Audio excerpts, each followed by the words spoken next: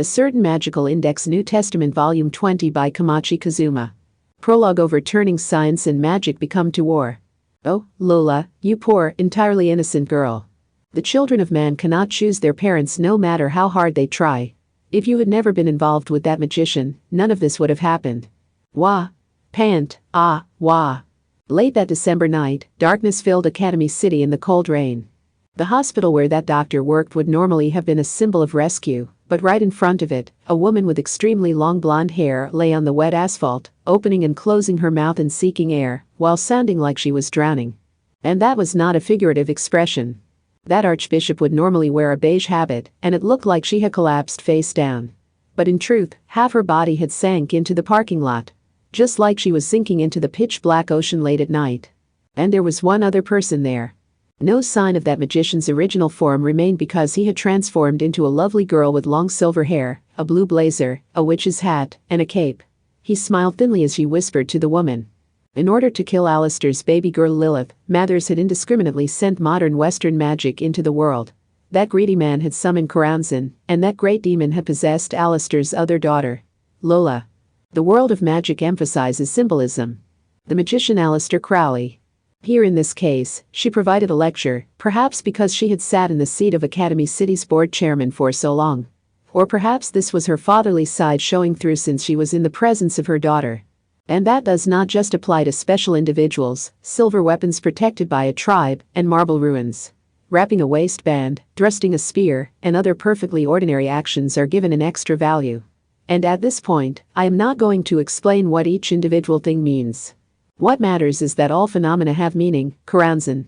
It was not there in the first place, but just as people used up all the available internet addresses, fools like us have left almost no empty space. She pressed down. Lola Stewart tried desperately to climb out of the dark and wet asphalt, but Aleister pressed down on her white forehead, adorned with beautiful blonde bangs. Now, let us follow the story of Saint Margaret who worshipped the cross. Because I know you loathe those morality plays as much as I do. The father pressed her leather shoe's heel against the daughter's forehead. I will step on you. Ister. That is a symbol of stripping away a demon, stealing its power, removing the disaster, and retrieving peace, great demon Karanzan. Aleister Crowley. Golden hair that symbolized devilishness wriggled after spending a very long time gathering power from the moonlight. It emitted a somewhat off-kilter fear that was different from that of a witch from the ancient past, or an alien from the future. This was something outside the realm of imagination. If you face this great demon while unprepared, your soul could be damaged, and you could be forced to succumb no matter what your physical specs were. But the magician who had created all of modern Western magic was different. The silver crushed the gold. The pressure from Aleister's foot grew as if to bury Lola's lovely face in the black asphalt. No, that was not just the Silver Witch's power. Academy City was that magician's holy ground. It was a reproduction of the Abbey of the Lima that had once stood on a small Italian island. She used all of that to apply a seal that resembled extreme gravity. How does it feel to be humiliatingly defeated by what is just? Now, let us move on from Saint Margaret and discuss a clever little technique. It came directly from Aleister Crowley. The banner of the West. Those dual symbols and color layout will reject evil. I cannot eliminate all doubt from thy nature, so I shall protect thee by severing all ties. Furthermore, I am blameless and need not leave this location, so the evil one must remove herself in accordance with her sin. Aleister Crowley had not designed Academy City for this purpose. If she had known Lola Stewart was great demon Karanzan borrowing her daughter's flesh, her plan would not have taken this form from the very beginning. But that was not what mattered. That magician had defined what qualified as magic and controlled all that fell under that label. Even if it was a loathsome and cursed thing now, she would not allow that to hamper her skill. As much as she might hate and resent it, Aleister was still a true magician. And from that human's perspective, everything visible in the world was magic. Inhaling and exhaling, standing and sitting, walking and stopping, weeds growing from the cracks, it was all linked to the mystical. So you cannot escape the contract unless you complete your agreement with Mathers by killing me? I pity even you, great demon. Still, that is no reason to hold back. Nothing special was needed. Modern Western magic was a system of technique set up to give everyone equal access to the mystical, no special talent required. And that was exactly what had torn apart a certain magician's family. Aleister made an announcement to the great demon that could only continue following Mathers' orders even after his death. I will use everything I have built up to stop you, Karanzan. She would not even let her opponent speak. Even if she had been possessed for so long, what was in that father's heart as she stomped on her daughter's face? Even all this is no more than buying time. I cannot kill you the way things are. But how much can I do in the time this buys me? Give it some thought inside the seal. Just as every country and region in the world has used the exact same punishments since BCE times, having our time wasted is a burden for us all. Oh, but we know each other well enough that I am sure you will understand. And that is why this will fill you with more fear and suffering than anything else. There was a sticky, muddy sound. The pressure felt like an asteroid at this point. Aleister Crowley used her heel to shove the great demon into the dark wet asphalt. Then, with an odd sound reminiscent of a punishing lightning strike from heaven, an unnatural light flashed through several of the roads that acted as Academy City's arteries. That light drew a giant equilateral triangle with a cross carved into the center. Anyone who knew anything about modern Western magic would immediately recognize it as the banner of the West. That symbol of exorcism was one of the most convenient symbolic weapons that protected the spell user by monitoring and rejecting the approach of evil power on the ceremonial grounds, for example, something resembling Talisma that was out to get humans. The banner was so useful because good and useful powers would remain unmolested, while only the evil and useless powers were affected. It only took an instant. Once the light vanished, nothing remained. Not even the golden demon sinking into the asphalt. Aleister spoke as if spitting a curse down at the wet road surface. It all begins here. I will use this time to its fullest.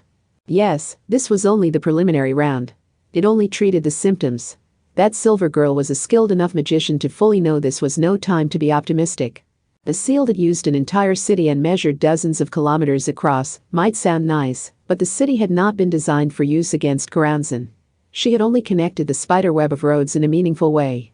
It was a makeshift method that took inspiration from the giant circle Karasuma Fran had used in her attempt to summon Kamisato Kakeru. That great demon would tear through something on this level. After all, if Aleister's predictions were correct, Karanzan had enough direct firepower to push back Holy Guardian Angel Awis. Currently, the human race had no real method of fighting back. If she learned how to fight this makeshift delaying tactic, it was all over. The next time Lola Stewart made an appearance, no one would be able to stop her. The silver girl could be heard coughing up blood. This was not the conflict between scientific esper powers and occult magic. Before even getting to that, magic was a dangerous thing in and of itself. So much so that the person using it could take someone's life without even realizing it. She could not allow the negative effects of her magic to be released into the wide world. She ensured the recoil of her magic was sent back to her own body. The girl held a hand to her mouth but still smiled thinly. As if to say this was the proper form of a magician. Even as the midwinter rain struck her, that human looked down at the empty ground and spoke. I will take it all back, Karanzan. Along with my second daughter. Academy City had entirely ceased to function as a city. Of course, the 2.3 million people who lived in the city had no way of knowing about Great Demon Karanzan. They had only seen a flash of light resembling lightning. When a blackout had followed, most of them would have assumed some large-scale power distribution problem. But they could not check social media or trending terms to see some simple statistics. Nor was there an official announcement to prevent confusion. This was unavoidable because the communications infrastructure had gone out along with so much else. There were some who criticized the internet and mobile devices as a hotbed for misinformation, but it was also dangerous to have it entirely cut off and thus isolating people. An invisible monster quickly spread by word of mouth. Was it only an accident, or had there been some kind of attack? Would this be an extended blackout and were there any goods they wanted to grab while they could? And whether it was an external attack or an internal coup, were they safe where they were? Everyone immediately chose to take action, but that may have been because they had learned how harsh infrastructure failures could be during the heatwave, which had never been explained, at least not officially. They could not just wait around. Throwing a tantrum would accomplish nothing. Even if there was no obvious enemy, losing the necessities of life was still a threat. In fact, it might be worse if there was no enemy to defeat, and thus bring it to an end.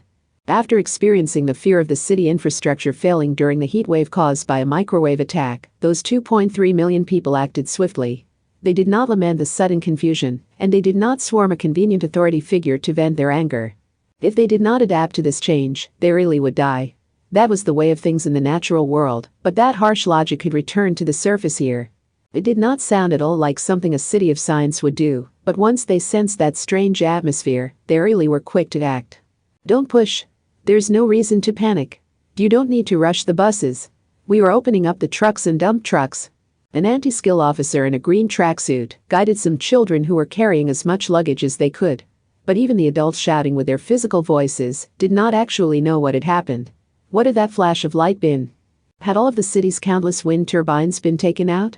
Had there been a problem with the rushed recovery work, or was this a malicious attack? Their minds were full of questions, but they could not let it show. If they did, it could trigger an explosive panic among the students who made up 80% of the population. And given their Esper powers, that had to be avoided. For now, they knew Academy City had been reduced to an environment as dangerous as during the heatwave. Most of the children could not stay here. Everything had stopped, so they could not even inject them with tracking nanodevices. How much would times change after this? The toothbrushes and piggy banks they carried like normal were collections of bizarre technology to the outside world. More importantly, the children themselves had gone through the powers development program that allowed them to bring microscopic quantum theory to the level of macroscopic physical phenomena. And there were some who could not follow the normal evacuation instructions. For example, there were military mass-produced clone girls who all shared the same face. "You aren't coming with us?" asks Misaka as Misaka tugs on your coat sleeve. A small girl of about 10 wore an overprotective thick coat. The person resting his weight on a modern design cane was Academy City's strongest level 5. Accelerator clicked his tongue. "I've got stuff to take care of. Shouldn't Misaka go with you?" "Don't be stupid. You'd only get in the way." They were approached by a small, round car that did not fit the number one's tastes at all. Yashikawa Kikyu sat in the driver's seat. She was a specialist in that clone technology. A girl wearing something resembling an Audai waved from the passenger seat with a cruel look in her eyes. She was Misaka Worst. She was a living weapon designed for use against Accelerator by outputting only the malicious parts of the Misaka network. The researcher in a lab coat, Yashikawa Kikyu, opened the driver's side door as she spoke. "Have you finished your goodbyes? You got this completely wrong, you straight-laced woman. We should have watched through binoculars for 20 or 30 minutes. Bye hi aha aha ha," and after Misaka hoped to intercept the number one's lovey-dovey face through the Misaka network. The number one clicked his tongue again, but with more malice behind it this time. He sounded fully exasperated. "What's being done with the other clones?" "That has already been arranged. We can't gather a bunch of identical girls on a bus, so they're being transported as cargo. But if you ask me, a sealed container is more comfortable than your average one-room apartment." "What happens after they leave?" "Even with so many satellites circling the planet, there are still a surprising number of secret gardens left here and there. There may have been a better way for me to spend my time unemployed." "What, did you think the outside media could actually catch wind of this?" Accelerator lightly tapped his modern design cane against the wet asphalt. And he spoke. "That's fine then. Nice shy. You've changed, number one. Is there something wrong with that? Oh, dear. Do you really have moved to a higher stage, haven't you?"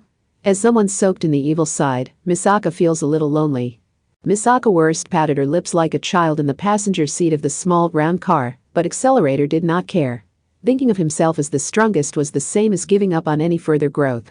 And could you really call that strong? He could actually ask that question now. "This won't be a long trip. I'll deal with it and get back right away." "Oh? Don't you want to use this chance to tear apart your collar and fly free? Are you serious?" Academy City was a crucible of malice. But without the city and the external organizations that cooperated with it, the sisters would have had no place in the world. The outside world was not prepared for those clones, both from a medical equipment standpoint and the legal standpoint. No matter who stood at the top, Academy City was necessary as the framework that protected them. "There's nothing to worry about, right?" asked the small girl.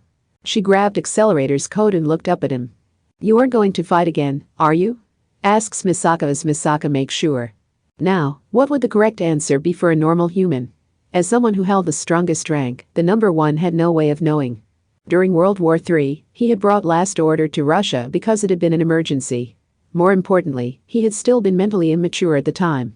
He now had the strength needed to accept that. Back then, he had probably been unable to bear the fear of having something important to him so far out of reach. Just like in a stormy sea or on a snowy mountain, he had feared the wind would carry her forever out of reach if he let go for even a moment. But that was wrong. He no longer thought true trust looked like that. Accelerator would now be looking to a different world centered on an axis entirely different from the rank he had built up so far. He could not predict what would happen. But there was one thing he had to say regardless of that. There were multiple types of strength, and the number one felt he was realizing the strength that would allow him to say this. So he said it. Don't worry. I'll be back. Right. Now, it was time to get to work. As if shaking free of his reluctance, Accelerator turned his back on the warm world he had created while being saved by a few different miracles. A never-before-seen battlefield awaited him beyond the darkness. Do you have any idea what time it is? Index, that's simply not an option. This pork ramen stick is just uncooked cup ramen shaped into a stick. It'll kill you. You should only eat a massive sodium and calories like that when you're trapped on a snowy mountain. Leering, I really don't think you should be judging other people's thoughts based on your own, Takitsubo-san. And what is this about a pale mini china dress and a silver-haired, brown-skinned, and bandaged Egyptian woman? Besides, you can't use psychometry. You have no proof there's a signal coming from south-southwest, and why was your description of the brown-skinned woman so much more detailed? Someone, help me. Accelerator sighed and stared off into the distance for once. Keeping one's distance from others could be very important. The time and place shifts to the Egyptian coast of the Mediterranean. The sky was a clear blue, and the air was dry. This was a point on the way to their destination. It was the kind of desert oasis seen on a postcard. A hideout had been prepared there. Instead of a villa, it took the form of a boxy RV. With the stage in Egypt, it seemed like the time for a bandaged brown beauty to shine, but the magic gods like Nephthys and Yang Yang were nowhere to be found. For one thing, where they went could not be influenced by the interests of the human world. However, a pure berserker would appear in the center of conflict regardless. That was the way the Silver Girl saw it. This was no more than the sinful human world. I've repaid my final debt, Alistair, said the blonde sunglasses boy named Tsuchimikato Motoharu. This is a safe hideout for now, but don't forget that the situation is changing by the second. The Silver Girl, who wore a blue blazer uniform, a witch's hat, and a cape, glanced over at someone. Karasuma Fran, a bob-cut girl in a hoodie bikini, nodded. The rabbity antennae on her head and the ball-shaped Doppler radar on her butt wiggled a bit as she spoke. Nothing contradicts that. There are no MRIR transmissions, and I am detecting no faint magnetic readings from electronic circuits. We do not have to fear a locator beaming our position back to England or radio-triggered plastic explosives on the bottom of the RV. Those malicious hypotheticals might sound ridiculous, but they were not completely out of the question. Rather than questioning Tsuchimikato's humanity, there were simply too many reasons to hold a grudge against Alistair. That said, Fran was a former member of the Kamisato faction, but she was also a magician who had blended into that extraordinary group to send reports back to Lola Stewart. She looked as absent-minded as Takitsubo Riku, but she lived in the same world as Tsuchimikato Motoharu, who had infiltrated Academy City. She was better suited for detecting malice than Kamijo Toma or Accelerator. But do we really have to attack England head-on? I doubt they are all Karanzan's pawns. Well, they will not all be under her direct control like you were. But the good justice of a British gentleman will be in our way here. If we spend time explaining everything, we will lose the time I bought us. The British will not know what they are protecting, so even if it means a direct fight, we must grasp at Karanzan's Achilles' heel as quickly as possible. There is no need for you to come along. There was nothing you could have done to avoid the Ao Francisca incident, so you need not feel responsible. The sunglasses boy snorted. Also, there are still German landmines in the Egyptian desert. Don't blame me if you drive over one and blow yourself up. Sure. You won't get anything else out of me. I'll be infiltrating things behind the scenes in my own way. If you care about your family, then keep that in mind. Put my little sister in danger and I will kill you. Finally, Tsuchimikato Motoharu gave another look toward Fran rather than Alistair. He seemed to be asking her what she would do. The hoodie bikini girl shook her head. Just like when she had shaken free of her love, that small girl would not run away and hide. She would challenge things head-on and secure a place for herself. She did not want the ends of the earth like Tsuchimikato. Fran had been directly controlled by Lola, i.e. Karanzan, using 3 red jewels, so she may have sensed a different sort of danger. Did she want to thoroughly eliminate the possibility of being controlled again, or did she want to repay the others for saving her? That was unclear. Understood. It's your life, so I'll trust your instincts. That was all. Almost like a villager who existed only to guide the protagonist, Tsuchimikato Motoharu vanished into the middle of the desert as if fading into the sand. Now, then. Long silver hair, a blue blazer uniform, a witch's hat, and a cape. The root cause who had transformed into a girl took a breath, opened the stainless steel door, and stepped inside the RV with a hoodie bikini and rabbity rantenny girl. The space was larger than a van. The sofa and table folded up, and the bath was a shower room smaller than a phone booth, but they could not be picky.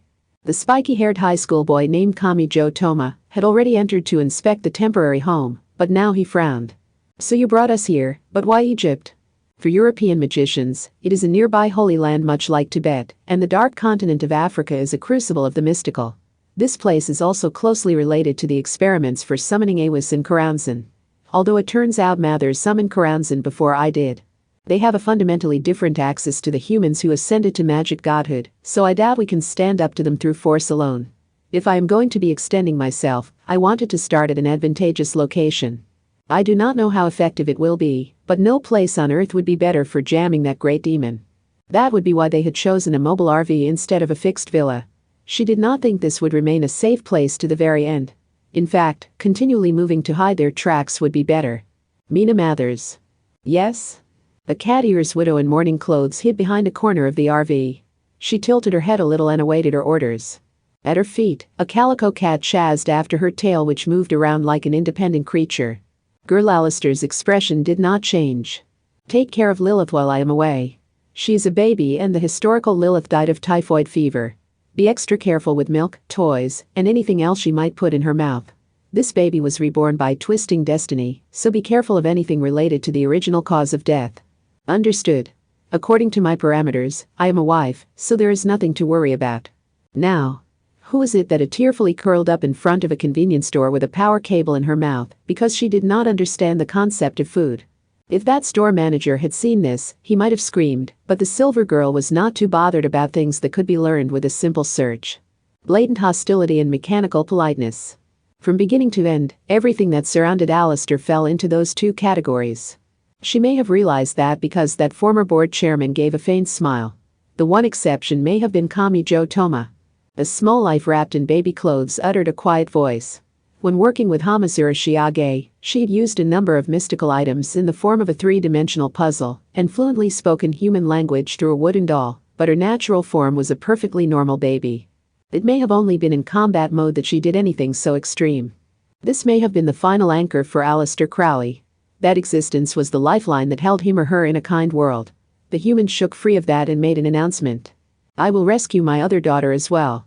Index, Athanas, Accelerator, Hamazura Shiage, Takitsubo Riku, Karasuma Fran, and Kami Jo Toma. She looked across those faces. To be honest, the British people, who innocently believe in the justice they were given, have done nothing wrong, but no one can kill Great Demon Karanzan, who has been temporarily sealed in Academy City. Even after all that, she will crawl back out before long. Once Karanzan is free once more, there will be no taking back my daughter, and a dark shadow will be eternally cast on humanity's history. If the great magic nation of England is unwittingly protecting her Achilles' heel, time only permits us to forcibly break our way through. There is simply too much we would have to explain. That Crowley still lives, that the top of the science side is a magician, that there is no wall between magic and science, and so on.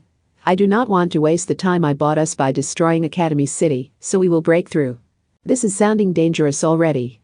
It was of course the spiky-haired high school boy who interrupted with a troubled look. The human humanly smiled with viciousness separate from the standard emotions. Lola Stewart controls England from within and spreads her desired destruction both inside and outside of that country. After seeing what was done to the Grimoire librarian Karasuma Fran, you should be familiar with her cruelty. I promise you that leaving this will benefit no one. Honestly, are we balancing evil on both sides of the scale here? Asked Accelerator. This seems far better than something as dangerous as pure good, if you ask me. Currently, there is no way to kill Great Demon Karanzan, who is possessing my second daughter. Not even with Imagine Breaker. This is due to the way she has sewn herself to all 53 nations and regions in the British Commonwealth. I am taking measures in the other regions, so we will directly attack England itself. They had not just stopped by Egypt in order to follow Alistair Crowley's past footsteps. The world map spread out on the fold-up table had a line crudely drawn in red permanent marker. It looked like the path of someone moving around the world in an old fighting game. It began in Tokyo, Japan, continued along Southeast Asia, arrived in Egypt where they were now, crossed the Mediterranean to reach Greece, traveled to France, and then crossed the Strait of Dover from Calais to reach Southeast England. Calais has already fallen, coldly stated Alistair Crowley. Academy City has ceased functioning, and no one can do anything to change that, so the cutting-edge scientific weapons will all be in disarray. Because even military satellite communications are shared these days. We only need to focus on their magical forces. We are about to do the reverse of the Normandy landing. No matter what kind of defenses we find waiting, we will force our way across the sea to reach England. Everyone who has come this far has their own objective here, and most of those are the results of disasters, the seeds of which I sowed. I am not kind, so I will tell you this. I will not spend any time on you. This is an express train with no stops along the way. So once you find the station you want, you will have to jump off the train and fulfill your objective on your own. It is no concern of mine if you miss your stop or screw up your landing and break your leg. Similarly, my objective is my own. You are not obligated to stay with me to the last stop. If things look too dangerous, abandon me and jump off. Academy City no longer exists. The adults will not protect you. So take responsibility for yourself. That is the final lesson from your former board chairman. No one told her she had no right to say that. He or she had toyed with so many people, taken so much from them, and sent their lives off track. But she said to take responsibility for yourself. She was an extraordinary villain. Aleister Crowley could have used all the Science's information technology to cover up her evil reputation, but she had not. This magician had abandoned her apparent age and even gender, but it was clear she was not lying about this. Now, let us begin. Was the indistinct aroma of death the result of her resolve? Carrying the smell of death because she did not fear death was very much like that human. Magic and science. I suppose it's time to destroy every part of the world I divided. All of that. The spiky-haired high school boy named Kamijo Toma vaguely thought back to all of that. Why was his mind so hazy? The answer was extremely simple. I think we're screwed. Pressure weighed on his stomach. His vision harshly shook up and down. But Kamijo Toma did not even have time for ordinary seasickness. A more direct threat squeezed at his heart and sent extreme signals sparking through his brain. I really think we're screwed. We're gonna die. This time, we really are gonna die. With the sound of tearing metal, his vision opened up. It had originally been a cruiser. But this was one of those deadly things seen in stupid American videos, where they forcibly strapped a jet engine to a boat to send it racing between the waves at 150 kilometers per hour. However, the roof was entirely missing, transforming it into a convertible. And the dark ocean before his eyes was far too different from the usual image of the Strait of Dover. It was a moonlit night. But the explosions, flashes of light, and roaring flames hid both the stars in the sky and the full moon. It was less than 40 kilometers from Calais, France, but nasty beams of light shot from the distant horizon and tore through the icy sea breeze. Aleister was at the helm, but Kamijo had no idea what she was basing her lateral evasive actions on. The boat was being gradually torn apart, and the roof had just been blown off. If the line of fire had been just a few dozen centimeters lower, it would have torn off and vaporized his head before he could even raise his right hand. Index clung to his arm and looked pale as the cruiser used the waves like ramps. That's England? How should I put it? It seems entirely different. Index? Kamijo looked puzzled. She was from the Anglican Church, but she was also somewhat distanced from England due to having her memories erased each year. It may have been like seeing your homeland on TV. Index seemed to be wrinkling her brow. I think they have a bunch of unique emblems set up on the beach to fire the divine punishments and curses of patron saints. But that's the same as rejecting everything yourself. It's like they're holding up in their shell and pushing away what they don't want to see. Aleister gave a snort of laughter at that. If everything Kamijo had seen in the windowless building was true, then he did not have many good memories of his homeland of England. So they can fire about 800,000 shots a minute over the entire Strait of Dover. Based on that, they're trying to crush everything with a barrage even if they aren't guided. Palm-sized Athena sat on Kamijo's shoulder. Perhaps because she was a god of war, she did not seem surprised by this. It was like a fireworks festival using live artillery, but this was not a childish show put on by the magic gunners controlling the extra-large spiritual items lined up on the coast. In fact, they were the desperate ones. This did not come from beyond the horizon. Kamijo ducked down when he heard the roar of carnivorous dinosaur erupt nearby. There was a bloody monster of a man with countless swords and spears piercing his body. There was an old woman riding a wooden broom with several holes that looked like human faces. There was a beautiful winged young man with a lovely face and a rainbow halo. There was a giant grotesque dragon made of organs with several giant maws that resembled carnivorous plants. There were hundreds, thousands, tens of thousands, and maybe even more of them. That bizarre army spread out with enough force to fill the dark sea, and they pushed in from the French side to the English side. The Anglican Church's most secretive techniques gave them 800,000 shots per minute, but not even that could push them back. As the monsters in the front were crushed by the beams of light, more monsters pushed past them and continued ever closer to the United Kingdom. Most of them did not even have human form. There was a swollen mass of octopus-like tentacles. There was a carnivorous dinosaur with its muscles forcibly contained by rusted metal armor.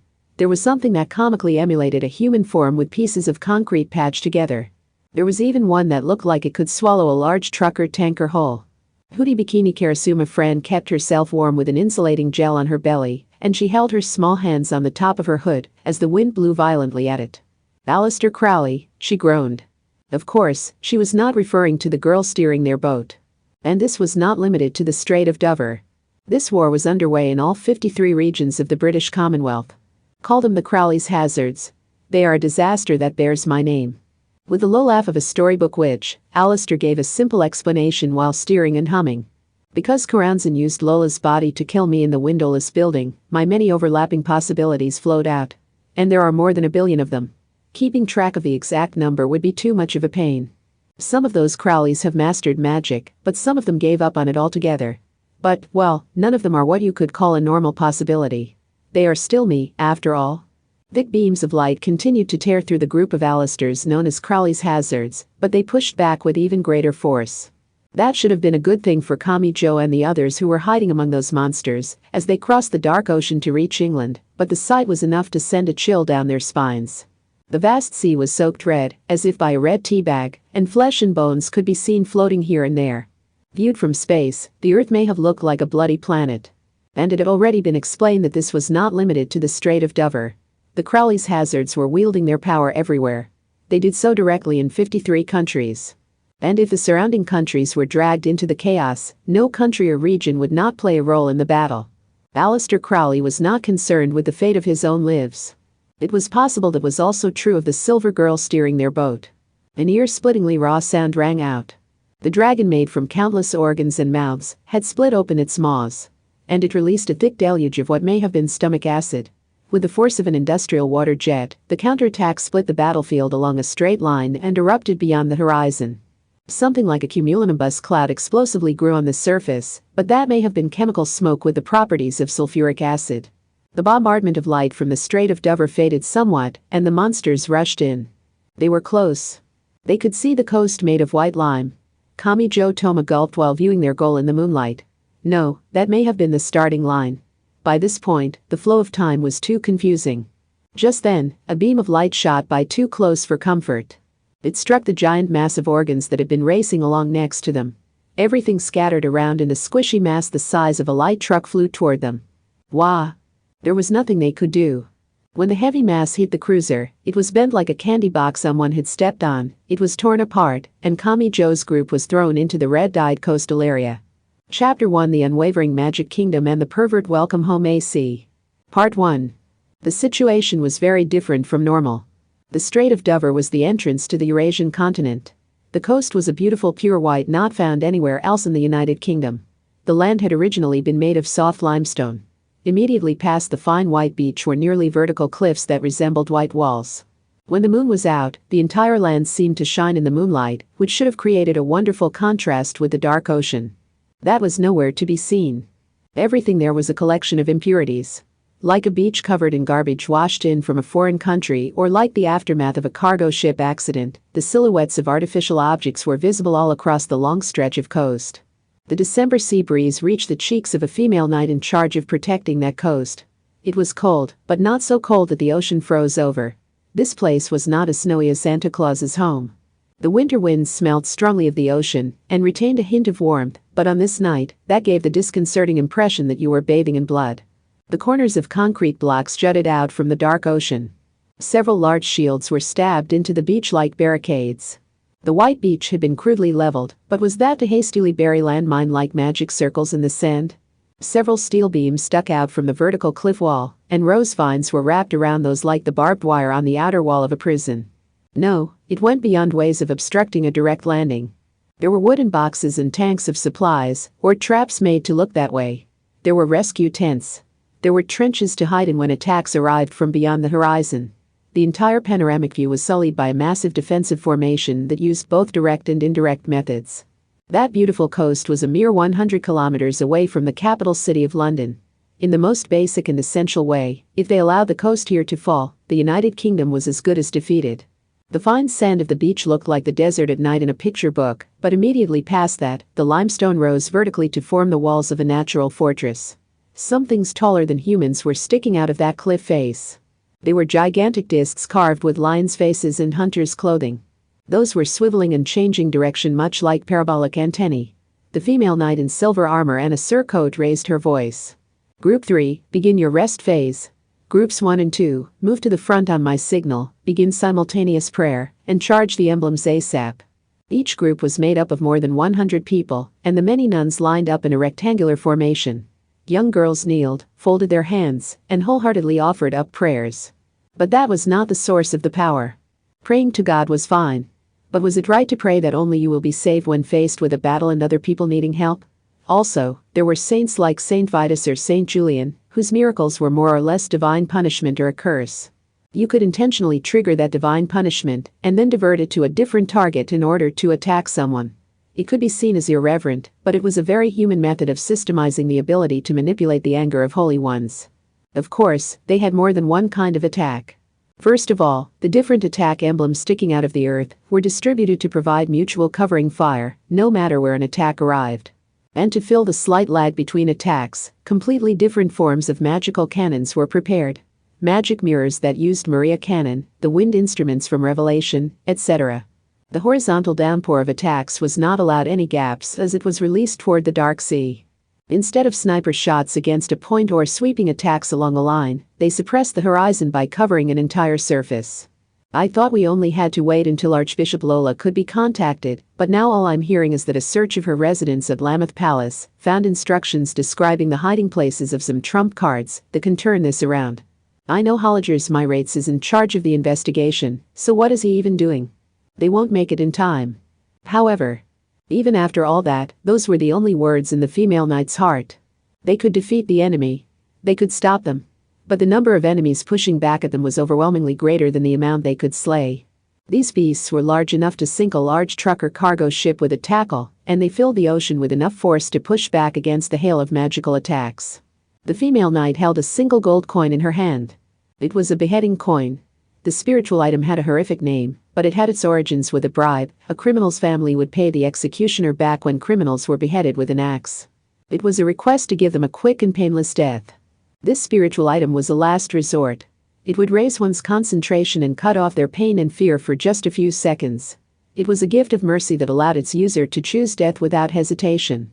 It may have been more like portable anesthetic than the final dagger used to put an unsavable fellow soldier out of their misery.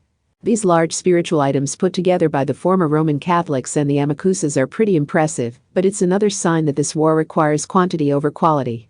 A disconcerting sound that resembled chewing spread throughout her surroundings. There were concrete blocks and steel beams sticking up from the ocean bottom like a sunken forest. Those were another method of preventing a landing.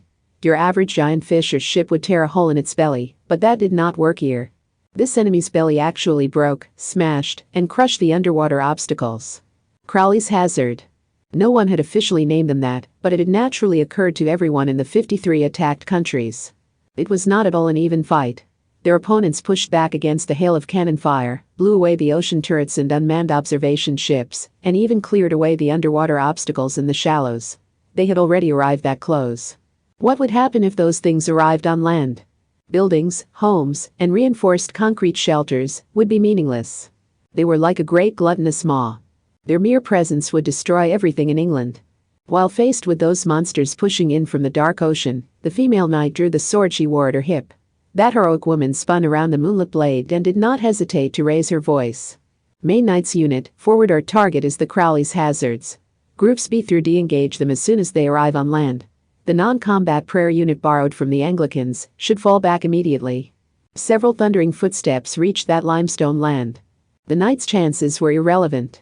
Whether they wielded swords, spears, axes, clubs, or metal balls, they found magical meaning in their weapons and combined extreme physical training with miracles and the mystical as they faced their enemy. Now this is a battle worth fighting. Everyone, how about we see who can slay the most? The female knight in the lead answered that brave suggestion with a fierce smile. A moment later, those warfighters jumped down the limestone cliff to the beach like a bursting silver flash. This ain't good. That carefree voice could be heard at about 500 meters up. A unit of Anglican witches rode their brooms lower than the clouds, so they would have a clear view. The cannon fire is stopping. What's this? What's this? Are they hoping to buy time however they can while falling back to regroup? I'll admit they do have several lines of defense set up like a bomb kitchen, but still. The enemy is definitely reaching land now. Our recon isn't really needed anymore, is it? We're up against an army of the eccentric Crowley, right? It looks like they can just do whatever they want, so I really want to avoid having one shoot its tongue out at me like a chameleon. How about we get out of here? They were more selfish than the girls in plain nun habits, acting as the prayer unit on the coast, but that may have been why they had settled on being witches. However, not everything was peaceful for those witches in the wind. They saw a bright light beyond the darkness. This ain't good. The broom-riding witch did not sound particularly worried. Curse Greater London. They've activated the triple-quadruple final barrier. Oh, honestly. And we're still outside the castle gate. Are they cutting off our escape route as a way to demand we fight to the death for our country? Flying over the ocean is reckless enough, but we're done for if we have our power of flight taken while over land. That guy in charge of defense back there must be the premature type. And it apparently doesn't matter if you're from the Knights or the Anglicans. We're all being used as sacrificial pawns. You mean Holliger's my rates from the Knights? I just hope whoever's in charge isn't getting their ass kicked by everyone there. So what do we do? Give up on everything and start rooting for the Crowleys? Emergency, emergency. Despite his words, the young boy's footsteps were as accurate as clockwork. The hem of his baggy habit dragged on the floor behind him. No honorable poverty, piety, or purity could be found in him. The scent of someone who made a living through killing was too strong for any other concepts to apply. More than the various forms of magic he wore, it seemed like a disturbing ritual that his very existence was allowed within the church's teachings. Or perhaps if he made a single mistake, the spell would be broken, and that young boy would be the one burned at the stake. He belonged to Necessarius, the Zareth parish of the Anglican Church. His name was Nix Everblend. His first name was taken from words like bionics and electronics, so it was clear that he was a magician who specialized in some kind of technological or academic field. Arms and legs were roughly tossed into umbrella stands. Organs dangled from the ceiling by chains like some kind of meat being smoked. But the young boy ignored all of that as he approached a closet made of black oak. When he threw open the double doors, dozens and maybe hundreds of solid sparkles stared back at his juvenile face. And stared was not a figurative expression. The shelves lined with soft velvet were covered with glass eyes. They said unrestricted, so I can use whatever I want. I can even go with that one I normally hold back on. This is incredible. It really is an emergency. Number 49, number 51. But I hate to miss a chance to use number 65. For an instant, just an instant, he was tempted to grab as many as he could carry and bring them all with him, but that would be meaningless. These were cutting-edge products processed with paints that would destroy a biological eye. No matter how powerful and unparalleled a spiritual item was, a tool was still a tool. They were useless if he could not properly attach them. Attach them to his own body, that is. He was a magician who focused on signs. And in his case, it was the magical symbols that could be represented with a single body. But what was he to do when he reached the limit of what he could express with his own arms and legs? The answer was obvious to him, but if his method's usefulness became widely accepted, it would lead to an age where magicians severed their own arms and legs and dragged out their own organs. The young boy's one eye moved back and forth like the ticking of a clock, but he finally moved his baggy sleeves and grabbed one item from his collection. And he held it up like the medallions or cards a child his age would normally collect. Number 77. Shiva imitation. Yes, this is the best option. Eye powers came in a variety of forms, petrifying the body, filling a heart with wickedness, reducing luck, etc., but what the young boy had chosen was not excessively powerful. Shiva's eye could see through to the evil of the world and learn if it was the proper time to destroy it. Emergency, emergency. In other words, it was simply the appropriate time. Even a child could tell just by looking out the window. And despite how he looked, he was not that pure. Honestly, the world truly is doomed if people start glorifying destruction at the hand of God. He stuck the necessary prosthetic eye in his eye socket, opened the door, and ran out into the polished marble hallway. Several suitcases cut by in front of him. The curves carved into the surface may have been a sigillized name. They were following around a blonde maid like baby ducks, but those suitcases were not products of the science side full of semiconductors and sensors. Tea-serving dolls that carried a specific item had been perfectly normal even in Edo period Japan. The fly in the ointment was that they may have been given insufficient teaching, because the small bags would fall out of line and get lost, and the large bags would loudly bang into each other when they got too close or competed over the best route. "Hey, stop that. Don't fight over me." The woman tried shouting at them, but she must not have expected much from it. Eventually, the surprisingly muscular maid knocked the suitcases onto their sides, stacked them up, and carried them herself. As the maid began to leave like a busy pizza deliverer or a librarian returning books to the shelves, the prosthetic eye magician called out to her. "Hello, Ms. Catacombs." "Yes, do you need something?" Since she would use that arm strength of hers on him if he carelessly called her miss, the maid was approaching the precipice in a number of ways. At her age, she wanted to meet some normal people, not the freaks you found in the magic industry. "I have an apocalyptic eye in right now, so try not to look at my face too much. Even if it is fake." "Oh, do you need to make some adjustments?" "If a single is good enough, I have a few individual soundproofed rooms open, so I could place you into immediate meditation." In other words, all of those things that looked like suitcases were actually coffins meant to stuff people inside. There was enough padding between to make them into ultra-compact soundproofed environments. Soundproofed environments the size of phone booths were advertised for people to practice the violin in their apartment, but this was an even more advanced version of that. "No, not that," cut in the boy. "And how are the coffins ever supposed to learn if you carry them yourself?" "Don't be ridiculous. It is because they can't live up to my expectations that I have no choice but to do this." "You're overprotective." Their conversation was interrupted by a loud noise that sounded like the building's materials being cut or even torn away. They looked over to see a smiling young wife in glasses who held a thick leash. However, the thing struggling on the polished marble floor, which was reflective enough to put the women's panties in a dangerous position, was not a quadruped. It was a red and rusty circular blade similar but different to a carpenter's circular saw. British history was a history of decapitations. It was obvious what would happen if that irregularly struggling blade reached you. Just as it had been believed that the mandrake grew from a criminal's bodily fluids, impurities could gain special powers when transformed. You could think of this as a collection of sword rust. Thanks to their troubled history, this prized product was packed full of the grudges of the royal and privileged. The young wife in glasses only had affection in her eyes. He. "Sorry about that. My adorable little Alps is so naughty she won't listen to anything I say." "Oh, no. Now I'm really scared," said the young boy. "If you want to curl up, I could lend you a coffin." While the three of them chatted, they each held a beheading coin in their hand and made their way toward the exit. Westminster Abbey was used for official ceremonies by the royal family. At the moment, the carriage stopped next to it was shaped like a ridiculously large pumpkin. And one step outside that door brought them to the center of London, making it the most important location for enemy and ally alike. "Welcome back, Crowley. Welcome to London, the city of fog, magic, and battle. Do not underestimate the depths of this great magic kingdom. Now, let's do this, you pervert. You monsters who have even cast aside your human forms. Welcome to the end times."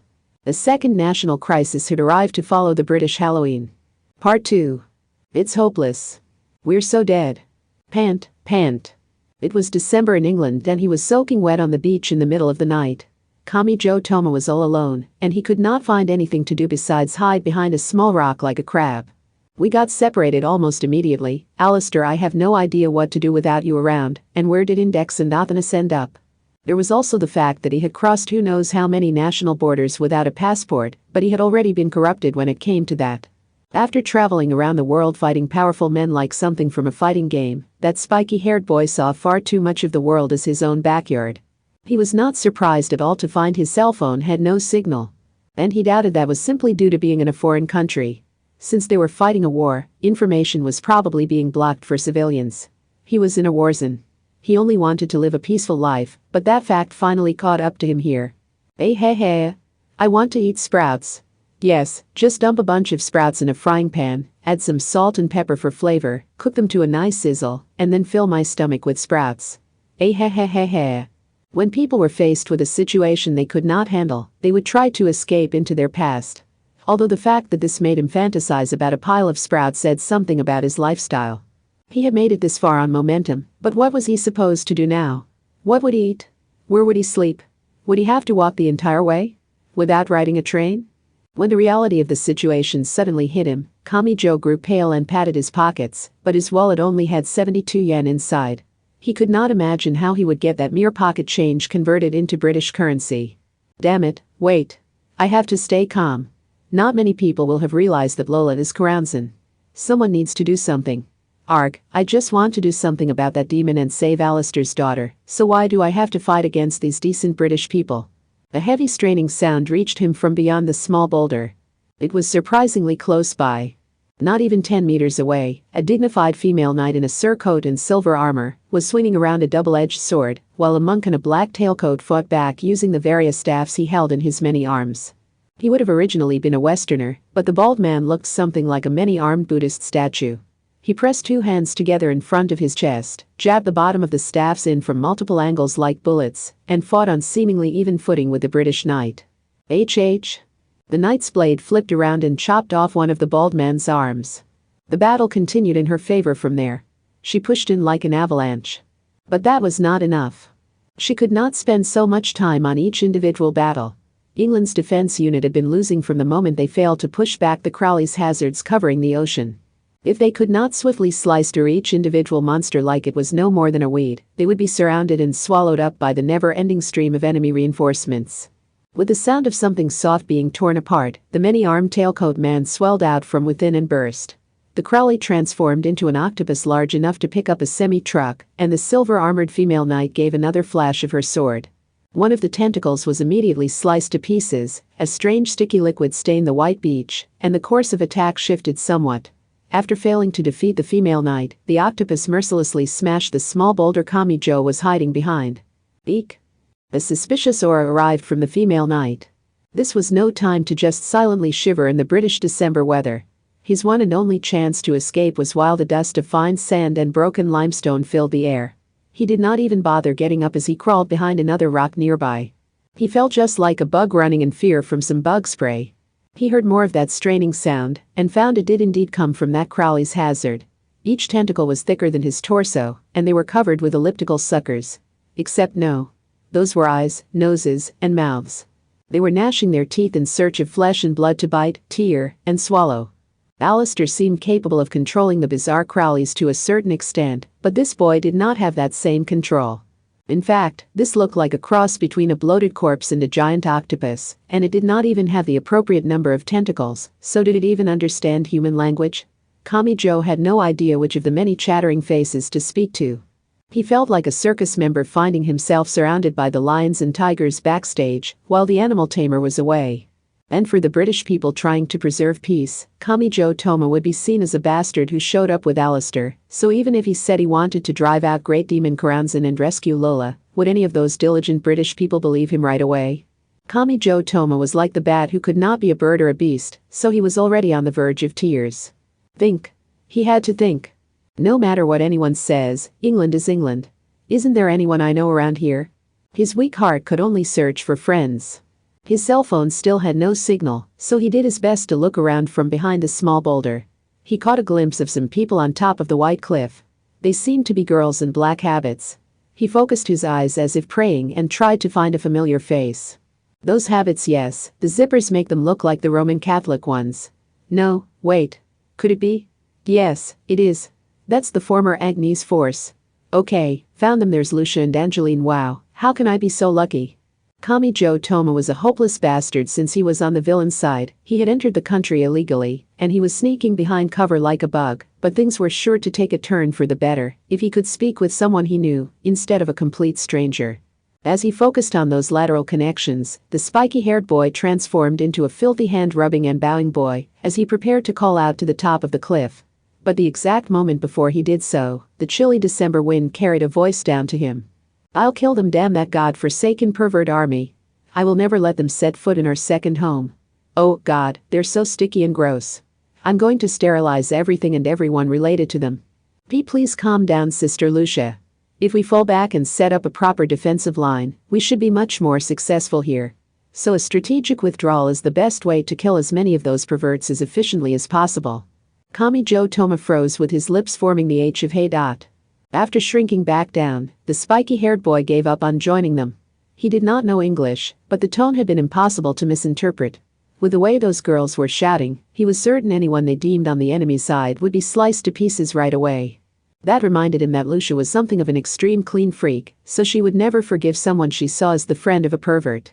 Kamijo Toma should have been more suspicious from the moment he thought he might be lucky. Kaya. Then a surprisingly shrill scream rang from the beach. It was the female knight in the silver armor and surcoat. She must have rushed things and pushed too far ahead. The giant octopus could probably crush a dump truck with its tentacles, and one of those gave a horizontal swing that hit the female knight's lower body. She was thrown tumbling through the air, and her back slammed into the fine sand of the ground. Kamijo did not know what kind of magical effects her armor provided, but he doubted she would be getting back up anytime soon. It was a miracle that hit hadn't snapped her spine like a game of Daruma Itachi. He could not afford to be found. He could not stand before them. Gah! The female knight swung her sword one-handed while lying on her back, but the giant tentacle swung down from above as if to crush her. The sword slammed back down on her breastplate with twice the force of her own swing, and the blade snapped. Her arms and legs convulsed like a giant stake had been driven into her heart, but yet another attack came her way. Dry sounds of destruction continued as the aforementioned suckers chewed through the armor and surcoat. The cracked metal armor broke, and the cloth placed within the joints to protect her skin was torn. It no longer mattered how well equipped she had been. All that remained was perfectly normal underclothes and the feminine skin below that thin material. With a sound much deeper and violent than swinging a metal bat, a tentacle thicker than Kamijo's torso was raised once more. No. No. I can't. Kamijo held a hand over his mouth and struggled with himself behind the small boulder, but then something occurred to him. Even if they had branched out across so many what-ifs, that Crowley was still Crowley, right? He recalled what he had seen during the pursuit of A.O. Francisca. That eccentric had thrown him into a love hotel just because they needed a quiet place to work. Even the Silver Girl had been like that, and this Crowley was a seafood festival covered in tentacles and suckers. Its opponent was a girl. So what would happen to the loser? Now, are you excited yet? Show some self-restraint, you moron. Kamijo raised his voice. He ran out and used the element of surprise to punch that tentacle, but then he realized something. The Crowley's hazards had branched out from so many what-if possibilities, but they apparently did actually exist. So unlike normal magic, they could not be negated with a punch from Imagine Breaker. He felt a squishy feeling like he had punched a waterbed. He suddenly recalled that nothing had happened to the Silver Girl Alistair when she sat on his lap. But the female knight was in full hostile mode as she pulled away the staff holding her head down, covered her bare chest, and glared tearfully at him. He could not be a bird or a beast. Kamijo Toma the Bat had reached the limits of his precarious situation. With a wet explosive sound, a red liquid sprayed out. But the spiky-haired boy had not had an arm or a leg blown off. It was the monster that looked like a cross between a bloated corpse and a giant octopus. Most of it had been entirely blown away. The Crowley's hazard may not have noticed it had lost its organs because it stood still while hemorrhaging a strange sticky liquid like a fountain. Meanwhile, a white figure landed next to it. It was Academy City's number 1. Accelerator sounded irritated. What are you playing around for, you, goddammit? Yaha? Don't lose your nerve over me killing these things. I don't know if they're really him or not, but why the hell should I stop myself from killing the board chairman? He spat out the words in utter annoyance and did not hesitate to kick away the corpse that had lost its organs. Kamijo Toma was an atheist, but he still would not want to take the flowers placed at someone's grave. This act bothered some vague idea lodged somewhere in his heart. The white remained unsullied. The fountain-like spray was repelled from the monster like a waterproof coat. And Kamijo was not the only one surprised by the turn of events. While sitting on the beach and holding an arm over her broken silver breastplate, the female knight stared wide-eyed at them and shouted something in English. Who the hell are you? You don't look like normal people, but surely you aren't with the Crowley's Haas. Sleep. There was a quiet sound. Accelerator flicked something with his thumb, and it hit the female knight in the forehead. It seemed to be a flat front tooth taken from one of the octopus's crushed faces. The female knight's head wobbled a bit, and then she collapsed motionless onto the fine sand. Swinging around a broken sword and refusing to listen? Just how badly did the apocalypse hit this country? Since it's wartime, it looks like they aren't going to treat outsiders like human beings. They've let the Lola Stewart person blind them. It does indeed look like we'll have to defeat them as we go. Their doubts were not entirely off base, but the strongest did not bother worrying about it. Kamijo Toma looked incredibly sad as he grabbed a plastic tarp and placed it over the knight's chest. Do I really not look like a normal person needing help? No one's gonna call you normal if you can remain so calm during this apocalypse. Several more liquid explosions blossomed elsewhere. The scary part was that not all of them were colored red. Blood sprayed again and again. A beetle, some gas, a humanoid form made from thick chains and round metal balls, and a carnivorous dinosaur covered in rusty armor panels, all sank into the beach, while a silver girl stood at the center of those bizarre forms. That person wore a wide-brimmed hat and cape over a blue blazer uniform. She was magician Aleister Crowley. I'm back in England, home of Bunny Grey. Yay. And since they both wanted to defeat Karanzan, he was accompanied by Karasuma Fran, as if the hoodie bikini girl was a bodyguard. Hold on. Why are you sending cell phone signals all over the place? Either turn it off or remove the battery. Eh? Said Kamijo. It doesn't have a signal, so what does it matter? The civilian phones are being restricted, but the official calls for the police and firefighters work just fine. And they can work out your location even with the restrictions in place. You must be suicidal to scatter signals like that when you're trying to infiltrate the country. He doubted he could win an argument against the antenna-covered former UFO girl. Setting aside his pride and obediently obeying was one of Kamijo Toma's few good points. Accelerator brought a hand to his choker. He seemed to be checking on it, but Kamijo did not have the guts to ask for details. Girl Aleister gave a wicked smile. So I've collected Kamijo Toma as well. That is good news. Wait, those monsters are your fellow Crowleys, aren't they? But you'll still kill them.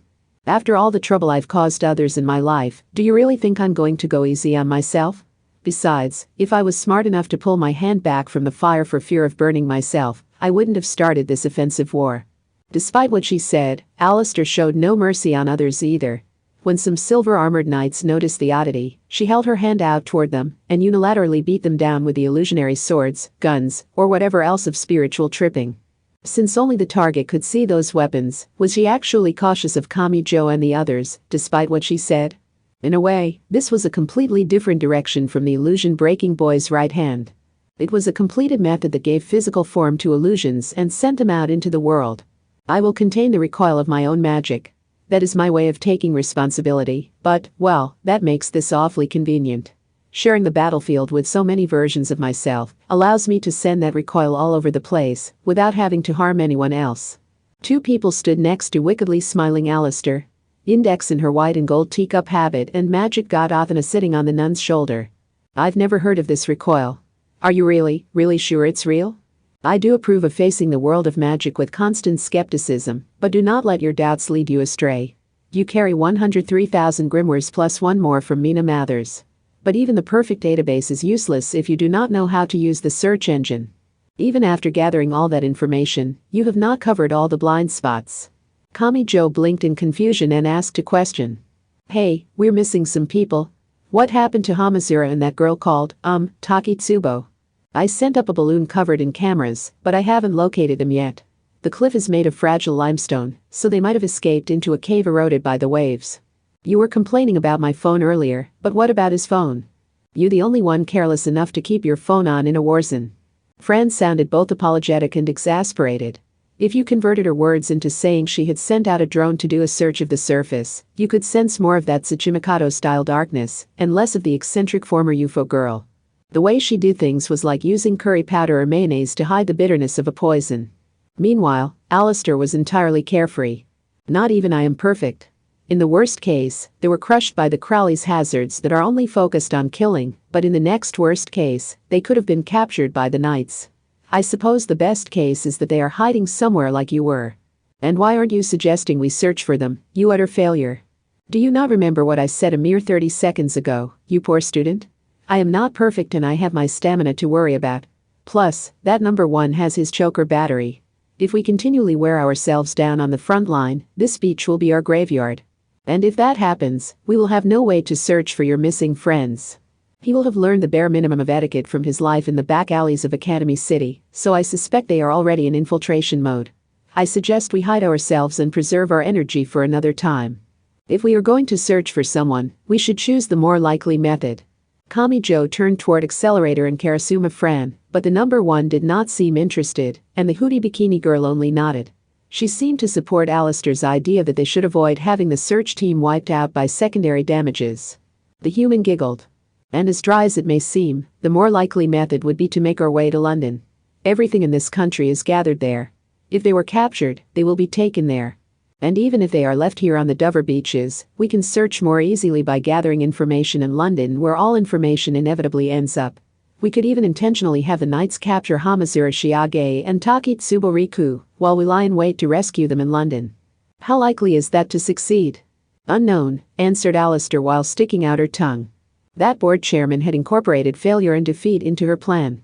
That human had lived a life entirely devoid of guaranteed successes. I believe I already told you that I am not kind. I also said I will not spend any time on you.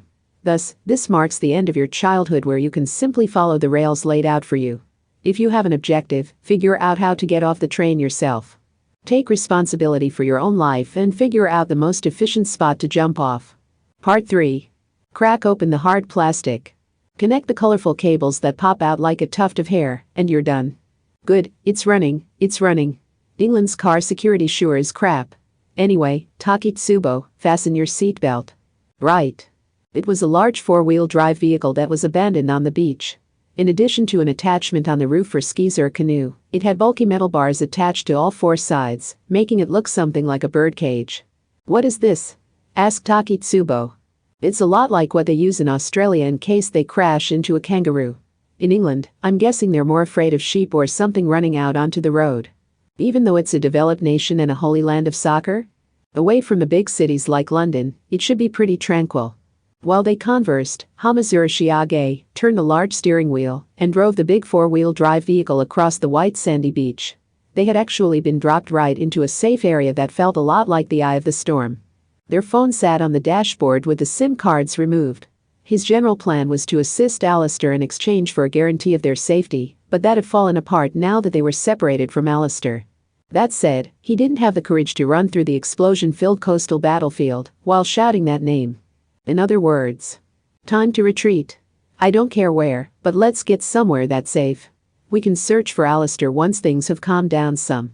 He might sound awfully dismissive of Alistair, but when he had to weigh the board chairman against his girlfriend, it was obvious which one he would choose. His top priority was making sure no stray bullets hit that zoned-out bob-cut girl in a pink tracksuit and sweater. It all came down to that. Actually, what are we even doing here? Asked Hamazura. I think we were fighting for love and peace or something, but we lost our guide. They didn't know how to contact the others, so it was all the more frustrating that they could not use their phones.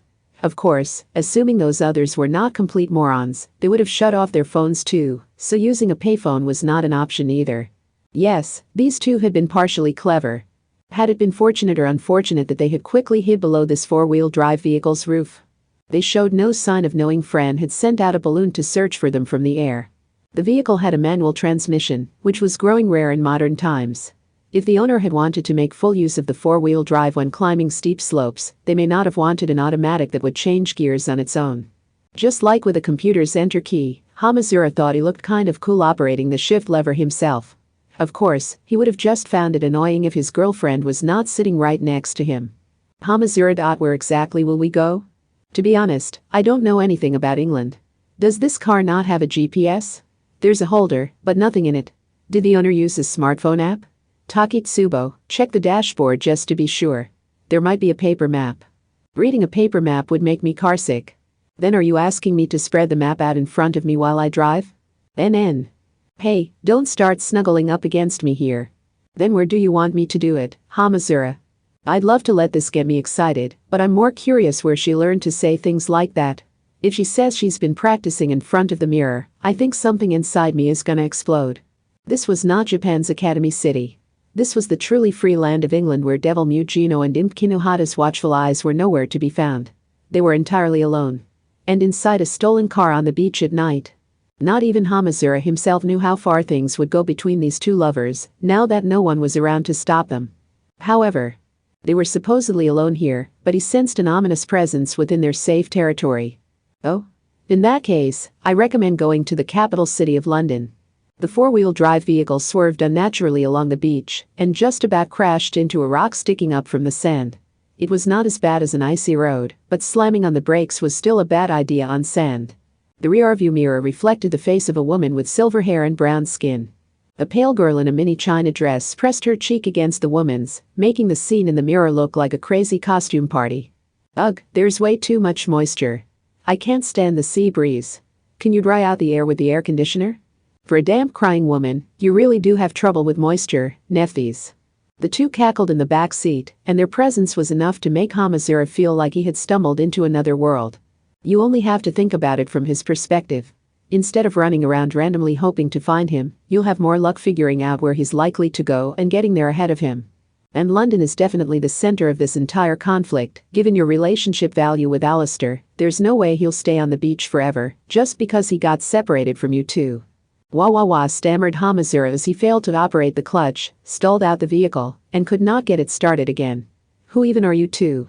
Your aura is enough to know your bad news. I am Magic God Nephthys and she is Magic God Nyang Yang. To be clear, we're in a position even deeper than the lost continent of New or whatever. You should rejoice that you get to be a witness of this age. Wah ha ha ha.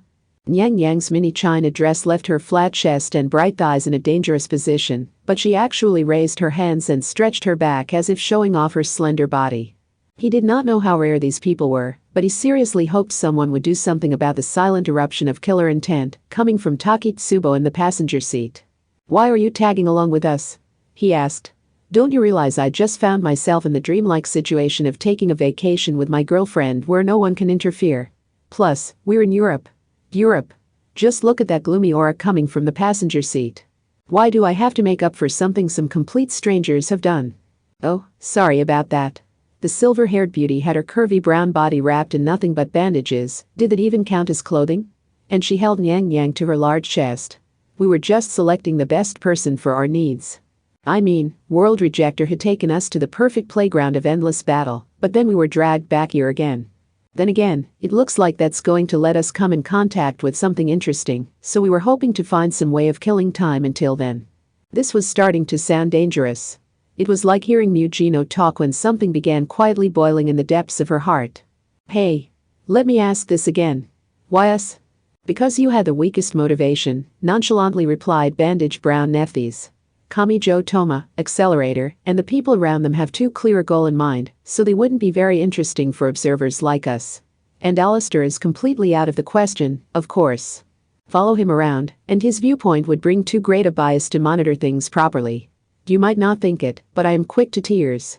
Although I do feel somewhat bad since he is putting so much effort into it. And we don't really want to follow around the Anglicans when they're being actualized by Karanzan. Yes, Alistair and Karanzan would both see magic gods like us in a hostile light. Right? They probably hate how indifferent we are about fortune and misfortune in the world. Human body pillow Nyang Yang sounded carefree, but a bad feeling only continued to grow inside Hamazura. It was unusual for him to feel more and more worried the more something was explained to him. Observer? Monitor? Does that mean there's something else you'll be watching? Yes, a number of things. Nephthys giggled, rubbed her cheek against Nyang Yang's face, and spoke in an alluring way. One of those things is Great Demon Karanzan, thanks to that secret agreement with Mathers, but the acts of humanity are much more interesting. Take the Magic Kingdom of England for example. They seem to be hiding something quite fascinating even from the perspective of gods like us. At the very least, this cocktail is far nastier than the Maria Cannon. Part 4. It was like the world of a picture book. Balloons larger than balance balls were gathered like a bunch of grapes above Kamijo Toma's head. The wires hanging down from each one were combined to support a basket made of surprisingly sturdy paper. They were leisurely floating through the air on a hot air balloon journey. Their speed was much less noticeable than when traveling on the surface, but it probably worked out to 30 or 40 kilometers per hour. However, they may have decided this had better odds of taking them to London than if they made a risky and exciting car chase. It is about 100 kilometers from Dover to London. It had taken more than just Karasuma friend to set this up. I mentioned I had set foot in Kamakura, Japan before, didn't I? The wicked girl who had done most of the work sounded carefree. Japan's origami has as many diverse uses as their furoshiki. With a bit of cleverness, the shape and strength can be altered to your needs, and it can even be used to contain a satellite solar panels in a limited space. I do have to wonder if that country derives pleasure from throwing out all of their strong points. As someone who was treated so poorly in England, France, Italy, and America, I can't help but laugh whenever I hear someone bragging that what they've done is normal in the West. The rocking handmade hot air balloon contained Kamijo Toma and the others from their England invasion party. Even from that elevated vantage point, they saw no sign of Hamazura and Takitsubo. An RV, a cruiser, and now a hot air balloon. It's anything goes with you, isn't it? Whether I was rich or poor, my life was always controlled by money. But more recently, I was Academy City's board chairman. I have hidden assets stashed all around the world. Yes, if I gathered them all together, I could probably buy up the entire EU, now that it has declined from the back-to-back conflicts of British Halloween, World War III, and the Magic God siege in Denmark. Can't we get some help from those Crowley's hazards? A lot of them had wings. Setting aside issues of control, a lot of those are evil dragons covered in deadly poison or aircraft filled with deadly mold. They generally carry nothing more than a desire to kill and harm, so even if we can use them, we should never try to tame them. They traveled through England's night at such a leisurely pace it was hard to believe a war was raging. Index remained silent as she stared into the darkness below. What was on her mind as she viewed that land covered in the fires of war? Meanwhile, Alistair barely seemed to care. Let's avoid Canterbury. Ensuring we arrive in London takes precedence, even if it means taking a bit of a detour on the way. What's in Canterbury? Kami Joe tilted his head, and Athanas breathed a sigh of exasperation from her spot on his shoulder. Do you know nothing of the opponent you're about to fight? The Anglican Church's official headquarters, Canterbury Cathedral, is there. Where? If you travel straight to the capital city London from the ocean entrance of Dover, you will pass through there, explained Index. It is obvious why they chose that location.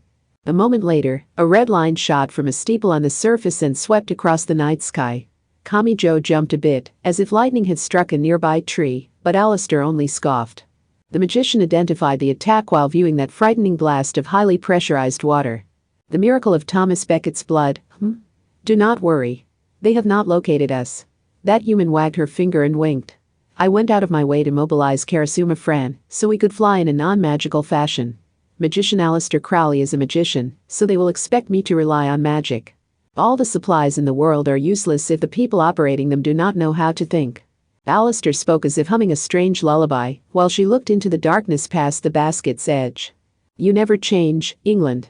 You may have entered the new millennium, but the dawn is still a long way off. Nothing has changed since those days you believed those Philistine newspaper reporters who failed to see the essence of things and made a fuss about how I was a pervert and a ghoul. If you act the intellectual while failing to look at things with your own eyes and failing to do the work with your own hands, you will never sweep away the darkness before your eyes. Then what was that? England is a magic kingdom. So much so that the Anglican Church has grown endlessly bloated as the group that cracks down on such things. If no one but the Anglicans used magic, they would have no reason to exist. The daybreak, the noon, the blazing sun, the sunset, the dusk, the pole star, the eclipse, the sunspot, and the dawn-colored. So many magic cabals have split from my much maligned golden cabal like so much spray, so one of them was likely sending out a familiar to gather information. And it was mistaken for us and shot down. Flight is a fragile thing, but why do those on the side of justice not realize that the more they punish it, the more people will do it just to spite them? Every once in a while, that sinister red light would slice through the night sky, but Alistair did not seem worried as they slipped through that air defense network. But where in England is this weakness of grounds and who you say is sealed in Academy City? London does sound likely since it's the capital city, but should we really skip past this city? The Anglican headquarters are there, right? Are you asking if I have a reason to skip the meaningful sounding Canterbury and immediately attack London, the most populated part of the country? There would apparently be no stopping Great Demon Karanzan once there he appeared, but Kami Joe did not want to fight an all-out war with England either. He wanted to hurry up and resolve the Lola and Karanzan problem, so they could end all the chaos. For that reason, he wanted to avoid skipping somewhere and delaying the discovery of something important. But Alistair seemed to have an idea. It is true that Canterbury's security is quite strict. But if you have some insurance in case of trouble, would you really leave it at your headquarters? That would be like sticking your usual wallet and your emergency funds in the same bag before heading out into the city at night while traveling overseas. Would you really leave everything in one place, where it could all be lost at once if something happened? The hot air balloon looked like something out of a picture book, and it slowly circled around the city, which looked like a mass of dark shadows with all of its lights off. Based on that, the people there may have been using terms like martial law and blackout, as if they were normal. Kami Joe narrowed his eyes a bit while looking at Canterbury, which looked like a dark hole in the ground, thanks to the large-scale blackout. Back at Tokyo, Academy City may have looked similar while shut down with Lola Stewart trapped inside. The area directly below them was apparently made up of pastures. He saw something like twisted barricades set up at irregular intervals. That is the England Londinium Fortress. The outer edge of it, that is. Kami Joe was not quite sure where that name came from. The occasional flickering lights he saw seemed to be from torches, rather than any kind of electric lights. They saw more and more layers of the same as they continued. If it had all been visible at once, it might have looked like tree rings or a bomb kitchen with London in the center. They're crop circles, said the hoodie bikini girl. Like the ones Bunny Gray makes. What? Why? Are the Anglicans researching UFOs? Of course not. Alistair sounded exasperated. You refer to unnatural flattened grass found in the middle of fields, but that level of mystery has been spoken of since the days when heads were removed by guillotine. Although at the time, it was believed they were the aftermath of fairies dancing, and they were only a few meters wide at the largest. These days, they are lifted up alongside Nessie as unexplainable phenomena, and they have grown much larger in order to compete with the Nazca lines that most people have only ever seen in pictures online. Most of them are just local kids having fun knocking down wheat and ruining the farmers' hard work. What's your point? Alistair had given up on explaining and seemed satisfied just complaining, so it was Athanas who answered from the boy's shoulder. She clung to Kami Joe's ear with both hands and softly spoke into it. The mysterious sign of flattened grass has been spoken of throughout history, but the theorized cause changes from era to era. Most photographed crop circles are only children wanting attention, just like the Cottingley fairies, but there are some that are not so easily explained. The group on the ground has artificially recreated that so they can control these grasslands with a single command and create a long wall made of dried grass. The idea of a dried grass wall did not really make sense to Kami Joe. It was true England would not have had time to build their own Great Wall of China, one stone at a time from the moment the army of Crowleys crossed the ocean to attack, so they would have needed an easier method. But would that really be strong enough? It only made him think of the first bastard to have his house taken out in the Three Little Pigs. Unlike Alistair, Kami Joe did not want a direct clash between England and the Crowleys' hazards. He would love it if a wall could keep that monster army out, so he would prefer they had made one out of a harder and thicker material like brick or steel. But Accelerator spoke up in annoyance. The people who made that wall must be insane. They've set it up so they can dump oil or something on the people trying to climb the thick wall, and then toss a torch down to take them out. Fire has long been a surefire method of destroying a corpse and stripping the dead of their honor.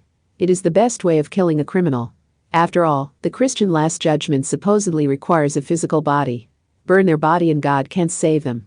Preparing a wall of flames shows just how seriously they are taking this.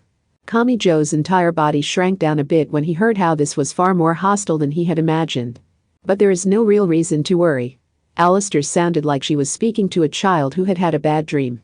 This is the best line to take. If we had tried to sneak across the surface, we would have run into a checkpoint. If we had used some kind of special magic to fly, their air defense network would have shot us down. But it seems the professionals of the Knights and Anglicans have completely forgotten that humans can fly normally. Preconceptions truly are poison to the mind. Hot air balloons and airships were common even before the Wright brothers. While holding the reins, Hoodie Bikini Fran leaned out from the balloon's basket and shook the round Doppler radar tail. She seemed to be sticking out toward Kami Joe. We have passed the England Londinium Fortress's third wall. We should have about 60 kilometers to go. If we think of Buckingham Palace as the throne, then we've crossed the wall and entered the Rose Garden out front. There is no need to rush. The way things are now, the outer wall and that open-air garden are as far as we can go. We cannot break through the solid inner gate to enter the castle. Wow.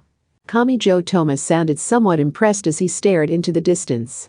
He might have looked like someone with a fear of heights trying to distract themselves by staring out at the horizon instead of looking down. That's incredible. The aurora is out. I guess that's what you get in Europe during December. It was snowing while I was in Russia for World War III and when I was escaping with Athanas. You are something else. The fact that I feel so frustrated may be a sign that my identity as an educator has settled in more strongly than I expected. And I only thought of it as a way to camouflage thelema. No one explained the exact conditions for viewing the aurora, such as the latitude and solar winds, so Kami Joe did not notice his fundamental misunderstanding. With the look of someone fighting a headache, Girl Alistair wagged her index finger. That is likely the final barrier covering London. This is sounding dangerous. Indeed it is. The United Kingdom is a unique territory because it is a complex combination of 3 factions and 4 regions. Magical barriers are generally like walls that keep people away, but by placing triple barriers of 4 different types at the exact same coordinates, barrier A's gaps will be plugged by barrier B and so on, creating something of a labyrinth. Hey, can't you explain this in a way I can understand? There are several gigantic walls moving back and forth. If you happen to touch one of them, you will be drawn into the gap between them and crushed to death. And they are complexly tangled together like a mess of cables, so not even your imagined breaker could easily break through. In fact, shattering just the surface layer would only drag you inside all the quicker. She actually did as asked for once. And thanks to that, Kamijo Toma felt like his heart was shrinking. What are we supposed to do about that? Well, Alistair nodded. No matter how complex and bizarre this final barrier is, the British people must have a way to pass through. Perhaps not the lowly soldiers, but the head-chosen ones. What? Please don't tell me we're supposed to tail a British person to learn the secret route through. They would not be foolish enough to allow that, but we can hitch a ride with them. For example, if an important person was captured by the Knights, they would be taken back to London for questioning instead of being killed on the spot. After all, the infamous Tower of London is there, and it is known around the world for its specialization in torture and executions. What are you trying to say? This was no time to just ignore what she said. But asking her to clarify may have been careless as well. At any rate, magician girl Alistair answered with a wicked smile. I am saying we can get in if you are captured. He did not have time to question it. A dull sound burst out, and Kamijo's body went limp. Since Imagine Breaker did not help, she may have used a perfectly normal high-voltage stun gun. His body wobbled and then toppled over the edge of the basket, made from several layers of thick paper. He knew this was the worst possible path, but he could not stop the flow of time. A stun gun was bad news here. With a high-voltage current, it did not matter whether or not they were directly touching him. Index had been standing right next to him, and palm-sized Athanas had been sitting on his shoulder, so what had happened to them? Unable to cry out in protest or find an answer to his questions, Kamijo Toma dropped like an artillery shell onto a roll of dried grass left on the grasslands. Between the lines the size was extraordinary, but how comfortable was it to ride? Last order, a girl who appeared to be around 10, leaned on the side deck railing of a cargo ship loaded with containers. Rocking on the boat. She tried humming an improvised song, but... Ugh, now Misaka is feeling kind of sick, says Misaka as Misaka provides a self-report. She then began muttering beep beep beep beep to herself. She had begun a form of nonverbal communication that only she could understand. Misaka number 15151 is relaxing in Rio, reports Misaka. Yay, churrasco is the best. Misaka number 18,000 is riding a motorcycle around Vietnam, chats Misaka, while she delivers info for a personal online delivery service. Misaka number 10,782 is cooking rice cakes at the Antarctic base, says Misaka while she checks if it is ready. The penguins are so cute. They all seem to be having fun. Last order began absurdly wondering if she alone had been cursed in some way, but then. Hey. Staring out at the winter ocean is only going to give you a chill. Come on inside. The researcher named Yoshikawa Kikyu called out to her from a distance, but last order only waved her small hand weakly back while still leaning on the railing. Her experience in this short time had taught her that the rocking of the boat in a small area was much worse than in a wide open area. Ugh, she groaned as if cursing something, and she looked up into the blue sky while wrapped in a thick coat. Since she hoped staring into the distance would help, she was mostly relying on unscientific good luck charms. To be more charitable, you could say she was hoping for the placebo effect to kick in. Why? Why does it have to turn every which way? Asks Misaka as Misaka complains. The ocean is so big, so it could always go in a straight line. Because we would crash if we didn't steer out of the way of everything in the ocean. Shouted Yoshikawa while forming a megaphone with her hands. They were at the exit of the already cramped Tokyo Bay. They could see the giant Ferris wheel that was a symbol of Yokohama. They had a long way to go before they reached Alaska and the beautiful aurora there. Yoshikawa looked out at the winter sea which was so rough it could have appeared in the world of Enka. What was that floating on its side there? It was a mysterious corpse that looked like a giant fish with several human-like arms extending from its sides. In addition to Academy City, the JSDF and the US military had facilities around Tokyo and Kanagawa, but this did not seem to be from them. Yoshikawa held a handheld wireless radio that looked somewhat like a cell phone, but since she was relying on that device that linked back to the ship's large radio, it was clear that the lines for public broadcasts, the police, the firefighters, and even amateur transmissions were in a state of chaos, and more chaos. A born scientist like Yoshikawa Kikyu would never be able to imagine the life of an Onmyaru expert like Tsuchimikato Motoharu. And the situation here was not unique.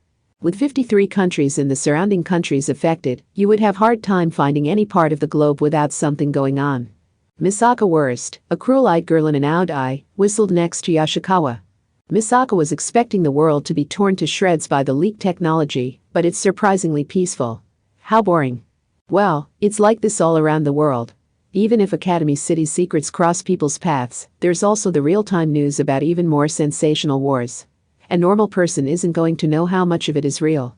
They just end up falling for some fake news mixed in with everything else. Of course, that would be different for someone who could tell the real information from the fake, but the only people who could do that were the experts who had been inside Academy City. For the people outside the city, Academy City was wrapped in a veil of mystery that was only partially removed during the Daihasaisai. Even if some technological information had been leaked during this chaos, they would have no way to search it out. Still, Academy City's technology was the lifeblood of the world economy. And yet there are some who are encouraging this. When the economy grows unstable, it is the powerful nations that will try to make up for their losses through war. The enemies are unidentified monsters, so you can kill as many as you want, without having to take any moral responsibility or worry about influencing the political power balance. We're going to see more countries attempting an economic recovery by using war like public works. They're free to go overboard and mass-produce deadly weapons if they want, said Misaka Worst. But is this war really going to last that long? If they made all those preparations and the war ended right away, they would be deep in the red. Even though we don't know why this started, so there's always a possibility it will end just as suddenly. Yashikawa raised both her hands and stretched her back. It was the same uncomfortable feeling as calling an ambulance because your stomach hurt really, really bad, only to have the pain fade away completely by the time it arrived. You did not really want to be sick, but you still prayed they would find something at the hospital. In the same way, she did not really want this to end before she could arrive at the unobserved ends of the earth and see the aurora in Alaska. Those were her thoughts as a complex adult woman. Chapter 2: The Tower of London awaits with Maugate, the Abyss of London. Part 1. Notice to Capital Defence Unit. Close the England Londinium Fortress's final gate barrier. This is an order from Holliger's Myrates, Grand Representative of the Knights. The situation is as follows. The Coastal Defence Unit has failed to repel the Crowley's hazards, pushing in across the Strait of Dover. Now that they have set foot on the English mainland, our top priority is defending London and preserving the safety of the glorious royal family. There is no need to recover the former Agnes Force, the Amakusa Church, or other outside combat units. Do not wait for their arrival. Close the barrier immediately. It was their failure that allowed the enemy on our land. We cannot allow them to hinder our country any further. I am a proud English noble. I absolutely refuse to have England treated as a buffer zone to protect the other three countries, just because of the geographic conditions. If I am to do this, I demand a good reason. Since Archbishop Lola Stewart has abandoned her duties and gone missing, the Anglicans have lost their justification to tell us what to do. I am currently searching her residence at Lambeth Palace. I just hope I can find that in a timely fashion. Also, prepare the necessary personnel. The barrier is perfect, but always prepare for the worst-case scenario. Just in case is an extremely important phrase during wartime. We are talking about the defense of London here. Stay even more focused than normal and get to work immediately. There is no need to report to Knight Leader. I have the favor of the royal family, so any who doubt my words will be summarily punished for their betrayal of Queen Elizabeth and the rest of the royal family's trust. Part 2. Kamijo Toma was shaken at a steady frequency. But he did not feel even a hint of the sleepiness brought by sitting on a train. He was inside a prisoner transport carriage, the door was padlocked shut, and the small window was double-locked with chain link and metal bars. The gloomy atmosphere refused to go away. He had forgotten. He felt like he had come to understand something. He should not have let the Mina Mathers and Baby Lilith incidents influence him so much. While Alistair was a father and a magician, he was also the board chairman who had done all that scheming in Academy City.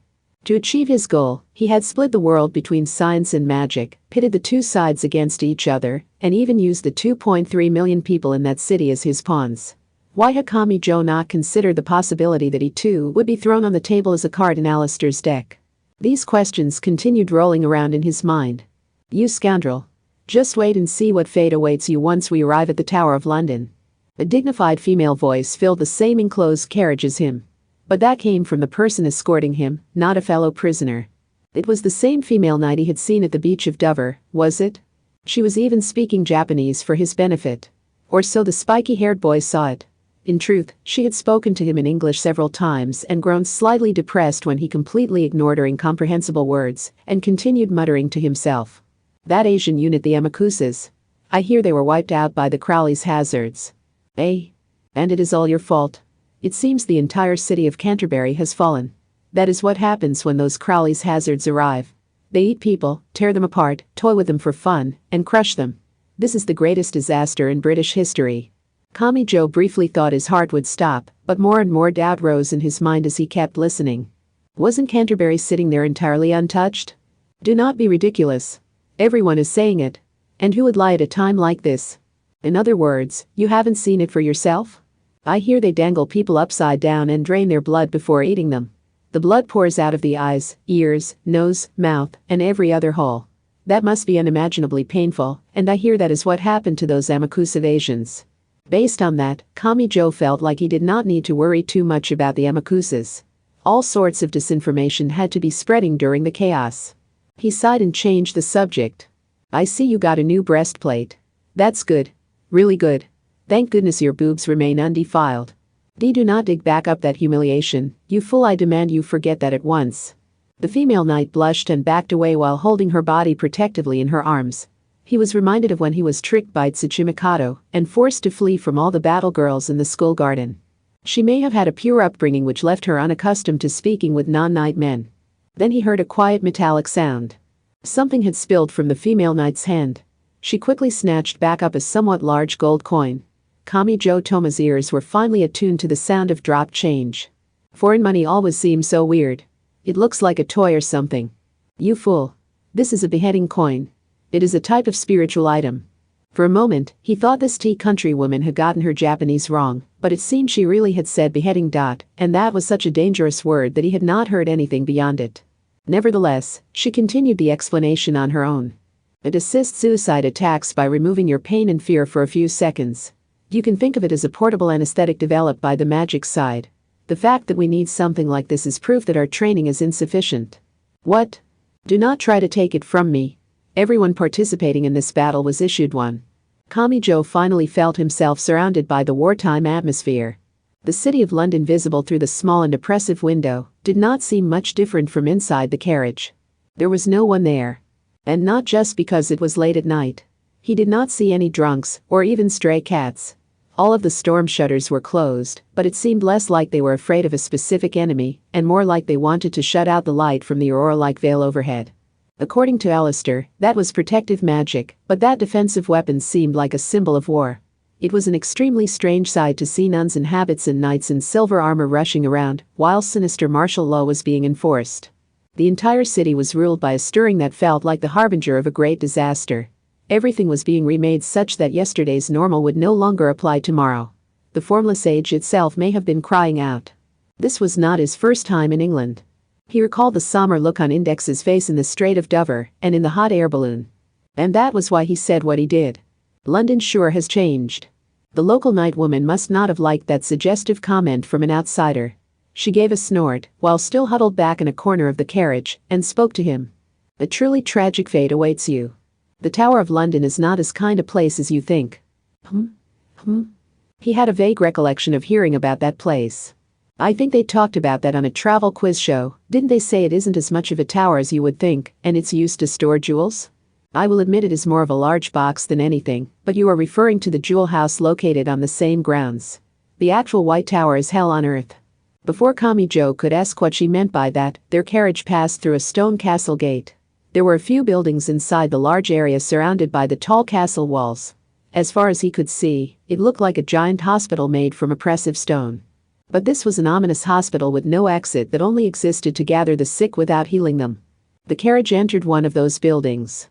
The already oppressive view of London was entirely snuffed out. All that remained were stone walls in every direction. He felt a great pressure, like he had been buried alive below the thick bedrock. Were those ravens surrounding them with coin? Even though there had not been a single cat visible in the city? This may have been a safe home for them.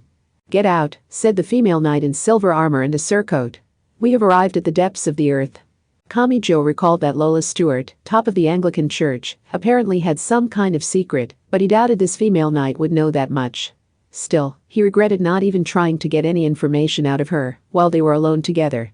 It was too late now that the double doors at the back of the carriage had opened. If the others learned that he knew of their secret, it could cause a lot of trouble for the female knight too. If he could not stay with her and protect her, it was best not to do anything that would rouse people's suspicions. This situation was not simple enough to solve just by telling the truth. The ignorant female knight called out to a middle-aged man she seemed to know. Beefeater, this is your next guest. You have an open room, don't you?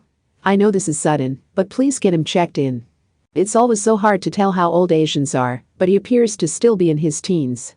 What is the world coming to? Welcome to Hotel White Tower. Although when you check out, it will be in a complimentary body bag.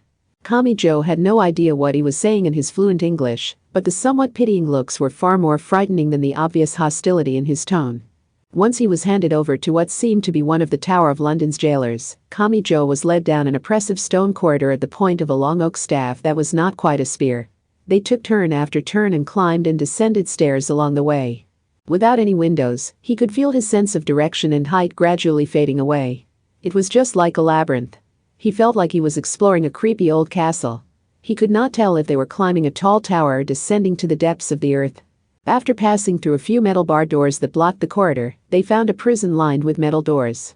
Number 087 has arrived. Repeat, number 087 has arrived. Kamijo did not understand English, but he could make out the numbers. Being stripped of his name and referred to with a number was a unique feeling. He should have been able to write it off as a mere nickname, but he found himself unable to accept it so easily. It felt like having his humanity denied. The metal door bearing that same number was unlocked and he was thrown inside. The room had a small window. It was positioned high on the wall, but it allowed the moonlight in through the bars. The enclosed space was less than 6 square meters, and it contained a tattered and discolored mattress and what had once been a blanket. The only other thing was a toilet he was skeptical could even flush, so it truly was a nightmare.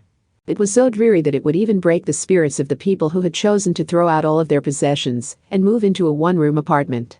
What am I supposed to do now? He held his head in his hands. He could see no possibility here. Although perhaps he should have expected that in a professional prison. He did not have the courage to sit on the toilet or the mattress which had grown brown for reasons he feared to speculate. The stains, cracks, and rust all looked vaguely like human faces.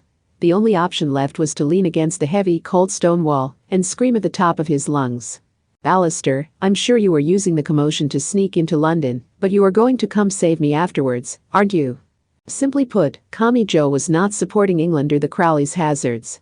He wanted to solve the Lola Karanzan problem and bring an end to the chaos as quickly as possible. He and that board chairman were in a delicate position of mutual understanding while still being enemies. And since Alistair wanted to pick a fight England, Kamijo had his doubts she would feel any obligation to rescue a pacifist. In fact, Alistair was about as far from human morals as you could get, so Kamijo had trouble imagining her taking any kind of moral responsibility. Alistair herself had said to take responsibility for themselves and disembark, so if they continued obeying her and dropped out, they only had themselves to blame for letting her trick them. So what was he to do? This was a prison run by Necessarius. He did not know what exactly the oft-mentioned witch hunt entailed, but he could guess it was nothing good.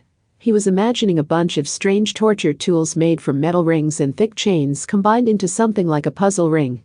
If he stayed here, he really would be subjected to a cruel show straight out of a gruesome Western fairy tale. He heard footsteps. He jumped and turned toward the metal door. The sounds in the hallway reached him quite well for how thick the door was, but then he noticed the long and skinny window, like the newspaper slot in a cheap apartment. That may have been for giving the prisoner water and food. But he was not at all inclined to approach that small window and peer out. After all, his mind was filled with those gruesome Western fairy tales. It was entirely possible that the instant he tried to peer out, an awl would stab him right in the eyeball. What is this? You've got to be kidding me. What's going to happen to me? Why now? They aren't coming to my cell, are they? They have business with some other prisoner, right? They aren't going to strap me to a dentist-like chair and run the tip of some sewing scissors down the center of my balls, are they? The footsteps continued. There were identical metal doors all along that corridor, but he could not help but feel each step was approaching him specifically. He was reminded of a ghost story where someone ran across a bloody station attendant, hid inside a coin locker, heard someone knocking on each locker in turn, and finally heard the click of theirs unlocking. Since he could not find any knowledge that might actually be useful here, his panicked brain may have been dredging up any memory it could find. Finally, the footsteps came to a stop. They were right in front of the door to Kamijo's cell. He desperately suppressed a scream and tried to find a weapon, but the limp mattress and U-shaped toilet seat were the only options. He had so little to work with, it felt like playing an escape game with only 2 things you could click on. He had no choice but to remove his pants. He tied a knot in the ankles and stuffed his shoes inside the legs. That did not provide much weight, but if he swung it around, the centrifugal force would turn it into a light flail. He would not give up even if he was thrown into the demon world. Kami-jo the underwear warrior hesitantly began swinging his pants around. Ah, wait, no. If this is how it's gonna be, then bring it on. However, it seemed whoever it was taking their time to work up his fear as much as possible. They could surely throw open the door and forcibly restrain the prisoner at any time, but they instead chose to stand silently in front of the door. Eventually, they used the long, skinny window to peer inside the cell. And it was. My. I hurried here when I heard an Asian with a familiar description had been captured, but you seem to be doing well. Ursula Aquinas. She was a former Catholic nun and was now with the Anglicans. She was a gentle young woman who could cook, and she had a curvy figure that was apparent even through her long-skirted habit. He had never expected to find a truly harmless person with a cross hanging from her neck here in the Tower of London. And then he realized something else. He was in a closed room by himself, and he had removed his pants and started swinging them around of his own free will. He had taken that bizarre style of battle readiness all on his own. No, stop. Stop it. Don't look at me, Ursula. I'm filthy, I said, don't look at me. My. Kami-jo Toma backed into a corner of the cell and curled up, while the gentle young woman placed an elegant hand over her mouth as she watched him through the door's small window. Instead of disappointment or embarrassment, she responded with a pleasant smile. And that mature tolerance pained him more than anything at the moment. Why are you here? Are you trying to sneak me out? Oh. I currently belong to the Anglican Church, so I am helping with the work here. And you need to be questioned. Which one was the right key again? Kami-jo thought he would cry when he heard the jangling of a keyring. This meant she was in charge of beating him in this strange torture and execution tower. He had no allies here. He felt like there was a gaping hole in his chest, but just as his mind began to burn itself out by spinning its wheels too much, his thoughts took an odd turn. Wait. This was only gentle Ursula. If she was the one doing it, wouldn't he be spared anything too cruel? For one thing, would she even know how to use the torture tools straight out of a cruel Western fairy tale? He suddenly pictured her cutely tilting her head while holding a whip and candle. He had a feeling this would turn out all right. Yes, it surely would. Ha. No, Ursula, you use that like this. As long as he did not become a foolish gentleman who placed himself on the chopping block to lecture her on the proper usage like that, he was fairly certain she would run out of time before figuring out what to do. And didn't that sexy young woman have a bad habit of jumping from topic to topic? It was possible she would forget the very basics of questioning someone and not tell him what she wanted to know or what he was supposed to do. Yes, this would work. Kami-jo Toma wiped away his tears. It was sure to work. He just had to put on his pants. It could all start from there. His heart was pounding in his chest, but this was no time to let an odd suspension bridge effect get him somewhat excited. Just zip them up and fasten your belt. If things go well, there could even be a slightly sexual turn of events. Slightly sexual, no. This tied leather atmosphere feels like it would go beyond slightly. No. I need to ride this wave. I'm not going to let this turn into real torture and end up dying in this prison. My name is Kami-jo Toma. I look forward to working with you here. Pant. Man, this is scary. My favorite word is dorm manager. I look forward to working with you here. I really do. Kami-jo Toma boiled over a bit as he poured his passions onto the idea of a dorm manager. And while he stood there blankly, without putting his pants back on, he had a thought. I can die later. Okay, got it open. Now, please come this way. Meanwhile, Ursula Aquinas opened the thick metal door with a bright smile that suggested she did not have a clue what was going through his head. As the cross around her neck suggested, she was a pacifist. Despite being a sexy young woman, she was full of openings and just extremely careless. Come on, Kami-jo. Please put your pants on. I've never had a woman tell me that before. I feel like I earned a ton of experience points from that one. Yes. Look, I've spread your pants out for you. You can place your hands on my shoulders for support. Start by lifting your right leg and putting it through here, okay? She was the same as always. And this time, that meant her face was right at waist height. Right leg and then left leg. Kami-jo trembled as he moved like a small child getting help dressing himself. This scene felt so wonderfully nostalgic after the craziness he had seen throughout England. He felt like everything would be okay if he just followed along. This was peace. There was still hope. Oh. My. What is the matter? Please don't cry. There. Ursula softly wiped away the boy's tears with an elegant handkerchief, realized he was not going to stop, and wrapped her slender arms around his head. She held his head like a young wife holding a giant watermelon to her chest. It'll be okay. The scary part is over. Ursula-san. As long as you answer the questions, nothing bad will happen to you. Wait, you're on their side? Kamijo Toma pulled his head from the bottomless swamp of those large boobs and suddenly sharpened his focus. This was no time to succumb to the suspension bridge effect or Stockholm syndrome. He considered slipping past her and making a run for it like a disobedient pet cat, but even if he left the cell, he did not know the layout of the Tower of London, and there had been barred doors along the way. He desperately told himself to wait. He needed certainty. Waiting for certainty would be better than making a gamble with no realistic hope of success.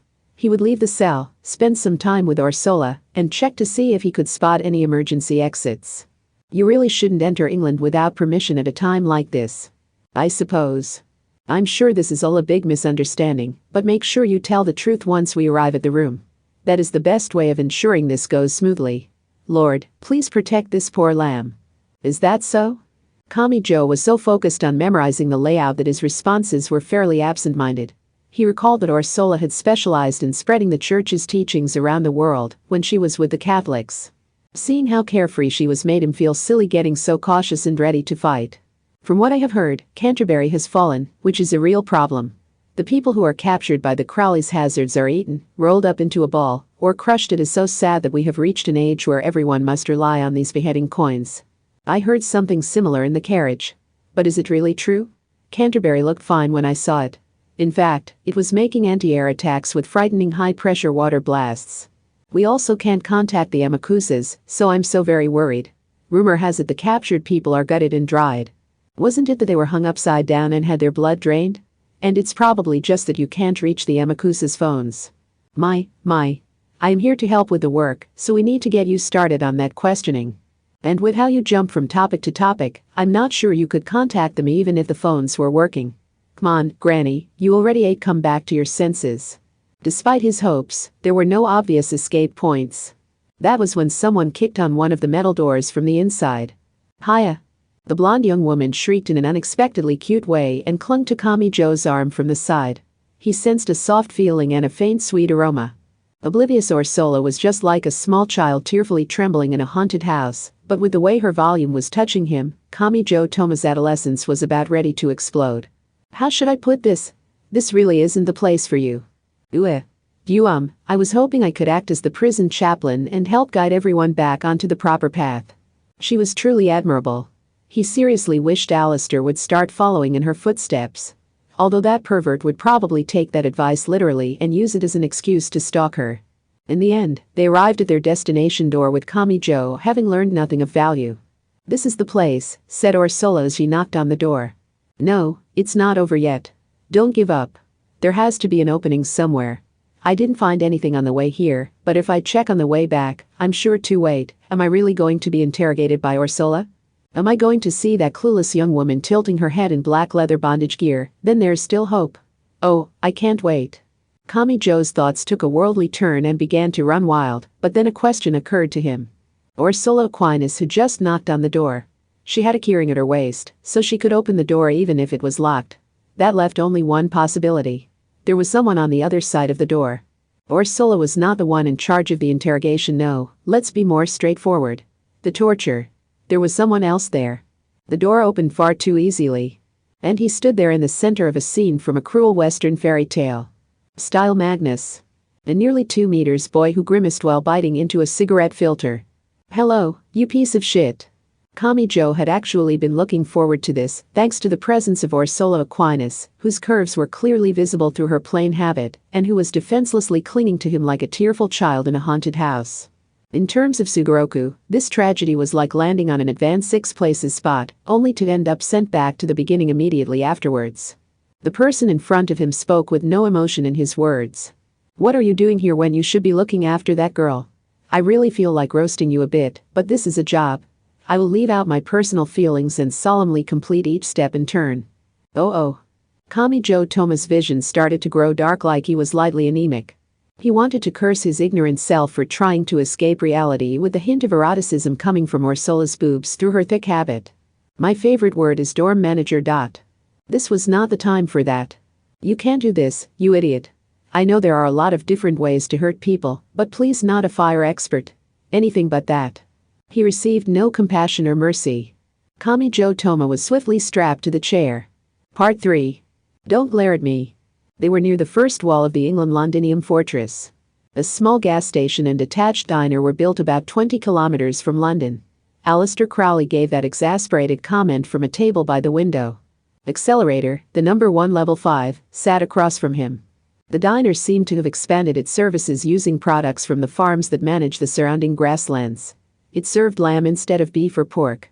The souvenir section sold knit gloves and hats made from what appeared to be wool. The batteries in the toy radios, which had a range of less than 100 meters, were sold out, so there may have been some misinformation going around that they could be used to contact your family during the cell phone restrictions. They had taken the paper hot air balloon to the ground where it waited on standby.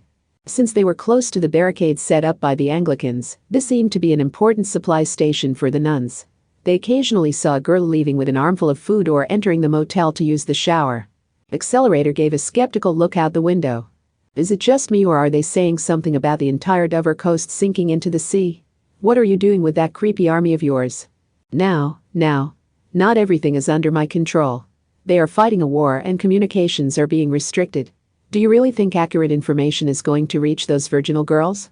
This country no longer exists in the age where you can search anything for a low monthly fee. A small war would break out here if they were discovered, but the girl in a blue blazer uniform, a witch's hat, and a cape was entirely relaxed. But not because she was confident they would not be noticed. She had simply learned every little failure was not worth getting worked up over. Accelerator took a bite of the burger that had come with the standard meal and then returned it to the tray with a very troubled look. After that, he did not even bother trying anything but the fries. Alistair chuckled since this was her homeland. Well, this country has a lot of things, but good food is not one of them. Still, you are not following the proper etiquette. British food is meant to be eaten with alcohol, and the sweets are meant to be eaten with tea. Attempting them on their own is not recommended. This isn't the time to brag about your home country. The number 1 clicked his tongue and continued speaking with his eyes still directed out the window. The others all ditched you. This is what happens as soon as that weakest guy is gone. You sure are unpopular. Accelerator's tone seemed to hint that he wished he had gone with them. Index, Athanas, and Karasuma Fran. All of those girls had vanished. They were probably searching for Kamijo Toma in their own ways. Either way, struggling wildly will accomplish nothing. The path to London will not open until something is done about the triple-quadruple final barrier. I wouldn't if I were you. Not even vector control will accomplish much. As you are now, you could probably get the toes of 1 foot inside at most. You are still a long way off from having what I would call a good grasp of magic. Alistair wiggled the tip of her silver spoon around while weaving some sarcasm and scorn into her words. Regardless of her individual likes and dislikes, this was the only way the girl magician knew how to communicate with people. Well, that magic god might be able to get through. Regardless, I never wanted popularity. Besides, if I had someone who was willing to risk their life to stop me, do you really think I would have spent more than a century straying from the so-called proper path? You're only outside that windowless building now because someone did exactly that. Now that was a cruel thing to say. Does that make us birds of a feather? Alistair did not seem at all bothered as she scooped up some Western lamb curry with the same spoon as before. As someone who had been born in England and come to hate it, that human knew what she was doing. Instead of hoping for the food to be decently seasoned, she had chosen a curry that had dozens of different spices dumped into it. Perhaps because that wicked human had grown up in a country of harsh hard water, she did not trust the tap water and drank from an expensive water bottle. I supposed I should get to the main issue. London is a large place. If you include Greater London, it is a metropolis with 33 districts that covers approximately 1,600 square kilometers. It would not hurt to let you know our destination. Accelerator had no real reason to assist Alistair. In fact, this was the person who had cast a dark shadow on his life. Since she did not fear failure, defeat, or death, he could not exact revenge. This journey was a way of finding a way to do that. He was not interested in either side of this conflict. He was only observing. If Alistair told him what her goal was, the number 1 might very well take it from her and destroy it, but she almost certainly knew that. She was accustomed to loss. The Grim Reaper had been a constant companion during that human's life, so she would not struggle over something as small as this. Westminster Abbey. She did not hesitate to play that card. The game was already underway on the table, and that included the risk this created. It is closely related to the royal family's official ceremonies, and it is tied to the religion and politics of the great magic kingdom of England. I thought this was about your family? Oh, that does come first for me, but this is not limited to the personal issues of Lilith and Lola. Before long, Karanzan will crawl out of the seal in Academy City. The next time she shows up, humanity will have no way of stopping her. What do you think will happen if that cruel demon takes control of both the magical Anglican Church and Scientific Academy City?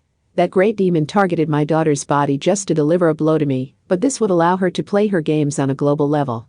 As far as I can tell, we cannot kill that thing the way things are. Not even with your help. Thus, I have business with a secret sleeping in England. Part 4. I'll talk, I mean, I have no reason to stick with Crowley to this extent. I'll tell you everything, so no fire. Don't make me wear a metal mask heated to the same orange glow you'd see at a swordsmith. The Tower of London torture room was filled with strange torture goods. And in the center of it all, Kamijo Toma tearfully shouted while struggling at the belts strapping him to the chair. In all seriousness, if he did not say something to keep himself focused, he was afraid he would piss himself. Style Magnus. It did not matter that they were acquaintances. He would not bat an eye while he slowly burned away Kamijo's fingers one at a time. Why did you set foot in this country? Whose idea was it? How much does it have to do with Lola Stewart's sudden disappearance and the Crowley's hazards? No, wait. Don't just flood me with questions like that. Let's handle them one at a time. I said I'll tell you everything, didn't I? Why did you set foot in this country? Whose idea was it? How much does it have to do with Lola Stewart's sudden disappearance and the Crowley's hazards? Is that all you can say, goddammit? Styles' emotionless voice made it sound like he was mechanically reading off a message. The saving goddess Ursula Aquinas was no longer here. That faint aroma of sweet eroticism was nowhere to be found. All that remained was a life-or-death battle with a devil who reeked of cigarettes. Even now, that nearly 2 meters boy held a cigarette in the corner of his mouth while making a bored comment. You sure do talk a lot. I haven't even done anything yet. Because it's fire.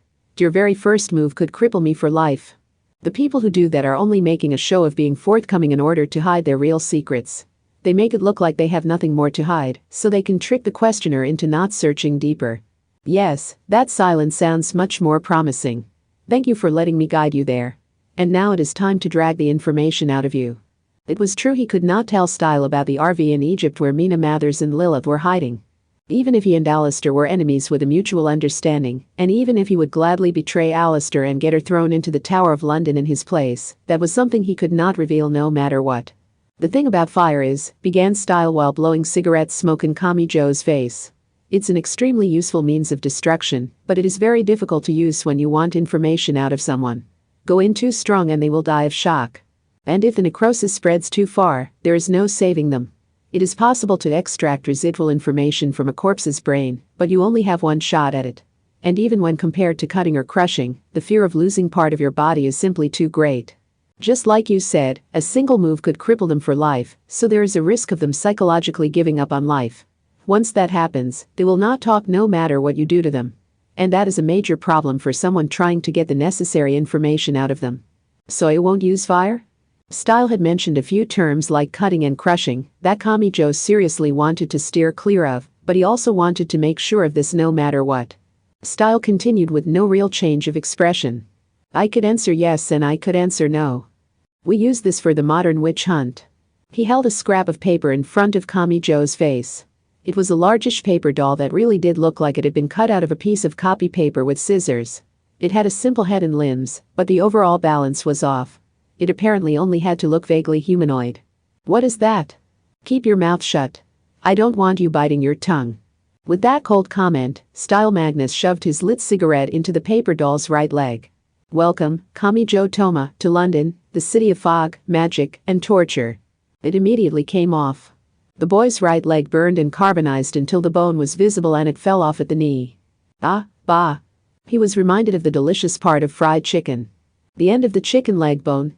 This was like a much larger version of that round bit of bone covered in cartilage that quivered like thick translucent gelatin.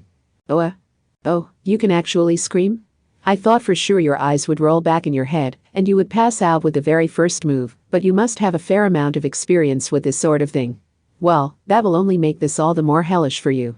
Kami-jo screamed and struggled, but Style only observed him with the look of a child tearing the legs off of a bug. Then he pressed the cigarette against the paper doll's lower stomach. It was like watching plastic melt. With a strange odor, the skin blistered and burst, the muscles snapped, and an internal pressure caused more and more of a thick substance to spill out. His vision flashed in and out, and his view of the room grew blurry for a reason other than tears. The only thing he could hear anymore was the mechanically emotionless voice repeating itself. Why did you set foot in this country? Whose idea was it? How much does it have to do with Lola Stewart's sudden disappearance in the Crowley's hazards? But at this point, Kami-jo finally realized something. One of his legs had fallen off, but he could not escape the chair's belts, no matter how much he struggled. That meant the restraints on all his limbs were still in place. Even though one of those limbs should not have been there anymore. Yes? You aren't actually burning me with fire. You're using that dollies, using it to send just the sensation to me. Knowing that does not allow you to escape the pain and suffering, explained Style while holding the end of the cigarette right in front of the paper doll's face. It was the same as the urban legend of the purple mirror that said something bad would happen if you did not forget about it before you turned 20. It did not matter whether or not you understood how it worked. The more you tried to reject it, the more you would focus on it, and the more you would fall into its trap. This is a professional tool. There is no escape. Just like hypnotism and red-hot tongs, it does not actually influence your physical body. Thus, it cannot rapidly raise your blood pressure and cause you to die of shock, taking extreme levels of damage but being unable to die as hell itself. This is a hell designed by human hands to hunt witches. His vision continued to flash in and out. And your prized Imagine Breaker is useless here because your right hand is bound to the chair by a perfectly normal belt. When the source is right there in your head, it must be so very painful that you cannot simply reach up and touch it. Kami-jo could tell. He felt an ill omen like someone was shoving a red-hot sheet of metal in front of his face. He forgot to even clench his teeth, and drool flowed from the corner of his mouth as he gathered his consciousness, which threatened to completely shatter. Alistair did not matter. He did not care about Lola Stewart. But Mina Mathers and Lilith were different. Giving up on them for his own convenience would violate the boy's rules. Style Magnus felt no real emotion. He knew exactly what he had to do, and he would simply repeat the same actions he had made the day before. There was nothing on his face, like he was losing sight of himself while repeatedly assembling the boxes running by on a conveyor belt. The same questions were repeated yet again. Why did you set foot in this country? Whose idea was it? How much does it have to do with Lola Stewart's sudden disappearance in the Crowley's hazards? The face is especially bad. Despite those words, he shoved the cigarette into the paper doll as casually as someone stamping a form. Part 5. They were floating. NN. Index and Karasuma Fran were holding onto the wire dangling from one of the Hootie Bikini Girls' UFO balloons. They were practically embracing each other as they got as close to London as they could manage. Riding a hot air balloon with so many people is just wrong. Riding Bunny Gray like this is best. If they touched it, they were dead. Once they were caught, they would be pushed into the gap between barriers and ultimately crushed beyond recognition by the giant press that covered the entire city. Yes, they were near the triple-quadruple final barrier that irregularly emitted unnatural red or green lights. It looks like England really is completely transformed. They have no choice given the situation. The people here are only trying to protect their country, so you can't blame them. Righty need to look at this differently. You can't just lament what's happening. If Great Demon Karanzan breaks free of the banner of the West in Academy City and crawls back out, there is no way of stopping her. Much like Tsuchimikato Motoharu, the Hootie Bikini Girl was good at this sort of thing, thanks to her experience infiltrating an enemy group to achieve her objective. She did not simply alter a single long rail. She always had multiple rails so she could switch to another parallel rail at any time during the chaos. That was the unique logic of someone who could never appear shaken. This goes beyond a simple conflict in the Crowley family. This is a battle to free England and the world as a whole from Great Demon Karanzan's influence. I know that. From a distance, it looked like an ominous aurora in the night sky, but from this close, it was obviously a dome covering the entire city. So do you think you can get us through? All magic is a product of human hands. A grimoire library that has memorized 103,000 grimoires should know how to break through. I've taken in something other than that too. And after that unnecessary correction, it generally seems to have given a physical repulsive force to the rules permeating the land and space. It uses the aspects of national and regional character that work to distance outsiders. I'd like to compare it to the Eastern idea of Dozajinbit. This probably has its origin in the guild membership rules that force members to protect the group secrets. So can you get through or not? If you can't refine your own magic power, I can help you out. Forcibly pulling on it won't do any good. It's like a bunch of those power cable things tangled together. It isn't an issue of the strength at any single point. Untangle one part and it will get tangled with another part. That multi-layered structure is what makes it such a pain. I doubt even Toma's right hand could fully destroy it if he just went straight at it. And what about with your knowledge is the index liberum prohibitorum? Not a chance. I doubt even the person who set up this final barrier knows how to untangle it. They've intentionally randomized it. That way you can't make a fixed correspondence table using gematria or something. Well, rushing it isn't going to help. I guess we'll have to deal with one thing at a time. Some people might find Index and Karasuma Friend to be an unusual pairing, but they actually had a few things in common. I finally come back to England and I can't even get into London, which is Bunny Gray's second home. I prefer Japan's Kannaman, so I don't really know what you're talking about. Are you feeling a throbbing in your head? Only a periodic twinge. Yes, Index and Fran had both had something done to their bodies, so that Lola could directly control them. The control method had been destroyed for both of them, but they could sense some traces of it remaining. Was that throbbing a reaction to Great Demon Karanzan's thoughts? If only they could use that to stage some kind of counterattack. I have to repay her for what she did to me in that Ao Francisca incident. None of that matters if you get crushed by the final barrier before you can do anything. They could not open it, so there was nothing they could do. While keeping a short distance from the final barrier that could crush them if they even touched it, Hoodie Bikini Karasuma Fran asked a question. What happened to that little magic god? I'm not sure. I think a bird might have gotten her. Part 6. Kamijo Toma's eyes would not focus properly. A rusty flavor filled his mouth. His mouth was all sticky after his back teeth bit through his own flesh. He did not think it was his tongue. It was probably the flesh of his cheek. He wanted to rinse out his mouth, but he was not given that kind of freedom. Why did you set foot in this country? Whose idea was it? How much does it have to do with Lola Stewart's sudden disappearance in the Crowley's hazards? Why did you set foot in this country? Whose idea was it? How much does it have to do with Lola Stewart's sudden disappearance in the Crowley's hazards? Why did you set foot in this country? Whose idea was it? How much does it have to do with Lola Stewart's sudden disappearance in the Crowley's hazards? Style was no longer here, but the questions continued ringing in his eardrums. He forcibly peeled apart his stuck-together lips and spoke while his eyes refused to focus, and his body sat limply in the chair he was strapped to. Alistair. I really am going to kill that bastard. Style Magnus was not here. Had he gone to get an even nastier tool, or was he getting a first aid kit to treat Kamijo's mouth and extend his suffering? Was there any chance of all of a clueless or solar miracle? At any rate. Oh, you're tougher than I thought. I expected to find you had at least pissed yourself. You must have built up some resistance from confronting this god of war for such a depressingly long time. Eh? At first, he thought his brain was pumping out too many endorphins to distract him from the harshness of reality. But when he raised his head while strapped to the chair, he did indeed see her. Athie? Athanas? Why the surprise? The bars over the window were built to puny human standards, so they could never stop a god in her tracks. Their precious security was flawed at the most fundamental level. In other words, she had used her small size to slip between the bars.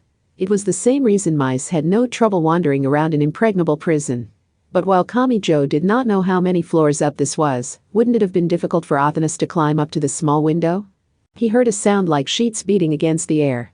He looked to the window again and his eyes widened in shock. There was a giant bird standing there. If he was being honest, he was a little afraid of animals larger than cats and birds larger than crows. The head Norse god has an affinity for birds. I would use 2 raven familiars to gather information around the world, and I would transform myself into a hawk to inspect the lower world. You captured it and rode it around? I've never seen a real hawk up close before. Now that is sad to hear. Has basic education changed that much? Athanas was constantly defeated by their kitten, so how has she managed to tame that dangerous thing? As she spat out her last comment, Athanas climbed up Kamijo's shin and took up a position on his lap. And she removed something from her shoulder that was like a golf bag to her small body. Did you talk? About what? As always, you were far too kind. You did well for someone who was betrayed by a supposed ally and exposed to the tortures of the world's greatest witch-hunting organization. She sounded utterly exasperated, but her voice also had a somehow gentle roundness to it. Athanas's golf bag turned out to be something wrapped in black leather. She unwrapped it on his thigh and revealed a few different tools she had acquired somehow or another. What are Index and the others doing? How should I know? You need to start worrying about yourself for once. The humans are still stuck at the triple-quadruple final barrier covering all of London. As long as they don't attempt a random attack on it, they won't die. And since they clearly couldn't do anything, I decided to set off on my own. It is the same as the bars on the window. A barrier built for humans cannot stop a god like me. And it is a flaw in the basic design, so there is nothing anyone can do about it at this stage. Athanas first pulled out a tool with a sharp blade at the end of a pencil-length metal rod. Given her height, it looked a lot like a spear or an aginata. Fear returned to Kamijo's worn-down heart. What had happened to the peaceful world of a few seconds ago? Hey, what is that? A scalpel or something? You sure are a dangerous fairy. You moron. This is a knife used for working with pure gold. We can't get started unless I do something about these belts, right? But these are nothing compared to chains or a metal ring, so wait just a moment. You idiot. Hey, don't crawl across me with an exposed blade. You're kidding, right? That's right by my wrist. You're really going to cut there? I'm afraid you're going to slice right through me. Understander, when did you lose so much trust in me? You Western gods are always so careless about things. You're always destroying and remaking the entire world. Can you really cook and sew and do other precise storm manager work? How rude.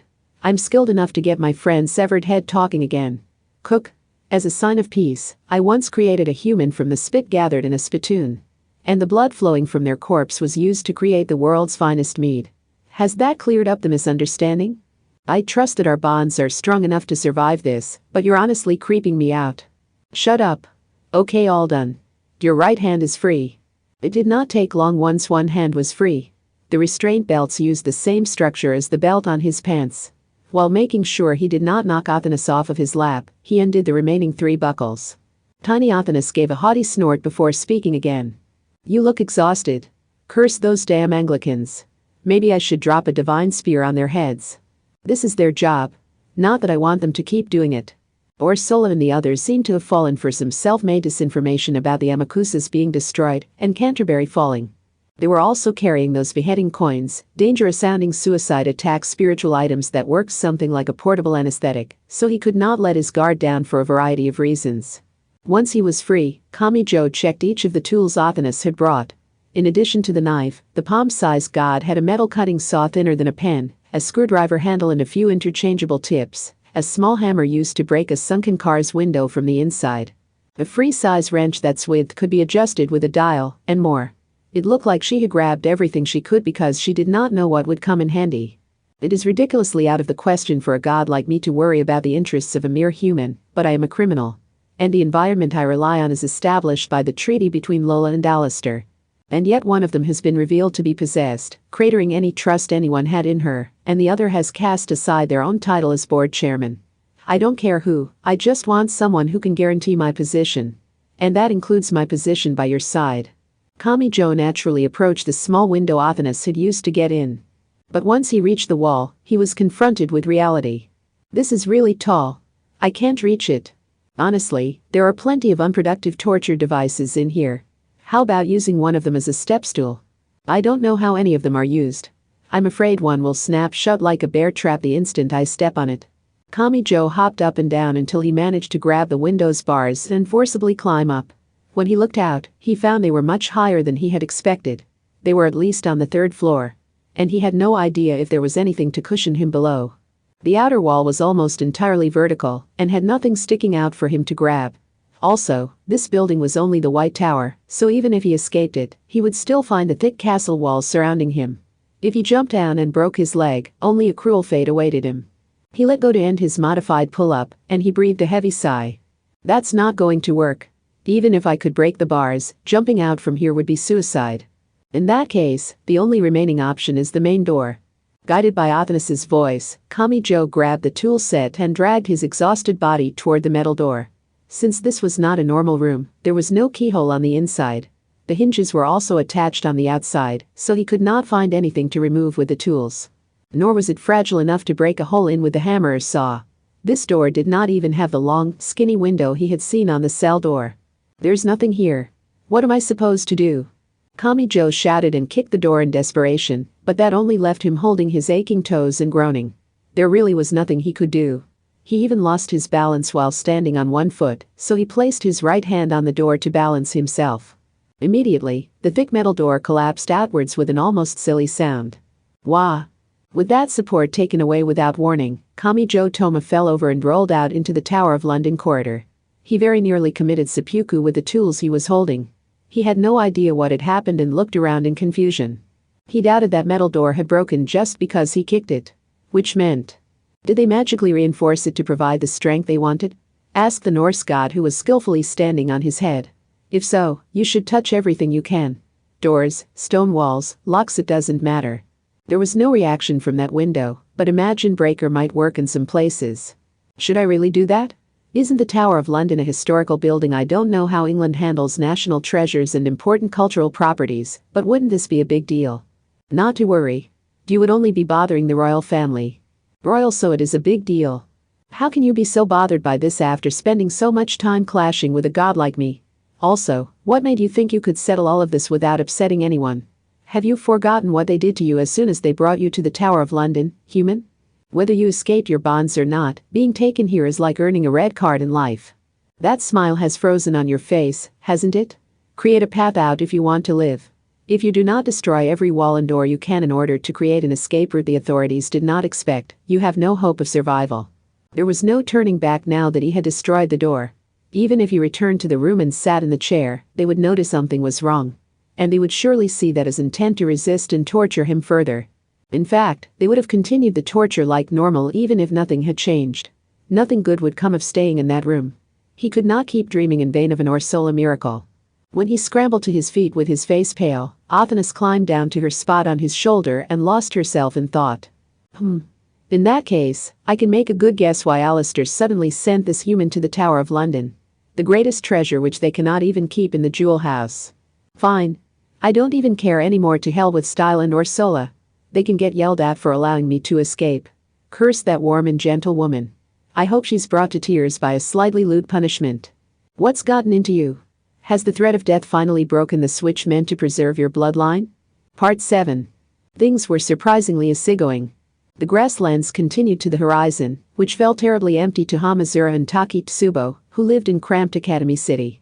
Several railroads intersected at the center of that landscape. There was something like a roofless unmanned station, but there were no ticket gates or ticket machines. It may have been exclusively for loading and unloading cargo, such as sheep and machine-rolled hay. Hamazura, can we really not get through? If we wait around, those monsters are going to catch up. I think this is as far as we can get like this. They'll probably notice us if we move any closer. Hamazura Shiage switched off the headlights and come to a stop in response to his girlfriend in a pink tracksuit and sweater. It looked like a perfectly ordinary cargo station, but it was surrounded by an abnormal amount of chain link fencing. There was a transformer room for the trains, but it was still overkill. Are they arguing about something? They're saying Loch Ness has dried up. Do they mean the Loch Ness? He did not really get what Taki Tsubo meant. Hamazura was not sure if Loch Ness was the name of a coffee brand, some historical ruins, or a soccer club team. Regardless, he could guess this was more misinformation. They're fighting a war, so do they have food or fuel stored here? They could have built a big underground tank like under a gas station. Hiding it in an obvious vault or underground area made it easier to target, but they could not hide it in civilian homes, just because that was harder to find. Thus, they tended to use national forests, prisons, and parks. A transformer room surrounded by fences and high-voltage warnings fit the conditions. But before getting to that, Hamazura did not understand all the complicated details about magic in the Anglican Church. He was simply worried about this obvious checkpoint when they had illegally entered the country without a passport and then stole a car. Stealing cars was forbidden in pretty much every country, but he was especially afraid of ending up in handcuffs in a foreign country with an unfamiliar legal system. What should we do? Choose a different route? It looks like the same barricade continues forever. The vehicle's four-wheel drive power would allow them to leave the asphalt and directly drive across the grassland, but that did not seem to be the issue here. Hamazura glanced at the rearview mirror to check on the monsters in the back seat. Hey, you say you're magic gods, right? I don't really know what that means, but can't you use your over-the-top god powers to blast through this checkpoint? Oh? Are you sure you want us to do that? We can do that, but I apologize in advance if it ends up altering the Earth's crust here. If you think of it as creating a new wonder of the world, then it's actually a plus for the local humans who are bound by worldly interests. Hamazura was not sure how serious the brown bandage woman and mini China dress girl were. He did not really get how incredible magic gods were, so they just seemed like a relative insisting they would start taking things seriously tomorrow. However, "Oh, I think you have other things to worry about." As soon as Nephthys said that with a smile, someone tapped lightly on the driver's side window. The sound alone was enough to make Hamazura groan. It was identical to an anti-skill officer arrogantly using their position of authority to question him. He glanced over, but did not find a uniformed police officer carrying a gun or baton. It was a glasses nun in a black habit. Instead of a flashlight, she held a lantern that used reflective panels to direct the light of an oil lamp in a single direction. It was a strange visual for someone who had lived by LED lights for so long, but nothing good would come of stomping on the gas pedal and trying to flee. These people who truly believed they were in the right would not hesitate to grab onto the car at times like that. And if they were subsequently thrown off, he would now be responsible for a death or injury. If he wanted to avoid danger and not place any additional crimes on his own head, he needed to focus on the etiquette of these situations. He opened the window rather than the door. The grassland starts right over there, so she wouldn't hit her head on the asphalt if she's sent rolling away. If I catch her off guard and knock her away before gassing it, I should be able to ensure her safety. It might seem surprising, but even if a possibly hostile person was within arm's reach, people would relax if there was any kind of wall between them. This was based on the concept of personal space, where another person would begin to feel threatening if they moved within a certain radius of you. Every prison and juvenile hall made sure to warn the guards to remain cautious when approaching prisoners through the bars. When questioning someone in a car, pretty much everyone would bend over and try to peer inside, so Hamazura planned on making his move when she moved her face in close. The fact that all this came to him so readily was proof that he could not rid himself of his old lifestyle so easily. Judging the age of foreigners was difficult, but this glasses nun looked even younger than him. And she spoke with the lantern in hand. "What are civilians doing wandering around here? Do you need to evacuate? Just get away from here as fast as you can." The idiot could not speak English and did not even know how to open a conversational English app on his phone. All he could do was clasp his hands together and repeat the magic word, "Sorry." It was only after Takitsubo gave him a brief translation that he noticed something was out of place. This glasses nun had not approached them because she thought the car was suspicious. A moment later, the ground shook. No, that was not it. Go. It was similar to how the cheering in a stadium could cause a false positive on a seismograph. Something was approaching with a kaiju-like roar. He could sense its approach from the tingling pain in his skin. "Ooh," groaned Takitsubo in the passenger seat. "What had she detected? I feel sick. What is this signal?" The nun aimed her unreliable lantern in a completely different direction and clicked her tongue. "A Crowley's hazard. Damn those god-hating calamities." Unemotional Takitsubo's translation was irritatingly slow. They were not watching a sports match on TV. They were right there in the thick of it. As the disaster raged, the outside speakers made warnings and announcements in a foreign language he could not make out. At any rate. Oh, dear. Was that the England Londinium fortress? The battle line has already pushed its way to the second wall, hasn't it? That leaves 40 kilometers, right? And with that running start, the rear encampment won't be able to fall back and regroup. Is the defensive line going to collapse all at once? The very kind magic gods translated it into Japanese for him, but that did not help much. The surface words were not enough for him to understand the meaning hidden below. He grew pale and shouted at them. "Hey, by Crowley, you mean Aleister Crowley, right? Is that thing really going to crush us along with everyone else? We came here because she told us to. While that is the Crowley we mean, this is a completely different possibility, so you probably can't rely on that. Or do you want to try walking out there and proving you're their friend? Of course, if you hold out your social media friend list, you'll probably just get trampled by that army of dinosaur-sized monsters. You've got to be kidding." Hamazura opened the driver's side window. He did not know if she would understand, but he used Japanese to shout at the glasses nun who was left outside and trying to carry some heavy plastic containers. "Get in." "Ah? Eh? Carrying that fuel will only get you killed, just hurry. Do you want to die?" When he gestured with his arm, she finally seemed to get it. Before he could open the door, she dropped the containers and dove in the open window. Thanks to that, her hips caught on the window frame, and her upper body fell in Hamazura's lap. He was thankful for the glasses nun's softness, but he regretted this turn of events once he realized how hard it was to operate the accelerator, brake, and clutch with someone's body weight, squishing their boobs against his lap. Regardless, he sent the four-wheel drive vehicle racing forward. Something roared right past them. He had no idea what form it had originally taken, but a giant object seemingly made of red shadows barely missed the nuns' legs sticking out the window. They could not let their guard down. Something larger than a bus was tearing into the grass at its feet to make a sharp turn and take aim at them again. In the back seat, Nefti said something while holding Yang Yang like a body pillow. She says her name is Sister Agata, and she wants to thank you. Yes, and her boobs are touching me. I want to thank her too. Try to keep your jealousy under control, Takitsubo. We're rescuing someone and taking evasive action here. Ow, okay. I apologize, so if you're gonna hit me with tissues, use the paper box. That bottle of wet tissues is really hard, so it hurts. She also says they need to buy time for Archbishop Lola to return. How admirable. Neftis added her own exasperated comment at the end. Given the nun's puzzled look, she must not have been able to see past Hamazura and into the back seat. Fear clenched his heart when a large shadow arrived overhead, but this seemed to be something other than a Crowley's hazard. It resembled a boomerang-shaped stealth bomber, but it seemed to be made of a thin cloth, making it something like a bat's wings. Flying through the air would help avoid the risk of the Crowley's hazards on the ground, but this thing made no attempt to collect the nuns on the grasslands. Instead, it dropped plastic containers like the ones the nun had been holding and even larger metal drums. Damn them, is fuel more important than human life? He did not shout at the top of the lungs because of the glasses nun whose butt was still sticking out of the vehicle. Hamazura had a connection to Lilith, but he was not at the center of the issue. Still, the mention of Lola Stewart seemed ominous to him, and he was worried this Agata might know who he was. He could not just pick up the one nun. Bus and truck headlights started to light up, and he heard horses neighing in the darkness, but it did not look like there was room for everyone on those things. Each time he saw some nuns abandoned on the green grassland, he came to a stop, honked the horn, and yelled to them. Grab onto the roof, the door, or wherever. Just get on. The words may have been unnecessary.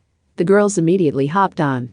The roof had an attachment for skis or a snowboard, and the four sides had metal bars for keeping sheep away, so that birdcage had plenty to hold onto. Hamazura suppressed his raging heart, controlled the impatient urge to stomp on the gas pedal, and waited. He had never known the simple act of waiting could feel like it was shortening your lifespan.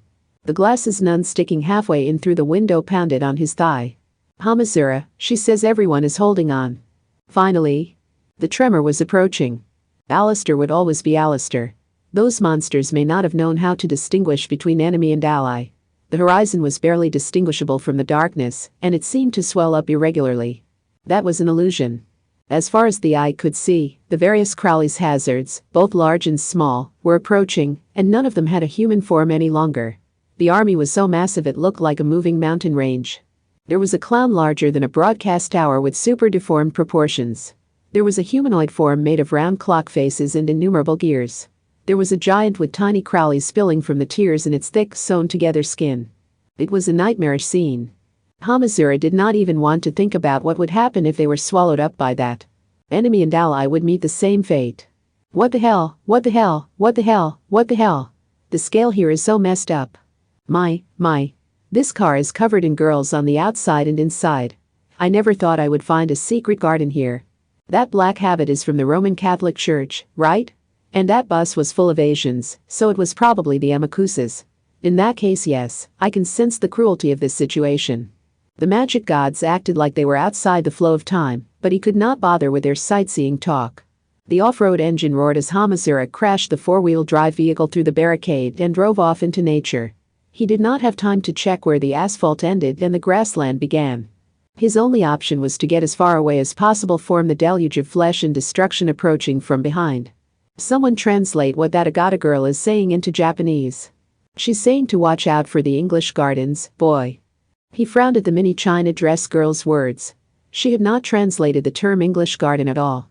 The English like to enjoy the scenery, so they put special effort into the fencing for the sheep. They don't grab some wood stakes and boards for some crude carpentry like on American ranches. The ground might look level at first glance, but they've actually built drop-offs of more than a meter to keep the flower-eating sheep out. And of course, the trick is to make sure the drop-offs aren't apparent when looking out to the horizon from the higher second house, so looking harder isn't going to help. Then what am I supposed to do? Gravity seemed to disappear while he was shouting. The four-wheel drive vehicle had driven right off of one of the 1-meter drop-offs. His vision wobbled up and down when they landed, but he was more worried about the nuns holding onto the roof. Fortunately, the sheep bars kept them from falling off. Also watch out for waterways, stone steps, and brick flower beds. While the French love to keep the land level and build living rose mazes, the English prefer to dig into or build up the ground itself. Let your guard down and you'll fall in a hole or blow a tire. That advice is about as helpful as watch out for the mines buried around here. All it does is inspire fear without giving me any actual way of knowing what is safe or not. It sounded like he should return to the asphalt instead of relying on the power of four-wheel drive. Even if the English liked to mess with the ground, he was pretty sure they would leave the public roads alone. Before long, he had crashed through a second and third checkpoint. There were no guards of any kind there. They must have decided retreat was the best option. The powerful light of flame scattered across the grasslands which had no streetlights. This was clearly not fuel igniting. It was an unnaturally sticky sort of fire. A seemingly endless hay wall had ignited. And it would not just catch the Crowley's hazards pushing in from behind. This was the checkpoint Hamazura and the others had intended to break through next. Hey, there's a ton of nuns hanging on outside, right? So what do we do? According to the glasses girl, they will take care of themselves, so drive right on through. He could only scream. Thinking of it like passing one's hand through a candle's flame, he used their speed to send the large bumper crashing through the wall of fire. There was a deafening roar as the fire consumed oxygen, but he did not feel much heat even with the driver's side window wide open. He saw pale blue light surrounding the four-wheel drive vehicle. Takitsubo frowned in her pink tracksuit and sweater. A magical barrier? I think that might be a slang term I'm unfamiliar with. I don't care what it is, but don't keep it to yourself, give it all to me in Japanese, all of it. We are the students of Saint Peter who gaze upon the Son of God. We shall be protected by the secret ceremony of the saint, symbolized by the unicorn's horn and breasts on a plate, and who stopped the lava of Mount Etna. Eh? What? Is this some scary fairy tale stuff? Nephthys placed a hand over her mouth and giggled in the back seat. No, you too. That translation is correct. This is based on the legend of the saint known in this country as Saint Agatha. After all, Christian holy women are generally considered inviolable. The vehicle was safe, and none of the nuns clinging to the roof and doors seemed to have major injuries. But Hamazura did not look happy as he held the steering wheel. That doesn't really help. Getting through there wasn't enough to escape those monsters. As if to confirm his amateur thoughts, the nun in his lap began shouting again. Shit, whatever she's saying, it sounds serious. I know I'll regret this, but someone please translate for me. Come to think of it, stop touching my boobs, you asshole. This silent killer in Takitsubo's gonna kill me before the Crowley's hazards can, isn't she? Anyway, is she saying anything else? She says escaping to London won't do us any good. At first, he did not know what the glasses nun was saying via Yang Yang. The mini China dress girl explained further while having fun rolling around in the back seat and grappling with bandaged Nephthys. She calls it the triple quadruple final barrier. The castle gate is locked tight, so driving full speed into it will only smash the car to pieces. Then what do we do? The way forward is blocked, and we have who knows how many unstoppable monsters approaching from behind. Seriously, what are we supposed to do? I guess everyone here was used as sacrificial pawns. That's why the Roman Catholics, Amakusas, and other external groups were placed on the front line. Nephthys barely seemed to care, but her words gave him no hints whatsoever. Racing toward a cliff in a game of chicken was risky enough, but this was like having a giant steamroller approaching from behind while you did so. Whether he stepped on the gas or the brakes, he could not avoid being torn to mincemeat. But just then, Hamazura, something feels weird. One of the pressures has disappeared. Ah? Hamazura shouted wildly while sweatily holding the steering wheel and gladly accepting the label of creep from the nun pressing down on his thighs. WHWH, what the hell is that? Part 8. It happened in an instant. To the people not in the know, it must have seemed sudden. The veil of light covering London vanished like a major blackout. Okay, let's get moving. After seeing impregnable London's defensive wall vanish, the girl in a blue blazer uniform, witch's hat, and cape calmly spoke. I would expect nothing less of Imagine Breaker, the ultimate joker spoken of since the golden days. It seems Kami Joe Thomas successfully destroyed the core stored in the Tower of London. That spiritual item was necessary to maintain the triple quadruple final barrier. You. Don't get so mad, Accelerator. Would you prefer to stick him in a jewelry box for safekeeping? Their destination was Westminster Abbey. It was probably London's largest cathedral, and it had a deep connection to the royal family. They do not have the guts to place it in an obvious castle, but they are also afraid to place it in a normal home. So what location is sturdy but in a blind spot? Without even referencing the giant Star of Africa diamond, the infamous Tower of London is well known for storing the royal family's greatest treasures. So where in London would the defenders want to place the core of their triple-quadruple final barrier? Nothing could have been more obvious. If it could not be destroyed from the outside, they only had to destroy it from the inside. The human named Aleister Crowley had once destroyed the world's largest magic cabal via internal conflict. If she was willing to admit defeat after a direct attack failed, she would not have continued down a path of suffering and setbacks for more than a century. There is no escaping now, London. She spoke in a sing-song voice, and each of her steps seemed to be crossing a definitive line. What that meant was likely only understood by that magician who had a century-long connection to this land. I'm back, city of fog, magic, and gold. Fortress of Great Demon Karanzan, Crowley has returned to settle things once and for all. They arrived in South London. It was part of the outskirts that had chaotically spread outwards over the years. There was stone, brick, concrete, and asphalt. The street's mixture of old and new was covered by a cold December fog. As soon as she set foot there, she heard the dull metallic rattling of shutters and doors. They knew they were already locked, but they could not relax until they double-checked. It was a sign of that sort of rejection. It seemed meant to drive out a great criminal who would curse you if you so much as laid eyes on her. There was also the solid scraping of cowboy boots walking across the rough ground. And the scraping of an extremely long katana scabbard. I apologize, but I must drive you from this city immediately. One leg of her jeans was cut to the base, her coat had one arm missing, and her t-shirt was tied at the bottom. The long glossy black hair of an Asian was tied in a ponytail, and the belt at her waist carried the long shichitu. I do not have a second to spare if I am to save everyone who is risking their lives fighting. She was Kenzaki Kaori, a saint. There were fewer than 20 of those obvious cornerstones of a fighting force. Meanwhile, Aleister Crowley was more like a stage actor. She used exaggerated gestures and a loud voice, but the more ostentatious she behaved, the more her presence and reality seemed to fade away like a dream or illusion. It was like a formless tanuki or fairy showing off money made from leaves or sawdust. Are you short-handed, giant of the United Kingdom? A roar echoed through the darkness directly behind the silver girl. The multiple defensive lines laid out like tree rings or a bomb kitchen were no longer functioning. The triple-quadruple final barrier had been lost. Nothing remained to keep out the army of Crowley's hazards. The capital city of London was being trampled. However, some new footsteps blocked the way. A line of silver light flashed as swiftly as lightning, but with a violent slicing power.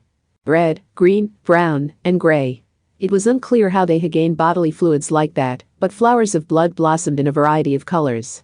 Aleister and Accelerator by her side showed no sign of surprise. They must have already detected the assassin's presence. It was Knight Leader who softly landed behind them after swinging his double-edged sword to clear off the blood.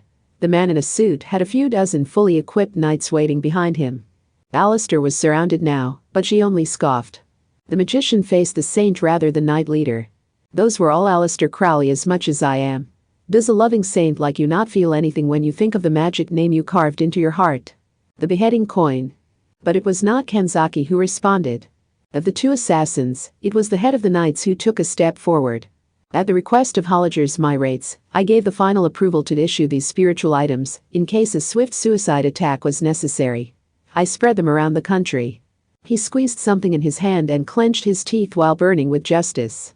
And he did not hesitate to unleash a shout. But I will not let anyone use these. Not even one of them. I am not alone here. If I work with a saint, I can push you back. I will push through you. Damn you, Lola. When did you cleverly shift the axis of their justice? Did you convince them that killing your enemy is a form of salvation? Let us make one thing clear.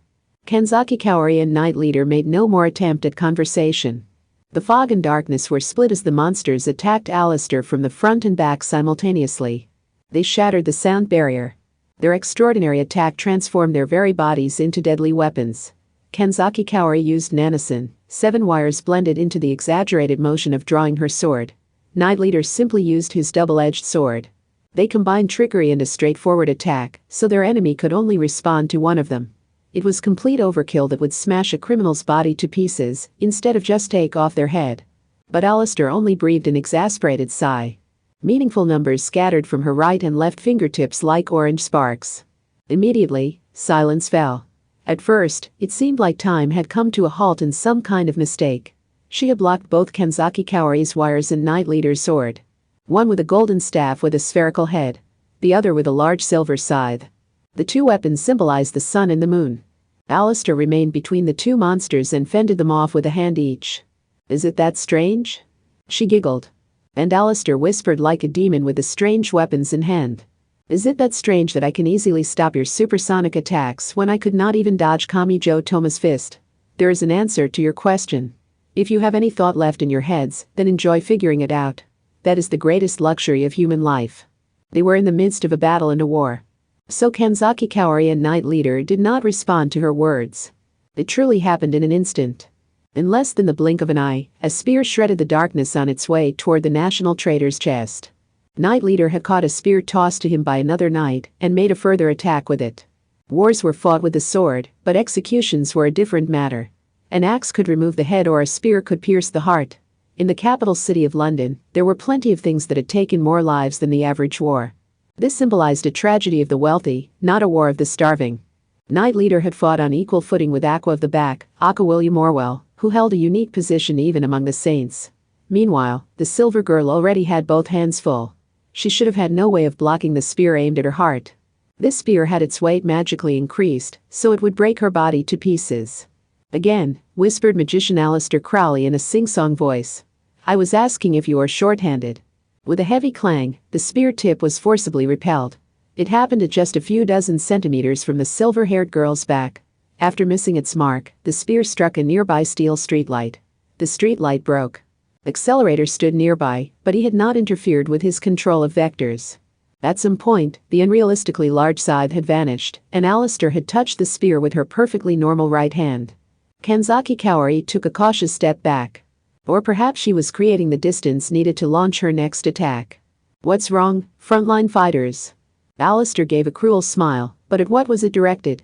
At the proud fighting force of the homeland she so loathed, or at herself for having to once more rely on magic after coming so far? Surely you have not mistaken something as simple as this for Imagine Breaker. If you are that devoid of knowledge, I won't even bother with you. I will trample you down and continue on. Modern Western magic. Something spilled from Kanzaki Kaori's lips. She spat it out in an unnaturally hateful voice no one had heard from her before. Are you the magician who created it all? No matter how many Crowley's hazards she had fought as they arrived from the ocean, none of it would help with this battle here. The different Crowleys had entirely different forms after walking entirely different possible paths. Some of the Crowleys had wholly abandoned magic, and others had wholly mastered it. I'm shocked you would see me that way. Nothing I did was all that impressive. I simply took what was already there, chopped it up, and rearranged it in a more understandable form. Just like the colors of the rainbow or the do-re-mi scale used to teach children. Of course, the fools who thought that is all there is were successfully convinced that the world is divided between science and magic. Even though there is actually a nearly infinite gradation in between those two poles. Knight Leader made another heavy spear jab, but he mostly meant it as a test to confirm what he already suspected. Alistair used her right hand to swat it away like a bug, and the deadly spear tip was deflected out into the empty air. Therefore, she did not need a weapon or spiritual item. Her most reliable partner was inside her head. I don't care how many billions of people live on this planet. Even if every last one of them hates me, only a small fraction will be able to use magic at a practical level. And no one can harm me if they follow the theory of modern Western magic which I constructed and redistributed. Freedom vanished from the world with the introduction of the Book of the Law in 1904. No matter how hard you try, the shadow of Alistair Crowley will continue to stalk you at the foundation of your spells. I can interfere as much as I like. As the developer, I am familiar with the backdoors and zero-day exploits in the technical system known as modern Western magic. Right now, I am merely refusing you service. Perhaps I should have it blow up in your hands next. It did not particularly matter if the magical materials they relied on dated to a time before Awa's summoning, or to put it in Crowley's terms, the time of the Last Judgment when the Aeon was advanced. Even if you listened to Japanese No or Kaijin, it would be ruined if you attempted to understand it using the do-re-mi scale brought over from the West. Why is it I can fly on a broom without fear of being brought down? Because you cannot do it. In other words, the only people who could hope to outdo Alistair in the field of magic were the extraordinary magic gods or a magician with an independent streak on the level of Westgate and Mathers, who had competed with Alistair to develop a universal format for the foundation of magic while in the Golden Cabal. Imagine Breaker was not needed if you only needed to negate magic. That was clear from the fact that a Grimoire library held a central position in anti-magician combat. And Mathers had so badly wanted to be the editor of Modern Western Magic because he had wanted to establish rules that worked to his advantage. Just as a specific search engine and a specific online store had covered the planet, he had wanted to stand at the foundation of the infrastructure. Alistair had something that let her keep up with their supersonic movements. And she could reject all of their modern Western magic. Why you? The fully equipped knights began to move. They must not have wanted to trip up Kanzaki or Knight Leader who were moving at supersonic speeds, so they rushed Accelerator instead. It only took an instant. The number one grabbed one of the knights by the face and lifted them from the ground. I'm not on that piece of shit side. I won't get in your way. There was no obvious fire in his voice. But it was that very iciness that squeezed their hearts with frozen vines. So leave me the hell alone. Do you want me to kill you? Stop it. Surprisingly, it was Alistair who snapped her fingers. Your enemy is right here, so worry not. Lashing out at outsiders will only bring you back to your old ways. Do you want to return to being the battle-crazed berserker you once were? TCH. Accelerator clicked his tongue and let go of the knight's face. He had not used his vector control to mess with the inside of their body, but the fully equipped knight did not move after collapsing to the ground.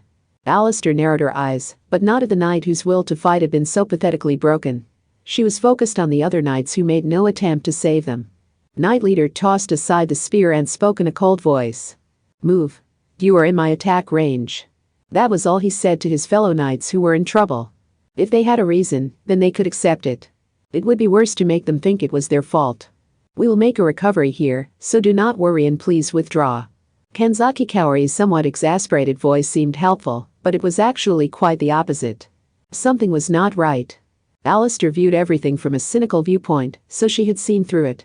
The tendency to lift up irreproachable experts might seem like a virtue, but that also meant driving out anyone who had even the slightest flaw. Is that all? He had never trusted God. Nor did she trust those who trusted God or those who loudly insisted they were obeying God by preserving order. While you have gone through these routine tasks and repeated these tear-jerking stories of emotional subjugation, has some innocent person been harmed by the magical recoil being scattered everywhere? And because you use others for your own grand achievements? If so, you are beyond saving. Did you think I sounded full of myself talking about redistributing all of this? It is more than that. The fact that you did not question the very system of magic and choose to stop using it is proof that you are truly beyond saving. Once she knew that, there was no need to hold back. If Alistair Crowley announced she would trample them down and continue on, that is exactly what she would do. She would crush them underfoot and keep moving like they were no more than a bug. But just then, something changed. It was unclear what sort of emotion it contained, but Knight Leader smiled a little. We already knew. A heavy noise followed. It was a block of stone larger than a harbor container. The stone had been neatly cut and dropped into London from the open air. And this abnormal phenomenon did not occur just the once. It was only here and there at first, but it gradually picked up steam until it was a complete downpour. It was a lot like the strange phenomenon of small fish or frogs suddenly pouring from the sky, but it was fundamentally different. If anything, it may have been more like a puzzle game with more and more blocks falling. I see. If a single one hit her, she would be killed instantly, but Alistair looked unfazed. Yes, that human could tell she was not going to die here. The blocks were falling in an orderly arrangement. The stone blocks stacked up to quickly form giant structures. The nightscape of London was rapidly blotted out as a wholly different culture blossomed. A king's tomb took the shape of a square pyramid that incorporated both large-scale stone architecture and high-level astronomy. A stone pillar rose sharply into the sky to praise a sun god. Countless pieces of wall art included both diagrams and writing, while ignoring the perspective seen in Western paintings. The historical kings displayed as giant statues were all pharaohs with no connection to the royal family that ruled England. London was known as the City of Fog, but its atmosphere had entirely changed. The girl magician felt the piercing chill of the dry desert at night. It would have seemed perfectly natural for the ground to burst open and a corpse wrapped in bandages to crawl out. Northern Africa had come to London. Eventually, Alistair narrowed her eyes in admiration at that mismatched scenery. For someone who had come to hate Christianity after a lifetime of abuse, false accusations, and persecution from the pious believers, this may have actually been more comfortable, even if it was a trap sprung by the enemy. Egyptian mythology? Although this is the Egyptian scenery as a European would imagine it. Did you use the Rosetta Stone as a source? I imagine you dug through the British Museum until you found it.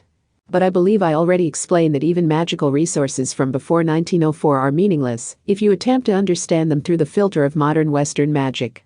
That is why we will make no attempt to understand them. Alistair and Kanzaki Kaori both already knew the answer. So their statements were no more than curses meant to strike their opponent with harmful emotion. We take what is there and release it as is. That is all. And you call that managing the battlefield? I believe most people refer to that as a runaway weapon. We do not care. Knight Leader remained unfazed. He did not bat an eye. When fighting aboard a ship, the presence of a storm can influence a knight's battle. The lovely girl felt a tug on her right cheek, and then a slight scratch appeared there. A piece of the falling and piling up stone blocks had broken off, and a tiny fragment had cut through her skin. It produced only a single drop of blood, but that drop held great meaning. Her untouchable status had been shattered. Alistair could not be killed by the magic she had developed. But Alistair could be killed by the mystical when it was not viewed through the filter she had constructed. These were ancient methods from before the modern era. Whether they were runaway weapons or disasters, an unexpected strike in the storm could shatter the soul of this person who had taken a girl's form. Knight Leader and Kanzaki Kaori were supposed to be protectors, but they had searched for, constructed, and were rejoicing at the success of a method meant to kill a human who had supposedly been born and then died in England. Almost like a repeat of 1947. So what? However, Alistair Crowley continued to scoff even with her advantage taken. Hers was the look of a human who had never feared failure in the first place. Surely you did not think I of all people expected to end this without a single scratch on me. The magician named Alistair Crowley does not fear bloodshed. I am the bastard who decided my great work would require dyeing the entire planet with blood, and who foresaw the outbreak of World War I, but focused on my magical research, instead of making any attempt to stop it. The fight was only just beginning. There was no need to even count this as a second round. This was the true beginning when both sides were finally wearing down each other's lives. Now, it is time I taught you something. She grinned. In her lovely girl form, Alistair used a thumb to wipe the blood drop from her cheek, and then spoke in the exaggerated way of a stage actor. I shall teach you the true nature of the blood sacrifice used to kill every last member of the Golden Cabal. Or if you like, you could call it my blood sign. Between the lines too. The Tower of London was in a panic as well. So many places had been cleanly broken through.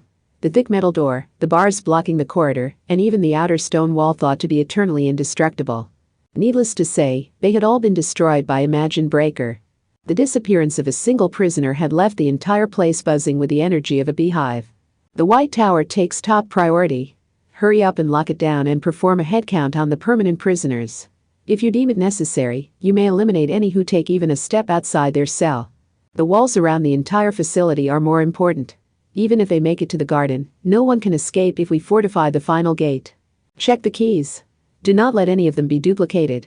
While the specialized jailers known as beefeaters ran around in a frenzy, a gentle nun tried to stay out of their way by leaning against the wall of a newly ventilated corridor.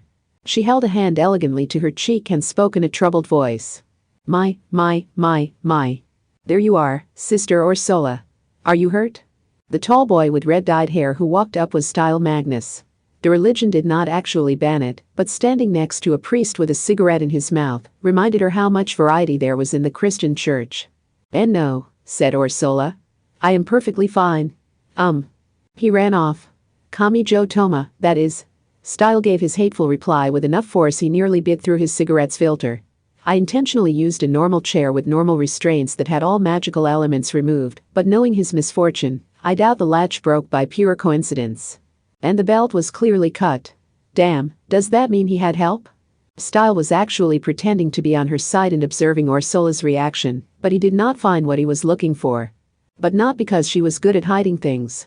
Orsola held the cross at her chest and spoke as if praying for the boy's safety. This has developed into a major incident, but do you think Kamijo will be okay? I just hope he doesn't resist and get hit by a curse. Style could only click his tongue at that. If she was this bad at lying, he seriously doubted she could have helped Kamijo Toma escape. In fact, if she had helped, she would probably have gone to report what she had done. In her Roman Catholic days, this woman had stayed true to her nonviolence, even with the Agnes force targeting her life, and she had decided that being beaten was better than raising her own hand to beat someone else. And by a twist of fate, she had ended up living in the same Anglican dorm as the former Agnes force, but she was virtuous enough to live in harmony with them. She was the last person to mask the truth out of fear of pain. He actually felt guilty for having doubted her, but she also reminded him of someone. She was much like the Grimoire library girl that he had once guarded. I'm still much too soft. Style, are you going to go search for him? We all have our own duties. I will wait here and work to get the usual interrogations back up and running. And when I have some spare time, I will help fix these holes in the Tower of London. In that case, is there anything I could do? Make no mistake. The Anglican Church did not give you that cross, so we could place you on the front line as our pawn. Find happiness and reach for it yourself. Do not waste the chance that girl risked her life to give you, Sister Ursula. We don't even need to look at John's rebuke of the philosopher. Wealth is powerless, but throwing it in the ditch is not the same as honorable poverty. He must have known this was not the role for him, because Style awkwardly brushed a hand through his long, red-dyed hair. We still haven't finished checking how many prisoners escaped their cells. The Tower of London is a deadly place right now, so you should withdraw outside the walls for now. I would prefer to think it hasn't crossed that final line, but the risk is still there. Be careful. But it would be best if you let the beefeaters guide you, but be cautious of them as well. A permanent prisoner might have stolen one of their uniforms. Make sure their sleeves, hems, and shoes are all the right size. Got that? He did not let her get a word in edgewise. After his rapid-fire instructions, Style Magnus turned away from that kind oasis and disappeared into the darkness of the Tower of London. Meanwhile, Ursula Aquinas was left behind. Isn't there something? She paced back and forth. Her tempo was much slower than the frenzied movement around her. Her desperate persistence may have looked painful. Isn't there something I can do to help? I don't care what. Hey. A voice called out to her from the side. It came from the long, skinny food slot on one of the nondescript metal doors. Saying you did not recognize that female voice may have been tantamount to lèse-majesté in this kingdom. This was England's second princess, but at the same time, it was the culprit behind the attempted coup d'etat known as British Halloween. Princess Carissa?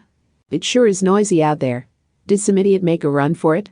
The Tower of London was generally permeated with the negative side of history, but there were some who stayed in a cell of their own free will.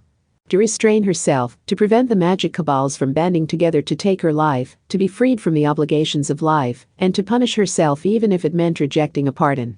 Second Princess Carissa was officially known as a militaristic tyrant, but Ursula knew it was all rooted in a desire to protect her kingdom.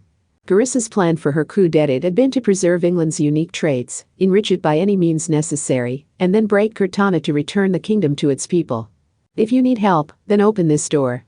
I can hunt them down as your hound. I see. Then again, it would probably be best if I stayed put for now. Ursula felt like tilting her head at that passive statement. Carissa was a militaristic patriot who might as well have been a powder box in a dress, so Ursula had assumed she would want to burst free of her cell with the Crowley's hazards rampaging across England. A self-deprecating laugh came from beyond the slot. People like me and that mercenary bastard keeping his silence in the next cell over are a type of symbol. You could call us heroes or champions. It's easy to set foot on the battlefield when using heroic words like that, but that can also place a great pressure on the atmosphere as a whole.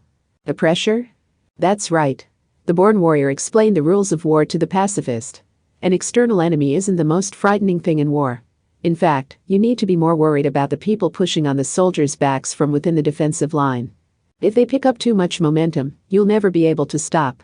When living in an age of war, always think of the internal pressure, sister. In every age, speakers who inspire madness will rise within your own borders.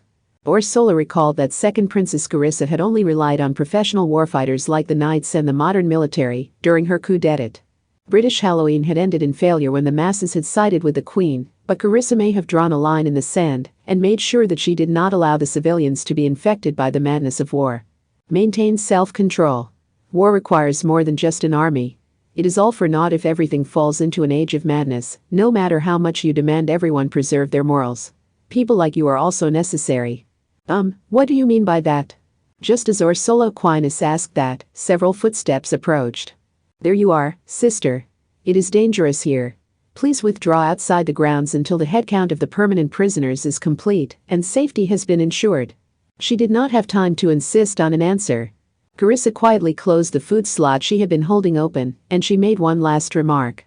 Look at that one standing inconspicuously in the back. His shoes are the wrong size. The other beefeaters approached the suspicious one and restrained him. In order to keep her clear of the chaos, an empty-handed jailer led Ursula away while she held the cross at her chest. All of a sudden, she had left the White Tower and was taken outside the thick walls surrounding the entire facility. This is Ursula Aquinas, a temporary worker. Please get her checked out. The curse scan of her hair sample is complete. Identity confirmed. Hurry outside. The jailer who had escorted her out removed a large sheathed knife from his hip and pushed it into the nun's arms. As that cross indicates, you are already as English as any of us. I wish I could escort you all the way back to the safe dorm, but this is an emergency, and we must complete the lockdown as quickly as possible. Sorry. She did not have time to say anything. Left alone, Ursula used both hands to hold the knife to her chest and looked nervously around. What do I do now? She had wanted to help out at the Tower of London, but that was no longer an option. But if she was caught in some trouble in the dangerous London night, she would cause further problems for the others during an emergency. She recalled the beefeater mentioning the dorm. I guess that is what I will do. People would change once they had even a temporary goal. Just like a child who did not want to go to school but gradually made their way there by kicking a pebble along the way. Ursula trudged through the London streets. Silver sand hung in the air like fog, and giant pyramids and statues rose up in defiance of history. England's capital city was being eroded away. But this was necessary if they were to protect it. The scene had the unpleasant impact of seeing the age itself transforming or finding yourself no longer able to think of peace as the status quo. Sigh. Ursula Aquinas breathed a heavy sigh, but she eventually made it back to the women's dorm. That was a warm symbol of a peaceful life. But there were no lights on now. Nor was there any sound of life or warmth. Even after opening the front door and stepping inside, she only found a dreary atmosphere no different from the outside. It was like a dead, abandoned building. She placed the borrowed knife on a nearby table and walked to the kitchen. Everyone relied on her cooking skills, so that was her greatest power spot. But even after returning home, the wilted flower would not bloom again. The kitchen was exactly as they had left it. There were several bags of flour on the countertop. Opening the refrigerator would have revealed a paper package of cream and a wrapped turkey. Needless to say, it was already December. Making an order at the last second would not be enough to serve so many people, so the plan had been for this to be the day everyone worked together to ensure they had all the necessary ingredients. Merry Christmas. The banner bearing those words and the tree decorations were all sitting out waiting to be hung up. Ursula would not look, but she knew there would be brightly wrapped bags and boxes below the beds in each of the rooms. It had all been abandoned while half finished, and all the warmth had faded away. Was this really the end? Would the madness of war take that gentle time from them? Could she only watch as it happened? Okay. Ursula Aquinas clenched her fists in front of her large chest and breathed out through her nose. I'll do what I can. Even if it's just the one thing. Always think of the internal pressure. Had the words of second Princess Carissa, war expert, reached that pious sister or not? Chapter 3. The Blood Choice, a certain pious weapon's sister XN.A weapon. Part 1. I want to eat sprouts, sprouts, sprouts. I want to dump them in a frying pan, season them with some salt and pepper, and fry them up. Hey. That guy cooking would be good enough for me, but then a dorm manager shows up, tells me to eat something more nutritious, and invites me to eat some meat and potatoes too, since she made too much. Hey. Hey, human. I'll admit being able to enjoy VR with nothing but your brain must be convenient, but it's time you came back to reality. This was no time to be escaping reality on the London streets. The sounds of hooves thundered through that developed country's capital city like something from a western. Where are you, runaway? Fleeing will not end well for you. I do understand that pain, so if you surrender now, I will do you a favor and kill you painlessly here, rather than take you back to the Tower of London. Listen, this is your last chance. Eek. Kami Joe shrank down while hiding from the female knight in silver armor and a surcoat who rode a horse down the main road. That offer was no help whatsoever. And he could not take the mounted soldier lightly, just because it seemed so outdated. He was on foot, without even a bicycle to ride. He could never hope to outrun a true thoroughbred. That aside, what had happened? Wait. Kami Joe Toma, the spiky-haired high school boy with a palm-sized fairy on his shoulder, looked around while leaning against a nearby wall. He had been to London before, but that did not mean he knew his way around. To him, London was an unfamiliar foreign city. But even then, he could tell the scene before his eyes was abnormal. Stone pavement, bricks, concrete, and asphalt. The cold, hard materials forming the London streets were a mixture of old and new, but all of that was blotted out by the structures of old Egypt seen in pictures books. There were piles of giant rectangular blocks, strange observatories, stone pillars that stood as tall as broadcast towers to praise some god, and flat, perspectiveless wall art. Faint clouds of silver sand floated in the air instead of fog. What? What happened? This just all fell down like a puzzle game. The aurora-like light of the triple-quadruple barrier is gone.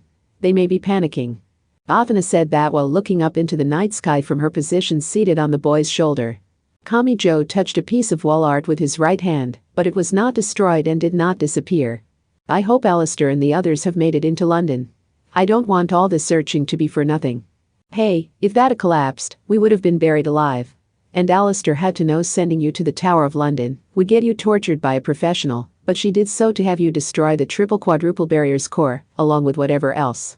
If some mistake kept her from reaching London after that, a blast of divine punishment may be in order. Knowing Alistair, I could totally see that happening. Which is why we need to prepare for that possibility. The main problem was that Kamijo did not know what to do without Alistair. He wanted to save Lola from Karanzan, who was sealed in Academy City, and he knew the key to that was in London, but he did not know what exactly that meant. He could not support the Crowley's hazards who would destroy England as a whole if necessary, but he also could not support England, which was attempting to eliminate Alistair, without asking what any of this was about. He wanted to settle the Lola and Karanzan issue as quickly as possible. That was all, so why did it have to be so complicated? He could hear more of the stone blocks falling like rain on a large road a short distance away. He could see them quickly building pharaohs' tombs and observatories to blot out the usual London scenery. A quadrupedal form cut across the deserted road. Kamijo stared in shock and found it was not a dog, cat, deer, or horse. There was a stereotypical hump on a back that stood taller than Kamijo was tall. What? A camel? I've never seen one of those before. He felt a squeezing at his heart when he realized there were no fences or bars to separate him from an animal larger than he was. In picture books, they were always depicted slowly walking through the desert, but he had also heard they were used in races. If he stood in front of it, he might be trampled like it was a horse or bull. He did his best not to provoke it, but he was also somewhat skeptical. He was pretty sure the ones he had seen on TV had looked different. Had they really twisted their face to form a human expression like that? Athenis crossed her arms while sitting on his shoulder. I see. So that's it. Have you figured something out? Watch out above you. There is a scorpion on the wall you are leaning against. Whoa, wait, it's huge. This was far more than the slight fear of the camel. When he saw a venomous bug the size of a young wife's yoga mat, he frantically jumped back from the building wall. Despite its size, it must have been a cowardly thing because it responded to the boy's movement and shout by fleeing further up the wall. This was no time to try to act cool by saying the key to defeating Karanzan was in London. A bug bigger than a slipper was way too scary. I think my heart skipped a beat, eh? What was that? A new species? Or something even nastier? The magic god breathed a sigh of exasperation with her tiny bud on his shoulder. The breath tickled his ear a bit. What you see before you is not actually Egypt. It might be easier to understand if I called it the Dark Continent as imagined by Europeans. That's supposed to be easy to understand? You only have your own ignorance to blame, human. But, fine. I will dumb it down even further for you. Hey, what comes to mind when you hear the word Sphinx? Index's pet cat. Ow. Okay, I'll take it seriously. Wait, hey, don't cry. I'm sorry, okay. I am not crying. I'll make you some fries from scratch when we get back to Japan. Do you really like those, right? Right. I will take those. But I am not crying. Athenis replied flatly, but she was hanging her head and trembling. It was time for Kamijo Toma to be a man and enter serious mode. Anyway, I've seen it in old stories and pictures books, but I don't know that much about it. Isn't it, what was it again? A creature that asks people riddles and eats them if they can't answer them? Yes. What has 4 legs in the morning, 2 legs in the afternoon, and 3 legs in the evening? The answer being humans. Athena seemed to have recovered, and she replied like she was reciting a fairy tale. But in fact, no such legend exists in Egyptian mythology. Eh? That story was created when a Greek crossed the Mediterranean, saw the Sphinx statue, and incorporated it into their mythology. The ancient Egyptians who made the statue were thinking nothing of the sort. Her exasperated nuance may have come from viewing history from the perspective of a god. Egyptian mythology is full of such things. They did not get it as bad as what the film industry has done to Haitian zombies, but it is covered in European biases and preconceptions. Mummies were originally meant to contain the dead person's soul once more. As a mere container, the mummy alone would never have moved around, but we now think of them as bandaged men wandering around to protect ancient treasure, right? The coffin of a proud pharaoh is treated as the source of a curse. What's your point? There's nothing to this and it's all a giant bluff? That would certainly be nice. Hey, human. Do you want to try letting that scorpion sting you? Exactly. Whether or not it is based in the proper mythology may not influence the actual deadliness very much. Oh, and watch out for cobras and crocodiles too. Athanas crossed her slender legs while seated on Kamijo's shoulder. Do not forget that London's final defensive line was breached. It would be one thing if they had done this earlier, but would their alien trust everything to an ineffective illusion? Whether or not it would be physically possible, I just don't think they could have psychologically played a useless card at this stage. You mean? It might be best to assume this has transformed into something more dangerous than pure Egyptian or pure Greek. Wait. You're saying this looks dangerous even from a god's perspective? Make no mistake, human. New magic is not necessarily superior to old magic.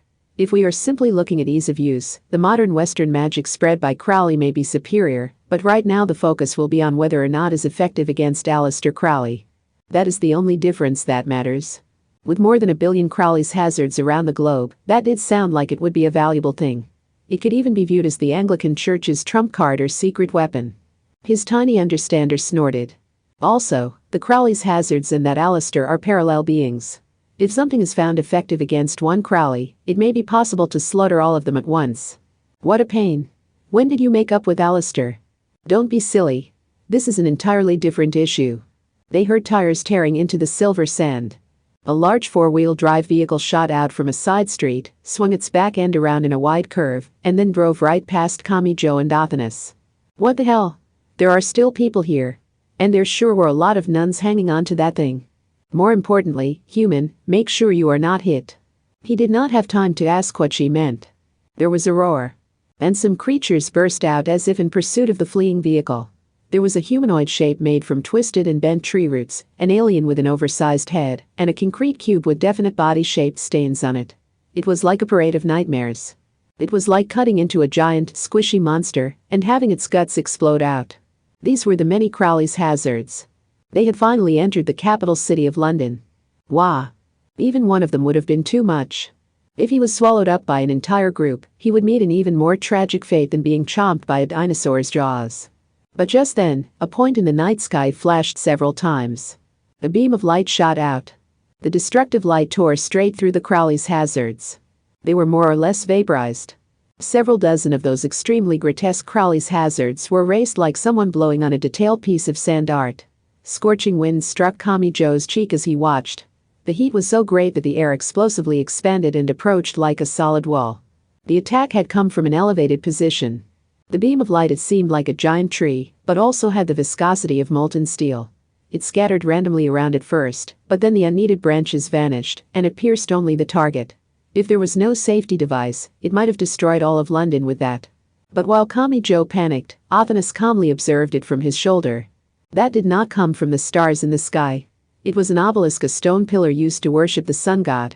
You're kidding, right? That one shot wiped them all out. What the hell is England doing inside their own country? They have used their trump card, clearly. With London under attack, they cannot continue acting the British gentleman. Are they going to repel the enemy with this? If so, the scale of destruction in this war will be out of their control. Kamijo thought for a bit and then shook his head. He could not stand up to that. If a stray shot came his way, he would have no way of knowing which of the many branches was the real one, and it would be too fast for him to raise his right hand in time. Didn't I tell you? Said Athanas. What you see here is not from the real Egyptian mythology. It is only a twisted form of Egypt being forcibly processed by the minds of Europeans, in this case, probably the ancient Greeks. Although that may make it easier for them to control. She was not like Kamijo Toma. Magic god Athanas had a belligerent tone to her voice, like she was somehow impressed. I suppose this one would be Razus. Quite well done for a fake. Part 2. The pacifist nun named Orsola Aquinas held a large blade in her hand. But it was not the knife she had borrowed from the beefeater who protected the Tower of London. Her usual kitchen knife felt much more at home there. If used incorrectly, it could still kill someone. But after Orsola held it below the water flowing from the tap, she placed it on the cutting board like always. Now, then. She grabbed her favorite apron from a nearby chair and placed the shoulder straps over her shoulders. She crossed the straps behind her back and tied them to the waist strap with a tight bow. That completed her preparations. Her habit had a hood, so she did not need to wear anything over her hair. The cross at her chest was important to her. It was the hope so many people had risked their lives to give her in distant Japan. She tucked it below the apron so as not to get it dirty. It's too bad we can't have our party, but I can't let the ingredients go to waste. I need to make a late-night snack to help the others out as best I can. A few memos were attached to the refrigerator with magnets. One of them contained a hastily written message telling the others to gather at the British Museum, so that would be where Agnes, Lucia, and the others were. Ursula could not directly fight, but there was more to her than that. Human beings needed to take breaks to eat and sleep. If she assisted them there, she might be able to support their overall performance. Right now, all I can do is cook for them, but I should also think about drawing a bath and making their beds. If I take care of all the odd jobs, they can focus on England's crisis. She hummed a timeless classic. She spun the kitchen timer and lit a few of the burners. There were a few things she had to keep in mind. She could not bake a pie or a pizza because the dough had to sit. Since she had to feed so many, she could not make fried eggs, which required nursing a frying pan for so long. They would not be eating it here, so food that could survive being shaken around a bit would be best. She also wanted to avoid noodles that would quickly go soggy, even if they were easy to make. As an Italian, it pained her to rule out pasta and pizza right away, but there was no real reason to insist on Italian food. It meant a lot that they had plenty of potatoes due to Sister Angeline's insistence on having fries, even though it made Lucia angry with her.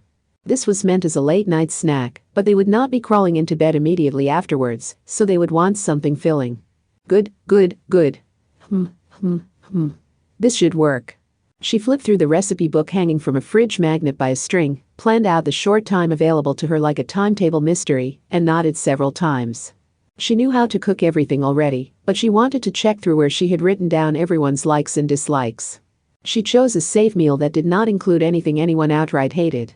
She boiled whole potatoes in a pressure cooker, and she scooped out a turkey and filled it with vegetables. Adding lots of cheese in place of cinnamon was her own personal touch. She then stuck it in the oven. She cooked what turkey meat she had removed and added it to a warm vegetable salad. She did not have time to season and cook some roast beef, so it unfortunately had to be a salad. It's hard to tell if these are meat dishes or vegetable dishes. After placing some on a small plate and sprinkling some salt, she tried a taste. It passed her check, so she continued as is. Instead of mixing some dressing, she prepared a few different bottles based on the nun's preferences. She knew it would take a bit of time, but she decided to make a macaroni gratin as well. While she had to give up on some long and skinny spaghetti, she simply was not satisfied until she had some kind of pasta in there. She did not have quite enough ingredients, so she used a few of the cooked potatoes to expand it as a potato gratin. She had a variety of things ready now, but it did not seem like enough if the nuns were going to munch bit by bit on what they liked. Although she saw it more like a kid's meal of several small entrees on a single plate instead of a luxurious buffet. It would never end if she made the dishes one at a time, so this capable young woman cooked several dishes at a time. There was an odd research report stating that a housewife simultaneously cooking 4 or more dishes had equal or greater parallel processing power to a top-level drummer, but it came so naturally to Ursula that she did not realize how rare her ability was. After preparing a few more dishes, she lifted the large pots themselves, instead of transferring them to proper containers. Then she made her way to the dorm's garage. There was a one-person car there. It was a very thin car that seemed more like a sturdier version of a pizza delivery motorcycle than anything. The back door swung upwards, but it had no trunk, so she placed the pots in the luggage space behind the lone seat and latched the lids shut. It pains me that I couldn't prepare any dessert. She would be able to boil water at the British Museum. It would be difficult with so many people, but it would be better than nothing. With that in mind, she collected a tea set and a rectangular can of tea leaves. She had not taken an espresso machine despite being Italian, so she was clearly picking up the local British culture. The kind young woman's ability to prepare meals for the multicultural women's dorm was growing without limit. After loading in everything necessary, she opened the garage door. The silver sand bothered her, so she swept the area with a broom, even though it was sure to accumulate again before long. There. And we were off. After grabbing the steering wheel and leaving the garage, she realized she was still wearing her apron. She could not afford any further delays, so she kept it on as she drove into the London streets filled with silver sand. The hybrid car was in its electric mode, so it was nearly silent. She seemed to have been warped to a nightmare world where the capital city was swallowed up by Egyptian ruins. The closed-up shops all had similar notices on their metal shutters. No stockpiling. Let's share our canned and bagged foods. There also seemed to be rumors spreading that the mysterious monsters were weak to preservatives. Ursula's destination was the British Museum where the familiar nuns had gathered. Despite the emergency, she obeyed all of the stop signs and rolled down the window to rub the nose of a camel drawn to her by the smell of food. Her beginner's luck gave her a relatively smooth trip through London. Finally, her destination came into view. There we go. Will they mind if I just drive in? She tilted her head as she used the one-person car's thin shape to drive through the gate and park alongside the British Museum's back entrance. She felt an urge to clean up the silver cent here too, but the food came first. Everyone was waiting here. She had found something she could do. If she shared her strength with theirs, they were sure to rid the city of this oppressive atmosphere. Ta-da! Everyone, I've brought a late-night snack. How about we all eat together after saying grace? Ursula entered through the back entrance with a smile on her face and the apron still over her habit. Immediately, she was hit by a flood. Damage report. The Crowley's hazards have been detected within the city. What is Sir Holliger's Myrates doing? He is in charge of the overall defense, isn't he? The civilians are still not fully evacuated. The official data does not come close to matching what we are seeing. What are those things towering up from the city? Do they seriously demand we protect the city without telling us the entire plan? We may have been nothing more than sacrificial pawns, Sister Agnes. If Archbishop Lola was here, the power balance between the Anglicans and Knights would never have collapsed like this. I'm worried about what happened to the other external units like the Amakuses. Were they prioritizing an escape to Scotland over protecting the capital? That doesn't matter. Is there anything we can do? Can we only wait here for further orders? Let us fight. Let us put up a fight that matters. Please order us to make a direct attack, Sister Agnes. It was like a giant grater pressed against the heart. That torrent would scrape away all the kindness there. Overwhelmed by the vibration of her soul, Ursula could not move, and no one noticed her there for a while. Not even the proper employees of the British Museum would know this was happening. Agnes Sanctus, the small girl at the center of the storm known as reality, finally gasped and looked over at Ursula, standing outside the group of nuns. What is it, Sister Ursula? I thought you went to the Tower of London? Well, they had some trouble there and could not ensure my safety, so they asked me to temporarily evacuate. So I made everyone a late-night snack. That's great. Hey, everyone, Sister Ursula has brought us some much-needed refreshments. Christianity might forbid meaningless gluttony, so make this a meaningful meal. Work harder for each bite you take. They must have been exhausted because they replied with a fairly impolite cheer and gathered around. Angeline, who had a bent back and two blonde braids, did a little dance each time one of the big pots was opened, but tall Lucia scolded her each time. They had accepted her help. No, they had done her the favor of accepting it. She should not have read too deeply into this situation, but Ursula Aquinas could not just accept this at face value. She felt something like a draft. Why had they told her to go to the Tower of London instead of using her here? The answer was gradually dawning on her. They thought she could not bear to be here. They thought it would be best if she did not see this. Agnes and the others had experience with violence, and they had made that decision out of kindness. Ursula spoke up like a child who had lost her mother in the crowd. I am not getting in your way, am I? Don't worry. Agnes immediately answered her with a smile. She was undoubtedly speaking these words out of kindness. You've helped us plenty already. This is more than enough. But how would those words be interpreted by someone who felt inadequate? The nuns with the power to directly fight and protect their country failed to consider that. Part 3. When you got down to it, that was what entertained Nephthys and Yang Yang so much. What's trying to kill us now? While operating the four-wheel drive vehicle steering wheel, Hamazura shouted more to provide an outlet for his fear than in search of an answer. Driving into London was all well and good, but the geography grew even more unfamiliar within the confusing layout of streets. It was practically a miracle that he even knew which side of the road to drive on. He had his hands full simply turning the wheel to follow the instructions from Sister Agata, the glasses nun with her stomach caught in the window frame and her boobs on his lap. Except her instructions were often last second, and he needed Takitsubo's translation before he could comply, so he tended to run a little late. He would drive right past the intersection about once every 3 times. Ow, don't hit me. I've already passed the road by the time I get the instruction. Hamazura, I found a map. There are a ton of weird pyramids and statues everywhere, so we just crash if we followed the original roads. A beam of light resembling molten steel or a giant tree surged from the top of a stone pillar as tall as a broadcast tower. Was that a crane sticking up above the buildings, or was it a ridiculously huge catapult?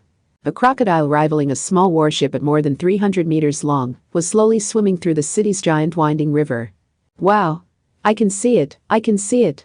Nyang Yang looked straight back and shouted happily while kicking her legs around with no concern for the short length of her mini china dress. She was acting just like a small child overwhelmed by the view out a bullet train's window after leaving a tunnel. Except for the fact that her eyes were directed towards something far more wicked. That projectile has got to be Tefnut Artemis, and that giant crocodile below us is probably Osiris Hades. Ha ha ha, humans always have the craziest ideas. I never thought they would swap out gods like this. They seem to be making some localized comebacks, but they're using these things completely wrong. Are they just not looking at the big picture? I wonder if they can really control them like this. Let's hope they don't get carried away and become the new Muir Atlantis. The stone and metal bridge began to collapse from the end the four-wheel drive vehicle drove across. The Crowley's hazards would be a true nightmare if they caught up, but they were thrown into the dark, muddy Thames, where the beast bearing the name of two underworld gods opened its great maw. No, that may have been an artificially created hell that did not require the involvement of a god or ruler. Or so one would suspect upon seeing its wicked form. Even when a Crowley's hazard tried to jump overhead, they would be shot down by a sphere of stone that resembled a small moon. Hamazura preferred not to think about what would happen where it landed. Although he was too preoccupied to think about it regardless. Because an African elephant larger than their vehicle charged toward them from the side. Oh. When he remembered all the nuns clinging to the roof and doors, he frantically turned the wheel. He could not rely on the sheep bars to hold this animal back. He just barely dodged it, but he also crashed into a pile of soft sand. The seatbelt dug into his upper body. He was lucky the airbag had not activated. Given her position, it might have hit the glasses nun in the side of the face. He lowered the gear, stepped on the clutch, and restarted the engine. It started up, but the vehicle would not move when he shifted it into reverse. He only heard a disconcerting slipping sound. When he checked the rearview mirror, he saw the African elephant shaking its head in agitation a short distance away. This animal was very different from the ones calmly extending their noses and eating apples at the zoo. This takes me back. Nefti sounded like she was somehow enjoying this situation. You shouldn't take them lightly just because they're herbivores. Long ago, those ferocious beasts were feared more than crocodiles. It can probably turn over this vehicle.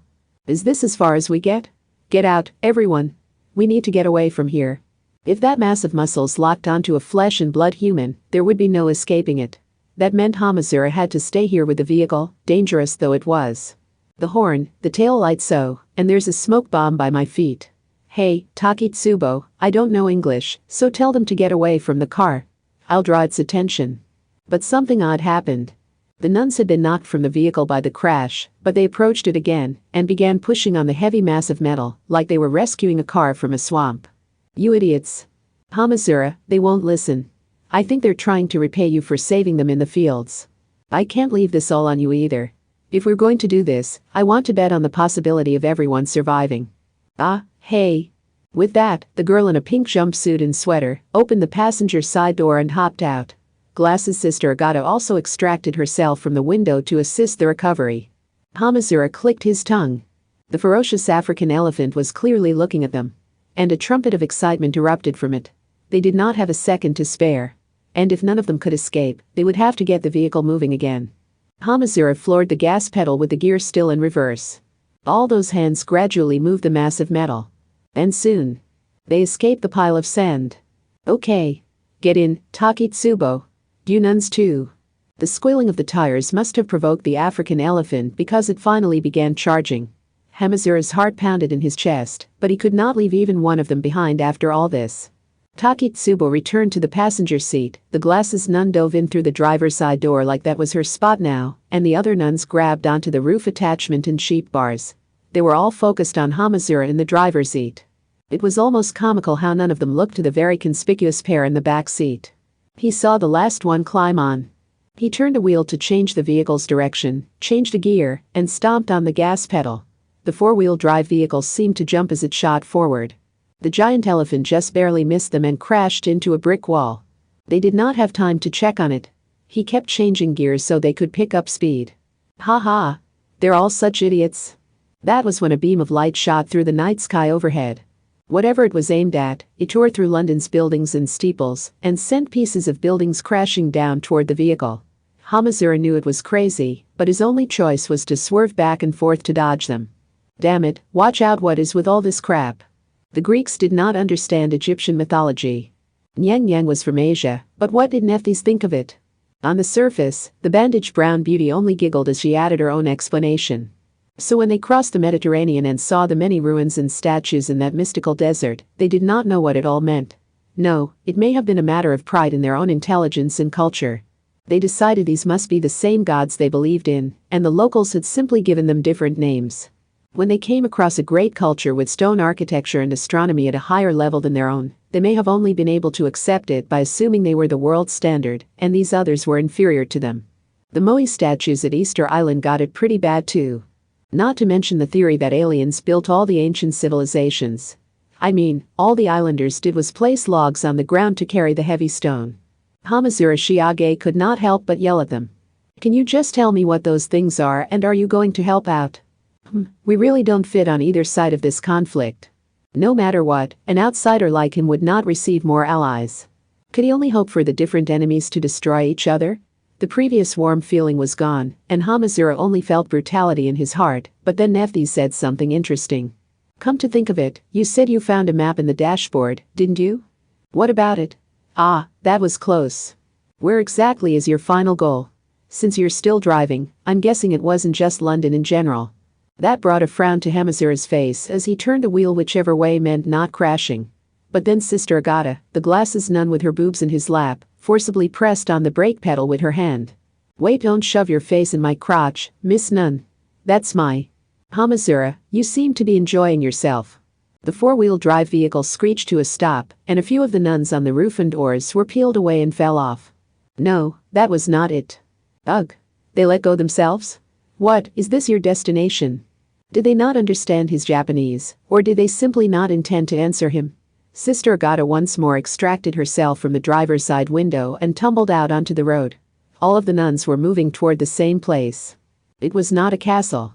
It did not seem like a mansion either. It was a wide white building on a vast area of land. Perhaps because of the mention of the Greeks, Hamazura was reminded of the Parthenon he had seen on TV. To him, every white stone building with pillars lined up at the entrance was the Parthenon. That's the British Museum, said the pale, self-proclaimed god who sounded just like a tourist. If you want something stored, there's no place better than a museum in a developed nation. Dynasties are destroyed pretty easily, so you can't rely on their palaces. And royal graves and treasure vaults all get wiped out by moisture, mice, and thieves. That's right, Nyang Yang.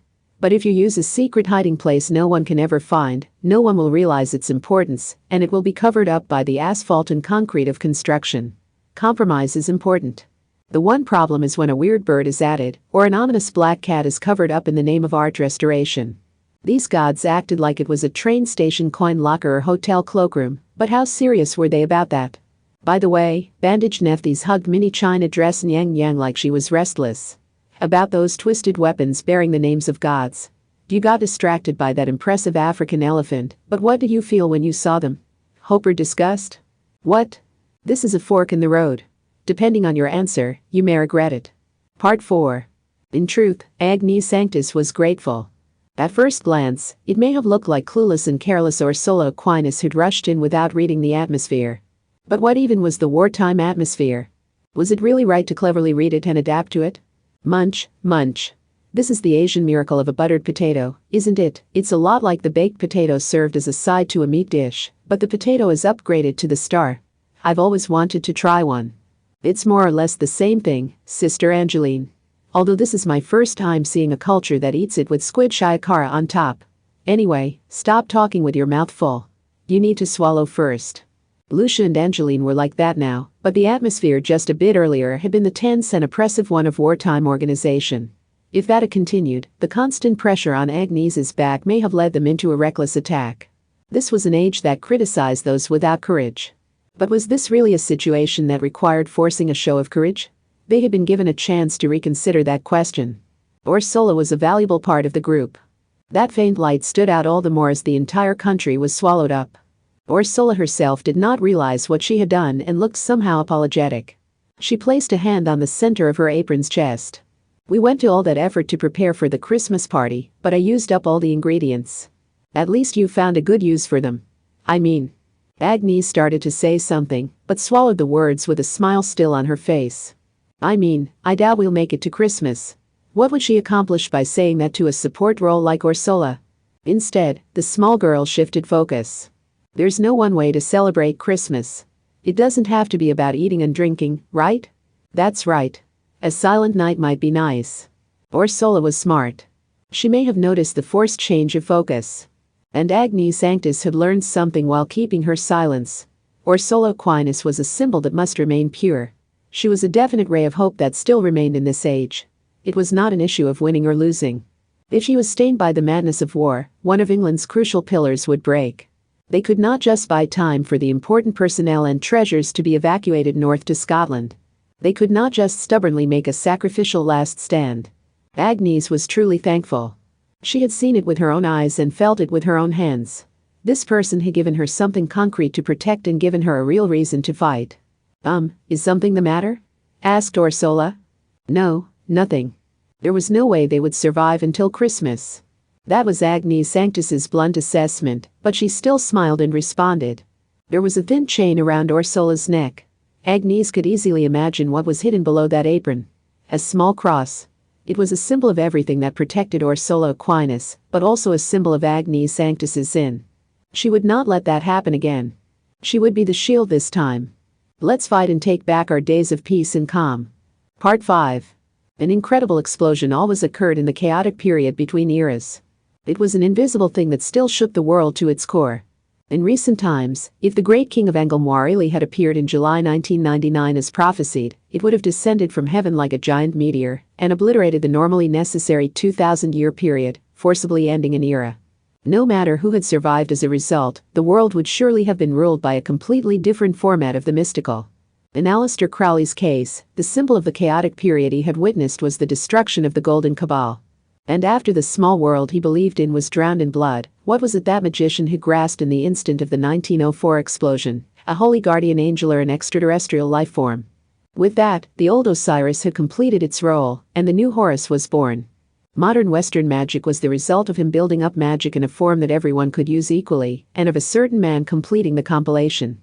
He had spread it throughout the world in the guise of documents leaking out upon the Golden's destruction. And that extremely irresponsible act had killed an innocent child. He had to have been aware of magic's danger, but he had still spread that information, while shedding tears of blood, so that he could control that global risk himself. Was anyone more knowledgeable of the magic used by human hands? Could that human really allow anyone to boast such a thing? Ha ha. 2 gusts of wind blew through. Kenzaki Kaori and Knight Leader's extraordinary athletic abilities made them the trump cards of the Anglicans and the Knights, but Aleister Crowley did not falter while between them. In fact, she seemed to be inviting them to dance. She was a silver girl with a blue blazer uniform, a witch's hat, and a cape. She should have been killed instantly, but that magician instead seemed to be in control of everything. She twirled with her long silver hair fanning out around her, as if to revel in the contradictory situation. Ha ha, ha ha, ha ha, ha ha, what's wrong, England? What's wrong, London, city of fog, magic, and gold? Are you out of tricks? Then I'll be on my way to Westminster Abbey. I will set foot in that holy ground, where Lola Stuartno, great demon Karanzan's Achilles' heel is hidden. Neck and hips. 2 silver flashes attempted to slice through her body, but loudly laughing Aleister was no longer there. She had jumped up onto the large stone blocks that continued to rain down from the heavens. You fools. How can you expect to catch me when all you've done is cram in as much power as possible without considering the original capacity?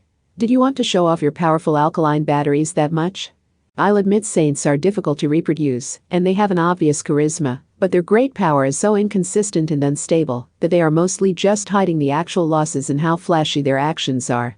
As for that armored tax collector making up for his insufficient power by siphoning it from the entire country, you aren't even worth discussing. Knight Leader moved even higher. He clung to the bottom of an airborne block like a bat. And a line of silver light dropped toward the silver girl's head. There was a slight gasp.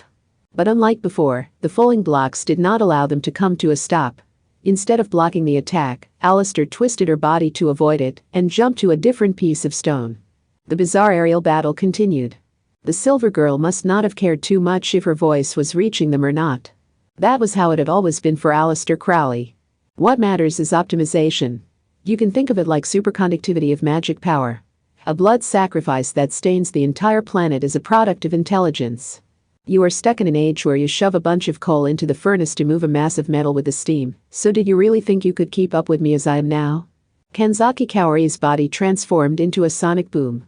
She mercilessly broke through the base of a pyramid being constructed, so Alistair was forced to alter her footwork. The silver girl landed on a stable apartment roof for the time being. She formed a gun with her right hand, aimed it at the elite knight pursuing her, and blew him away with spiritual tripping. It did not matter whether or not that attack actually existed. The attack was established by convincing your opponent it did. But it was not over so easily. If they placed their target on the route they wanted, England could launch a surefire attack. The top of a stone pillar flashed irregularly, as if aiming at the silver girl who easily escaped the lethal range of the blades wielded by fierce warriors moving at supersonic speed. Razus! The mythological attack burned the London shadows. The light was like molten metal, it spread out like a giant tree, the unneeded branches were removed, and it accurately attacked only the scoundrel of a magician. Aleister Crowley held her right palm out toward empty space. She was not using spiritual tripping this time. Nor was she taking advantage of a vulnerability in modern Western magic. A magic circle colored a sinister blood red appeared and blocked the divine attack like a shield. After being concentrated down, the red lost its shape and faded into nothingness once more. But once they knew it was there, the others' eyes could not be fooled. A faint red haze seemed to surround Alistair, as if oozing out from the lovely silver girl's outline.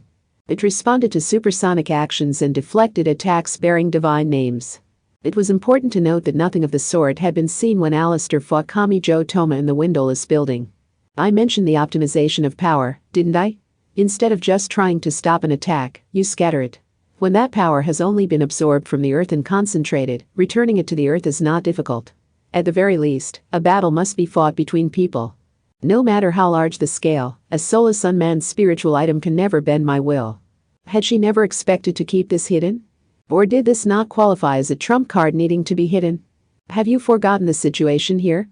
I have split into more than 1 billion Aleister Crowleys who are simultaneously attacking all 53 countries and regions of the British Commonwealth. Thus, the conditions have been met. This worldwide conflict is defragging me. I will not allow a single needless sacrifice.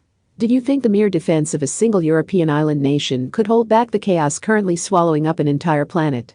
At that very moment, a drop of red appeared on the silver girl's index finger. It may have been human Aleister Crowley herself who had done it.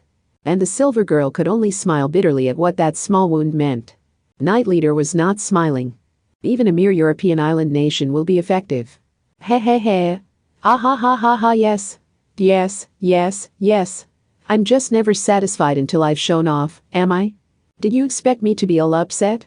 If only you had just let yourself be overwhelmed, but now I've lost my chance to stop, you noble elite. With an explosion of dull sounds, the fierce warriors' bodies disappeared. The stage had shifted again. Several tall, skinny objects rose up from the stone and steel city like they had broken through the ground. They were a row of 30-meter stone statues of historical pharaohs. The silver girl leaped to the head of one in a single bound, and Kanzaki pursued her. They jumped from statue to statue while watching for opportunities to attack each other. She must have realized that any magic she used would only be negated by a vulnerability, so Kanzaki Kaori made normal attacks with her steel blade. Aleister slipped right past those and took aim at Knight Leader, who attempted to make an attack with slightly shifted timing. Spark-like numbers danced from her fingertips, and her fingers formed a simple gun. Blasting rod. The power will grow to 10 times what you imagine. With an explosive roar that only the victim could hear, the man in a suit was blown to the side. He was mercilessly knocked straight into the ground from atop the pharaoh statue's head. Aleister used the slight lag this created in order to jump to a newly formed pyramid. No, her target was not a modern apartment or an ancient tomb. She ran along the new and old buildings like a skipping stone to make her way to the base of a stone pillar that stood as tall as a broadcast tower. What about the divine-class firepower released as beams of light? She charged straight toward it while dodging the first and second beams, and she did not allow a third. She no longer used magic. The girl's slender legs swung around, and an extraordinary attack mercilessly broke down the obelisk. That's Razus down. The roof of a normal apartment was not enough to bear its weight. As the stone pillar twirled like a giant's baton, Aleister jumped to an ancient pyramid and forcibly grabbed that pillar in her small hand. She now held a javelin measuring more than 100 meters long. The silver girl whispered from atop the pyramid. Now, then. She responded casually to the warship-sized crocodile that leaped straight up from the distant Thames. She used just her arm strength to throw the pointed stone pillar like it was a dart. She did not hesitate to skewer it. The giant crocodile had carelessly shown its head as if responding to a mayday from Razus, but it was swiftly eradicated before it could do anything. And that's Osiris Hades. Of course, it did not end there. Neither Kanzaki Kaori nor Knight Leader had been fully defeated. And destroying just a weapon or two of London's defensive firepower was not enough to turn the tide. But the silver girl actually gave a fierce smile. Send in as many as you want, watch as they are all destroyed, and fall into greater despair each time. To be blunt, no Aleister Crowley will go easy on England. Recall what you did to us. That is all I have to say. A dull sound rang out. The magician looked back from the roof and saw Saint Kanzaki Kaori running up the levels of the pyramid to reach her. The levels were stepped, but those steps were the size of storage containers. It was a superhuman feat. Aleister breathed an exasperated sigh and muttered something under her breath. I expect everyone has noticed the oddity by now, but I suppose it's time to reveal the trick. All sound vanished. No, they had moved past the world of sound. The pyramid they were standing on collapsed as the base was blown away. Someone planted their feet on the tops, sides, and even bottoms of the airborne rubble to bounce around like a pinball. The Amakusa church priestess with a black ponytail charged straight toward Aleister with a sonic boom surrounding her as she compressed the air in front of her. Shichitu no longer mattered as it hung from her belt. A mere tackle would smash the silver girl's body to smithereens. However, the girl in a blue blazer uniform, witch's hat, and cape only snorted on an airborne block while making sure she was not crushed by the stone raining down around her. A roar soon followed. Nothing in the world changed. They are those who were blessed from the moment of their birth. They are the fools who were satisfied with that and ceased to think. Have you ever wondered why the various sects of the Christian church place such an emphasis on saints? In fact, time seemed to have stopped there. Only Aleister Crowley's voice hung in the air. It is not because you are closer to the Son of God than normal people, nor because they see value in your rarity or are overwhelmed by your miraculous power. What matters most of all is that unlike the immortal God or angels, the Son of God and the patron saints that followed have their methods of execution and death clearly laid out in historical documents. In other words, if your individual beliefs are deemed to have strayed from what the organization wants, they can swiftly throw the breaker and remove you from the fight. Saints like you were no more than a convenient form of miracle. The red haze wavered like an aurora. It extended from Aleister Crowley's palm and pierced Kanzaki Kaori's side like a single sharp spear. The silver girl shoved it in and twisted it. She kicked off the mid-air block and dropped to a nearby apartment roof with her target still in her grasp. She pushed her hand in to strike skewered Kanzaki Kaori. An unbelievable impact shook the city of London. However, it did not end there. One of the fewer than 20 saints rolled to the side, and something burst from her back. Whatever it was translucent. It was a barefoot girl with a small frame yet with sexy curves. Each of the individual parts was beautifully alluring, but the overall proportions were imbalanced. It happened instantaneously. Whatever this was, it had been embedded in the battle without anyone noticing. Time seemed to resume moving, and the pyramid blocks rained down around Aleister. The translucent girl had thin wings and a wicked tentacle-like tail displayed almost too prominently on her back and the back of her hips. Her straight hair was a rainbow color never seen in humans, and it spread outwards before the ends curled inward, making it look something like a large umbrella. Her clothing initially looked like a shoulderless dress with a long skirt full of slits, because it was shaped like upside-down flower petals, but it was actually a collection of trash. English newspapers, their gray color turned yellow or brown with age, were sewn together to create the overall shape. What looked like glittering jewels were actually shards of glass, and silver duct tape was wrapped tightly around her large chest and hips. This is the natural result. The silver girl stared at the demon who had a sinister hole in her forehead. She spat out the words while the limp saint remained lying on the roof. Saints generally prefer quick showdowns, so it did seem odd you would go along with my nonsense for so long. Something scattered at the bare feet of that fool princess. There were beheading coins, the spiritual items that rid you of pain and fear for the few seconds needed for a suicide attack. Those coins were only useful during a hopeless war. As the countless sparkles fell to the apartment roof, they transformed into beer bottle caps. She was likely a symbol of hopeless war, a symbol of formless disinformation that inspired unnecessary grief. This demon was the very atmosphere that drove people mad. Even I will research my likely enemies. And knowing Kanzaki Kaori's personality, she would never work at fortifying London's defenses on her own, while the rest of the Amakusas are sent to the dangerous front line at Dover. And no matter how she was distorted, and even if she is willing to accept necessary evils, I seriously doubt she would accept the deaths of others so readily. That was the most obvious one, but what a pain. I imagine there were discrepancies, large or small, in the others as well. Hee hee. The translucent demon only laughed after being found out. That temptress's body was imbalanced after pursuing beauty too far, and she wore a dress of English newspapers, duct tape, and thumbtacks. She did not appear to be bound by gravity. Her feet never touched any surface, she ignored the concepts of up and down, and she twirled upside down. The movement could not be explained by the presence of her wings and tail. That demon's mere presence destroyed order. The newspaper articles writhed as they covered her feminine curves. Wicked, pervert, ghoul. The dancing text was driven directly into people's minds instead of via their vision, and it was all irresponsibly criticizing a certain human. Of course, she had not just so happened to pick up these malicious articles, which had grown yellow or brown like autumn leaves. The battle had already begun. Aleister Crowley had taken the form of a lovely girl. So she was not foolish enough to judge someone by their outward appearance. Hee hee hee. Hee hee hee hee hee hee hee. Honestly. With a light sound, a new figure landed on the apartment roof. Another demon had arrived. The person standing atop a rectangular chimney was Accelerator. Are we really doing this again? Is this the same as with that Ao Francisca kid? Higher life forms like Karanzan and Awis are not that common. For one thing, there are no truly pure elements in the surface of the four worlds. Accelerator, you bear the name of a particle accelerator, but not even your power can fully separate them. That is no more than an artificial demon with a much simpler structure. It just needed to control someone. It is essentially more of a tool than a life form. Not what I meant. You, the piece of shit who sat at the top of Academy City and laughed at all your successes, while filling one half of the world with tragedy and misfortune, so why do you go easy on someone just because they're being controlled? First Ao Francisca and now this. You aren't seeing your own situation in them, are you? That's your problem? The peak of a certain category gave a self-deprecating smile. Aleister Crowley has always been the one who tears down the old order. I am the complete and utter piece of shit who directly rebelled against the world's largest religion, did not hesitate to trigger internal conflict within my magic cabal, once I deemed it no longer useful, and carried the entire world to the next eon, with the completion of the Book of the Law.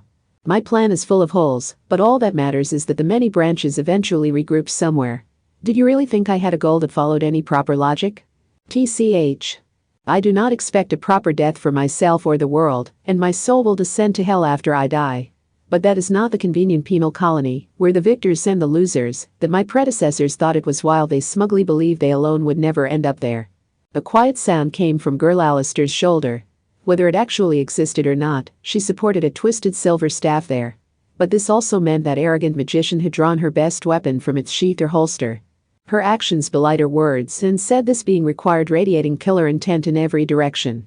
While observing the temptress girl who floated like a balloon and spun right side up once more, Aleister traced her empty hands' fingers across the brim of her witch's hat. She had quickly seen through the collection of allure who sent her newspaper skirt dancing in a crescent moon shape. Quite the stereotype. Ee-hee-hee. Nee-hee. Hee-hee-hee-hee-hee-hee-hee-hee-hee-hee. And you got the interpretation wrong. The Cliffith is often interpreted as an evil tree, and it does use demons' names for the guardians of the spheres, but that does not mean its essence is an absolute evil. Even if you were to misuse tarot, it is not simple enough for the upside-down death card to mean life or resurrection. Cliffith?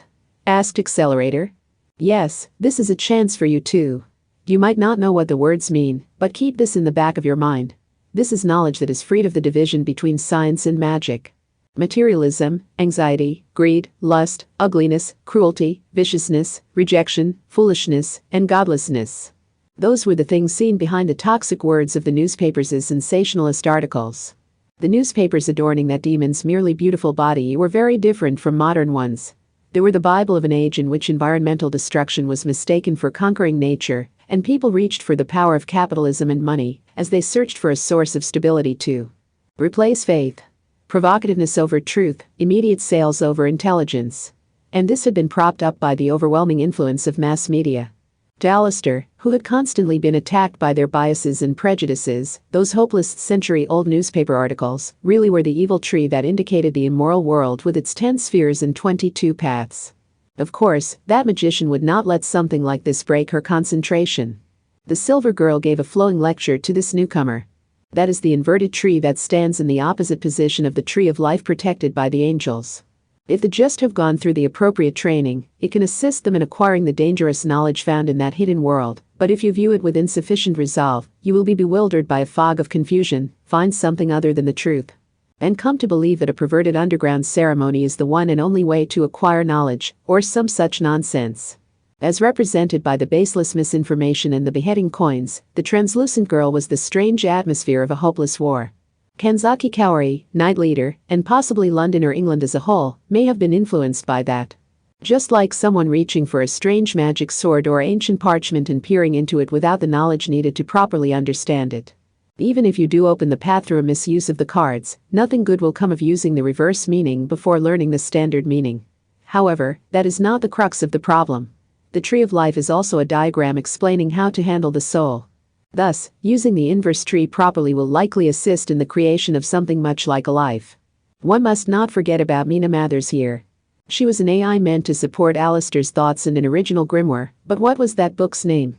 The Thoth Tarot, which Alistair had sent out into the world. And each tarot card gained power corresponding to the tree of life. Alistair had called this artificial demon more of a tool than a life form.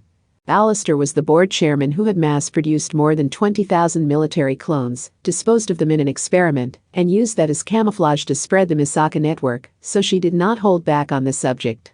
This was a tree anthropomorphized by human knowledge. She was a partial demon created exclusively as a possession specialist.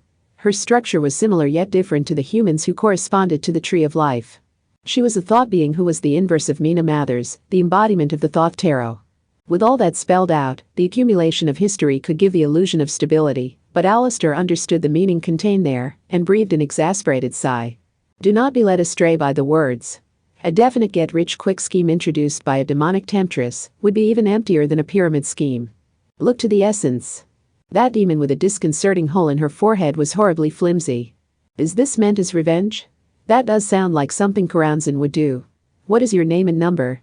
Refuse to tell me and I will drag it out of you with Newberg's method. That great demon could not refuse, so do you really think a mere creation like you could do so? He. That part is quite simple. Those 10 fingers swayed like they were adrift in the dark sea at night. Was that thread or thin poison needles that glowed with a rainbow light? Like a deadly jellyfish, the countless needles stabbed all across nearby Knight Leader's body. He became unrecognizable. His limbs bent, his body moved stiffly, he spun around, and with a swing of a slender arm, he was discarded to the side. He was not worth holding on to. This seemed to say the true battle had yet to begin. The girl demon spoke. Cliff a Puzzle 545. A pleasure to make your acquaintance. And one more thing. Yes, I see now. The John's pen structure embedded in the Grimoire library was inputted by Karanzan via Lola. Think back an era at a time and it was a simple matter. Karanzan had not changed in the slightest. England as it collapsed, A.O. Francisca, Index, and Lola Stewart. 333. Dispersion. As that number and essence indicated, that great demon obstructed the world's bonds, and that preference had remained consistent. But instead of acting as an external threat, the demon derived joy from tearing things apart by dripping poison into the group and having them ruin it all themselves. What are you going to do? Whatever I wish. The silver girl whispered a sing-song reply to the artificial demon, who disturbed the world's harmony with the threat of stereotypes.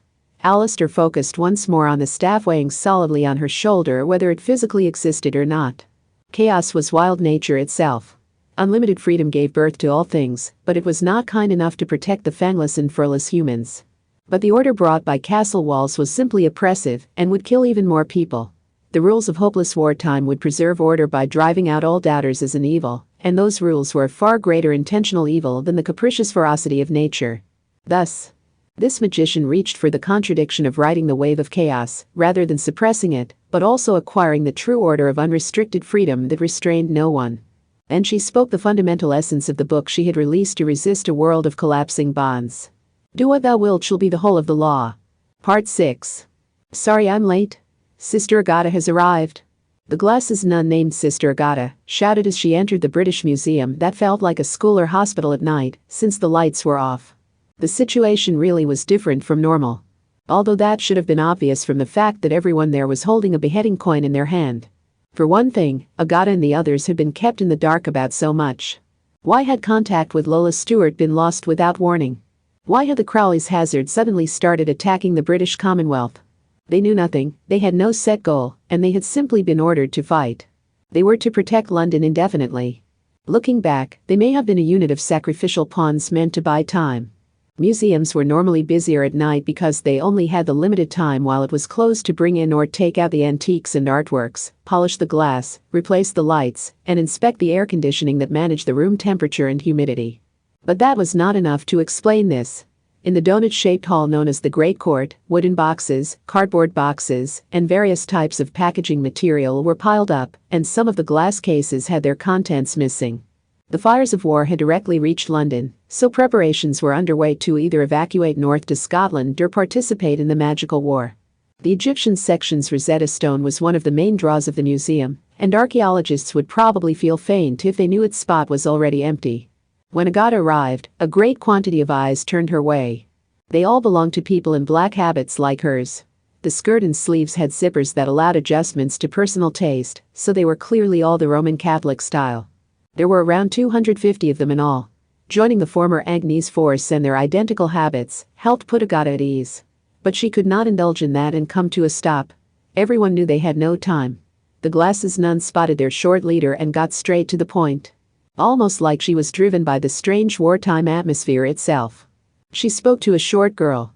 The girl's red hair formed several braids about as thick as pencils. She kept her habit skirt intentionally short to prioritize mobility. Sister Agnes, what is the situation? I only arrived a bit ago, so I don't know the whole picture, but to get right to the point, the royal family and the knights are arguing over what to do at Buckingham Palace. With the triple-quadruple final barrier broken, a direct defense of London is unavoidable. The knights charged with protecting the royals are suggesting a plan B of evacuating just the royal family to Edinburgh Castle in Scotland, but Holliger's Myrates, who's acting as an intermediary, insists the royals will not accept a plan B and demand a happy ending. During British Halloween, the current queen and the second princess had directly clashed on the front line over the future of Britain and the people who lived there, so the royal family was clearly a combative group. Once they learned they were under attack by a ghost they thought they had banished long ago, they would never even consider abandoning the capital and shamelessly fleeing. They could not use the people as a shield so they could survive. That sounded virtuous enough, but Agata wished those immature leaders would think about how much it would shake the kingdom as a whole if they were to die in battle. Or is someone putting those words in there? No, I'm overthinking this. But it is true we haven't heard anything directly from the royal family. The force took its name from her, so when Agnes began to speak, the other nuns gathered around. First, tall Lucia asked a question as if to confirm what she already knew. I had thought our plan was to fortify the city's defenses by regrouping the remaining forces that were called back from the collapsed front line, but what is our objective then? Are we to eliminate the Crowleys flooding the streets, or are we to buy time for the VIPs to escape to safety? Whatever their plan was, they still had a large army approaching them. If it took too long for the royal family and the knights to come to an agreement, they could end up starting a marathon without knowing where the goal was. It might finally be time to use their beheading coins. Agnes made sure Ursula was not nearby and then sighed. First of all, do you think we can win this? We're only hearing about the shortest route across the Strait of Dover, but the routes from Spain and Scandinavia are apparently approaching their boiling points as well. Once those cups run over and the Crowley's Hazards cross the ocean from there really will be no stopping them. And if they come from the North Sea, evacuating the royal family to Scotland's Edinburgh Castle might be meaningless. I just don't see how risking out lives buying time is going to improve the situation. With just one route of entry, they had failed to push back the enemy and allow those monsters to reach London. And a second and third route would soon be established, so they did not even want to run the numbers on how outnumbered they would be. It was enough to feel faint. The higher-ups might be choosing a strategic withdrawal, but that was looking like delaying the inevitable, like escaping to the roof when your high-rise building was on fire. No matter what calculations they ran, there was no hope to be found. Even if someone charges the enemy with a rousing battle cry, they aren't going to turn this around. How can we buy time and who can we help escape? That would be the bare minimum of an optimistic view, and we can only reach it by throwing away our own lives. Yes. Even after shifting their goal that low, it still counted as optimistic. If they staged a last stand, the odds were much better they would be killed without accomplishing anything at all. Not much was worse than being ordered to simply defend without given a clear goal. It turned a group of human beings into a barrier of expendables. It was such a straightforward way of putting it that Agata and Lucia both fell silent. It may have been Agnes's ability to keep this kind of meeting going that had made her the leader of these 250 girls. Then another nun whispered in her ear. Sister Agnes. The list will be complete soon. We have categorized them using 3 different systems. I see. Each of the orderings is based on a complex series of logical calculations. If you simply choose from the top of the list, you will not be held responsible. This list ordered the 250 nuns in the British Museum based on their usability, and it would be used to select the members of a suicide squad. However, Agnes Sanctus breathed a quiet sigh so that no one would notice. If the time came for that, she intended to toss that list aside. As their leader, she would have to take responsibility and throw her own life away. That is merely running away, whispered the nun who stayed in the shadows with her eyes closed. You must make a decision and throw out the lives of others. You are only trying to escape that pressure. Maybe so. She slowly let out a breath. Whether she would use it or not, they were probably hurrying the completion of the list. The other nun left to go elsewhere, eyes still closed. Agnes focused on Lucia, Angeline, and the others in front of her. Whether or not we will defend the city with our lives, the battle has arrived in London. This is a battle within London instead of a battle on the way to London, so we cannot avoid damage to the city. That means this is no longer a battle to defend. It is a showdown in the capital city. We cannot hope to put up a fight if we are not prepared to destroy the city ourselves. It was abnormal enough simply to have an external enemy directly entering a country's capital. From here on out, nice-sounding ideals would not be enough. Just because the stage had shifted to London did not mean they could go on a rampage, knocking over buildings willy-nilly. They had to allow the royal family and the important materials to be evacuated north to Scotland, they had to keep the civilian casualties to a minimum, and they had to prevent any repercussions related to the Tower of London's prisoners or the hidden magic cabals. Before, they had been able to line up barriers on a plain, aim their weapons from there, and focus on fighting, but now they had to fight in an entirely different way. They of course had an overwhelming disadvantage as the ones being invaded, so they would have to forcibly make up for that somehow. And that would require using one life to protect another. The existence of the list flashed through Agnes's mind again. I used a back channel to acquire a map showing the distribution of independent indoor evacuation within London. We can start by using that to decide which buildings we can bring down to form barriers, and which areas we need to keep the enemy out of. Of course, they did not have time for preparations here either. The enemy had already crossed the final line and entered London. Someone would have to stop the Crowley's hazards while they made the city into a labyrinth. Even if they did complete the preparations for that labyrinth, they would only be buying time based on time already reckless bought by others, so there was no guarantee of victory. And what would happen to the unsupported humans who stood in the way of the Crowley's hazards? They had no exceptional joker, so normally thinking. We need to use a suicide squad here. They would be committing suicide. They would be killing themselves with their attack. Meanwhile, whether she had realized what this meant or not, Lucia frowned and spoke. The people will hate us for it. Even if it saves their lives. Well, we need to prepare ourselves for what's to come. Agnes gave a thin and somehow troubled smile. She scratched her cheek, which had the softness of a teenage girl. Since they are duty-bound to protect the kingdom, the royal family and the knights can't choose to destroy London themselves. Meanwhile, former Catholics like us are outsiders. We have the advantage of choosing options that will make people question our patriotism. At 250, their numbers rivaled a small school. That might sound like a large army, but Agnes and the others had been reduced to the level of dirt in their fight against Biagio Busoni, who had contaminated the Roman Catholic Church and God's right seat, who had lurked even deeper in the church. They had been forced to make an enemy of 2 billion people around the world, which was literally several orders of magnitude higher. It was practically a miracle that England had accepted them as a temporary home. They had not been given time to really plant their roots here, but they had been taught how to hold kindness in their hearts. They could not let that go to waste. They would save as many English people as they could, so she wanted to accept as many nuns as she could. And to that end, Agnes Sanctus was willing to use her own life as a pawn. She did not know what kind of treatment the magician named Aleister Crowley had received from this country. Agnes and the others had been accepted for now, but they might eventually end up on the receiving end of those thrown stones. But this was not the time to worry about that. There was something they could try and people they might be able to protect. She did not care if they were accused of being ungrateful. Did they want to be saved, or would they go to die? Would they move forward, or would they fall back? Agnes did not know what exactly was in Lucia, Agata, and the others' hearts. Then Angeline, the small braid girl clinging to Lucia's back, opened her mouth. Didn't Holliger's my rates, was it? Didn't that knight summon us to the British Museum because some powerful spiritual items were being stored here? Didn't he say they were hidden in a puzzle of stacked boxes, so not even the normal personnel were aware of them? Yes, he apparently found some documents that Archbishop Lola kept in Lambeth Palace. It seems they have already been removed, though. Agnes acted confused in a different way from before. A low tremor rose through the floor of the British Museum, which stored so many antiques and artworks. The museum was built to prevent a single crack or chip to its contents, so the fact that the outside shaking was reaching them inside was proof of a serious emergency. An obelisk could easily shoot down a mobile fortress. A warship-sized crocodile swam through the winding Thames. A catapult flung stones with enough force that they cracked the ground upon impact. They were all exceptional jokers.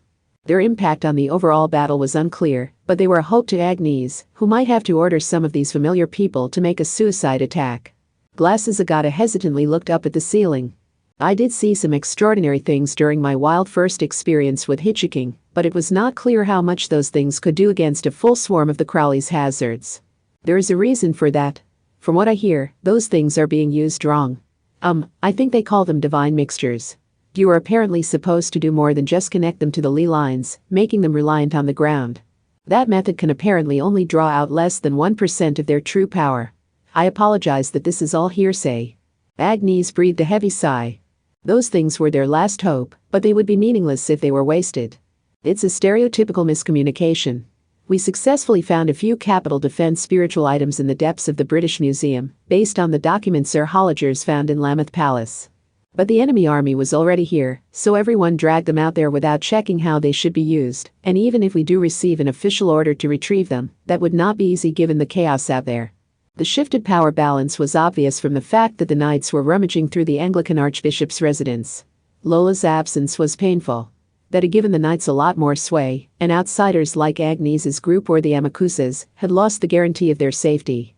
So we have usable capital defense spiritual items, but they can't use their full power, and we can only sit and watch as they're destroyed one by one. Would they jump straight to a suicide attack, or would they have time to attempt a less hopeless fight first? It was gradually dawning on them that that decision was being decided by people other than them. Lucia looked furious, but Agnes raised her index finger. So at Sir Holliger's request, they are being hurriedly retrieved by freelance couriers that exist outside the chain of command.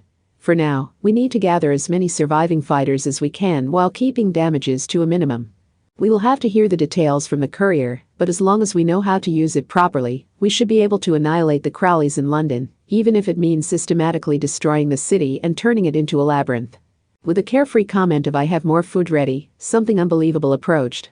Even if the British Museum's Great Court was part of the tourist area and had plenty of glass cases to protect everything, it was still strange to see gentle and carefree Ursula Aquinas wearing an apron over her habit and pushing a food cart toward them. Any antiques maintenance and repair specialist would have foamed at the mouth and fainted if they had seen it. But just then, a monotone buzzer rang. It was likely from the main entrance. Normally, that would not be audible in the donut-shaped hall, but even if it was full of frantic energy, the museum had not eliminated the darkness of a school or hospital at night. The rude blast of noise at the guard station made its way all the way here. Everyone turned toward it. Even Ursula. This signaled the arrival of the supplies needed for a comeback, but was that a fortunate or unfortunate thing? Holding a means of resistance meant they could no longer choose an easy death. They had no choice but to enter hellish London once more. There were around 250 of them. And Agnes Sanctus, the small leader who gave the force its name, spoke all of their thoughts aloud. So it's here. Part 7. An obelisk broke. It took flight. It skewered a giant crocodile. What are we supposed to do about this? Kamijo Toma, the petty bourgeois who could not participate in that mythological level battle and was honestly more afraid of the scorpions and cobras, muttered blankly to himself. The Egyptification of the city of fog must have been accelerating. The silver sand had been no more than a thin fog before, but now it fell like volcanic ash and started covering up the asphalt roads. It sort of reminded Kamijo of Academy City littered with element remains after the heatwave. Meanwhile, often aside while recrossing her slender legs with her tiny butt on the boy's shoulder. The pyramids and giant statues kept appearing and disappearing on their own, so he avoided touching them with Imagine Breaker, while relying on the normal asphalt that was being erased by the silver sand. He had touched some wall art before, but that was too small a sample. If something did collapse at his touch, they could easily be buried alive. From the look of things, I'm guessing Alistair is causing all that destruction up there. Is this the war she was talking about? If so, she's a lot softer than I expected. And I doubt just seeing a baby's face would have triggered it at this stage. A god of war saw things on a different scale entirely. Kami-jo was starting to feel dizzy from these other dimensional visuals, so what did she find lacking? Once you had destroyed the triple-quadruple barrier from within, you may have had no strategic value to Alistair. Or to put it another way, why do you assume you need to risk your life and fight here? Wait, you need to ask these questions, human. You're not some wage slave that has mistaken the runner's high of overwork for actual value. When she shouted in his ear, Kami-jo came to his senses at least a little. Yes, that was right. I don't need to force myself to run right into the most dangerous area, do I? That's what I'm saying. They might be in a state of high alert, but the people of this country are not as diligent as the Germans. Not all of the shops will be closed, and England is a country of pubs that serve plenty of craft beer and Scotch whiskey. Wait, Athanas. We can't go to an actual bar. I don't want to hear anything from Mr. Soft Drinks who can't even bring himself to drink the tap water, much less alcohol. Anyway, unlike France or Spain, England's cities do not go to sleep early. We can ignore that magical battle between those idiots busy giving their minds a workout, find someplace to kill some time, and eat some fish and chips, while creating a nice vacation memory between just the two of you or whatever. Either way, what do you want me to do when I only have 72 yen in my wallet? Are you serious? Is that really so bad it makes a god fall silent? No, wait. I have something else here in my wallet. Go to a drugstore or convenience store with this Tsuki T-point card endo, I guess it wouldn't work in England. It's looking like I really will need to brave the foreign tap water. No matter what he did, Kami-jo could not escape these more boring threats to his life. With service charges and table charges, modern places would take money just for sitting at a table without ordering anything, so it did not look like they could flee into a sturdy building. In that case, they would have to find safety while outside. As big as it is, this is still just one city, right?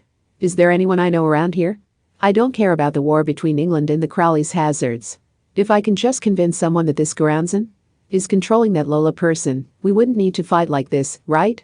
Whatever Lola's nature, I seriously doubt reconciliation is an option now that the Crowley's hazards have unilaterally invaded their homeland, but fine. That is the board chairman's problem. So who do you hope to find? Anyone, really. It could be Agnes, Sherry, Birdway, Oriana, Lesser, or hell, even Princess Villian or Queen Elizard. I'm a little afraid of Ursula who was wandering around the Tower of London, though and weren't there even more people with those British-sounding Western names? With that many, surely I can run across one of them, right? Hey, human. Is it just me, or were all of those female names? Ow, my earlobe, did you pick up Index's biting habit? And I can't help it that all of the British guys are terrifying people who tend to rush to the other side of the moral debate. Like Style or Aqua, they can't take a joke, and not one of them has a temperament that's just right. Has he completely forgotten that a god of war got fed up during a battle against him and threw in the towel?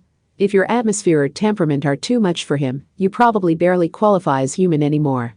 Just as they were discussing that, they heard the old-fashioned clip-clop of horse hooves through the thin curtain of silver sand.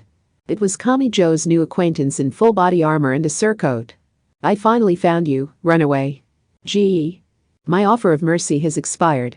I will lasso you around the neck and drag you back to the Tower of London. Wait, are you a knight or a cowgirl? Are you unaware America broke away from England, human? His little neighbor unhelpfully explained. He would be in trouble if he was caught by this knight who was not very nice to her horse by making it gallop over the asphalt to reach him. The Tower of London was irrelevant here. Dragging him around by the neck could easily be a death sentence. SSS stairs. Where are some stairs? Horses can't handle height differences, can they? Sigh. I can tell you've never watched those horse riding competitions, human. A properly trained horse can easily handle heights up to their chest, and a horse trained for security around Buckingham Palace will have no trouble with stairs. Wah. He had no choice but to eat his words. He made a frantic change of course, reached both hands up to the edge of a pyramid block on the main road, and somehow managed to climb up on top of it. Where are you, runaway? Running and hiding at this stage is Craven. Craven? She's really going all in on this old-fashioned knight thing, isn't she? And how am I the craven one when she's using a full set of weapon, armor, and horse against a defenseless and unarmed person? He was apparently in a blind spot when viewed from the ground. Instead of risking a peek down, Craven Kami-jo Toma curled up like a roly-poly and held his breath. Then that giant roly-poly was sent flying when a scooter suddenly ran into it. It took him a second to realize it given how sudden it was, but this was a proper traffic accident. The ear-splitting screech of brakes echoed from the ancient ruins taking over London. Huh? That didn't sound good. I really wish everyone had obeyed the evacuation order. And the sand in the air is such a pain, since it reflects the headlight back at me if I turn it on. We are far too busy to mess with this. And who was it that said we could avoid all the people and wreckage if we drove along the ruins themselves? Honestly. Someone shouted from the ground below. The female knight in silver armor and a surcoat dismounted her horse and climbed up after hearing the loud crash. But she must have been dutiful through and through, because she grew pale and ran over to assist the spiky-haired boy, even though he was an enemy and a runaway prisoner. She may have felt like a police officer who had pursued a runaway criminal a little too far with their police car. Meanwhile, the culprits looked down at Kamijo Toma, who was trembling, in the straight-laced young woman's ample chest. One of those goody-goody knights is here. And while we're on a covert operation. Lend me a hand here. If we leave them like this, we can't correct our mistake until that stuffy knight, who will probably take her virginity to her grave, completes the recovery magic on her own. You provide the consumable candles and incense. And who is that kid anyway? A drunk who ran out of alcohol and couldn't stay put, or a foolish young priest out on patrol? While lightly convulsing, in the arms and chest of the female knight, atop the neatly aligned giant stones, Kamijo heard what those true pieces of shit were saying. And their voices sounded familiar. When he matched faces to those voices in his head, the Kamijo Toma lightning struck. Lesser and Birdway, have you two formed a magical crime duo? Are you running around out here to take advantage of the chaos, and don't put multiple people on a scooter? Do you even have a license? Magical crime? The female knight's eyebrows twitched as she held the boy close, with her defenses lowered in a variety of ways. The guilty pair panicked. Crap, that guy's a goody-goody too. Run away, run away. Oh, he's tough enough to walk this off. And given his right hand, trying to heal him would be a waste of time. Let's get to the British Museum already. One was an imp from a Wanab magic cabal, and the other was the boss of one of the modern world's largest magic cabals. Both of them were small girls, and they tried to sneak back onto their scooter. But then someone else fell from the night sky. Yo, what do you think you're doing, Toma? BFHH? It came from above the proud blonde girl's head. Index the silver-haired nun rained down upon the pyramid, eating away the London cityscape. It was a lot like the mysterious phenomenon of frogs or small fish falling from the sky. Even that arrogant cabal boss was caught off guard by this, so she was easily crushed between the falling nun and the lower level of stone material. She ended up sprawled out while face down. The sudden occurrence shocked the female knight into squeezing the spiky-haired boy's head, but Lesser in her lacrosse uniform and devil's tail panicked even more. See, crap. Did someone sniff out our transport route as a courier? I can't let anyone take that thing from us. Another mysterious phenomenon provided a finishing blow. The night sky was split apart by a spotlight that shined directly down on Lesser's head.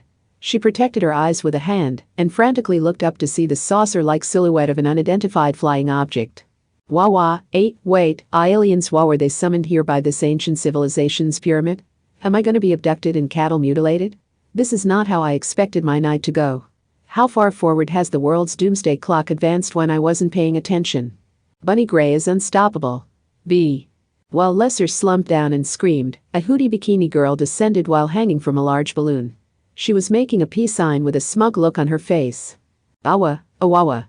Meanwhile, an armored person was acting like a little girl squeezing her stuffed animal after a bad dream. It was the female knight and she was holding the spiky-haired boy, but... when did you sneak up so close, invader? The fully equipped female knight mistook Kamijo Toma for an alien and shoved him away with both hands. He held his back and then steadily rose to his feet, but his suspicions were already as high as they could go. Or rather, most anything Lesser was involved in was bad news.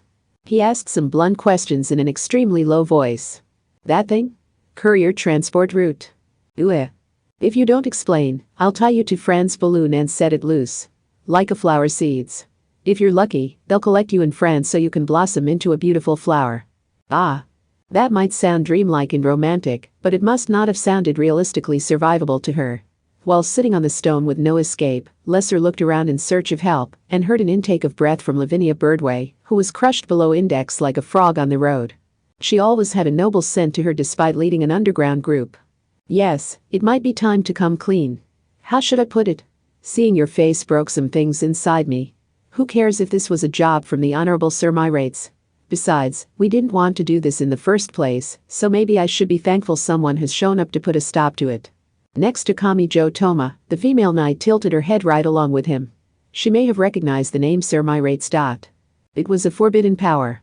Birdway had all the information, and the look on her face suggested it had been a mistake to not take the ignorant boy's side in the first place. I should have thought about whether I would be able to look you in the eye.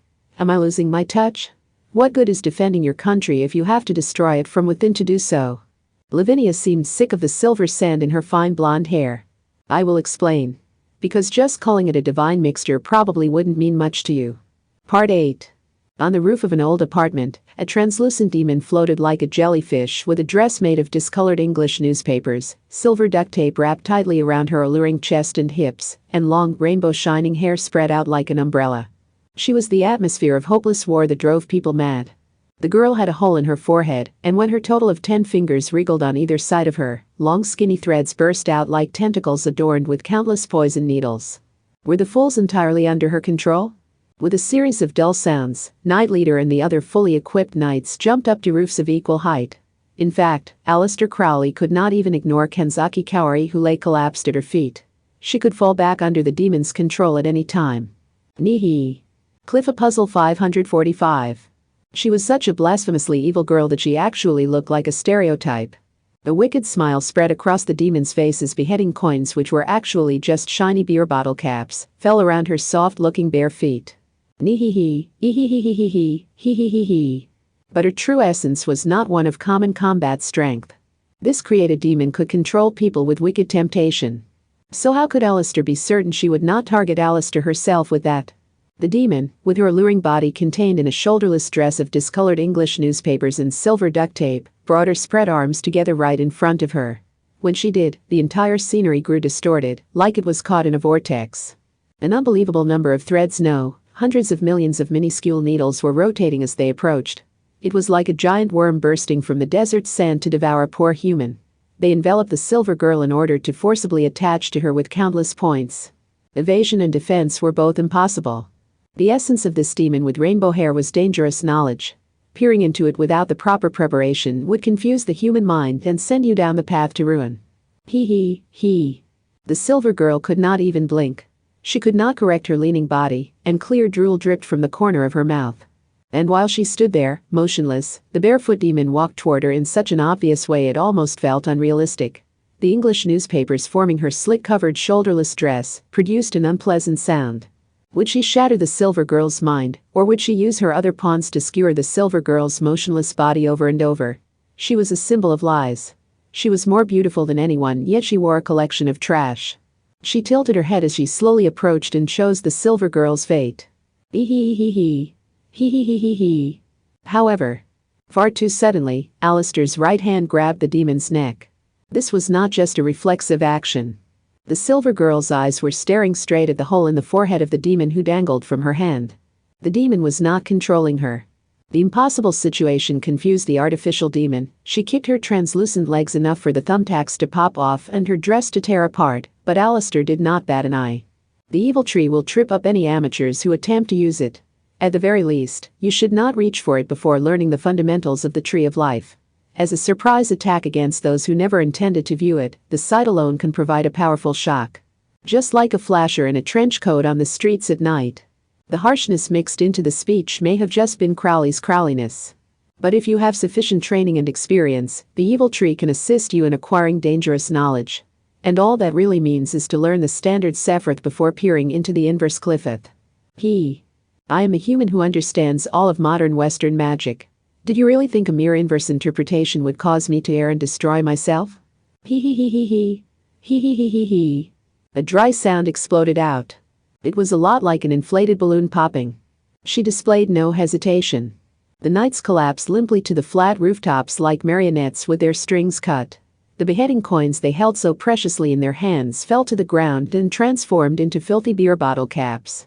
While showing no concern for the demon girl who had been blown away without a trace, Accelerator spat out a comment from atop a rectangular chimney.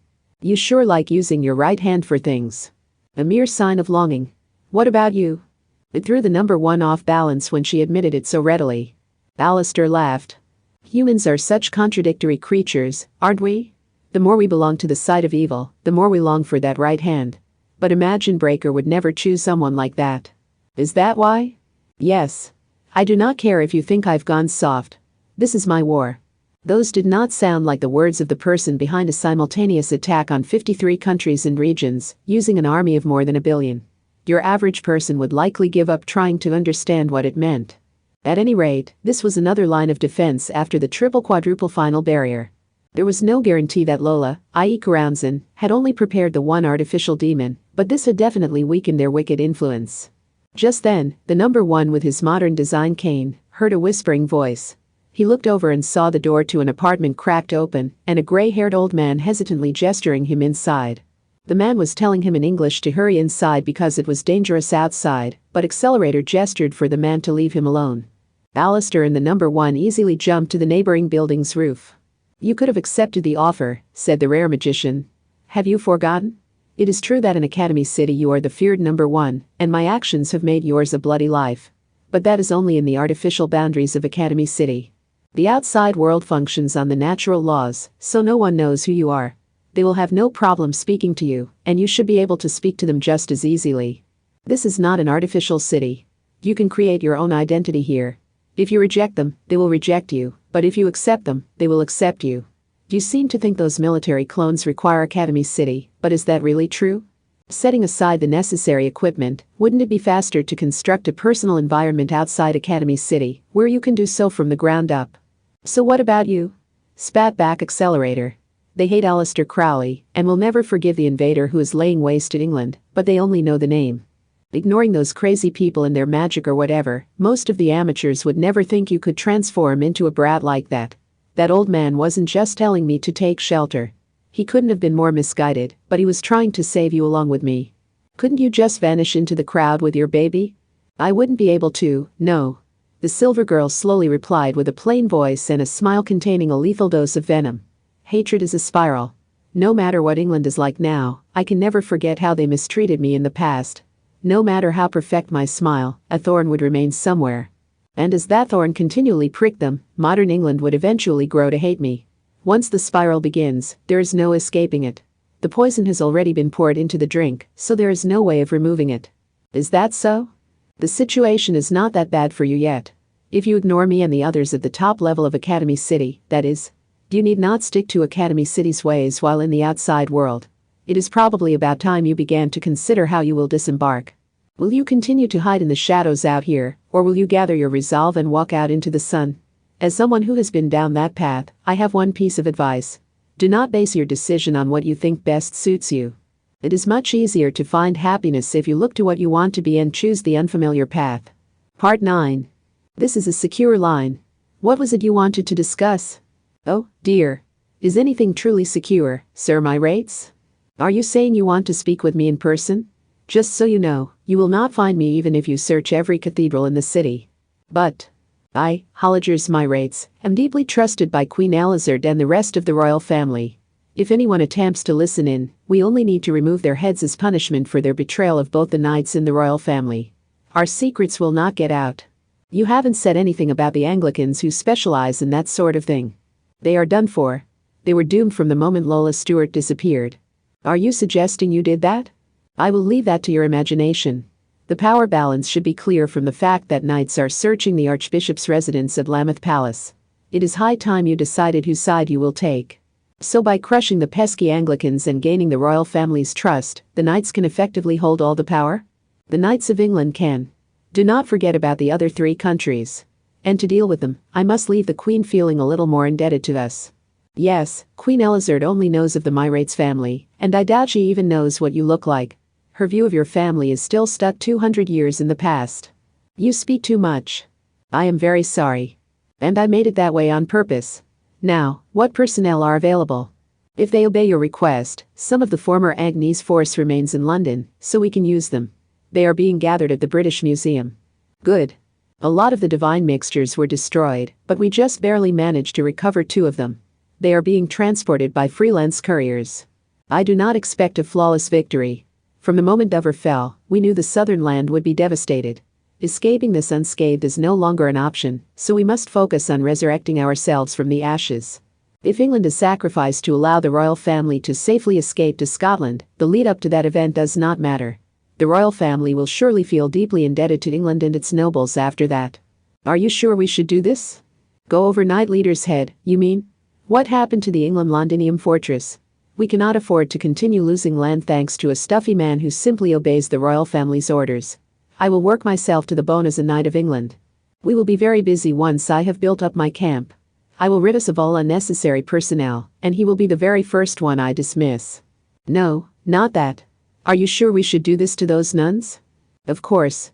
I am acting with the intent of throwing England into the fires of war, and using that very furnace to resurrect it, so they at least need to make themselves useful. You understand, don't you? I am reorganizing the personnel. So you are indirectly executing those nuns by sending unnecessary personnel into an unwinnable battle?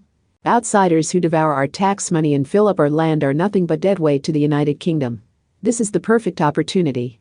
This might be a fruitless war, but we can make the best of it by cutting away the fat to optimize ourselves. But I will give them some hope. Even if it is only a way to ensure those girls dive into the furnace all on their own.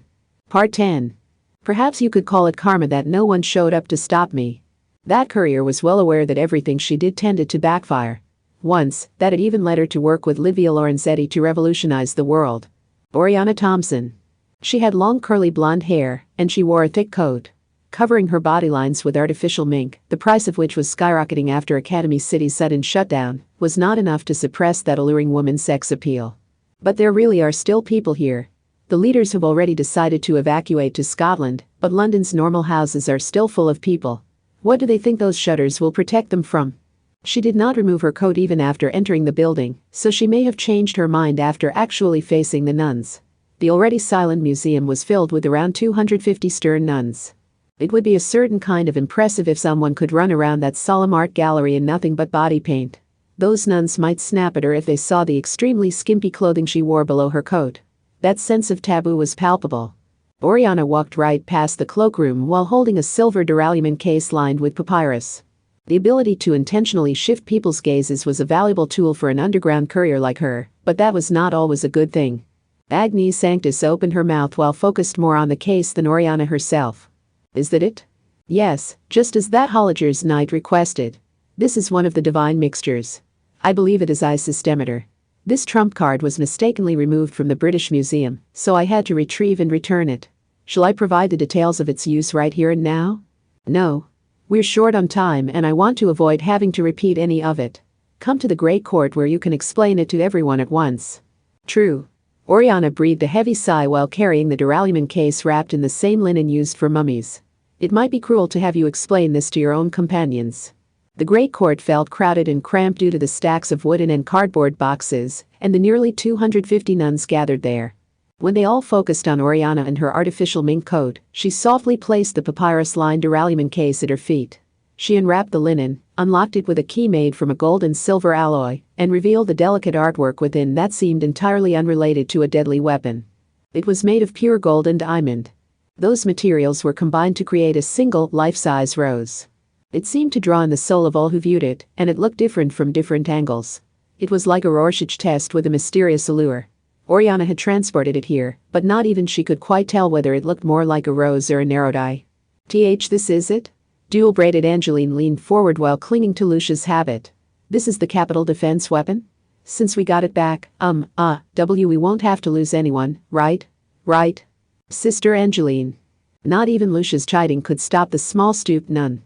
She was clinging to far more hope than the previous explanation warranted. She was implicitly saying she did not want to die. And Oriana did not think that was a bad thing. No one wanted to start a fight when your fate was known from the beginning. If there was some hope, they would want to grab at it. But a glasses nun frowned. I know Sister Angeline just asked this, but is this really the trump card Holligers mentioned? Is this really one of the capital defense spiritual items that Archbishop Lola had in reserve? It is pretty to look at, isn't it? Courier Oriana Thompson had decided to take the role no one else wanted. She considered how she should go about explaining this. And you might be able to win. If you use this divine mixture properly. She started with the conclusion. Angeline was not the only one who gulped. I'm not just talking about buying time in a slightly better way than the worst case scenario. I mean actually fighting and actually winning. You can settle things with the Crowley's hazards pushing into London. This would provide you the power to do so. They would be grabbing a powerful weapon in order to match an absurd enemy. From there, it would escalate. Oriana did not touch on whether or not that would really be a good thing. That sort of argument would be far too empty and heartless for these cornered girls. This might seem unthinkable to the pious nuns of a monotheistic faith, but just look at it as something people in a distant world think. While it is best to understand all truths through the pursuit of a single mythology and faith, that is not always possible. To get an idea of how difficult a path it is, just think of how great a magician has to be before they reach the level we call a magic god. When it comes to that, we have no intention of using the tricks and shortcuts known as magic. As the 250s leader, Agnes made a bitter amendment as if to correct a past mistake. Oriana did not bother arguing the point. You can understand it to an extent, but you never know what you are missing along the way. When faced with such a gap, people will try to forcibly apply what knowledge they do have. This is especially common when attempting to translate another culture or religion from across the sea or desert. The nuns had a variety of reactions. One listened intently in order to grasp at this hope, one refused to listen because she had already hardened her heart and did not want her heart to be shaken anew, and one was afraid her hand would be brushed aside if she reached for it. They all had their own unique reaction. Oriana thought for a moment and lightly embraced her alluring body, while toying with the artificial mink of her coat. For exemplies, the eastern island nation of Japan has a god known as Dakini Ten. She rides through the world on a fox, is linked to Inari worship, and responds to all people's prayers. However, she has her origins in India where Dakini is a god with no connection to foxes. There, she is a death god that rides around on a jackal. But because jackals do not exist in Japan, they attempted to understand her by forcibly applying a similar four-legged animal to her. That established a link to the foxes of Inari worship and gave her a unique interpretation as a god who answers prayers rather than predicting death. Take the algebra problem of 1 plus x equals y and solve for y. 6 and 9 might look similar, but the answer changes entirely depending on which one you fill in for x. Monotheistic Agnes sounded dumbfounded. Is that really okay to do? Not normally, but it can be useful at times. Think of it like activating a light bulb by stabbing electrodes into a fruit in place of a battery. The courier in an artificial mink coat continued her explanation while glancing over at aproned Ursula, who was jumping up and down like a child to see I's systemeter over the crowd, and oblivious to how this made her large chest jiggle. Egyptian mythology has been twisted quite a lot. For example, the Sphinx's riddles were an invention of Greek biases and preconceptions after crossing the Mediterranean. And when we decipher Egyptian myths today, one important piece of information is the Rosetta Stone, which is written in Egyptian hieroglyphics, Standard Egyptian writing, and Greek. So all of the Egyptian culture deciphered using that as a starting point is no more than an interpretation seen through Greek eyes.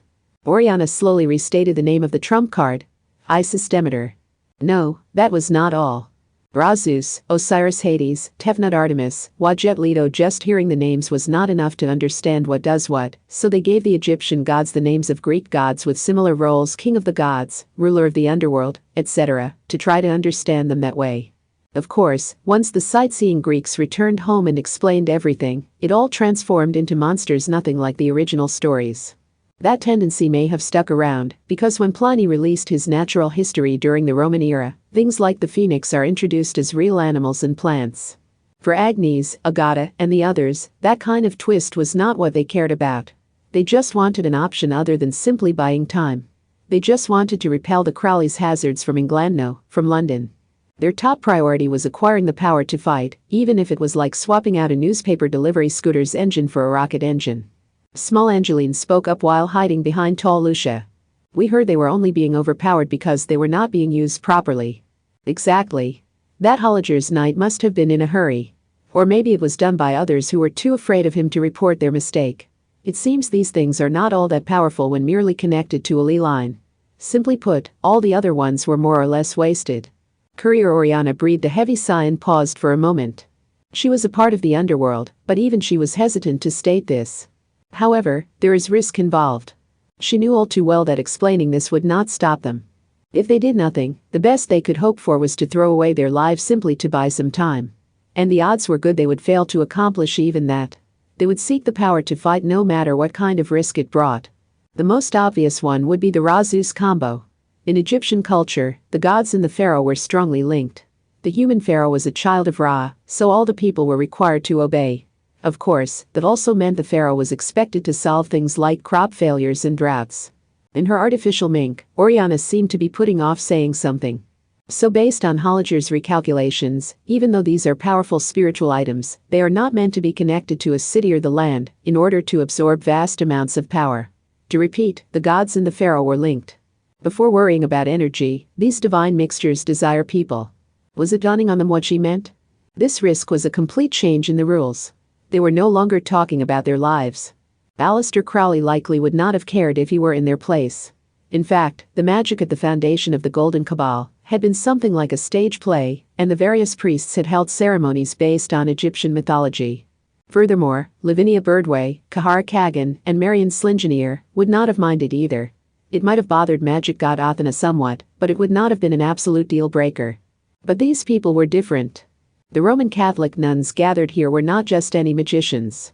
Simply put, the Isis Demeter divine mixture cannot display its true power unless someone offers up their body and fuses with the Egyptian or Greek god. Now, can you do that? When you have already dedicated yourselves to the absolute Christian God. That was it. For Agnes, Lucia, and the others, hearing that condition felt like having a rusty stake driven through their heart. The beheading coin could disperse their pain and fear for a few seconds, but not even squeezing that could distract them from this. This was even greater than the fear of death. From here on, we will leave the interpretation up to you. Oriana Thompson let out a gentle breath.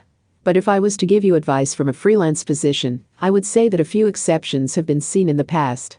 For example, the word Maria Canon was created when the people in the Amakusa region of Japan hid holy images within the many Buddhist images to escape the shogunate's harsh persecution. The stories of Saint Vitus are theorized to have incorporated stories of an old Slavic god. The world you know is not necessarily all there is to Christianity. Incorporating different cultures and civilizations does not always decrease its purity.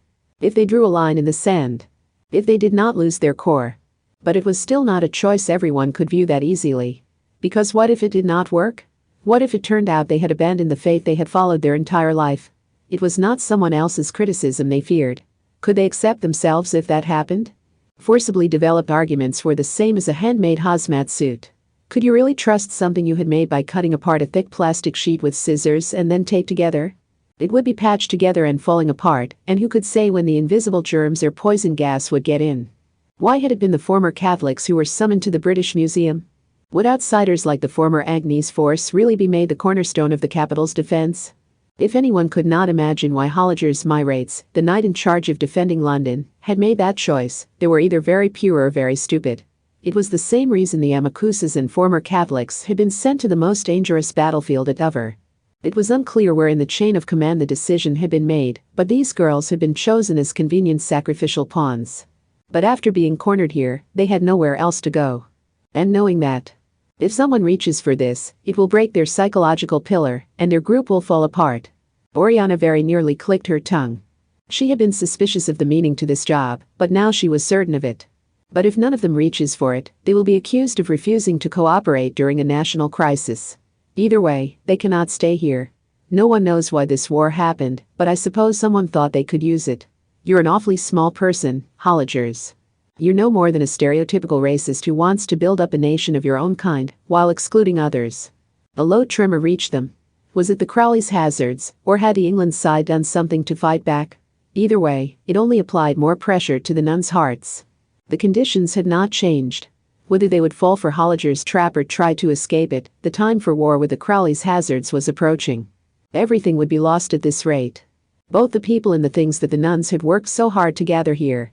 Kanzaki Kaori and Sherry Cromwell lived in the same dorm as them, but those two had been given different orders for some reason, and were not here.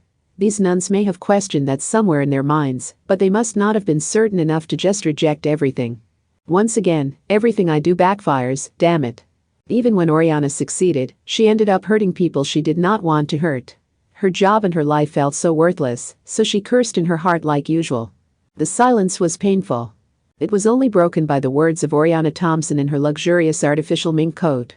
Of course, there is another option. Leave it be. Give up on the Isis Demeter divine mixture and rely on some other method. Although if I'm being honest, that isn't very realistic, and you might earn a lot of criticism if you reject a weapon capable of defeating the enemy. But you do have the option of turning away and fleeing this country. Wasn't England no more than a temporary home? So you don't need to defend it with your lives. However, Courier Oriana had placed the weights on the scale and given them the freedom to choose the other option, but she already knew the answer. She did not know their individual situations, but those 250 nuns would not flee. They took their lives far too seriously for that. What would Oriana have done if she had been abandoned by the Roman Catholic Church and seen as an enemy by their 2 billion followers? Giving up one's position as a nun and blending into the background as a freelance worker, a complete nobody, would be much safer. But these girls had not done that. Even with 1/3 of the world's population as an enemy, they had not abandoned their positions as Roman Catholic nuns. Agnes, Lucia, Angeline, Orsola, Agata, and all the others. They would not give up on their lives as nuns or on England, which had accepted them as a second home. One of those 250 would reach for it. They would do so whether or not they had noticed Holliger's Myrate's trap. With the straightforward lives they had lived, they could not run away from the debt they felt to England. The spiky-haired high school boy who had saved them may not have intended to bind them like this, but they had become entangled nonetheless. And they were caught so tightly that an unseen knight had decided to take advantage of it. Oriana herself had once pursued a justice seen only from one side, so she could use it as an absolute measuring stick. She had made an enemy of Academy City in that pursuit. As long as she drew a clear line between good and evil, she had thought she could avoid the tragedies brought by differences of interpretation. But how well did that actually work? Justice forced upon someone by another left no room for complaint. If all who protested were declared evil and forced to sacrifice themselves, was there any good left in that system? What about Kamijo Toma? That boy existed on a different level of the same predefined good and evil, yet he appeared to be following some kind of straight line. It may have been that former part of Oriana that he had attacked. What a pain. Oriana Thompson sighed so the others would not notice. There was actually a third option here. The isostemeter divine mixture sought a human. But that human did not have to be one of the Catholic nuns. It could just as easily be a freelance magician. If that underground courier reached for it herself, none of those girls would have to worry about tainting their soul or losing their faith. However, I had a feeling this would end badly once I noticed the true meaning of the job, but it always backfires. This goes well beyond a courier's job. If you're up against a railway gun, sending in a flimsy spy plane armed with a pea shooter is nothing more than a category error. I need to make sure I don't go too far and lose sight of when to pull back. Otherwise, I could easily lose my life. It was about time to step forward. It was time to change her destiny and her role. And they had their answer. A slender feminine arm slowly reached toward the golden rose of isostemeter. Part 11. A bursting sound echoed through the London night. Wajet Lido. As soon as that divine mixture was dragged out from below the scooter seat, Kamijo Toma used his right hand to destroy the detailed vulture decoration, made of pure gold and diamond. Wah! Screamed the straight-laced and stuffy female knight. Lavinia Birdware rubbed her temple with her index finger. That was a British treasure. Shut up. I don't care about that Sir Myrate's bastard. He gave no excuse. But the issue was complicated by the exasperated but happy look in Lavinia's eyes, even though she had supposedly agreed with Holliger's reasoning and retrieved the divine mixture so it could protect England by sacrificing someone. Of course, pointing it out would end badly, so he had to be careful. I can't believe what I did, said Lavinia. I was just so frustrated that those Crowley's hazards were dragging down the image of the Golden Cabal. But now I feel like I'm back to my usual self. Are you sure this is a good thing? I will admit that Sir Myrate's capital defense plan is lacking in compassion, but still. What's done is done, so quit complaining about it, Miss Knight. Yes, but why do you look so happy about it? Lavinia silently grabbed the female knight's collar and dragged her around back. An odd scream of "Wait, no. Not through the gaps in my armor. Use leverage there and it will break." Quoi? Rang through London's Egyptian night. I would point out what exactly she was doing, but there is no explaining that. Saying it would end badly means it would end badly. You just had to be careful.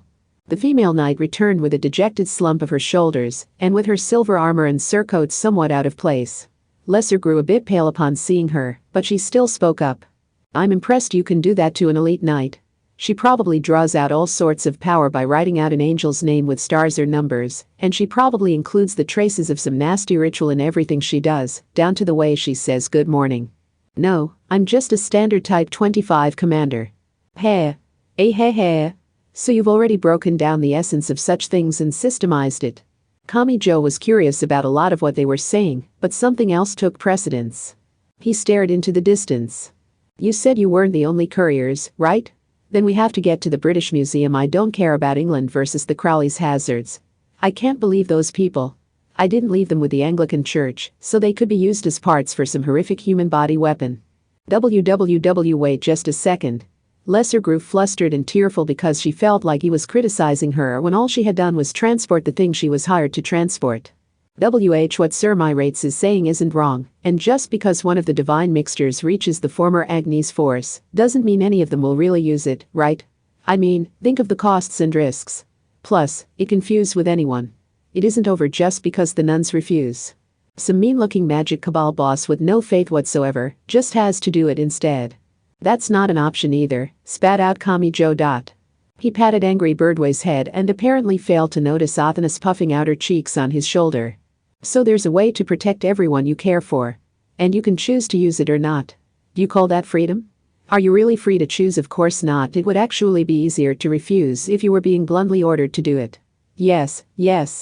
There's no real reason for them to feel so cornered, but the more seriously they take everything, the harder it is to escape these things, right?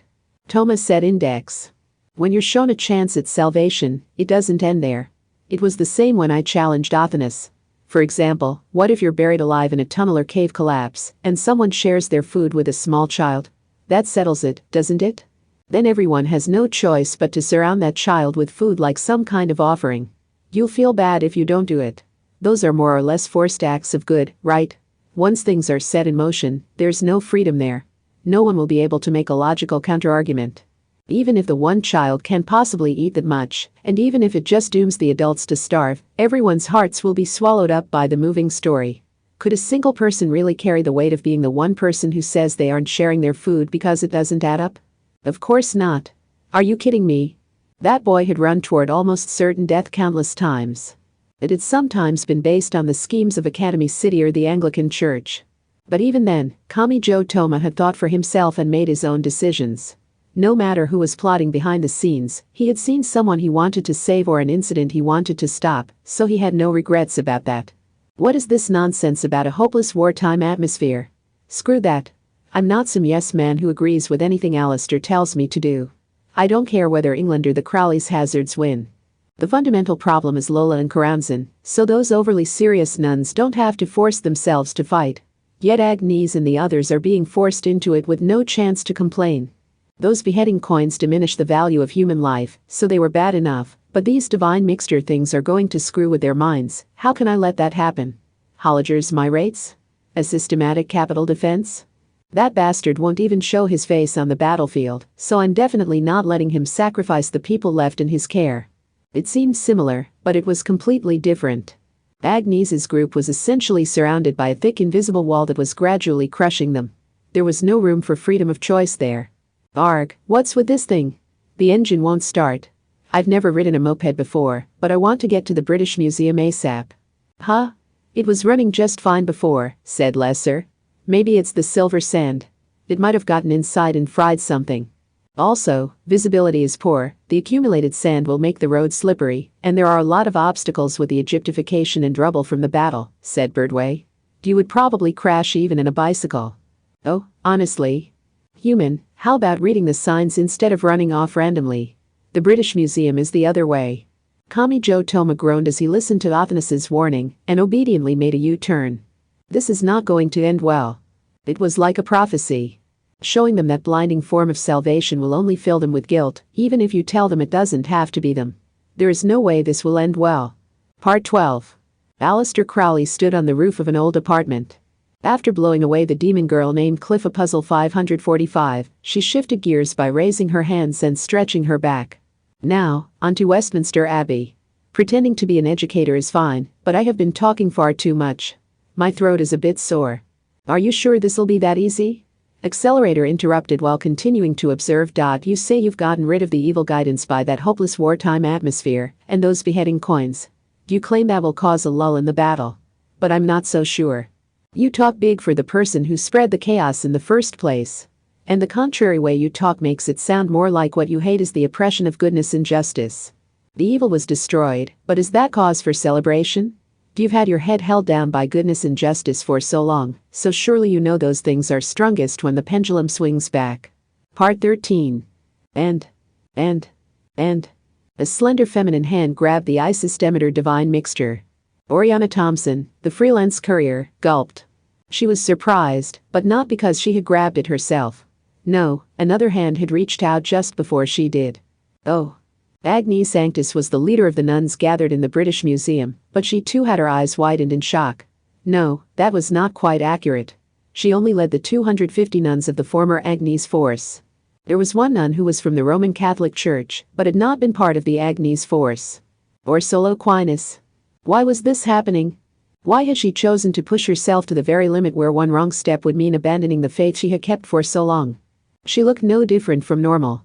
She gave a graceful smile as she explained her choice. Because unlike all of you, I don't have the power to fight directly. There was no hint of a shadow on her face. She was probably facing her true desires more than anyone else. And that was why Orsola Aquinas did not hesitate.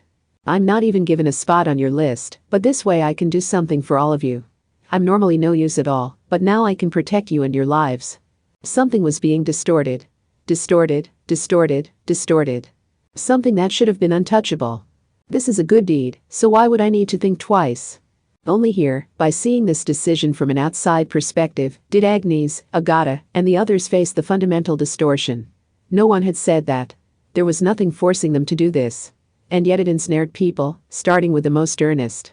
They would come face to face with a sin no one had criticized them for, be crushed by their weakness, and drift toward a more obvious but mistaken form of justice and self-sacrifice. Everyone wanted to live a cool life. Everyone wanted to be on the side that produced moving and emotional stories. Even if that was not like them, even if they did not fit in there, and even if they were not up to the task. Ta-da! Everyone, I've brought a late-night snack. How much had that kind young woman suppressed her own feelings to preserve her usual smile and tone of voice? When faced with that tense stench of death, Agnes had been unable to bring in food with a smile. Orsola had been able to, but that did not mean it had been easy. It may have been a great shock to her. Something may have begun to stain her soul. The majority rule did not matter. The era and atmosphere were not the point. Agnes saw killing as inevitable, and Orsola wanted to protect their peaceful life. If asked which one was right, the answer should obviously have been Orsola Aquinas, who argued for peace and tranquility. That's right. A silent night might be nice. But Orsola Aquinas was a smart person. It was insulting to suggest she had not noticed something off about Agnes's unnatural smile while discussing the future.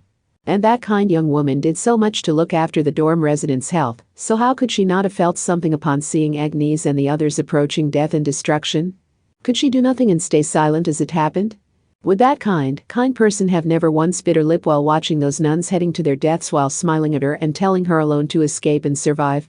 How much had she worried, agonized, and writhed about while Agnes and the others were out front? Wouldn't she have thought about it at least a little? For humans to intentionally hurt or kill another human or any form of life, they required a certain amount of strength. There were a lot of people who would not crush a roach below their slipper, even if they found it in their room. The same applied to the Crowley's hazards, no matter how repulsive those invaders were.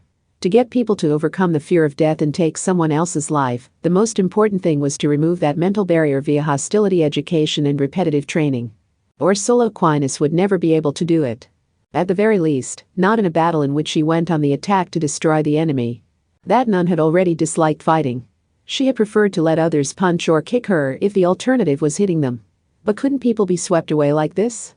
When people she cared for were being hurt and her second home was being destroyed, wouldn't she direct some thorny feelings at herself for being unable to pick up a weapon? And what if it was a fight to protect? What if she had to grab a weapon and stand up to the enemy, or else she would lose her home and everyone she cared for? The big picture was irrelevant to Orsola Aquinas. It did not matter why Lola Stewart had suddenly gone missing. It did not matter why the Crowley's hazards had attacked as if in response to that. It did not matter that they finally had a concrete counterattack plan after the higher-ups chose to withdraw to Scotland. She simply wanted to protect her everyday life. She wanted to save that women's dorm and everyone who lived there. That was really and truly all it was. This reality made Agnes want to cover her eyes. It had all backfired. Her? Sister Orsola? This has to be a joke. And to save us.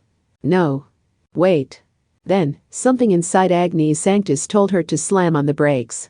This did not come from the majority of her mind that was filled with regret.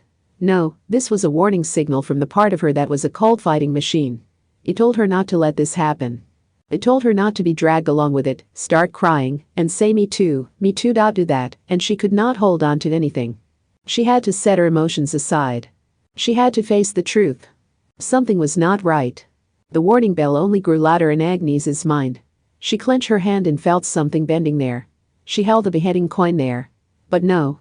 It was now only a completely ordinary beer bottle cap. Ursula Aquinas had made her decision. She had grabbed a deadly weapon, as if the water tension of an overfilled cup had burst, and the water had spilled out. But. Where had this wobble come from? What had caused the scales of good and evil to tilt ever so slightly? No, said Agnes Sanctus. This was not her decision. Ursula Aquinas would squeeze the cross at her chest before doing anything, and she would always say a prayer before eating, so would she really seek this easy power? There had to be more to it. She would not throw it away this easily. It did not matter that Ursula was technically not part of their group. Everyone there had a deep connection with her and saw her as an indispensable person. But Agnes's feelings were powerless. She was not Kamijo Toma with Imagine Breaker, she was not Index with more than 103,000 grimoires, and she was not Aleister Crowley who had created all of modern Western magic. No. Shouting could not overturn a decision already made. A bright light burst from a certain nun. And one of England's crucial pillars, a definite portion of their conscience broke. Between the lines 3. Kinohata Sai, a girl in a short knit dress, looked up at a thick wall. Academy City had shut down. She stood outside that confining wall, but it did not feel real. Hey, Kinohata. Isn't it about time we found somewhere to spend the night? Sure. She turned around when someone called out to her. It was Mujino Shizuri. It was unclear how much longer the title of Academy City's number 4 would mean much of anything. Kinohata put her hands on her slender hips and spoke with some emotion in her voice. Man, looking at things now, our numbers are super dwindling. Yes. Frienda Sivalin, Hamazura Shiage, and Takitsubo Riku. Everyone else who had fit in the category of item had gone. It was now only Kinohata Sai and Mujino Shizuri. This is how it is once it's over. Even Fremia has left. Well, at least there isn't much risk of level zeros being targeted by industrial spies.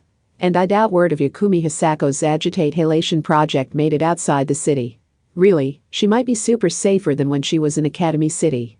In fact, Kinohata and Mujino had earned enough personal grudges that Fremia would have a greater risk of being hit by a stray bullet if she stayed with them. Where should we go tonight? A karaoke box? No, the soundproofing at those places is actually pretty bad. Super, how about a manga cafe or internet cafe? You just want to eat junk food, don't you? If I leave it to you and your refined tastes, we'll probably end up at the top floor of a resort hotel. I get super sick of those places almost immediately. Think about why burgers and gyudon are perennial standards. Humans prefer something on the cheaper side. I see. Also, will you be okay with your body maintenance? Kinohata was not talking about beauty treatments and skincare. She meant the artificial things like Mujino's prosthetic eye, prosthetic hand, and the foundation covering her burn scars. Mujino Shizuri lightly moved fingertips that were indistinguishable from biological ones.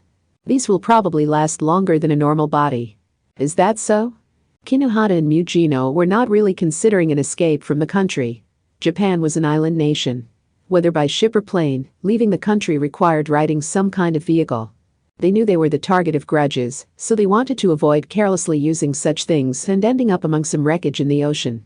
It would be one thing if they absolutely had to escape the country, but they did not see any reason warranting that kind of risk.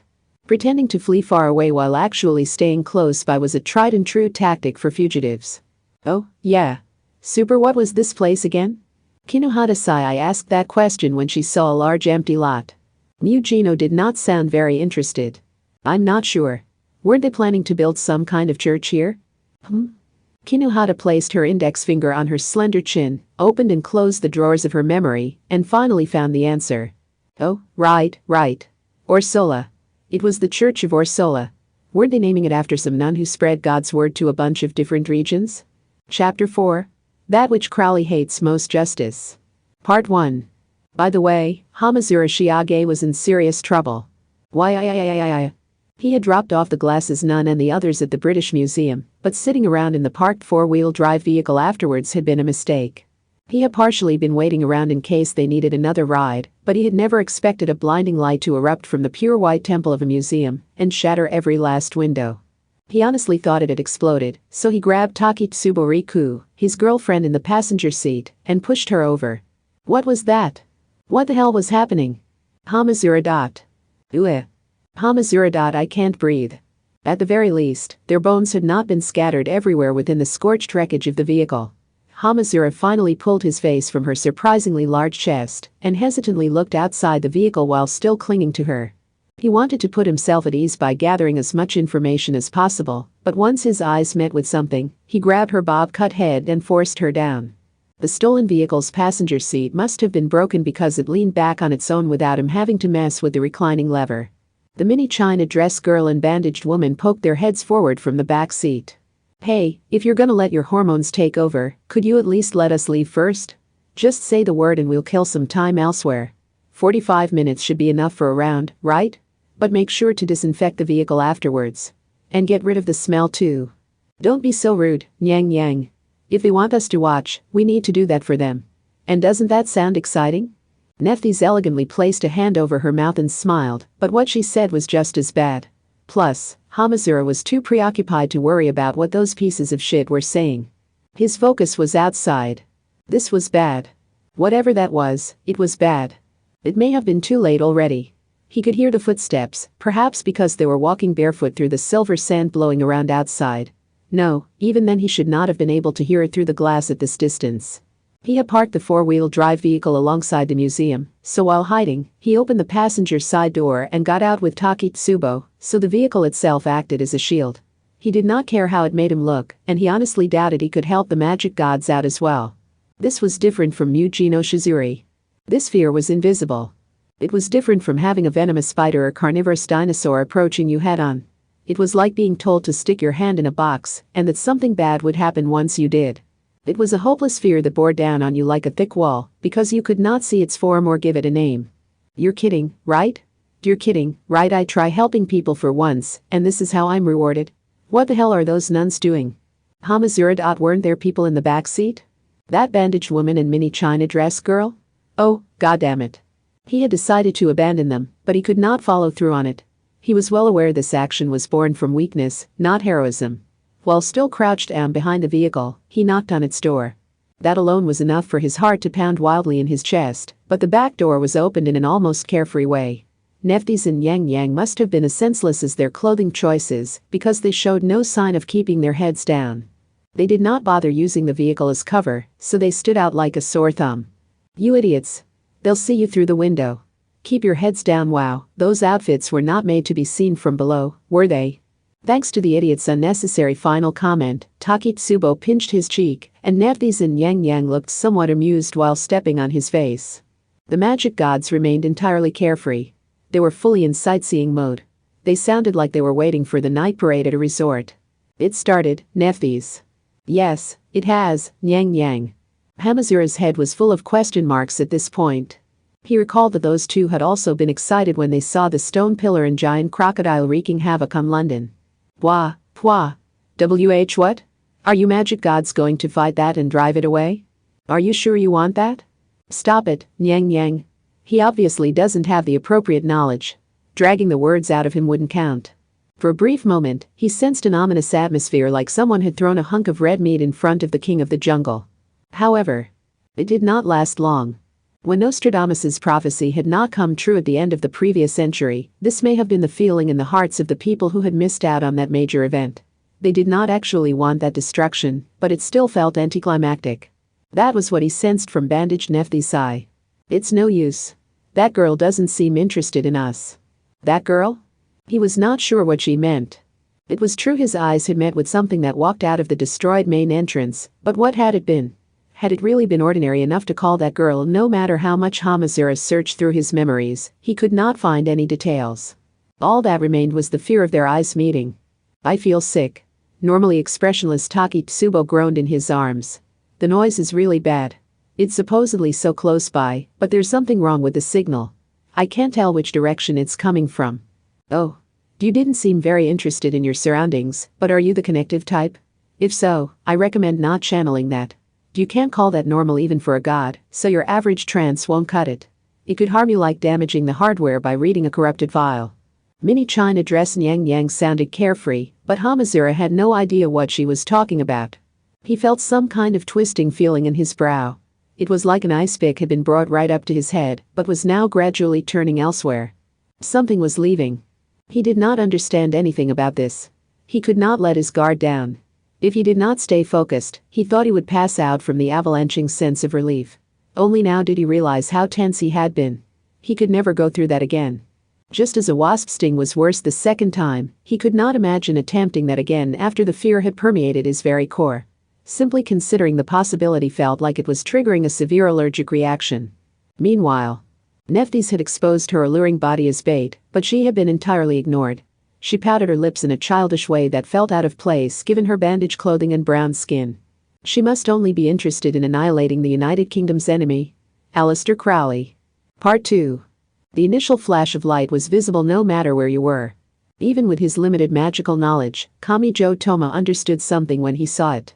This was overwhelmingly different from the stone pillar or giant crocodile he had seen before. The word real came to mind. He was running full speed, but he had yet to reach the British Museum. He had not arrived in time. He clenched his teeth. He knew how dangerous it was, but he could not stop. The bright light had frightened an African elephant which ran headfirst into a wall. Brick rubble poured down from overhead. One piece of rubble larger than a motorcycle was smashed from directly above by someone else who was freely flying on a broom. Don't eye on me. Keep in mind how valuable your right hand is. Go to hell, Aleister. How much psychological pressure do you need to place on these people? I don't know what Agnes's group has used, but why are you pushing those defenders toward killing? Once this is over, I am giving you such a spanking. I am aware I have taken this too far, but do not underestimate a pervert. That sounds more like a reward to me. Once the silver girl lightly placed her feet on the ground, the female knight on horseback stared in shock. Did you say Aleister this is, Yuma? Wait, I thought Aleister was? Finally, a proper reaction. I appreciate it, lady. Although I believe I already rescued you once back at the Dover beach. Kamijo and Athanas both stared into the distance. Their looks asked how Aleister could say that when she was the one who had sent in the Crowley's hazards in the first place. That's the originator of the golden style stuff, right? Then you do something about it. I am unfamiliar with that pervert. And I will be leaving now. While the civil servant was busy questioning a new target, the true criminals of Lesser and Birdway made a quick getaway. The next thing anyone knew, they were gone. The dawn-colored sunlight, That magic cabal has also dipped its toes into cutting-edge science, so you could say they have most strongly inherited what I left behind. What? Hey, where'd Birdway and Lesser go? Aleister, you help me stop them. Here's hoping they develop into a good perverted cabal. Saying things like that is not helping. It'd look like someone else was accompanying Aleister on the apartment rooftop earlier, but whoever it was must have decided to stay up there. And the silver girl did not seem bothered that they were separated. I have already destroyed a few of the divine mixtures. The ones I know for sure I destroyed are Razus, Osiris Hades, and Tefnut Artemis. I destroyed one called Wajet Leto. No hesitation? Excellent as usual. Although you will have to decide for yourself if a compliment from me is a good thing. Toma, said Index.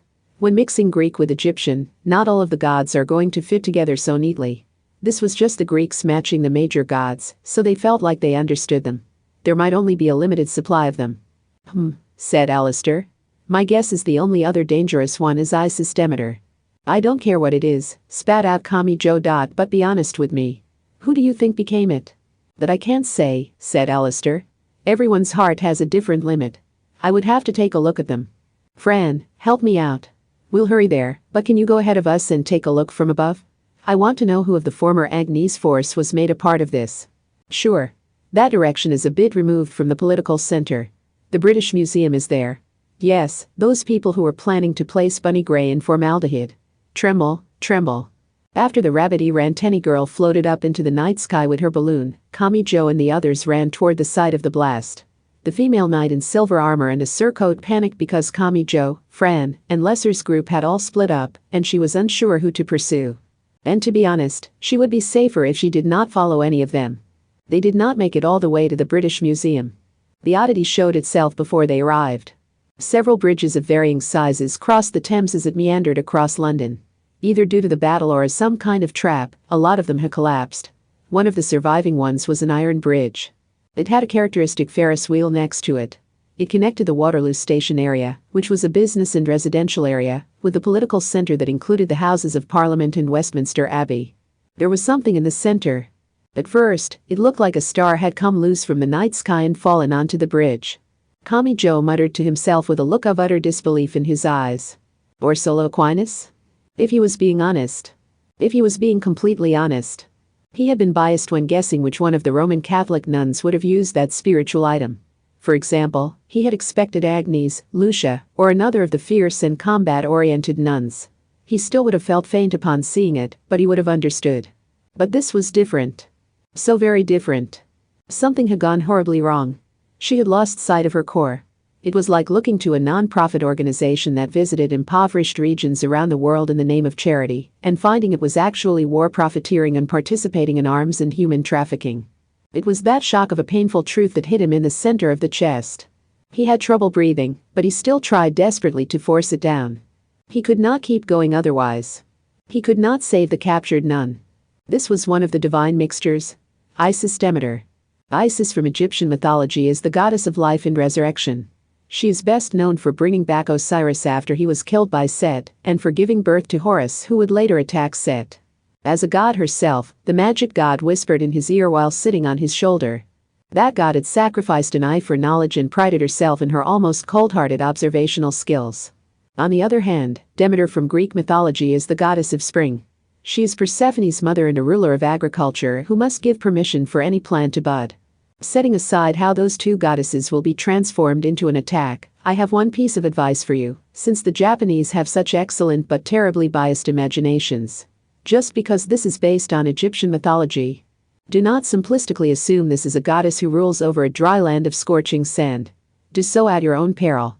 Ursula's Roman Catholic nun habit was nowhere to be seen. Her fine white skin was directly exposed to the air of the London night. That black habit had symbolized asceticism, and its absence revealed the sexy body that had been hidden below. She only wore some broad white silk and pure gold decorations. She had a gold bracelet on her right wrist. While it did look Egyptian-ish, was it actually genuine? It may have been what the Greeks had imagined an Egyptian priestess would look like.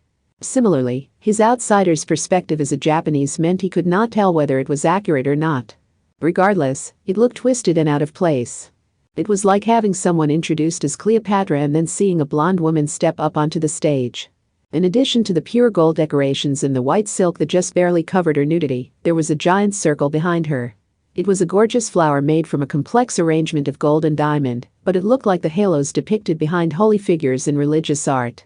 The one trace of her former self was the cross hanging at her chest. That symbol glittered in the moonlight, but it looked so flimsy and unreliable now. Why? He might have understood if she had been corrupted by evil. But did it really look so repulsive to see someone corrupted by a different system of justice? Why did you of all people use it, Ursula? And in response, there was a disturbing pause, like she was a beat behind. And before any motion from that woman dressed as what looked like a combination of a priestess and a dancer, the giant halo behind her wriggled creepily. Then she clasped her hands in front of her large chest, slightly tilted her head, and smiled. And Ursula Aquinas spoke. My. So we meet again, Kami Joe. For the opening line of a battle, it was far too twisted and unexpected. But in reality, the entire London scenery grew distorted. On either side of the giant iron bridge, the dark water of the Thames split apart, and multiple colorful objects burst out. There were strange tropical vines thicker around than Ursula's torso. The rainbow-colored masses wrapped around each other to form something like a plesiosaur. And there was more than just the one. More and more of them burst out on both sides of the iron bridge. Technically, they were not actually plesiosaurs. They were only collections of colorful, tropical-looking plants. But it would be very wrong to assume mere plants would be harmless and non-threatening. There were great moths. Elliptical shapes hung down from all over the plesiosaur-like silhouettes. They opened like iron maidens and revealed sinister thorns and spikes within. These fearsome things could swallow a large truck whole. They were Venus flytraps. The colorful masses were kneaded together like sugar sculptures to form gigantic carnivorous plants as tall as buildings and broadcast towers. This was no time to leisurely think about hitting them with Imagine Breaker. As soon as the rainbow-colored carnivorous plants poured down at him from either side as if throwing their bodies at him, he was enveloped by a sweet aroma, and the iron bridge was smashed to pieces by their weight. Modern architecture and trustworthy reinforced concrete felt flimsier than a sugar sculpture now. Toe. If Hootie Bikini Fran had not grabbed him with a silly voice while dangling from her large balloon, he would have fallen right into the dark Thames. Into that river which had transformed into an underworld that could be crawling with anything. Wah, wah. GHH. While Kami Joe shouted, Athanas groaned like she had a headache. What is this image? It was imprinted into my mind from somewhere. A spiral wrapping around a streamlined core. 2 loops on the right. Whether that tool had actually existed or not, Alistair casually called over to them from a broom like a picture book which. It is grapes and olives. I am having trouble grasping the details, but the symbolism is very Greek-oriented. I am not so sure grapes had made it across the Mediterranean during the ancient Greek era, but, well, it may be like the fox and the jackal. All that mattered was that the Greeks would understand and accept it. More importantly, did you notice? Notice what? All I know is that the situation could hardly be worse. That understanding is good enough. It is true this divine mixture is a much greater threat than before. I imagine they established a proper connection this time. However, the silver girl made a dramatic pause. That is not the point. Do not be distracted by the flashy blessings of spring or the colorful carnivorous plants. The crux of the problem and the core we must understand lies elsewhere. This was not the time to desperately cling to the balloon string and stare doubtfully at Alistair. What would happen if he carelessly looked away from Ursula Aquinas now? She floated. After easily destroying the very bridge she stood on, the sexy priestess brought her feet together in empty air and floated there. She was light as a feather, but also fixed solidly in place. And that created goddess was surrounded by the large rainbow-colored vines rising from the water, and some things that looked like toothbrushes with small spheres at the ends of the bristles. They were probably something like sundew which captured bugs with its sticky fluid, but she was not capturing herself with those. Assuming no tricks with wires, she was defying Earth's gravity all on her own. Flight. The separation between the physical and the paranormal made it the most obvious kind of miracle. It was a showy advertisement for the glory of the gods in heaven. The fingertips on her right hand. 3 loops around the left side on the index finger, and 8 loops around the right side on the middle finger. Guided by Athanas's groaning voice, Kami Joe did indeed see some kind of pure gold thread wrapped around floating Ursula's fingertips. When you look at all of her decorations, that nun herself is the olive tree, while the gold thread around her fingertips is the grapevine. Yes, that's it. But what do the specific signs mean? Blessings or madness? The meanings of peace and blood are too new. I have heard the olive branch has long been used for fortune-telling, though. It's like a game of concentration, said Alistair. Put off figuring it out right away and focus on committing it to memory. Right 2, left 3, right 8. Those correspond to the Venus flight traps, the sundew, and the flight. Remember that. You will regret it if you let it slip past you now. Said Athanas. You had better hope there isn't a further trick to it. Like maybe it matters which specific finger she used or which way she bent the fingers. Or maybe the fingers are a distraction while she actually chants something under her breath.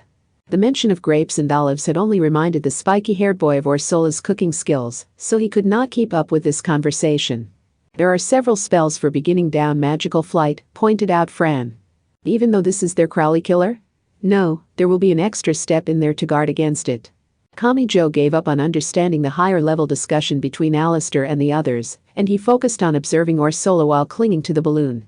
She seemed to have plant powers and she was flying, so did that halo behind her back gather the air like dandelion fluff?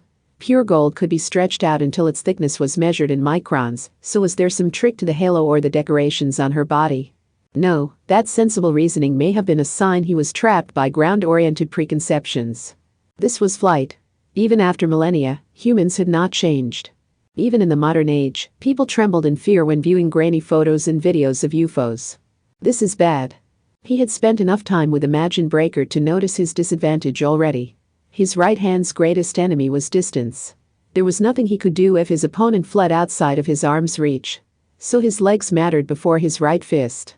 Valleys, moats, and other height differences were off limits because they prevented him from approaching within brawling range. If Ursula could fly through the air while controlled by Isis Demeter, then she was just about the worst opponent for him. Ursula Aquinas herself continued to smile brightly, as if having a chat over tea. That mismatch scared him. She displayed no hostility whatsoever, and that made her impossible to read. He could not even prepare himself in advance for any pain that was coming. My. London is very dangerous at night. Here she comes, human. Now. Don't run away. Come here and take my hand, Kami Joe. Boys generally aren't allowed, but you are an exception. He. I will secretly introduce you to our dorm. Come see our cozy dorm where everyone lives with a smile on their face, and there is nothing at all to worry about. 8 loops on the right. Dodge this with everything you've got. Fran wanted to stick with her balloon, but Kamijo lightly kicked her away and used the force to jump in the opposite direction. A fearsome, guillotine-like attack scraped through the midpoint between them. When a tightrope wire snapped and released all of its tension, it could apparently fly around as wildly as a rubber band and sever a human arm or leg. That piece of trivia flashed through Kamijo's mind. When the colorful sundew sliced through the air like a whip, it was no longer a passive trap that captured you with its sticky fluid. It became a simple deadly weapon with increased resistance. That head would now scrape across the target like a whip made with the roughness of a file. And that single strike had enough force to tear through a giant warship like papier match. To imagine the level of pain, picture dumping a bucket of instant glue over your head and then tearing off the t-shirt, solidified to the skin and flesh below. This was thousands of times nastier than just a knife to the gut. Another one. Kamijo very nearly fell into the danger-filled Thames without thinking of the consequences, so magical girl Alay's tan rocketed into him with her broom. This was his second traffic accident of the day. With a powerful impact, Kamijo's trajectory through the air was greatly altered, and he fell into a tree alongside the river. The many branches cushioned his fall. Cough, ugh. Get up, human. There is no time to sleep. You need to fight. Ride 8 is the sundew. So is left 3 the flight and the initial ride 2 the Venus flytraps? Grapevines wrapped around an olive tree. I can predict the next motif, so I won't let you waste this advantage. A god of war could be quite harsh at times like this. And that understander knew how to motivate him. It no longer matters whether you are obeying Alistair or not. Don't you want to save that girl who is about to fall before your eyes? He groaned but gave no further complaint. The spiky-haired boy sat up with just the strength of his abs. But the next thing he saw obliterated the serious atmosphere. Kamijo shouted while looking up at broom girl Alistair's panties. Hey, you idiot. What the hell is that?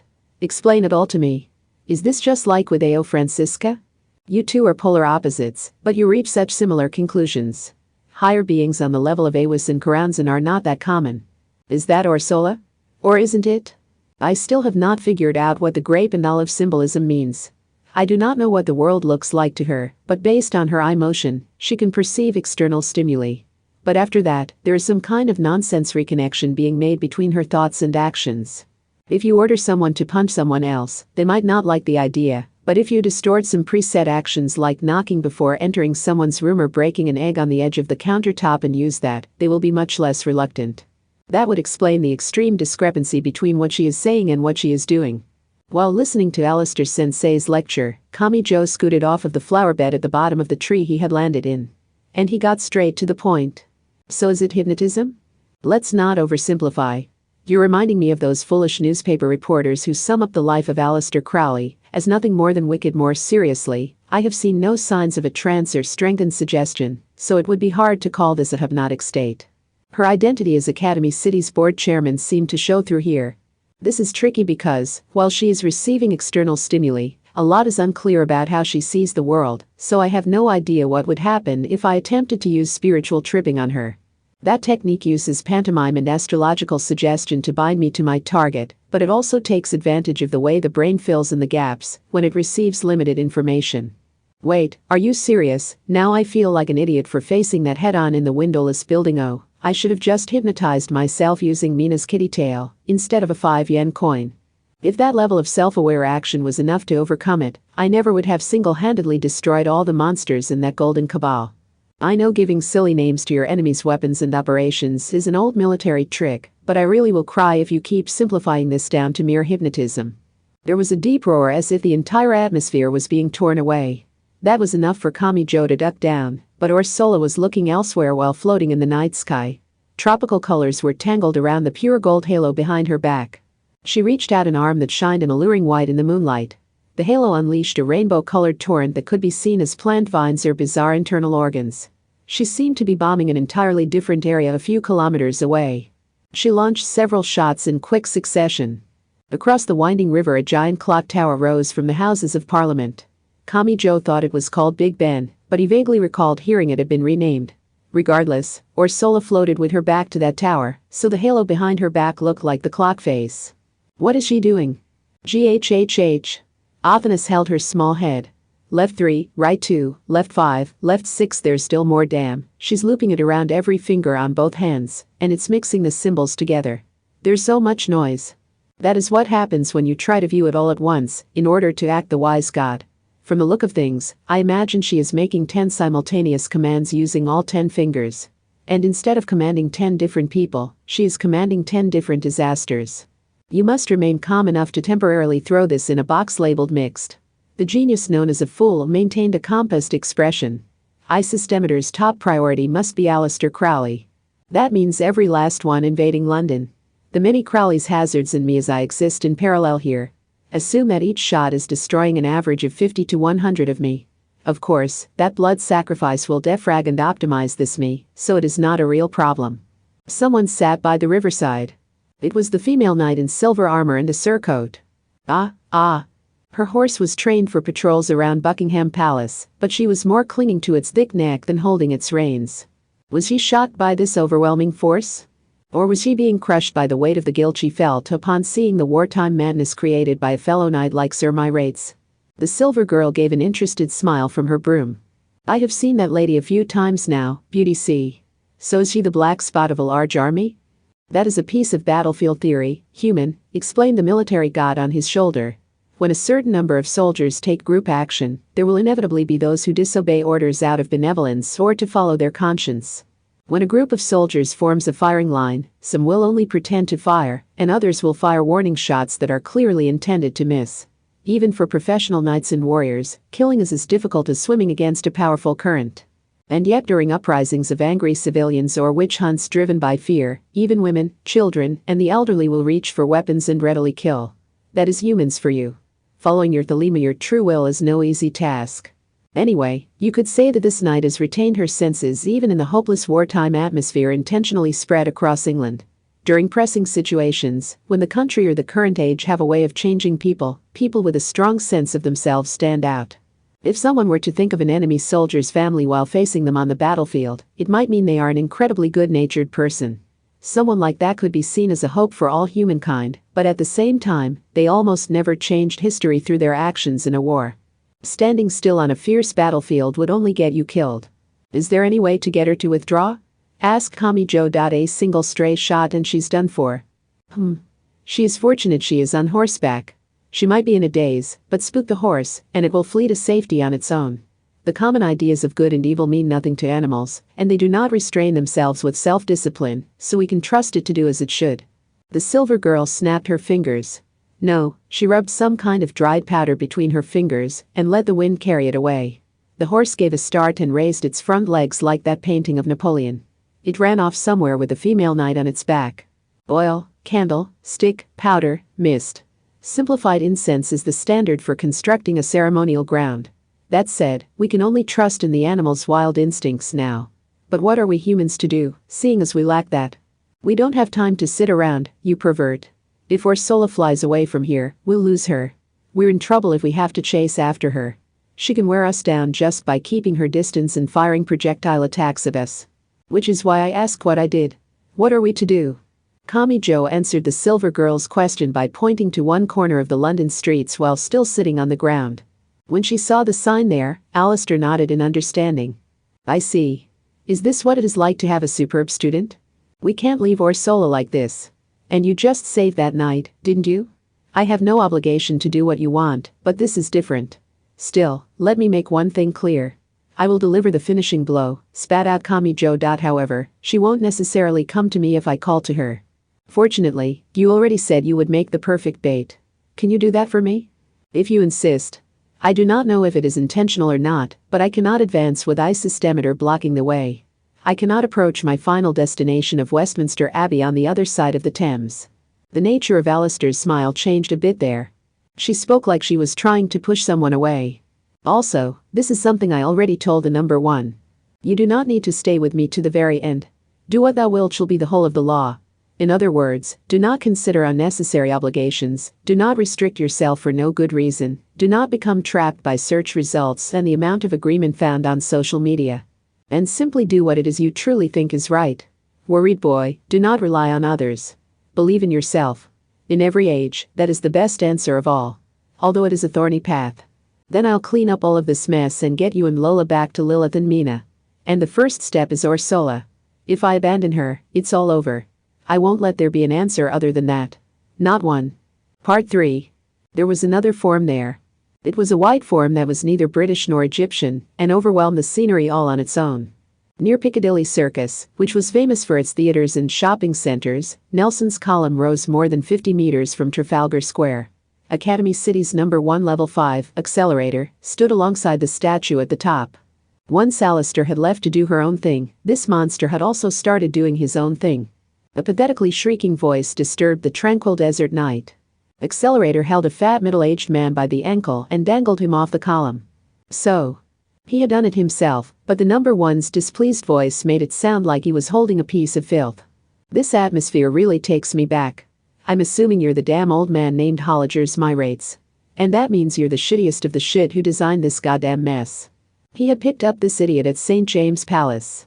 The city of London was of course quite large, but if you paid attention, you could pick out the important locations. 1. For some reason, the important Britons liked to stay in historical buildings. 2. This illusory London was full of scorpions, cobras, camels, African elephants, and other pests and beasts, but they unnaturally kept their distance from the locations held by the aforementioned important people. Accelerator did not care if they wanted to indulge in the superiority complex commonly found in big cities, but if you lit bug repellent smoke in the jungle, you would give away the location of your secret camp. Holliger's Myrates. Noble knights would apparently show off their flag and coat of arms during war, letting everyone know exactly where they were. Accelerator had not studied heraldry, but by looking around and gathering some sample data, he could quickly work out the pattern. It was not enough to call a code. In the end, it was only a combination of limited colors and symbols. And once he knew that, the rest was easy. The carriage stopped outside the building had the symbol prominently displayed, so there was no mistaking where to attack. Unfortunately, this man was more of a corrupt noble than a chivalrous knight. He had grown so fat that the armorsmiths may have thrown in the towel. Just like tiny gnats, luxurious food, and gold bars could seem overwhelming and creepy if their numbers grew too high. Just looking at his outdated, jewel-covered all-silk clothing pissed Accelerator off. What is this? Do you know who I am? The man attempted to recover from the humiliation, since he had nothing but his pride to cling to, but he suddenly stopped speaking. Face, stomach, chest, and more. As Accelerator kicked him a few times while he dangled upside down, the man's fat body swayed like a sandbag. You can piss yourself if you want, but you'll only be hurting yourself there. How do we stop that thing? You designed this farce, didn't you? Eek. Are you friends with those nuns or something? They do not have pure United Kingdom blood in their veins. Those people just barge in, steal our culture and traditions, eat off of our tax money, and occupy English land. How can we accept people who He got carried away and ended up trailing off partway through his rant. He must have finally noticed the displeasure growing in the monster who held his life in his hands. So you rushed into this war so you could send people you didn't like to their deaths? All so you can surround yourself with identical thoughts, identical tastes, and identical smiles to dye this country in a single color? All the fat surrounding him may have dulled his instincts. You know what? Yes? It doesn't matter if I'm their friends, you dumbass. Do you not know how to look at what people do and decide whether they're good or bad? What do you even think people's lives are, you piece of shit? After tenderizing him with another 5 or 10 kicks, Accelerator opened his mouth again. Get it now? This is what a villain does. The people who don't do this are the good guys. Figured it out? Now, since you still haven't told me anything, should I assume not even you can stop this once it started? Hey. I'm sorry, I'm sorry. I don't know what to say. What can I say to make you stop? There was no more dignity left in that man. If he returned to his mansion, he would probably be greeted by a giant oil painting of himself, but he was currently acting like someone clinging to a thuggish debt collector, hoping to get them to change their mind. He may have thought he was being extremely clever. But in the end, he was no more than another puppet influenced by the wartime atmosphere. If none of this had happened, his fantasies would have remained fantasies. He never would have even considered making them a reality. Of course. None of that mattered to Accelerator. So this was all a waste of time? I can't afford to waste any more of my choker's battery, so I've had enough of you. Eh? Do you mean? Battered Holliger smiled as brightly as a spring flower, but he was fundamentally mistaken about something. Let's say we pulled 100 people on the street. Would even a single person be willing to forgive that man with a smile? Wouldn't far more feel certain he would just do the exact same thing again if he was set free? I don't really get how it works, and there's gotta be something crazy there if even I have to give up on understanding something, but you're doing just fine after 10 or 20 direct hits from the number one. You've got some impressive armor there, don't you? That luxurious thing is far better than Academy City's powered suits. Eh? Ah? Heh. Eh heh heh. I wouldn't say I'm doing just fine. You are if you can talk back like that. Incredible. You really are incredible. Finally. The bad feeling finally caught up to the man. He would have much preferred insults to these compliments that felt like being strangled by silk. Holliger's myrates tensed his fat body more than ever before as Accelerator continued. I've been extremely pissed for a while now, but if I lashed out at someone, I'd just kill them. Annoying, right? Well, I've grown enough to actually think about those things now. I've learned my lesson, so make sure to tell me I'm doing a good job. So you see. Wait, please forgive. I'm so very, very thankful I found someone who won't die when I hit them, and who I won't feel even a twinge of guilt for attacking. I've got nothing but thanks for you, you piece of shit. With all his might. He threw a kick that would have broken through the front door of a nuclear shelter. The man was like a shooting star. Holliger's myrate's body flew horizontally for more than 1,000 meters. He grazed several steeples as he tore through the night sky, and he finally crashed into one of the faces of London's famous clock tower. With a deafening boom, seismographs around the city registered a slight error. Accelerator cracked his neck, reached for the switch on his choker, and spoke to himself in the most annoyed voice imaginable. Now, what should I do? Would he simply continue observing Aleister Crowley while she flew around London? London was a city of security cameras. Could he gather security information? Or could he disturb that information? Or was there an option superior to observing Aleister? Could he really surpass Aleister by following the path she laid out for him? He could not just obediently follow the rules. But if he strayed from the path and was left behind, he would gain nothing. He had to latch onto it. It was time for him to take the initiative. The monster muttered the same thing once more. What should I do? Part 4.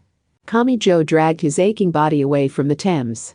Since he could not fly freely through the sky, he would have trouble fighting a battle with a large river between him and his opponent. Attempting to fight on Ursula's field while she was strengthened by Isis Demeter was unlikely to work out for him. No, it was not the action of flight itself that caused the problem. The problem was the distance introduced by the height difference. Hurry, human, whispered Athanas on his shoulder. She has already proven she will attack non-priority targets if they enter her field of vision. I know that, damn it, Ursula isn't going to attack Index, Birdway, or the others, is she? Worry about yourself first, you fool. This side of the Thames had more businesses and residences, so it had fewer landmarks than the administrative center. The only things that stood out were Lambeth Palace, which was the Archbishop's residence, and a few small museums. Thus the most visited landmarks were something other than tourist locations. For example, Waterloo Station, which was one of the largest even in London.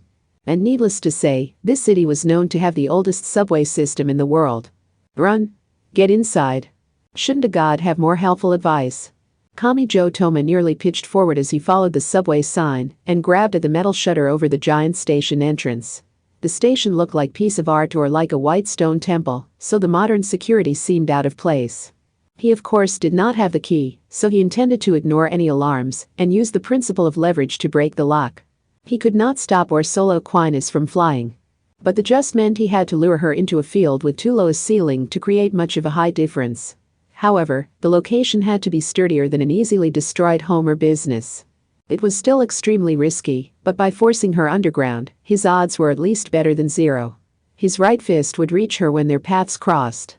A point in the night sky flashed. Get down, human! Shouted Athanas. The explosive roar arrived after a short delay. It was preceded by something flying inside the station entrance and tearing through the metal shutter like it was made of paper. There had been two projectiles. The first had been Aleister Crowley on a broom, and the second had been Ursula Aquinas with a giant golden flower behind her back. Kami Joe pulled his head back just in time to avoid being decapitated by the jagged pieces of destroyed steel. Damn, this is already not going as planned. She went in ahead of us. As long as you can meet in a field with little height difference, it does not matter how you got there. Instead of trying to get ahead of her, you should follow the trail of destruction and give chase. Be prepared to use your right hand at any moment. If Isis Demeter wants assured freedom and attempts to come back the way she came, you will almost certainly run into her. Don't waste that chance. It was hardly surprising, but when he peered inside, he saw a modern tiled station. When compared to the temple-like exterior, the recharge stations for ticketed cards and the other machines looked strange. When she wraps the gold thread around her fingers, 3 loops on the left is the sign for flight. Hit that with your right hand, and you might be able to keep her from flying. You saw how fast she was moving. I just hope Orsola doesn't lose her balance and fall on top of me. London did not have much of a nightscape, and even the moonlight was valuable there, but the enclosed station went one step further and felt like a mysterious cave. Kamijo started to regret suggesting this plan. But Alistair and Orsola had already flown inside, so he could not run away. He had to rely on his cell phone's backlight, since he could not feel his way along the wall in this situation, but carrying that obvious light source in the darkness felt like asking to be killed. The more he thought about it, the more he questioned what the right answer was. One of Kamijo Toma's few good points was how he would simply ask when he could not figure something out on his own. And at times like this, he was reliant on his god of war. To ensure you can use your right hand to attack, hold the phone in your left hand. Hold the light source as far from your body as you can. If Ice Systemeter targets the light from the darkness, you can at least avoid having one of those colorful carnivorous plants hit you in the head or torso. Huh? The backlight? Why not the LED light next to the camera lens? I will explain later, but you need to switch it on and off. If you have to press a button on the screen or front surface, you will end up shining the backlight on your own face. Do you want all of those carnivorous plants attacking you at once? Fine, but won't I get my fingers taken off when they attack the backlight? Also, do not keep the light on at all times. Start using it once every 3 seconds, and then once every 5 seconds after you've gotten used to it. Experts can go 10 seconds or more between flashes. Why? To preserve the battery? You idiot. If you don't want those creepy carnivorous plants attacking you, don't shine the light on your surroundings and then look around. Use it like a camera flash to burn each moment in time into your brain. Shining the light less often makes it harder to target you. But this is also a warning. Even if you only flash the light for an instant, you must never stay in the same spot. Move when you make the flash and wait until the image in the back of your mind begins to fade before making another flash. And if you choose to come to a brief stop, avoid flashing the light. I see. You thought this through. I shouldn't have to say this, but do not shine the light directly on glass, mirrors, or stainless steel. That is one of the most surefire ways to get yourself killed when fighting in a dark area. Light up your entire body like that, and you'll be torn to mincemeat by her colorful attacks. However, all of this relied on the assumption that Orsola's senses remain those of a normal human. If her eyes had been expanded beyond the human level or she had been given some kind of sixth sense, she would have no trouble locating him in the dark. But once he started using the backlight flashing method, even if he did not know if he was really doing it right, he started to question whether Orsola had really conquered the darkness. He saw benches knocked over, dented in vending machines, signs of metal scraping across the tile walls, and shattered fluorescent lights. It may have been because she was moving so quickly in an enclosed space, but there were raw scars of her bumping into all sorts of things. That made an obvious trail to follow, but it also worried him. Based on those many scars, it seemed Alistair had successfully lured Orsola into the underground area. I hope Orsola's okay. I don't get that olive and grape stuff, but she's dressed like a dancer, right? Will that ice systemeter thing really protect its host? Hey, human. Can you not shut off your adolescent fantasies even now? This includes you, moron. Nephthys and Yang Yang too. Do female gods have something against wearing armor? The small war god tugged on his ear while he descended a stopped escalator and entered the subway area. The scrapes all over the walls led past the platform and into the tunnel. Be careful. Hey Athanas. Do you really think the trains are running? I doubt they are running like normal, but it is possible the Knights or Anglicans are using them to transport supplies. Regardless, I was talking about the electricity. With a subway, you'll be roasted if you step on the power supply rail, commonly known as the third rail. It apparently doesn't reach 1000 volts, but it is not a toy like the stun gun that idiot Alistair used in the balloon. This is the powerful current used to move a train, so touching it would normally kill you. More and more, he realized just how ignorant his suggestion had been. He could only pray he did not find Alistair and Orsola's electrocuted bodies lying on the ground. He had no idea how many British laws he was breaking, but he hesitantly climbed down onto the track. A thick atmosphere of death seemed to be creeping toward him. After walking 20 or 30 steps away from the platform, the regret was already pushing in. You're kidding, right? There's a fork already? It isn't just one path? Kamijo groaned while noticing some small flowers poking out through cracks in the concrete and feeling impressed they could survive down here. Meanwhile, Athena spoke. London has the world's oldest subway system. It has been modified so often that it spreads out all over the city like a spiderweb. There are apparently a lot of abandoned lines and stations that not even the subway maintenance workers know about, so I would guess the Anglicans have remade some of those into training grounds or treasure vaults. His plan was to pursue Ursula and hit her with his right fist when they crossed paths. With a single narrow path, he could have done so when she made a U-turn and returned, but the difficulty of predicting her actions increased considerably if it was a labyrinth that spread out in every direction. Possibly even vertically. He could try to chase her down and end up being hit by a surprise attack from behind. Athanas, can you track Ursula's location and actions with those weird headaches you're getting? Don't be dumb. This isn't telepathy or channeling. It is only a subconscious warning when I vaguely grasp the image of grapes tangled around an olive branch from the movement of that nun's fingers.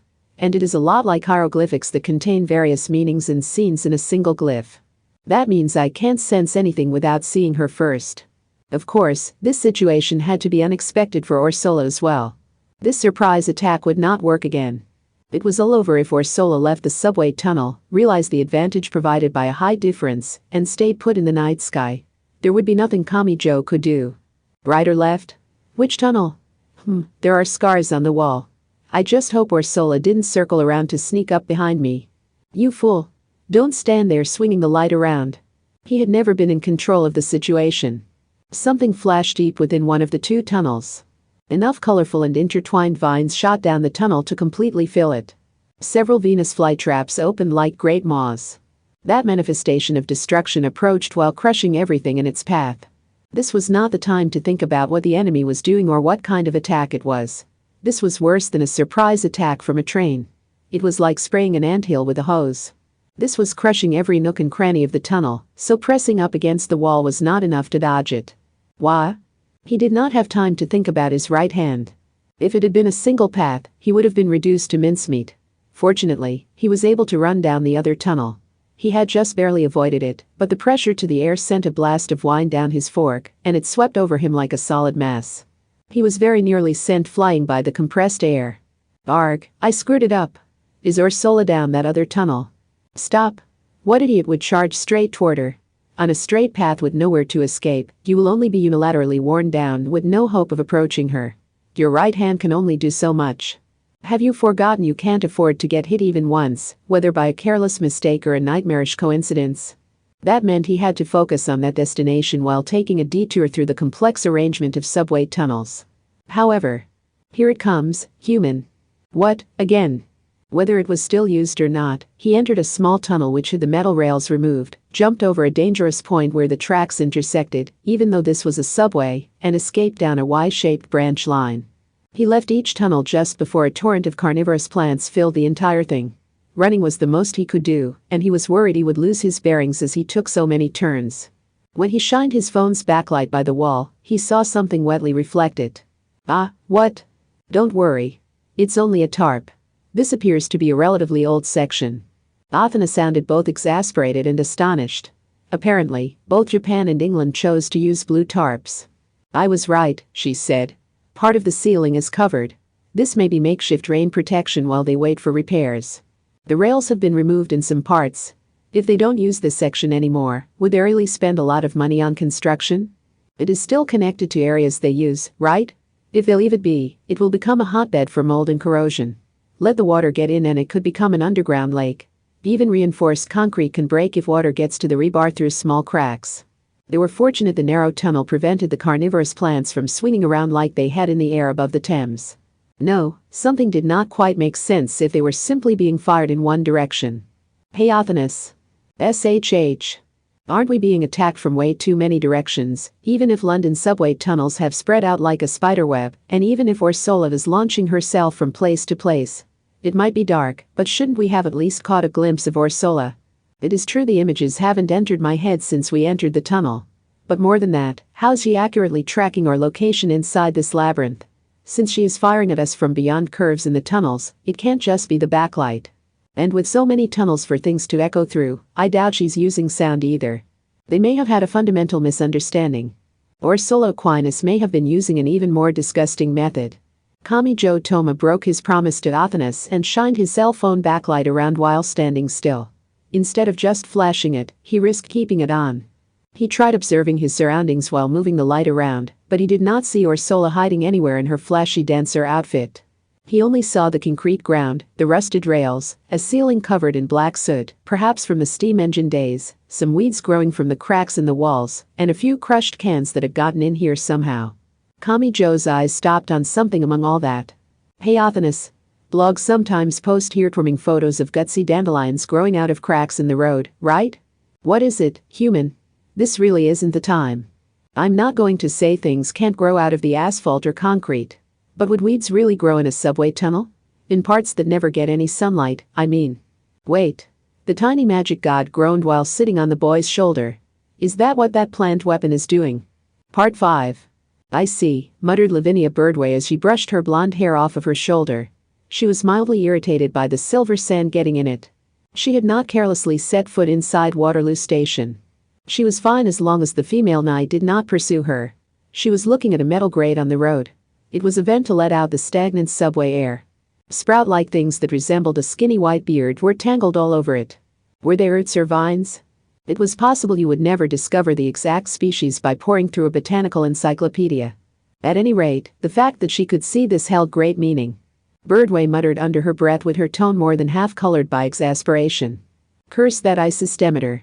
Has she spread the roots and vines of her carnivorous plants all across London's subway tunnels? The veracity of the claim was unclear, but it was said that London's subway structure would circumnavigate the globe 2.5 times if it was all laid out end to end. A certain Egyptian goddess was said to have brought a different god back to life, and a certain Greek goddess was said to have such great authority that the season of spring required her permission. And Isis-Demeter was no longer either of those. This oasis goddess, decorated in silk and gold, controlled all water and greenery on the planet, so she had the power to instantly control an area that covered a mere 2.5 times the circumference of the Earth. Yeah. After regrouping once more, Index and Karasuma Fran groaned simultaneously. Now, had Birdway realized that those two were both deeply connected to the Anglican Church, and had both been modified by Lola Stewart, so she could directly control them? 2.5 times the circumference of the Earth was nothing. No matter where Ursula Aquinas herself stood, she could place turrets anywhere in the tunnel network and establish a crossfire wherever she liked. The leaves growing here and there acted as her eyes and ears. She sensed sound when the thin leaves vibrated much like an eardrum, and, by using photosynthesis, she could sense light and even sense breathing from the amount of oxygen and carbon dioxide in the air. That gave her multiple methods of searching for her target's accurate location. You may have chosen the low-ceiling subway to eliminate the high difference. Which side had been cornered by that decision? Throwing a new trump card on the table had greatly changed the playing field. But you have found a true hell in there. You really have. Part 6. Winding paths bulged out in the thick concrete walls like a mole was digging through them. The restrictions of a tunnel no longer seemed to apply. Just like the roots of a roadside tree pushing up the sidewalk, the walls and ceiling were broken through, the thick tarps used to keep out rain were blown away, and vines thicker than Kamijo's arm burst out. Something swelled out at the end of those vines. They were bags larger than a balance ball, and they had a milk pot-like lid on the top. Those are pitcher plants. Don't let them dissolve you. Athanas shouted from Kamijo's shoulder immediately after he tore out the weeds growing from the wall. The top of the heavy plant bag opened. It splattered a strange liquid around, like someone swinging around a bucket full of blood and guts. It may have been something like brutal stomach acid. As soon as some of it splashed onto the ground, a white chemical smoke burst out. It was dissolving the railroad rails and the concrete. One hit from that, and his bones would be showing.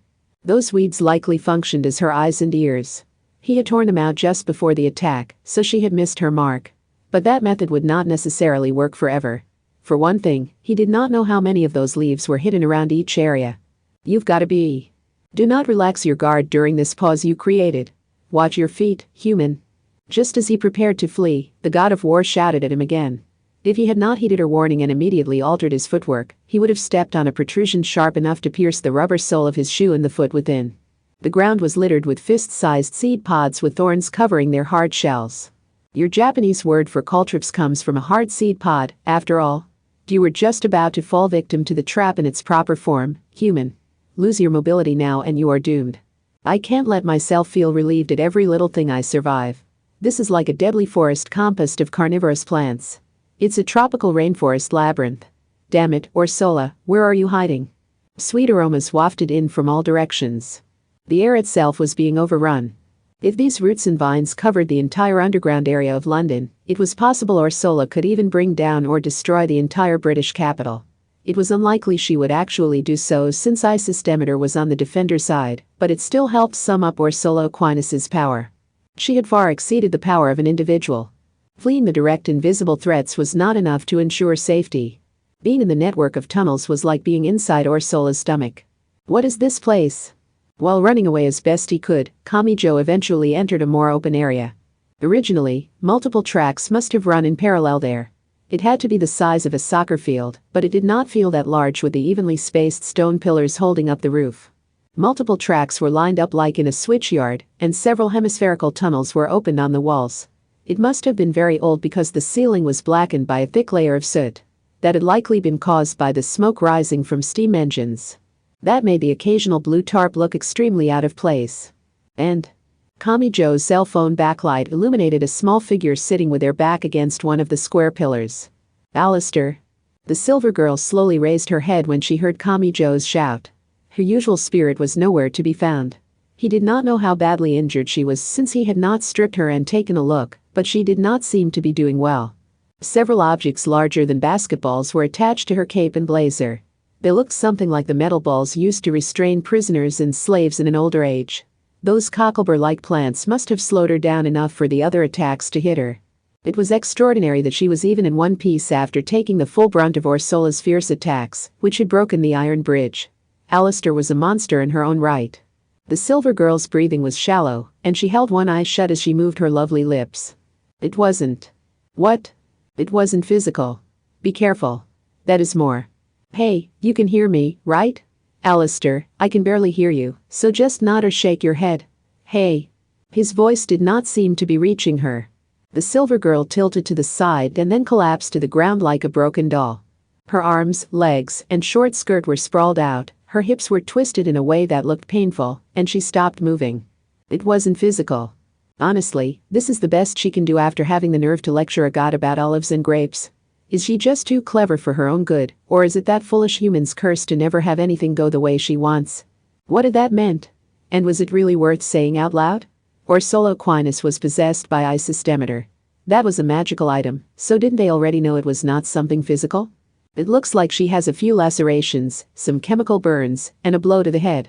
Don't shake her. It's a miracle she wasn't more badly hurt. And this was a miracle she caused herself. Athanas warned him when he grabbed Alistair's shoulder to prop her up. Even Alistair Crowley was reduced to this. Hiding behind the adult's back was no longer an option. From here on, Kamijo Toma really would have to do it himself. Athanas. We have no guarantee from here on out. You should look for a chance and escape to the surface. There should be plenty of escape routes at your size. Do not be silly, human. My spot is here on this shoulder. If you want to save me, then find a way to keep yourself alive. They heard the sharp sound of the air being torn apart. Something lurked in the darkness. Right 8. But there are some we haven't seen as well. He did not have time to aim the cell phone in that direction. It must have been a kind of algae with the same bioluminescent luciferase found in fireflies. The entire soccer field-sized space was lit up by a sticky, pale green light. But Athanas whispered to him without relying on that light. Be careful. Left 6. Keep in mind that a light provided by the enemy can be taken away at any time.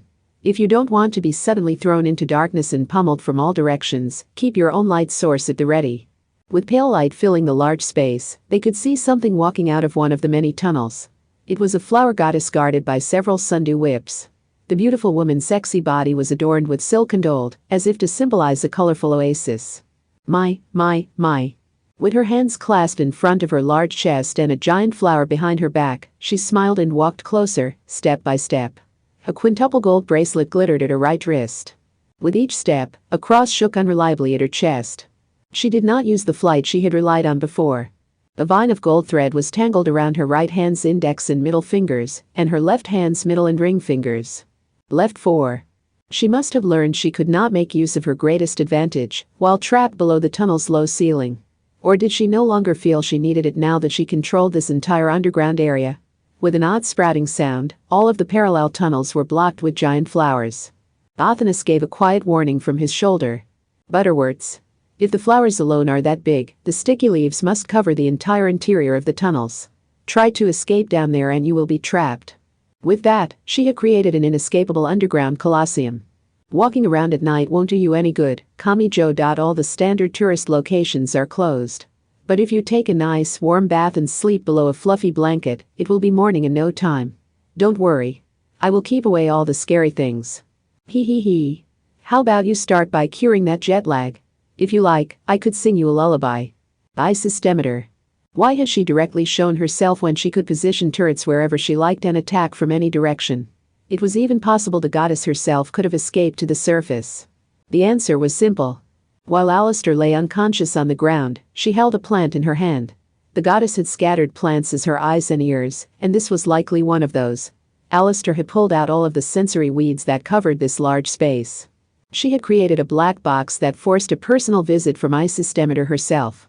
She had left behind an opportunity. Kamijo could not let the go to waste. Is it camouflage, or is she making multiple simultaneous attacks? Be careful, human. Her olive fingers already have several grapevines wrapped around them. Kamijo stared straight ahead while listening to Athanas's whispered advice. Orsola Aquinas. Yes. Please enjoy London, the city of fog, magic, and tea. The smile on her face did not fit the situation. The cross at her chest swayed slightly, like a trapped heart. Colorful plants tangled around the halo behind her, and countless vines shot out with the grotesque force of spewing entrails. Part 7.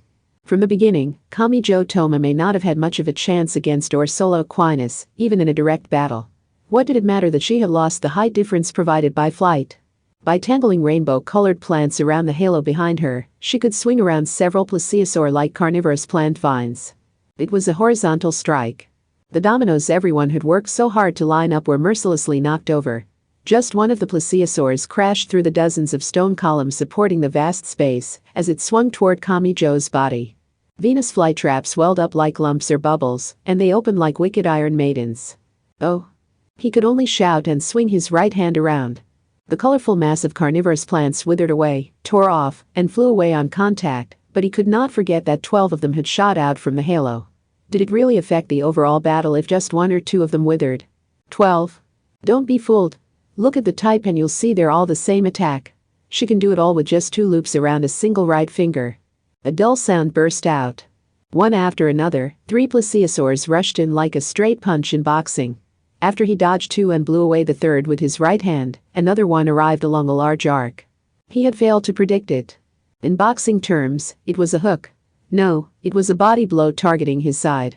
He just barely avoided being chomped by some leaves that resembled a bear trap, but he could not avoid the collision. The solid hit sent Kamijo Toma flying like a scrap of paper in the wind. A dull scraping sound exploded from his ribs, and all oxygen was forced from his lungs, so he could not even scream. He bounced and rolled along the concrete ground. Still, he was lucky there had been no whip-like bending dot. If it had gathered strength like that, his torso would have been smashed just like the stone columns. Aha bawaha. He rolled and tried desperately to breathe, but he had bigger problems to worry about. Orsola was still not finished with her first dozen attacks. Oh, dear. With a carefree voice, the sexy woman looked him in the eye. The cross swayed at her chest. She did so even though the spiky-haired boy was lying face up on the ground. That blonde beauty decorated in silk and gold was standing upside down on the low ceiling. The squishing sound would be her stepping on a blue tarp meant to keep rain out. Flight. Left 3. She had not abandoned that option. The remaining Venus flytraps were released from the halo behind her back. It may have been like approaching to point-blank range before firing to increase the damage done by a shotgun. Of course, he could not stop all 7 approaching attacks with his single right hand. Dodge, human. He could only desperately roll to the side. One after another, the bundles of vines punched through the concrete ground in pursuit of him. This drew a dotted line of destruction, like the aftermath of a spray of Vulcan cannon gunfire. For Orsola Aquinas, that had been a single action. The symbol of the grapevine wrapped around the olive tree could take countless forms. She must have felt no need to finish him off quickly. Or rather, it was unclear if he was even aware she was fighting. What did the world look like to that smiling woman who was exposing so much of that reflectively white skin? Orsola. Left 8?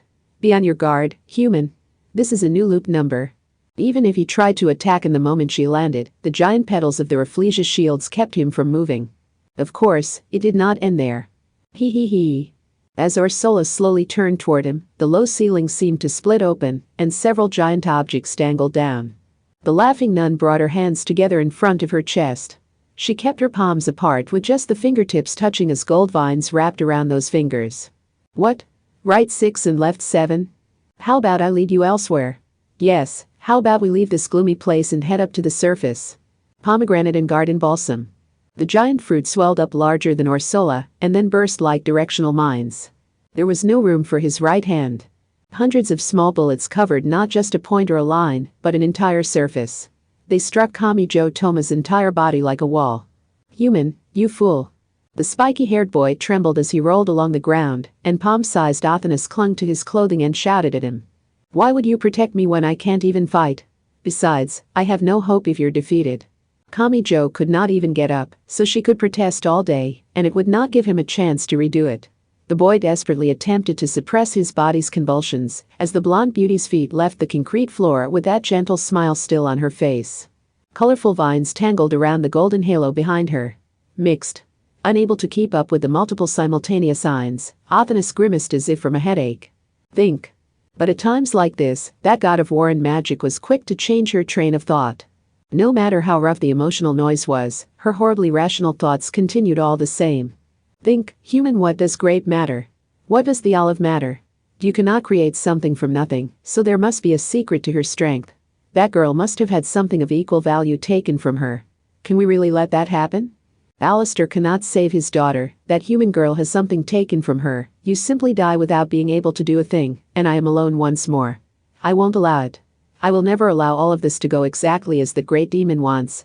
Those words shook something inside Kamijo as he lay collapsed on the ground. The trembling of his fingertips briefly stopped. That allowed him to rub the head of the tiny understander who was clinging to his coat and wailing. Human? Something had bothered him. The divine mixture was undeniably powerful. Isostemeter alone could do all this, but there had also been Razus, Osiris Hades, Tefnut Artemis, and Wadjet Leto.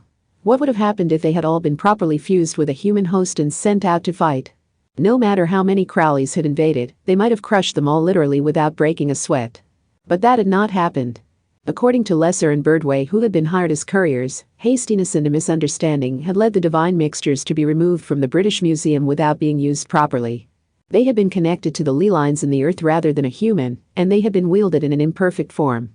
So, in that case, what was wrong? Even now, more and more colorful vines were covering the giant halo behind Ursula's back. Just like watching a pie chart slowly but surely fill in. The carnivorous plants continued to be loaded, like a bowstring being drawn to the limit. No, there were a lot of gold threads tangled around her fingers.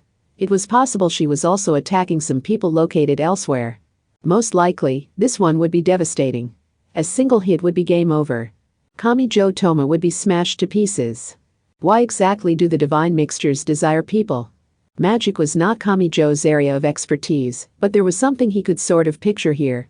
When comparing the power running through a human body and the power running through the earth, the latter seemed like it had to be stronger. And yet Isostemeter had chosen the former. Why?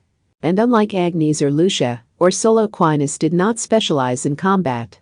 That meant its goal was not the strength of the power it would gain. It was not hoping for a special boost like it might get from saints like Kenzaki Kaori or Aqua of the Back or magic gods like Athanas or Nephthys. Hey Ursula. Yes? Why are you like that? Is there anything odd about me? A train could run through the subway tunnel at any time, so isn't it perfectly natural to want to move elsewhere and avoid that danger? So how about we head to the surface and get to the women's dorm? She slowly tilted her head, and the motion caused the cross to sway at her chest. Ursula did not seem to question her near nudity or her deadly actions. The connections in her head may have been altered to create a mismatched form of consistency there. Yes, and he had a question about that. Kamijo Toma did not know the exact situation that led Ursula Aquinas to use Isostemeter. But if she had not been forced into it like a living sacrifice, then she had done so of her own free will, in order to fight back against the Crowley's hazards. In that case, why was her perception skewed? This was different from Ao Francisca, who had been forcibly controlled and ordered to harm people she did not want to fight. It was also completely different from Index, who had a self-defense mechanism meant to protect the Grimoire library. Ursula Aquinas had supposedly had the will to fight, so why mess with her mind after that? Plus, there were the words of some transcendent beings. Aleister Crowley had said it was not physical. Athanas had said you cannot create something from nothing, so something of equal value had to have been taken from her. It may have all pointed to a single answer. And if it was all connected in a straight line with none of it wasted, it can't be. Mixed. Ursula Aquinas unleashed 12 consecutive colorful attacks. Part 8. Agnes Sanctus was itching to take action. She ran out from the British Museum's main entrance, but the disaster was nowhere to be seen. Had it flown into the night sky or descended below the ground? London was already unstable with the fantastical Egyptian scenery mixed in, but a further dull tremor shook the city from below. Agnes kept her balance and glanced around until she spotted a four-wheel drive vehicle parked where it should not be. Hey! Equat, what? Foreign languages scare me. To Hamazura Shiage, who was pressed against the driver's side door after leaving the vehicle, it did not matter that this was a small girl. The language barrier combined with a threatening look was enough to frighten him. Did you see how should I explain this? Did you see a woman here, a shining woman dressed like a pagan goddess? You're talking way too fast. When his intelligence failed him, he could only shout tearfully. When glasses-wearing Sister Gata walked up and noticed the disaster scene, she quickly cut in. Please wait, Sister Agnes, he might look very, unsophisticated, but he still saved our lives. Without him driving us, the Crowley's hazards would have gotten us. We can't treat him so poorly. Arg, Sister Ursula is only getting farther away while we argue. When you're in a hurry is when you most need to be careful. Shouldn't you make sure you get accurate information? Meanwhile, Hamazura Shiage could only tremble like a small animal. He was confident he could have wet himself on cue at the moment. What is this? I'm in an unfamiliar country and surrounded by foreigners while they discuss something in a foreign language. It's so damn scary. They aren't discussing whether to boil us or fry us, are they? Just then. If they had looked in the four-wheel drive vehicle's back window and seen the bandaged woman and mini China dress girl relaxing there, Agnes and Agata's path might have changed significantly. But for better or for worse, fate did not choose them. First, Agata ran over to small animal Hamazura, causing pink tracksuit and sweater Takitsubo to silently glare at him. Agnes quietly clicked her tongue and looked into the night sky. Given who they were looking for, simply searching the surface streets would not be enough. It was possible she was straight up flying. Agnes could not ignore this. She understood painfully well. When they had all faced Isis Demeter back then, there had actually been a few different movements. Agnes had seen movement from Oriana Thompson, a courier with no real faith to speak of, and Ursula Aquinas, who felt driven to it, specifically because she was part of the non-combat personnel. And there had been Agnes herself. If no one else volunteered, she would have had to do it herself.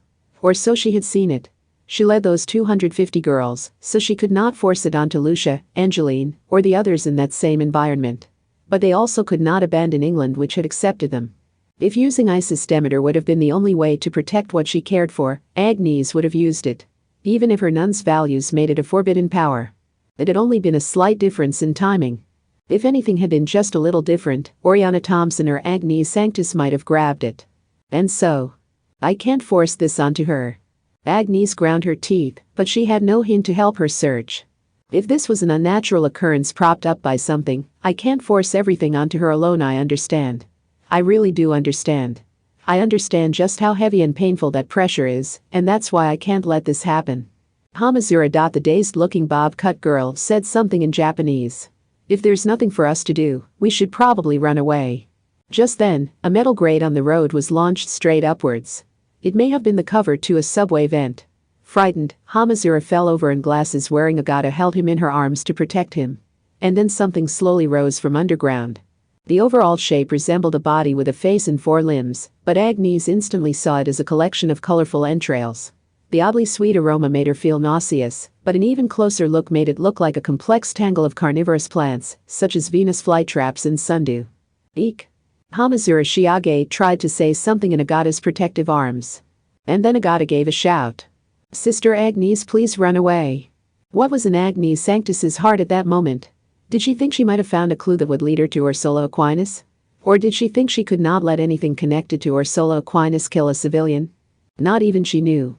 Several brutal Venus flytraps opened their maws wide and moved to swallow Agnes headfirst. One of those thorny mouths moved with enough force to swallow her down to her waist and chomp her in two. A moment later, something happened. There was a dry bursting noise. Eh? It was Agnes who uttered that surprised sound. Just before the giant carnivorous plant's maw touched the girl's soft skin, it was seemingly deflected by an invisible wall and knocked back. It took all the damage, just like a human attempting to bite into a concrete block. But Agnes Sanctus had not done anything herself. She was not Kamijo Toma. She did not have a Imagine Breaker. So what happened? Part 9. A dry sound echoed down the subway tunnel. Ursula Aquinas had launched a rush of 12 attacks from the halo behind her back. Kamijo's right hand could never deal with all of them, but there were no new wounds on that boy who could not even get up from the ground. What was that? The one who gasped was Ursula. All of those deadly attacks were deflected by some unknown force. Huh? No, there is no need to think. This is fine. Just fine. Yes, I must invite him in. He came all the way from Japan, after all. Something out of the ordinary had occurred. Her consciousness seemed to rise and fall like a ball floating in the stormy ocean.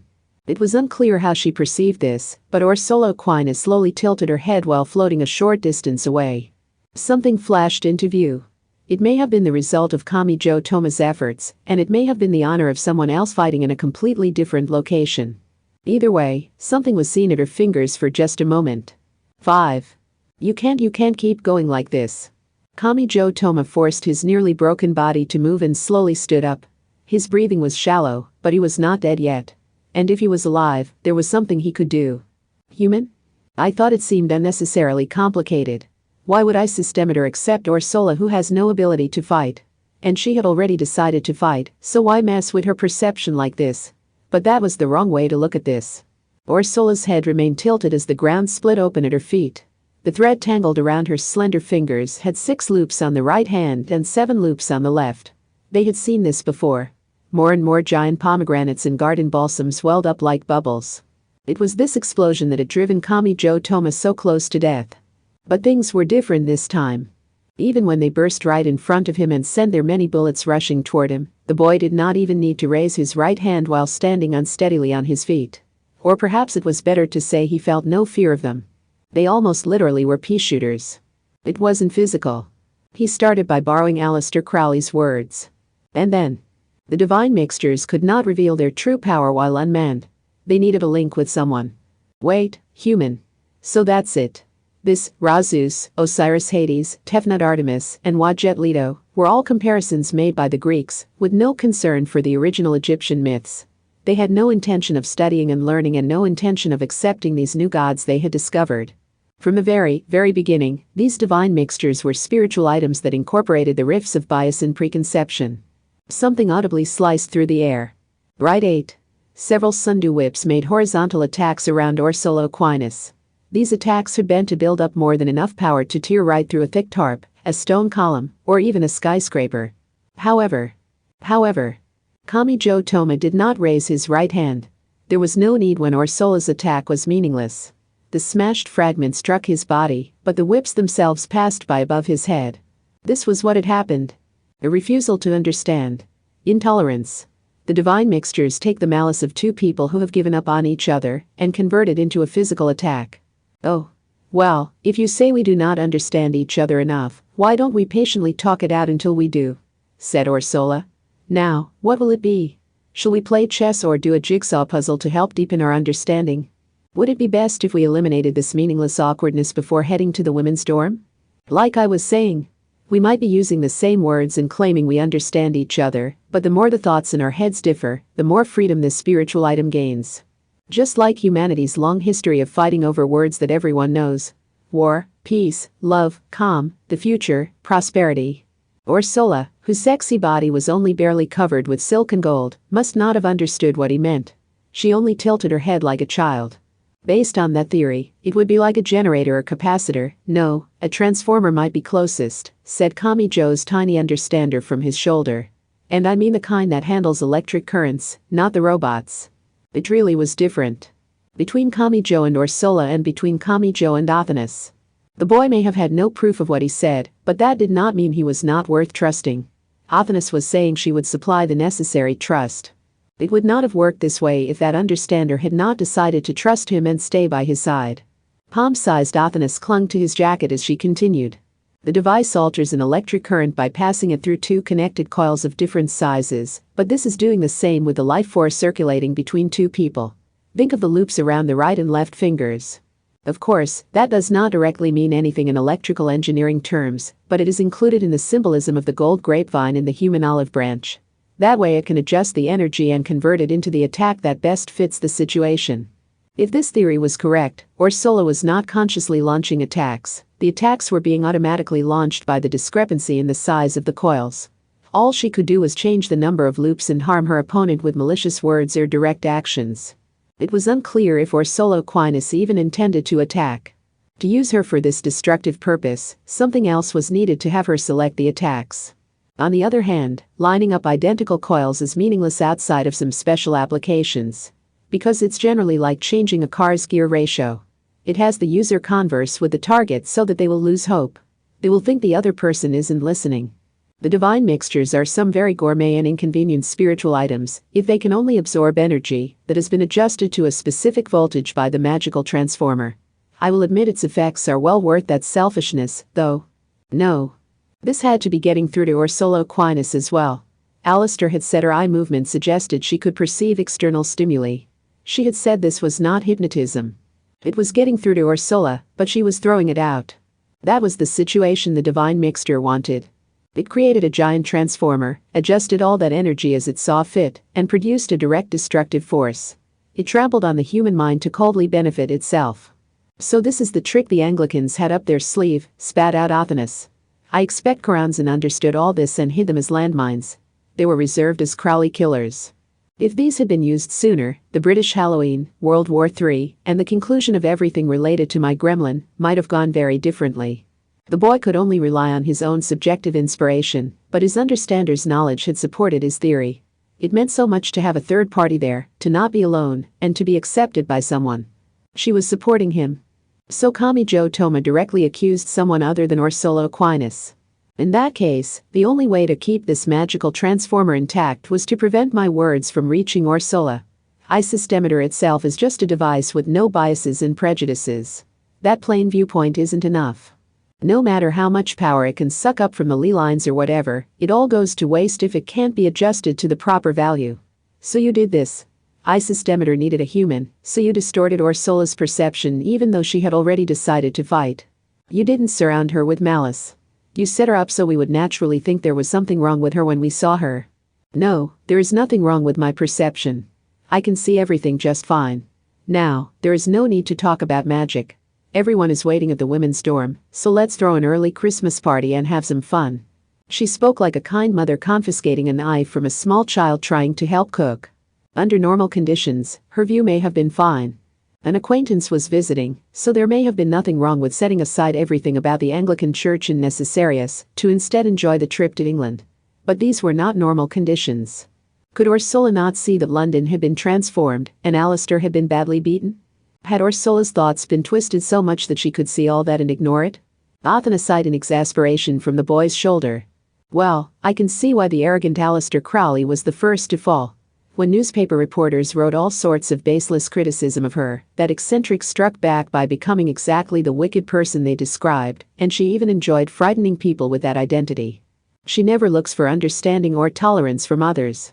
If the transformer supporting iSystemeter works better, the greater the rift between two people, it would indeed be the greatest Crowley killer. Regardless of what anyone else could do, she could never accept it. 333 in dispersion was it? The terms related to that demon are so easy to forget. Karanzan's number and essence. Ha. I see. This is very well made. I thought it was odd to have these foreign gods show up so suddenly, but it all converges there. The mixture of mythologies barely even matters. The important part was the magical transformer that uses human bodies as the coils and stabilizes its power, the greater the discrepancy between them. The grape and olive symbolism made it look like it was all one device, but this was no more than the silly essence of that great demon who obstructs the world's bonds. Part 10. That may have been why Agni Sanctus stood there in a daze for a while. They had far too few samples to be sure, while the London night becomes the stage for a defensive line and delaying tactics. It was not enough to risk one's life on. She knew that. But the young nun still spoke while facing that mass of carnivorous plants, which had been torn apart and blown away all on its own. If we don't give up on her. She could not even call it a theory. But her words were still decisive. If we don't see her as a monster and we don't lose sight of her usual smile, there's nothing to be afraid of. There were no hints. Ursula Aquinas was not in front of them. But oddly enough, Agnes Sanctus had found the right answer, just like immediately drawing two identical cards in a game of concentration. Right. Part 11. Once he had it figured out, it should have been easy. Kamijo Toma did not need to clench his right fist here. No matter what Ursula did, there was nothing to fear. In fact, the more he opposed her, gave up on understanding her, and thought it would be easier to restrain her by force, the more power would come from the transformer that used the misunderstandings between two people. The more that power stabilized, the more she could overpower him and the less he could do. Systemeter would send out power rivaling a natural disaster. So how could he give up on speaking with Ursula, just because she could not see what was happening? So was it really right to remain silent just because anything he said would widen the wound? To hell with that.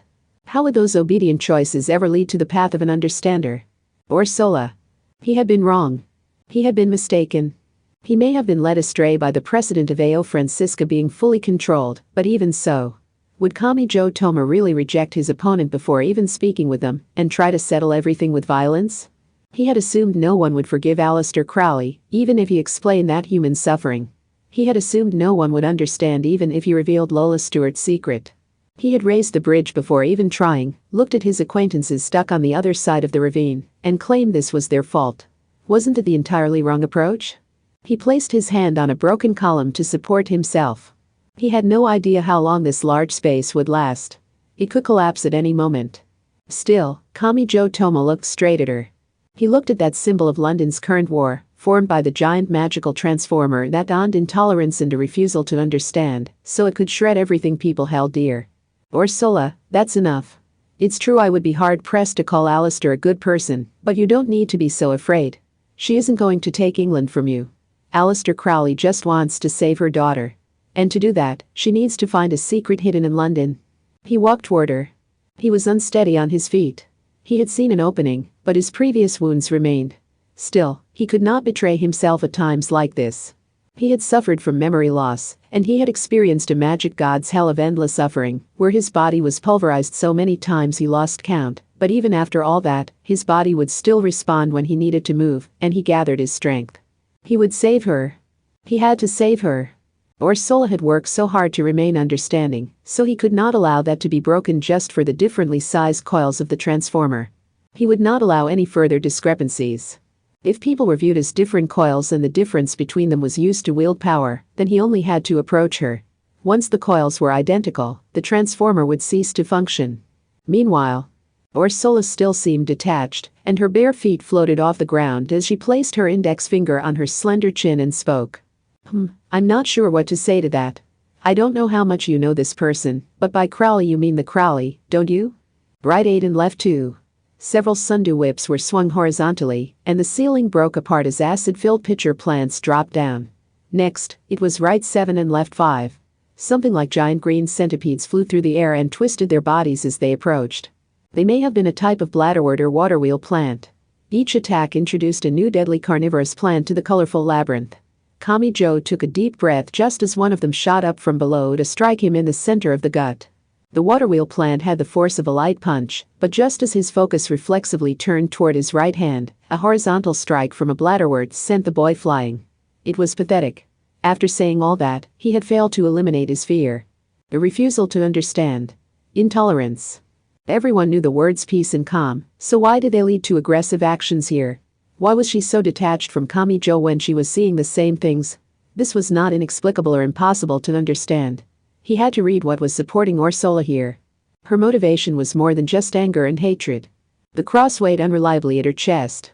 It caught and reflected the light like a shed tear. It looked like a trapped heart. There could not have been a major change inside her. Even if she had reached for this great power, Ursula still wore that cross around her neck.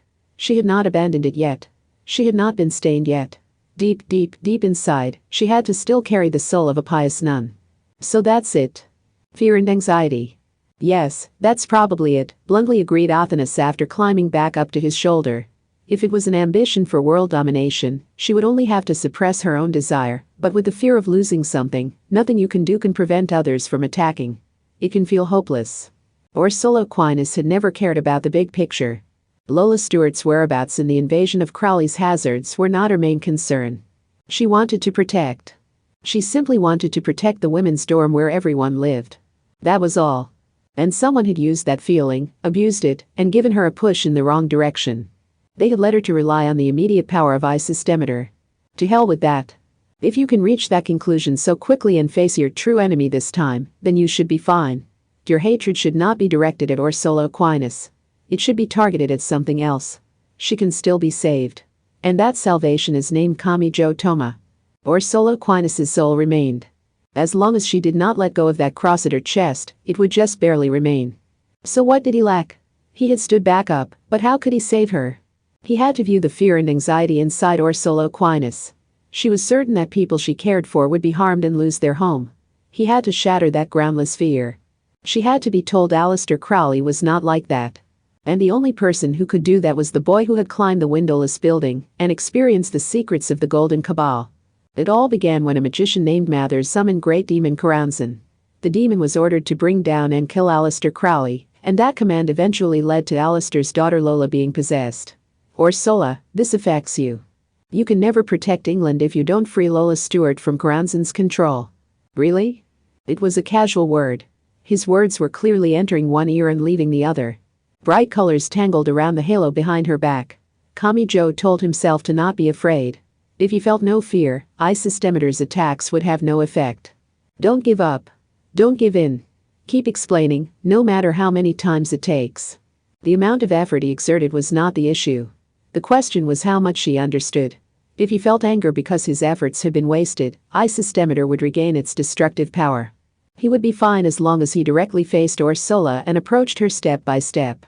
All of her many attacks would be smashed and destroyed upon contact. She could perceive external stimuli. No matter what it looked like on the surface, it was impossible that his words were not reaching her deep down. Even if it was a little at a time, he had to pull Ursula Aquinas' soul to the surface. Once her horribly blurred vision came back into focus, his words were sure to reach her. She would understand. Let us review something that goes without saying. Kamijo and Ursula thought of completely different meanings when exchanging identical words like peace, calm, and defense. Ursula wanted to protect the cozy women's dorm, and she could not bear to see their home destroyed. Those feelings had been manipulated to bind her with intolerance and a refusal to understand, but she herself was not an aggressive and malicious person. From here on, he could never lose sight of who she was, no matter what she might say. Aleister Crowley is not at fault. Why not? I've probably suffered tens of thousands of times more, but I'll still say it. Aleister was a hopelessly pitiable human. Do we really need to discuss this? I want to hurry back to the dorm to surprise everyone with some enjoyable memories. And of course, Crowley is invading England in order to harm it as we speak, right? The Anglican Church dragged out this divine mixture and pressed you into using it. And they knew what would happen and what they would be trampling underfoot. Do you really think this is a one-time thing? The root of the problem isn't Aleister. She's just highlighting the problem. Like I said, the only way you can protect the peaceful lives of everyone you care for is to do something about the person at the top. How's this a problem? I used Isostemeter because I wanted to. Could you have smiled like this if it was Agnes or Lucia that had used it? She paused for a beat. No, for half a beat. The cross weighted her chest as if to show the wavering of her heart. But if the Crowley's hazards had not attacked, no one would have had to make this decision. It was England that created the human known as Aleister Crowley. Ursula swung around the olive and grape symbols as she came dangerously close to losing focus again, so he shook her again. He would not let her escape. He would not let her become detached so easily. Stand your ground. Don't fear. If she doesn't understand, keep at it until she does. No matter how painful it is, no matter how hopeless it seems, and no matter how much of a beating you take. Continuing to talk is not a wasted action. At school, she was constantly bullied and abused by pious believers, so she grew sick of the God that protected them, and after learning magic just to spite them, she found out even that only harmed her family. She took responsibility by destroying the Golden Cabal, and then her baby was killed just as foreseen, and the newspaper reporters, who controlled the great power of the mass media at the time, all pointed and laughed. They called her wicked, a pervert, and a ghoul. And you're saying she alone is at fault? She was driven out of a country more than once when people around the world gullibly believed everything in the newspapers and started throwing stones at her. There was no safe space for her. But can you still say Alistair was 100% to blame? You can't blame both sides for that. Looking at history, Alistair Crowley did many things warranting those labels. Just go to the library and you will see. Read the newspapers stored as microfilm, and you will see bits and pieces of it. And if you compare that to the Anglican records, you might learn what was going on behind the scenes. That isn't the real Alistair. Those articles might include some facts, but they don't say a damn thing about Alistair's feelings. I will admit newspapers at the time were not the most reliable things. He felt like things had suddenly come into focus. It may have sounded like he was just arguing more forcefully, but that was not it. Isis Demeter separated what the two of them thought of when using words like love and peace, but that diversion of intolerance may have been losing its effect. Arguing directly at each other was a happy thing. That meant they had reached the point where they could lay their arguments down on the same table. It was so much better than being ignored and rejected with a smile and unable to look each other in the eye.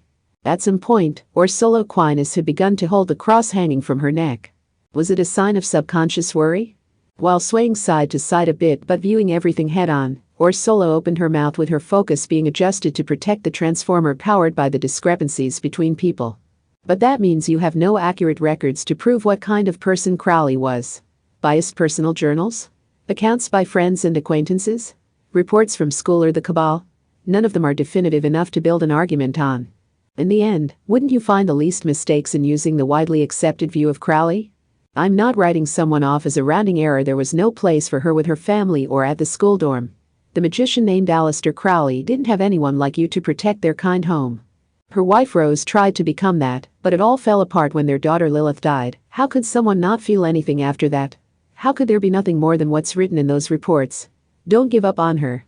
Someone as kind and strong as you must not give up on her. Please, is it because it happened so long ago? Is it because it has nothing to do with your life now? Isn't it cruel to ask Alistair to accept that reasoning? Isn't that just telling her she can't complain even though not a damn thing has changed in over 100 years? Everything is built on that foundation. Her return today is directly related to all of it. This isn't just a natural disaster or a random attack on the streets. I see. But nothing you can say will change Magician Crowley's evil deeds. The understander on Kami Joe's shoulders snapped her fingers. After a short delay, a chill ran down his spine. Ursula's short statement was far too broad. Without Athanas's intervention, it might have toppled everything he had built up. The god of war sounded somewhat exasperated when she spoke. That was hardly fair. It was so vague you could use it to attack Nobel, the Wright brothers, or anyone really. Sorry to make this 2 against 1, but this god is going to ask a question to place a weight on the scales. To what evil deeds do you refer? The historical ones found in the records, or the ones occurring in the world right this instant? I am talking about the present, not the past with poor records that can be used to prove anything depending on your interpretation. That is fortunate. Even as a god, I'm not confident I could defend a life that shitty. These had been frightening words as well. And yet Athanas crossed her slender legs on Kami Joe's shoulder. It is true Alistair Crowley has split into more than 1 billion Crowley's hazards, which are making a simultaneous attack on the 53 members of the British Commonwealth. Every part of the world has been dragged into the war, creating a hellish scene that stains the planet itself with blood. Are you saying there is some special reason for that?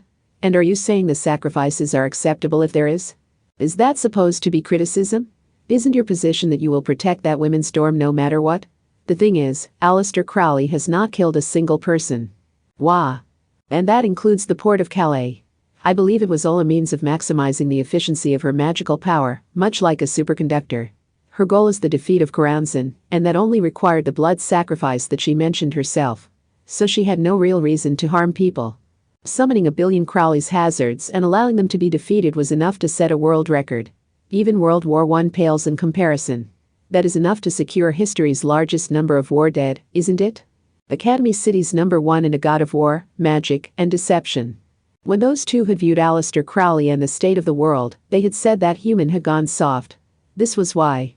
Is this another product of the intolerance or refusal to understand that powers your magical transformer? Accusing someone without investigating the truth of the matter is all well and good, but did you never consider the fact that you have only placed the rope around your own neck if the truth is then revealed? There was nothing to be afraid of. It would all be okay. This time, Kami Joe Toma really did directly face Ursula Aquinas. The boy told himself to match her. They were 2 humans, 2 coils. The transformer wielded the difference between the two as power and converted it into various attacks. Right 2, right 8, left 3, left 2, right 6, left 5, right 7, and left 7. Ursula had wrapped that gold thread around her fingers in a variety of ways, but there was one thing she had never used for an attack. Her wrist. She wore a bracelet at the base of her fingers. Right 5. That was Ursula herself. Everything was shifted from there to create the deadly power. But if he synchronized with Ursula, deepen their understanding, and match the number of loops, the difference between the two coils would vanish. He had to swear he would not let that magical transformer continue to function. He could not leave her alone. Looking at what has happened in Academy City is enough to know that Aleister Crowley has hurt a lot of people, he said. And Aleister abandoned her own city and released herself into the world. From an outside perspective, it might seem best to push away that ominous symbol just to be safe. But you can't do that. She can only be purified if she is forgiven by this country where she was born and raised. Nothing anyone else says can save her. This isn't like Athanas, who truly had nowhere to return to. It wouldn't truly save her even if I became her understander. Has Crowley said that? And even if so, Crowley's words are not to be trusted. Yes, you can't trust Aleister Crowley. She's a contrarian who hasn't even noticed what kind of happiness she truly desires, so accepting her words at face value will only lead you to hell. That's not the future I'm risking my life to fight for. Why should we go to any trouble for a happiness Crowley does not even want? I don't care if she wants the happiness or not. I want to give it to her. And like I said before, Ursula, this affects you as well. How? Isn't it obvious? Let me be clear about one thing, Ursula. Of all the people I've ever met, you are the most selfish of them all. Not Fiamma of the Right, not Magic God Athanas, not Kamisato Kakeru, and not Aleister Crowley. It's you, Ursula Aquinas. That's why I admired you and why I wanted to protect you, even if it meant fighting the Roman Catholic Church. A sundew whip forcefully struck the boy's cheek. Kamijo Toma did not even flinch. His trembling had finally stopped. Fear and avoidance would only be converted into the power supporting the attack. To strip it of its deadly force and survive, he had to look her dead in the eye and accept it. Not even right 8 was acceptable. It had to be right 5. He would match Ursula Aquinas' core. Do that and he could truly view her. He stepped further forward. He now stood right in front of that goddess of spring and resurrection who glittered with gold. But it was a gentle action. Kamijo Toma's right hand touched Ursula Aquinas' soft cheek. Do you have any idea how much strength is found in that selfishness? Then the other one. He held her warm face between his hands and pressed his forehead against hers. And Kamijo Toma roared at her from point-blank range. He was not interested in some created goddess. He was not seeking the power to fight. He wanted to remind her of the much stronger and nobler power that only Ursula Aquinas had. He would not let her escape anymore. No matter how much Isis Demeter tried to shift the focus of their conversation with intolerance and a refusal to understand, he kept himself literally right in front of her eyes so she could not escape. It was like reigniting a cooled engine. The boy did not hesitate to hit her with his words. Abandon violence and fight with your words. Ursula Aquinas is the person who spread Christianity around the globe, even though those people did not know of or want that salvation, and all because that's what she wanted to do. You dedicated yourself to that greatest and ultimate selfishness, so shouldn't you understand this better than anyone? Isis Demeter used the discrepancies between people. So what would happen if those were entirely erased? They already had their answer. This was something other than the right 5. Aleister Crowley might have looked disgusted. But the cross hanging from Ursula Aquinas' neck was not a symbol meant to further conflict. Ursula had tried to remain with that cross even in this state, so if she could show a power different from the people Aleister had seen throughout her life, those barriers were meaningless. If you don't understand someone, don't push them away. Walk toward them. There was no dramatic flash of light or thunderous sound. It was only a quiet sound like a crack running through a thin layer of ice. This was not just some lofty ideal. Ursula Aquinas had accomplished exactly that. Ursula and Agnes got along in the Anglican women's dorm despite everything that had happened, but she could have chosen a different path. Ursula had arrived first, and Agnes's group had arrived later, so she could have said something else. I can't bear to live a life surrounded by people who tried to kill me. I refuse to let the former Agnes Force live at this dorm. Please go elsewhere. But she had not. She had accepted them. She had smiled and let bygones be bygones. Kamijo Toma may have been the one to save the Agnes Force's lives after they were used by Biagio Busoni, but it was Ursula who had looked after them afterwards. Just how much had those girls been saved by the pure smile on her face? That was something only they could understand, and that was fine. What mattered was that Ursula Aquinas did have her own power to save. And it was a much nobler power compared to Kamijo Toma, who could only clench his fist, hit people, and reject people's efforts by negating their supernatural power. Don't screw with me, Ursula. How could he let someone deny this? How could he let anyone trample on this possibility? That's something that only you can do, Ursula. It's a strength only you have. Not me, not Fiamma, not Athanas, not the other magic gods, not Kamisato, not Alistair, and not Karanz, and the rest of us might talk big, but we always end up fighting. Only you really did let go of the weapon. You surpassed any of us in virtue and strength. That had to be hard on you. You're more honorable than any of us, and you did something no one else could do, so don't just throw that away. He would not let her escape. No, Kamijo and Ursula had to be in the same place now. Now that the discrepancy between them was gone, his words could reach her, and she would not mistake the meaning. It had to be hard. It had to be painful. Looking away from reality would have been easier. But Kamijo was confident that would not happen. Because Ursula Aquinas was far stronger than Kamijo Toma, who could not stop fighting. This was not just a groundless fantasy. She really did have the strength to approach a knife-wielding person with no weapon of her own. Ah. The cracking sound ended. Isis Demeter lost its support. It was obvious what was happening. Her trembling lips uttered words that rejected this immediate power. The cross at her chest reflected some light. What have I done? Part 12. Had Isis Demeter even been fused with her in the first place? You almost had to question that with how easily and vividly it happened. All of the intolerant symbolism of the silk and gold fell away from Ursula Aquinas. Once she accepted her mistake, she threw out that power to fight. Now that she had lost it, she could walk forward without looking back. That feat may still have been out of reach of the boy who only knew how to face the world by finding an excuse to rely on the power of his right fist and fight. Part 13. After losing the temporary power of the Isis Demeter divine mixture, Ursula Aquinas crumbled to the ground. This isn't over yet, human. You can't live happily ever after yet. The small understander spoke those piercing words from his shoulder. All of Isis Demeter's power had been lost, from the giant butterworts blocking the tunnels to the algae, faintly illuminating the entire space. He only had his cell phone backlight to rely on. But this was not necessarily a good thing. Yes, an escape route had opened up. Worse, this was an old area with blue tarps on the ceiling to keep rain out. There could be a large hole somewhere. It was a lot more fragile than it looked. Isis Demeter is neither good nor evil. It is not a talent or a character trait. It is no more than a spiritual item, a tool. Do not allow it to escape outside. If the divine mixture finds a new user, the grapevines coiled around the olive branches will regain their original power. Yeah. Kamijo Toma knew who his enemy was. His clenched fist's target was not Ursula Aquinas. I know. I'm never letting it do that to anyone again. Vines extended in all directions from the gold and diamond decorations stripped from Ursula's naked body, and they moved like legs to escape through the subway tunnels. It was like a giant spider or octopus. With no set joints, it tilted every which way as it crawled, and it quickly became a Rorschach test that looked different to everyone who saw it. But at its core, it was meant to be with a human being. Even with nothing attacking it, the vines twisted, shrank like plastic exposed to fire, and deteriorated. It would soon return to being an inanimate piece of art, but he could not let his guard down. It was all over if someone grabbed it in the very end. Isis Demeter. He could never know if it still had another trick up its sleeve. It was said that a cornered rat would bite a cat. So Kamijo Toma whispered the magic words.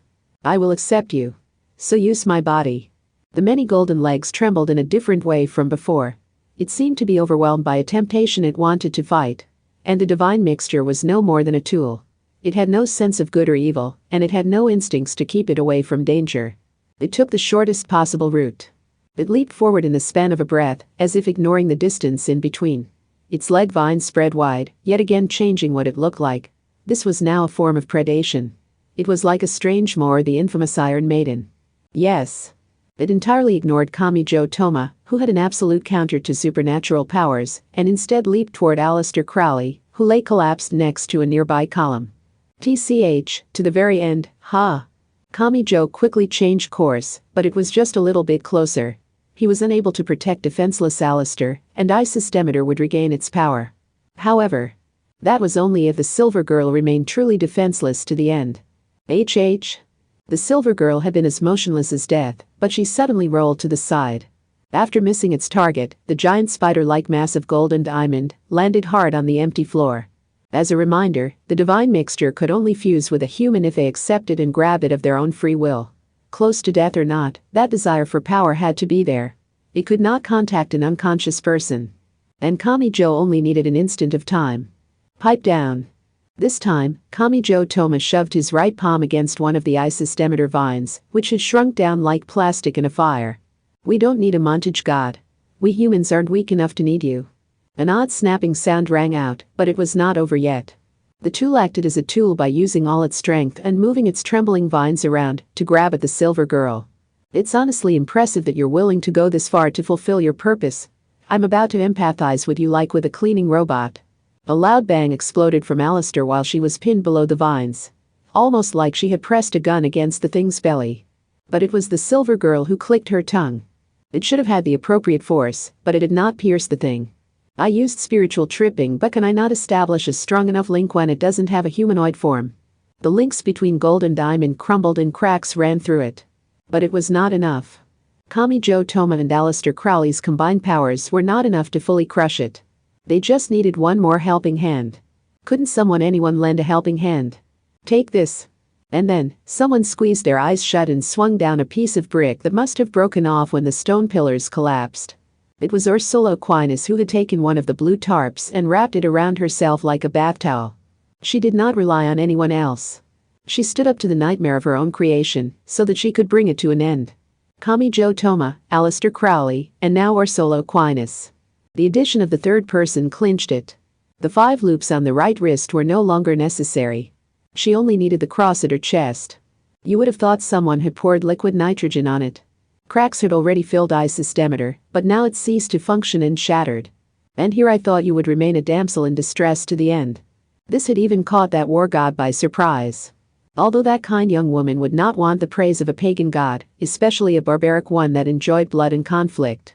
Even so, Athenis could not help but speak with a fierce smile on her face. You're pretty strong. You're my kind of woman, sister. Between the lines 4. They were on the Indonesian island of Bali. Now that we're here, it's not that great. Maybe we should have gone with a resort where you can actually drink the water. It was December, but this comment came from someone lying on a special beach chair below a parasol and sipping mango juice through a straw. Needless to say, Queen Shokuho Misaki was in swimsuit mode. Perhaps because she was no longer inside the school garden, she wore a normal white bikini over a much skimpier swimsuit that was essentially nothing but strings. Misaka Makoto wore a one-piece swimsuit different from her school one, and she responded in exasperation, while bothered by how the swimsuit felt on her butt. How can you complain when you have the girls from your clique catering to your every need? When Academy City shut down, its 2.3 million residents had gone elsewhere, but the students of Tokuwadai Middle School had naturally stayed together, even without their teachers telling them to. With this much chaos, they were at risk both inside and outside Japan. Academy City was no longer functioning, but to continue teaching themselves to the Tokuwadai standard, it was best to remain with others at the same intellectual level. I wish I could have gotten Ahara-san and Satan to come with us too. Those 2 girls' families had apparently come to pick them up almost immediately. And it was hard to ask them to stay with their friends when family issues were at play. Yes. Makoto and Shokuho did not think this chaos would last long. People's optimistic assumptions of safety had crumbled away during the heatwave, so this conclusion had been reached after rationally observing the situation. I thought there would have been more of a panic over the leaked technology ability, so this is something of a surprise. We're talking about 53 countries. And there are fewer than 200 in the UN, right? That shows just how big a deal this is. Yes, I suppose. Shokuho Misaki did not seem to care much as she spread out her long blonde hair and crossed her long legs while lying on her back. Her shapely butt was seated on something unusual. It was an extra-large tin doll that added a bull's head to a muscular giant's body. Academy City's number 5 level 5, mental out. The blonde girl in a swimsuit twirled a TV remote in her hand. It seems there are some I can control and some I can't, so I suppose some are still human, and some have abandoned their humanity. I wish I could figure out the specific rules ability behind it. Don't look at me. Defeating those things isn't easy. Makoto sighed as bluish-white sparks scattered from her bangs. Hot, hot, hot. You're roasting my back on this tin. Well, why are you lying on top of a grill? Trying to serve yourself up as some beach barbecue. A girl who could freely control 1 billion volt currents was far too dangerous on a field where the ocean stretched as far as the eye could see. Those things would not have been directly targeting Bali, so they may have gotten lost on the way to Singapore, which was militarily connected to England. The army traveling over the ocean had met a devastating fate. Since they had been rendered powerless out at sea, human-faced fish larger than submarines and collections of countless tentacles were washing up on the beach where they simply convulsed. So what do we do now? Asked Shokuho. Are we really in any position to make decisions? Strength as an individual and strength as a group are two very different things. The Tokuadai power balance might not apply outside Academy City. NN. While they discussed that, Mikoto felt a slight vibration from the waterproof cell phone held below her one-piece swimsuit's shoulder strap. It was apparently a voice app rather than an email. When she pulled the phone out and held it to her ear, she heard a familiar voice. Oh, that was a lot of lag. Is this going through an exchange? I hear things aren't going well for Academy City, so have you left Japan? Papa? I really wish you had stayed in Japan. Well, no use in crying over spilled milk. Run to the nearest embassy or consulate. This is bad. From here on, the world's boiling point is probably going to drop. To be honest, Mikoto did not know much about what her father did while overseas, but was at least a hard enough worker to get her into a prestigious girls' school. He traveled the world year-round, so if he was saying this, a major wave had to be coming. Mikoto focused herself as she listened. England is especially bad. Stay away from London at all costs. Wow. What's with that blonde woman? Eh? What? She's naked, man. That spiky-headed Japanese boy sure is popular. Man, I wish I was him. Wait, no. Don't tell your mama I said that. Anyway, you need to stay away from here. It's probably the center of the entire The phone call suddenly cut out. The app displayed the long number of an international call. When she analyzed the extra numbers attached to her father's usual number, she found that the international call code, country code, and city code all indicated a call from London, England. Oh, what is it? Asked Shokuho. Did you find something interesting? Don't you dare come with me. Got that? Where are you going with this? Epilogue. The golden approaches from beyond the horizon dawned to the. At any rate, it was December. England was said to be relatively warm compared to some other European nations, and they were inside a tunnel, but midwinter was still midwinter. It's so cold. Those words naturally left someone's mouth. But it was not Ursula who had been left with a tarp wrapped around her nudity after losing isostemeter. It was Kamijo Toma who had been unable to sit idly by and had lent her his jacket. A lot could get through a single hoodie. Ababa, what? Am I going to be okay? I'm shivering from the very core of my body and I can't stop. Don't be silly, human. This is nothing compared to the blizzards of Denmark, right? How in the world did you survive that snowy region in what amounts to a swimsuit? Is it cause you're a god, or cause you're the type to not catch cold? Did you think I wouldn't pick up on that because it's a Japanese proverb? I am well aware that you say idiots do not catch cold. I don't think proverb is the right word for that. Kamijo protested, but no one was listening, and the palm-sized fairy pulled rather strongly on his ear. Meanwhile, the perfect sexy young woman named Ursula Aquinas looked apologetic as she wore a boy's school uniform jacket over her bare skin and used her hands to hold the chest and bottom in place. The giant butterwort petals blocking the way were gone, as were the luciferase-containing algae that had illuminated the darkness. She was only visible thanks to the cell phone backlight. Should I give this back? Oh, shut up. And how are you fine, anyway? Does that cross protect you or something? Or have we reached the point where no one on the magic side can wear adequate clothing? But wouldn't it be better if I did return this jacket? You're just repeating yourself. I think your habit of jumping between topics is headed in a new direction. And why aren't you worried about your own nudity? Don't look at me with that benevolent hee expression. The only reason Kamijo had yet to freeze to death was the presence of a sexy blonde young woman who was alleged dorm manager and wore only his school uniform's jacket, but he decided it was best to keep that burning passion hidden. What's this? These chips taste even better than before, but they didn't even raise the price. But due to his frequent misfortune, he actually began to worry about something going majorly wrong when he saw this kind of blessing. Ow, my ear's half frozen, so you're just gonna tear it off, Athanas? And see, the deck really has been stacked against my life. You're not hiding it at all. Your worldly thoughts are near impossible to miss. And it's not like I don't have anything at all in the chest department. At any rate. Ursula, London is something of a mess right now, so do you know some place you can rely on? If not, I'll leave you with Birdway, who at least has the power of an organization. Well, there is always the British Museum. Then you head there. Oh, and make sure you apologize to Agnes and the others from the women's dorm. They must have been worried sick. Also, never again touch something like that divine mixture. Tell the royal family or knights to get lost if they try to make you. Holligers my rates? I'll punch him, so don't worry about it. In fact, I'm a little concerned I'll accidentally kill that bastard the instant I meet him. A slight shadow came over Ursula's face as she held the borrowed jacket around herself. The next thing Kami-jo knew, she was gently holding her cross in her hand. She had used the wrong method, but if she would just agree to this, she never would have reached for ice systemeter in the first place. She had wanted to protect something even if it meant straying from the proper path. But everything he had done would be for naught if she started following him around in order to repay her debt or whatever. He had to draw a clear line in the sand here, as cruel as it might be. So what words would be most effective in holding that kind nun back? Fine, fine. I get it. I'll protect it. He winked and pointed at her with his right index finger.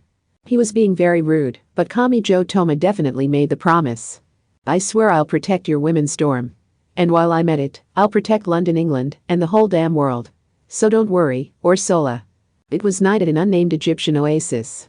Inside an RV parked alongside it, a calico cat named Sphinx finally stood on its hind legs and spoke in an extremely cool voice.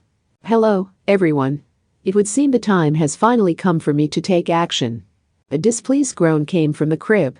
Mina Mathers, the cat ears WIDOW, in morning clothes, remained expressionless as she held the calico cat from behind and gave it a voice via ventriloquism. Yes, that wasn't very interesting, was it? But this RV only came equipped with the necessities, so it is short on entertainment. After using a brush to get the cat fur out of her morning clothes, Mina Mathers gently lifted the baby from the crib. How many times had she done this now? Baby Lilith did not seem to like the RV's TV or radio, so Mina had to pick her up whenever she awoke from her shallow sleep. Since she was more of a cat person than a dog person, the capricious WIDOW was easily distracted, but she did have extremely high-level calculation abilities. Even now, she was enjoying a pixel art fighting game she had programmed in her mind. She was not just imagining she was playing a game. She truly had programmed it based on the actual hardware specs. But when her yoga warrior with extending limbs was pummeled by slaps from the sumo wrestler she had programmed herself, she could only form a small triangle with her mouth. Call it unfair all you want, but I do not have the equipment to output the video. I can reproduce the household game system in my head, but I cannot display it on the TV. Sucking on me will not change anything. It is not my fault you are bored. Blame the product specifications. And while she held the baby, the cat ears on her head twitched. With dogs, it would be the nose, but with cats, it was the ears. The two ears could move independently, and they could accurately pick up sounds like a directional shotgun microphone. They were sensitive enough to tell if the footsteps outside the door belonged to their owner or not. Yes. Mina Mathers was focused on something outside the RV. This oasis is a good distance from the Nile, and it shouldn't be on any maps. The morning clothes and cat ears magician gently returned displeased Lilith to the crib and pulled out a palette knife. The fact that Alistair Crowley had left Mina Mathers here hinted that she had been considering the possibility of failure. And just like in computer security, there may have been no such thing as absolute safety in this world. Whoever this visitor was, the risk was much greater if they were aware of her presence here. The question was whether or not they were at a level that Mina Mathers could repel. Should she use the palette knife in her hand, or the RV steering wheel? While the lady thought, the visitor arrived in front of the stainless steel door. And in a perfect show of politeness, a knock came at the door. Nee. Silver sand floated in the air and stone materials were everywhere in London's twisted new form, but a strange sound was mixed in. It was so simplistic that it took a moment to realize it was malicious laughter. She had a short and slender frame imbalanced by ample sensual curves. She had rainbow-colored hair that spread out like an umbrella and had inward curling ends. She wore a dress of falsehoods made from English newspapers, discolored yellow and brown, silver duct tape tightly wrapped around the chest and hips, and decorations of thumbtacks and pieces of beer bottles. She could not even get up off the ground, so she lay face down with her fingers grabbing the road surface. Nee-hee, cough, hee. She was something similar to a life that was created based on the tree of evil. By possessing her target and spreading destruction, she could spill poison into unified groups and inspire discord and collapse. She was an artificial demon procured by Kuranzan and made to match the great demon's nature. 333, Dispersion. Cliff a puzzle 545. The translucent demon had a disconcerting hole in her forehead, and her limbs remained weak as she crawled along the dirty road like a bug. Even so, she had not been thrown out. She had not disappeared. Alistair had failed to fully kill her. Alistair must have been satisfied with destroying all 10 spheres, but the 22 paths were just as important for the Tree of Evil. If those remained, she only had to fill in the holes. She could recover. However, that work would take a very long time to complete. And no matter how ugly and extraneous her survival was, that demon would still take the optimal action toward fulfilling her given objective. Driving everyone of this country mad. Even if everyone had forgotten about her and even if she had been deemed not a threat. Just like Great Demon Karanzan had remained fixated on Aleister Crowley after making a contract in the past. However, a merciless voice reached the crawling demon from above. Oh? That was all it took for the demon girl to stop moving like a stake had been driven through her heart. The Greeks had created a legend upon seeing the Sphinx. What has 4 legs in the morning, 2 legs in the afternoon, and 3 legs in the evening? Humans. A baby crawls on all 4s and an adult walks on 2 legs, but what did it mean for the elderly to walk on 3 legs? This visitor's footsteps contained the clack of a modern design cane. You know, everything felt so disjointed since the triple-quadruple barrier was broken. An artificial demon and divine mixtures, was it? Those additional defenses didn't seem to fit together much. Neehee. But if you force them to fit together, you can see what the original idea was. I mean, those divine mixtures expanded the misunderstandings between people and used the intolerance that follows, so it would have been a whole lot worse if you had possessed the user. No matter what anyone said, you would have maliciously ensured that no mutual understanding could ever be found. There would be nothing anyone could do if a demon could draw out power rivaling a god. He, neehee, ee-hee-hee-hee. He. The last part was definitely not a laugh. While the translucent demon girl lay face down on the ground, a cane slammed down next to her head, with the user's full body weight behind it. Her strange body was not what mattered. It was like her mind and heart had been thoroughly broken and controlled. And the peak spat some words out at that symbol of immorality who lay pathetically on the ground. Don't worry. I'm not a good person. Because Alistair divided the planet between science and magic, I only understand one half of the world. And I doubt I can study up on the other side overnight. Come to think of it, I think Tsuchimikado was having some trouble with this stuff, but I don't want to try it out before I understand it. I'm sure I would regret it if I did. Accelerator readily spat out the words. A tear-jerking happy ending. The two enemies had exposed their hearts to each other, opened up and spoke with each other, and created a mutual connection. It was all very simple.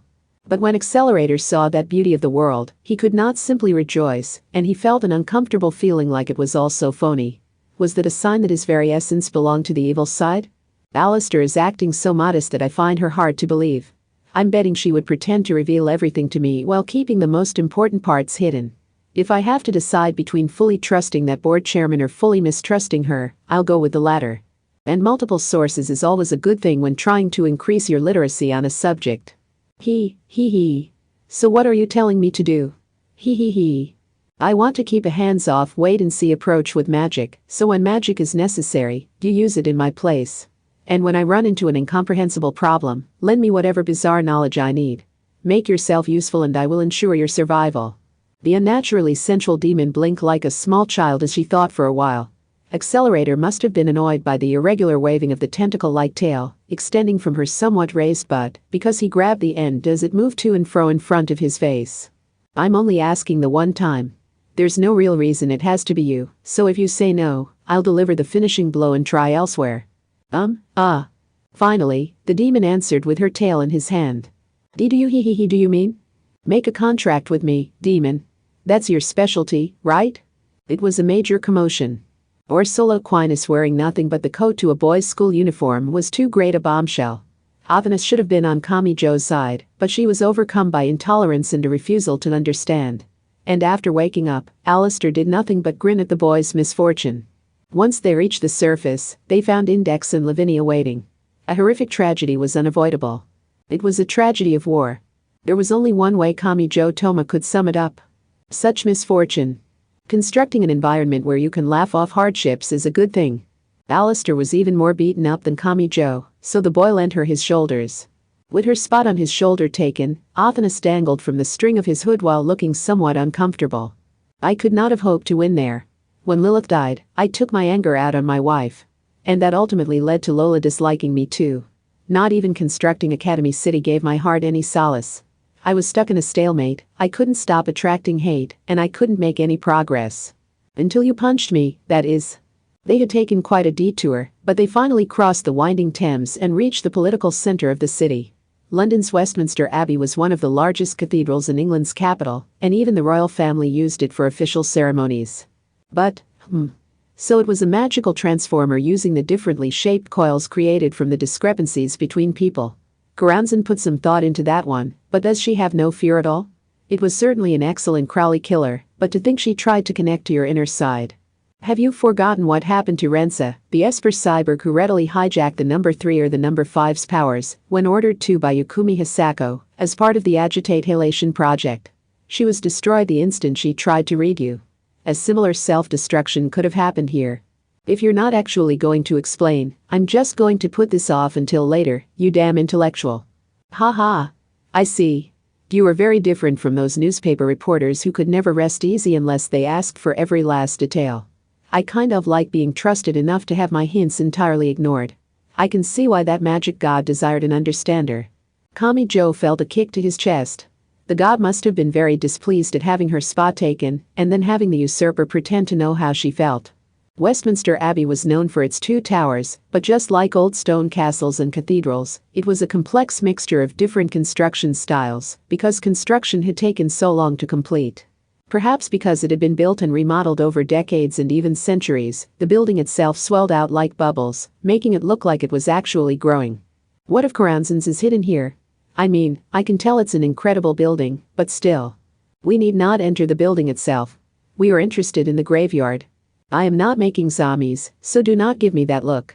Kami Joe had heard this was registered as a World Heritage Site, but there were no guards to speak of. Had the VIPs left London after the triple-quadruple final barrier and the divine mixtures had been destroyed, or had all personnel been gathered to protect the capital? Whatever the reason, there was no one left here. Since they could have run into extraordinarily cruel warriors like Styler Aqua, they were most fortunate it was abandoned. Kami Joe wanted to hurry up and do what they needed to do in order to strike back at Great Demon Karanzan. What I need is Mathers. What? I do not mean that figuratively. I have business with Samuel McGregor Mathers himself. The silver girl said this while staring straight ahead and borrowing his shoulder. However. But didn't you kill him yourself? You know, during that battle of Blythe the Road where you destroyed the Golden Cabal. That is why I am looking for his remains. The sinister answer was finally given. Do you forget? That greedy genius Mathers summoned Great Demon Karanzan before I did. And he ordered the demon to trip me up and kill me. In order to fulfill that command, Karanzan eventually possessed my second daughter Lola. Mathers had long since died, so the demon's work ethic is almost admirable. What does that matter? No, wait. Exactly. Alistair smiled in an undeniably wicked way. 333, Dispersion. At the Foundation, Great Demon Karanzan is supported by her connection to Mathers. Karanzan claimed killing me had severed that connection to Mathers, but is that really true? I may have been killed, but here I am moving around like normal and greatly influencing the entire world. Can you really look at this and say Crowley is dead? At the very least, I doubt this is the kind of death Mathers had in mind. If that connection really was worthless, do you think Lola would have secretly retrieved Mathers' remains and carefully stored them at Westminster Abbey, where historical kings are buried? Mathers has a contract with Karanzan. And rather than being bound by that contract, it feels more like Karanzan is using the bonds to strengthen herself. So what if I pass power through his remains as a relay device? If I send commands through Mathers' silent remains, I may be able to indirectly control Karanzan. That gave them a way of defeating that demon. They could strip Karanzan from Lola's flesh and bring an end to this history of constant failure. And they arrived. Given the overall size of Westminster Abbey, it felt quite cramped. With the walls surrounding it, it probably did not get much sun. For a foreigner like Kami Joe, it was a little hard to imagine just how much of an honor it would be to be buried in that land. This is it. Alistair Crowley gently removed her arm from Kami Joe's shoulders. The silver girl was facing a gravestone with a completely different name on it. It was entirely different from what a Japanese person would imagine. The marble nameplate was embedded in the ground above the grass. Another broad stone panel stood up next to it, but Kami Joe could not tell if it was describing the deceased's personal history or beliefs. The scoffing magician showed no restraint here. She stabbed a fallen tree branch into the grass and dug up the soil until the branch broke. Then she got down on all fours and dug with her hands. Digging up a grave was such a profane act that not even Kami-jo could lend a hand. It was a ghastly thing. Was this a sign of how Aleister Crowley viewed those other members of the Golden Cabal, or had her wounds not healed as much as she had thought? It took a truly long time, but Aleister eventually completed it. It had likely been oak-coated with several layers of varnish. The long and narrow coffin was a little bigger than Kami-jo's dorm bathtub, and it was already falling apart. When he saw its size, Kami-jo finally recalled that Westerners were not always cremated, so he covered his mouth with a hand. His mind was shaken by the fact that odors were sensed by tiny particles entering your body through the nose's mucous membranes. The remains would not appear as they were unless the entire body had turned to grave wax, but the word corpse still rattled his mind. The feeling of aversion was powerful. "I'm back, Mathers." With her clothes, hands, and face a mess, the moonlit silver girl gave a gruesome smile. "Your old friend and nemesis Crowley has returned." It did not take long after that. Like a child excitedly tearing the wrapping from a present, she tore away the coffin lid which had grown soft from moisture. While the moonlight shined on her silver girl form, the magician revealed the hidden remains. When Kami-jo saw it, it did not seem like much, and that thought surprised him. It was even lighter than the magic god known as the High Priest. When the coffin had rotted away, small bugs, bacteria, and decomposing germs must have gotten inside. No flesh, blood, or even skin remained. It was not as white as the model skeletons found in schools, but it was a full set of bones from head to toe. The overall impression really was of it being like. No matter how great someone's historical accomplishments, would they always end up like this after death? The visual accentuated the impermanence of worldly things. However, Aleister Crowley came to a sudden stop. At first, Kami-jo thought the memories were rushing back to the magician, despite how much she claimed to hate this person. But that was completely wrong. "Huh? What? Who is this?" Those words were entirely unexpected. It even took her a while to come to terms with what she had said. Finally, Aleister leaned over the skeleton and began examining it. "This isn't Mathers? That can't be. But wait. What's going on? Can you really tell just by looking at the bones? Do you have any idea how much I loathe him? First of all, the skull is completely wrong. You would never get Mathers' features by fleshing this out with clay. His fingers should be skinnier, and there should be some scraping on the hip joint and thigh bone, because he had a habit of leaning his weight to the right. Yes, that's right. You saw the Battle of Blythe Road, didn't you? The wound I gave him then is not here either. There's still a lot I don't get about how spiritual tripping works, but does it leave actual scars behind? Both for the normal injuries I took and the illusionary ones that ended as duds." "No, not that." Aleister must have been panicking because she was speaking rapidly. Mathers stopped the previous Imagine Breaker that arrow with his own arm, remember? Look at the arm bones. There aren't any cracks or signs of repair that would correspond to that. Then, the person buried in this grave was not Mathers, who was linked to Karanzan. What did that mean? Kami-jo looked around. "Could you have gotten it wrong? Is he buried in another grave?" Aleister said nothing. But not because she had stopped thinking. Her face was soaked with sweat. She had already considered the worst possibility, but she could not bring herself to accept it. Her panic and tension was obvious. And there was a quiet sound. The silver girl's shoulders jumped like she had heard a ghost's footstep. The Aleister Crowley was acting like a scolded child. Kami-jo himself turned around as stiffly as an unoiled doll. He had seen the demise of the Golden Cabal inside the windowless building. And thanks to that knowledge, he immediately rejected the idea. It was not possible. It simply could not be. Even if this was a graveyard where the living thought of the dead, this level of interaction was too much. An incredible taboo pushed in from the depths of the darkness. Bright colors encroached on his vision. The military uniform was dyed bright red and blue in a way never seen in modern camouflage. It may have been a Scottish cavalry uniform. A witch-like hat and cloak were worn over it. In a way, the standing figure had an even greater presence than Crowley, and they looked like self-confidence made flesh. There was an extremely simple argument to be made. The person who should have been dead had not been in the expected grave. Then where was he? After crawling out of the grave, the dirt-covered girl stared blankly at the imposing figure and provided the answer. "Mathers." Afterward. If you've been buying one volume at a time, welcome back. If you bought them all at once, welcome. This is Komachi Kazuma. This time, the Great War in England has finally begun. OT 17 and 18 was a dragon-slaying morality play with a lot of focus on the England side, but the focus this time was on the magician who was continually attacked by England. You might discover something new if you compare the two stories. The most obvious element was the exoticism represented by Ra Zeus, Isis Demeter, and the others. While the stage was set in England, the magic theme was non-Christian.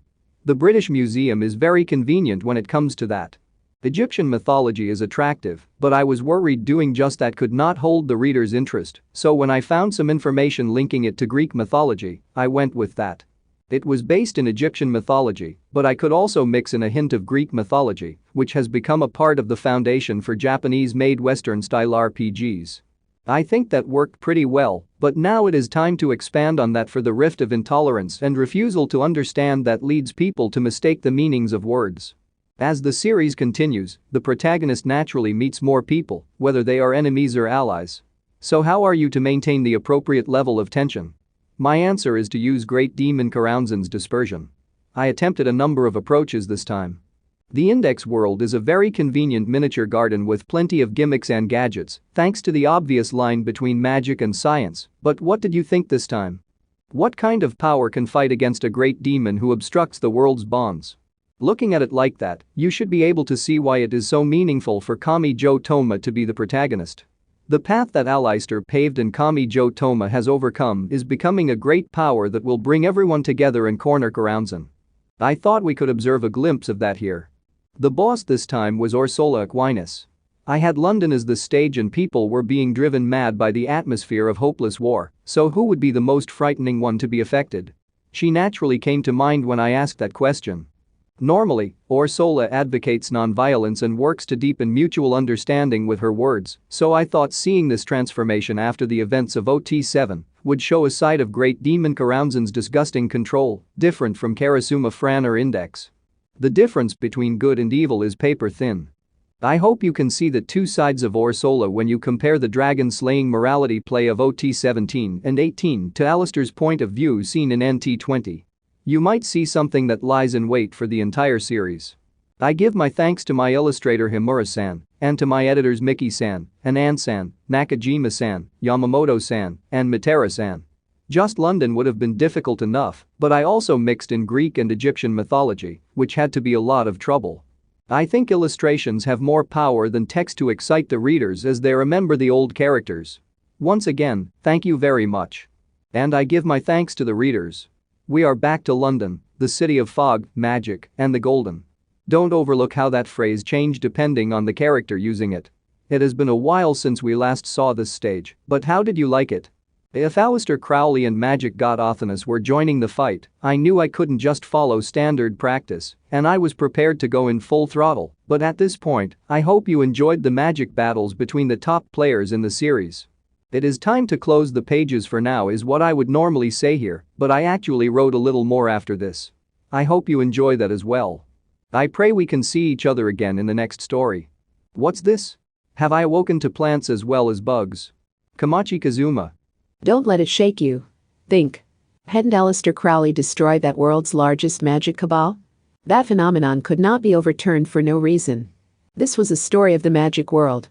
There was a pre-established theory behind all events. You had to have already seen what was necessary. So think back over everything you have seen and heard. This was the top of the golden, Samuel Liddell McGregor Mathers. There had to be a reason why he was here. It could be a trick, a loophole, or a name. Find that and everything would change. An explosive noise burst out. Various colors of light blossomed like countless flowers to inappropriately decorate Westminster Abbey's graveyard. But first of all, even if she was weary from so many battles in quick succession, Aleister Crowley could use spiritual tripping and the blasting rod at the same time. She could use the optimization of her blood sacrifice to keep up with the supersonic battle of a saint. And she could neutralize and hijack all modern Western magic, so it was unusual for anyone to be capable of engaging her in a purely magical battle. It would have to be a pure magic god like Othinus or Nephthys. Or it would have to be an extraordinary magician like Westcott or Mathers, who had their own unique control method they had used to compete for the standard of what would become modern Western magic. Gah! Aleister. Kami-jo instinctually ran over when he saw the silver girl spin through the air and slam back first into the ground. It did not look like she could breathe properly, but was that really due to the physical damage? Aleister Crowley had mastered magic, but her eyes were wide with terror, and the pupils were wandering aimlessly. Her tear ducts would loosen if she was not careful. That silver girl no longer felt like a historical magician. Her soul seemed to have reverted to something befitting her apparent age. Kami-jo heard something similar to a baton spinning through the air. Hat and cloak. The garish Scottish uniform that a certain magician had so loved. Some objects were dancing around that man with no strings to support them. A fire wand, a water cup, a wind dagger, and an earth disc. It was a full set of the fundamental symbolic weapons that used the four elements to play a role in all magical ceremonies. What's wrong? He immediately spoke in English. Based on the speed of pronunciation, Kami-jo could tell it was different from the American-based English he had learned in school. Was that the pronunciation found in Scotland? He was truly grateful that Athanas translated for him after returning to his shoulder. What's wrong? What's wrong? What's wrong? You tore apart the golden cabal I built up and took control of all the world's magic, but did you neglect your studies afterwards? Is this all your magic has to offer? Magic and science. That human had supposedly acquired a unified theory before cutting them apart like that. Aleister Crowley had done all that and yet no, and so she was filled with fear upon finding something she did not understand. Seeing his student trembling like a frail girl, Mathers snapped his fingers in an uninterested fashion. I sense no power in you. Yet it does not seem you have simply deteriorated. What could this mean? I believe I am the killer of your daughter, am I not? Aleister was overwhelmed by fear of the inexplicable, but now her shoulders trembled in a different way than before. Oh, I see. What connections had that man made in his mind? Mathers reached some kind of answer at a speed and with connections that no normal person could hope to match. That would mean, yes, and there is a great demon, so, add in the coincidence of a holy guardian angel, and that explains it. The number is 93 and the name Awis. If my theory is accurate, saving her would be possible. However, it was not quite a mocking tone. It was a mercilessly casual tone like someone slapping the fail stamp against the center of a report card. Aleister, your daughter should not have been saved. Those words were too much. Even for Kami-jo Toma who was watching from the sidelines. Nuad Maya the Rahikate Sappho Jezebel Lilith was superfluous, was she not? It was her salvation that robbed Aleister Crowley of the powerful directional focus of being an avenger. You coward. You were a pathetically dimmed star that could not even signify the dawn in your own closed world. If you had come here as the lonely avenger who had continued polishing themselves after the Battle of Blythe Road, you may have been able to dodge my deadly blade and escaped. Ma. You foolish failure of a student. It was saving your baby that robbed you of your foundation, and that will mean your death here. Aleister Crowley's cause of death will forever be recorded as his superfluous daughter Lilith. Mathers. The silver girl shook off Kami-jo's supporting arms and roared like a beast. But the monster named Samuel Liddell McGregor Mathers would not allow this to become a morality play. Welcome back, Aleister. He grabbed the wand from the symbolic weapons flying around him and tapped the ground at his feet with it. To London, the city of fog, magic, and the golden. Even light. Even sound. The entire world grew distorted, but Kami-jo did not know how to describe it. He slowly raised his head to look above the gloomy graveyard surrounded by walls. He saw several strange figures standing on the many pointed roofs of Westminster Abbey. Paul Foster Case. Arthur Edward Waite. Diane Fortune. Israel Rigardi. Robert William Falcon. Westcott, who had been Mathers' match in leading the Golden Cabal. And more. And more and more. And more and more and more. There were dozens. No, maybe more. Kami-jo Toma could only map some names to faces because of his experience in the windowless building, where he had witnessed the demise of that world's largest cabal during the Battle of Blythe Road. No, he had technically only seen the story told by Aleister Crowley. Aleister had been yelling with such anger it had looked like she might tear out Mathers' windpipe with her teeth, but even she faltered. The golden? She was dazed. She could not believe it because it was accurate. The silver girl spoke in her extreme confusion. The Golden Magic Cabal? Newcomer, you two were officially declared dead back in 1947, were you not? And Lilith also defied precedent by returning to history. Do not forget that we have Karanzan, a higher life form equal to or greater than your Awis.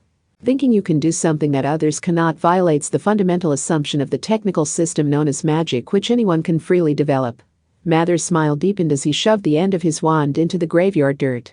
And do not think of this as unfair. We must go all out to celebrate our reunion. And as I am the man who created the Golden Cabal, isn't it perfectly natural for me to use the fruits of that labor, including the personnel of the world's largest magic cabal? Now, let us redo the Battle of Blythe Road. Crowley, you once stole everything from me. It is time to repay you for that, and you cannot rely on a coincidental victory this time. You have lost your directional focus as an Avenger, and you have abandoned your growth as a magician, so let us see how much a fool holding their superfluous baby can struggle. It may have been true that the current Alistair was different from the Alistair who had conquered the Battle of Blythe Road. If the Silver Girl resisted on her own, she might be defeated at some point because she lacked her former obsession. But, however, hi. One more scent of death wafted in. Academy City's #1 Level 5 entered the graveyard with his modern design cane. Is this a contest to see who's the shittiest person? Pathetic. The baby is superfluous? She shouldn't have been saved? And here I thought I'd seen rock bottom with this board chairman, but it seems the world still isn't through disappointing me. Once that title made an appearance, Kami-jo saw the answer to the Golden Magic Cabal. It may have been true Alistair had split apart magic and science. That may have been nothing but an illusion. However, that illusion had created something real. No matter what her ulterior motives had been, the board chairman had still built up Academy City from the ground up. She had created the Esper Powers Development Program and collected cutting-edge technology there. She had also made the city an attractive enough place for a great many people to gather there. Mather's Kami-jo Toma finally unleashed a roar. You said we need to go all out to celebrate your reunion, right? Then you do the same, Alistair. The magic doesn't even matter, bring out everything you have as the board chairman of Academy City. They stood by her side. Kami-jo Toma and the #1 stood on either side of the Silver Girl who had refused to accept the Golden Cabal. The strongest and the weakest spoke in unison as they declared war. Alistair is not alone. The fruits of her labors are right here. The second act has begun. It is finally time for the direct clash between Golden Magic and Academy City Science.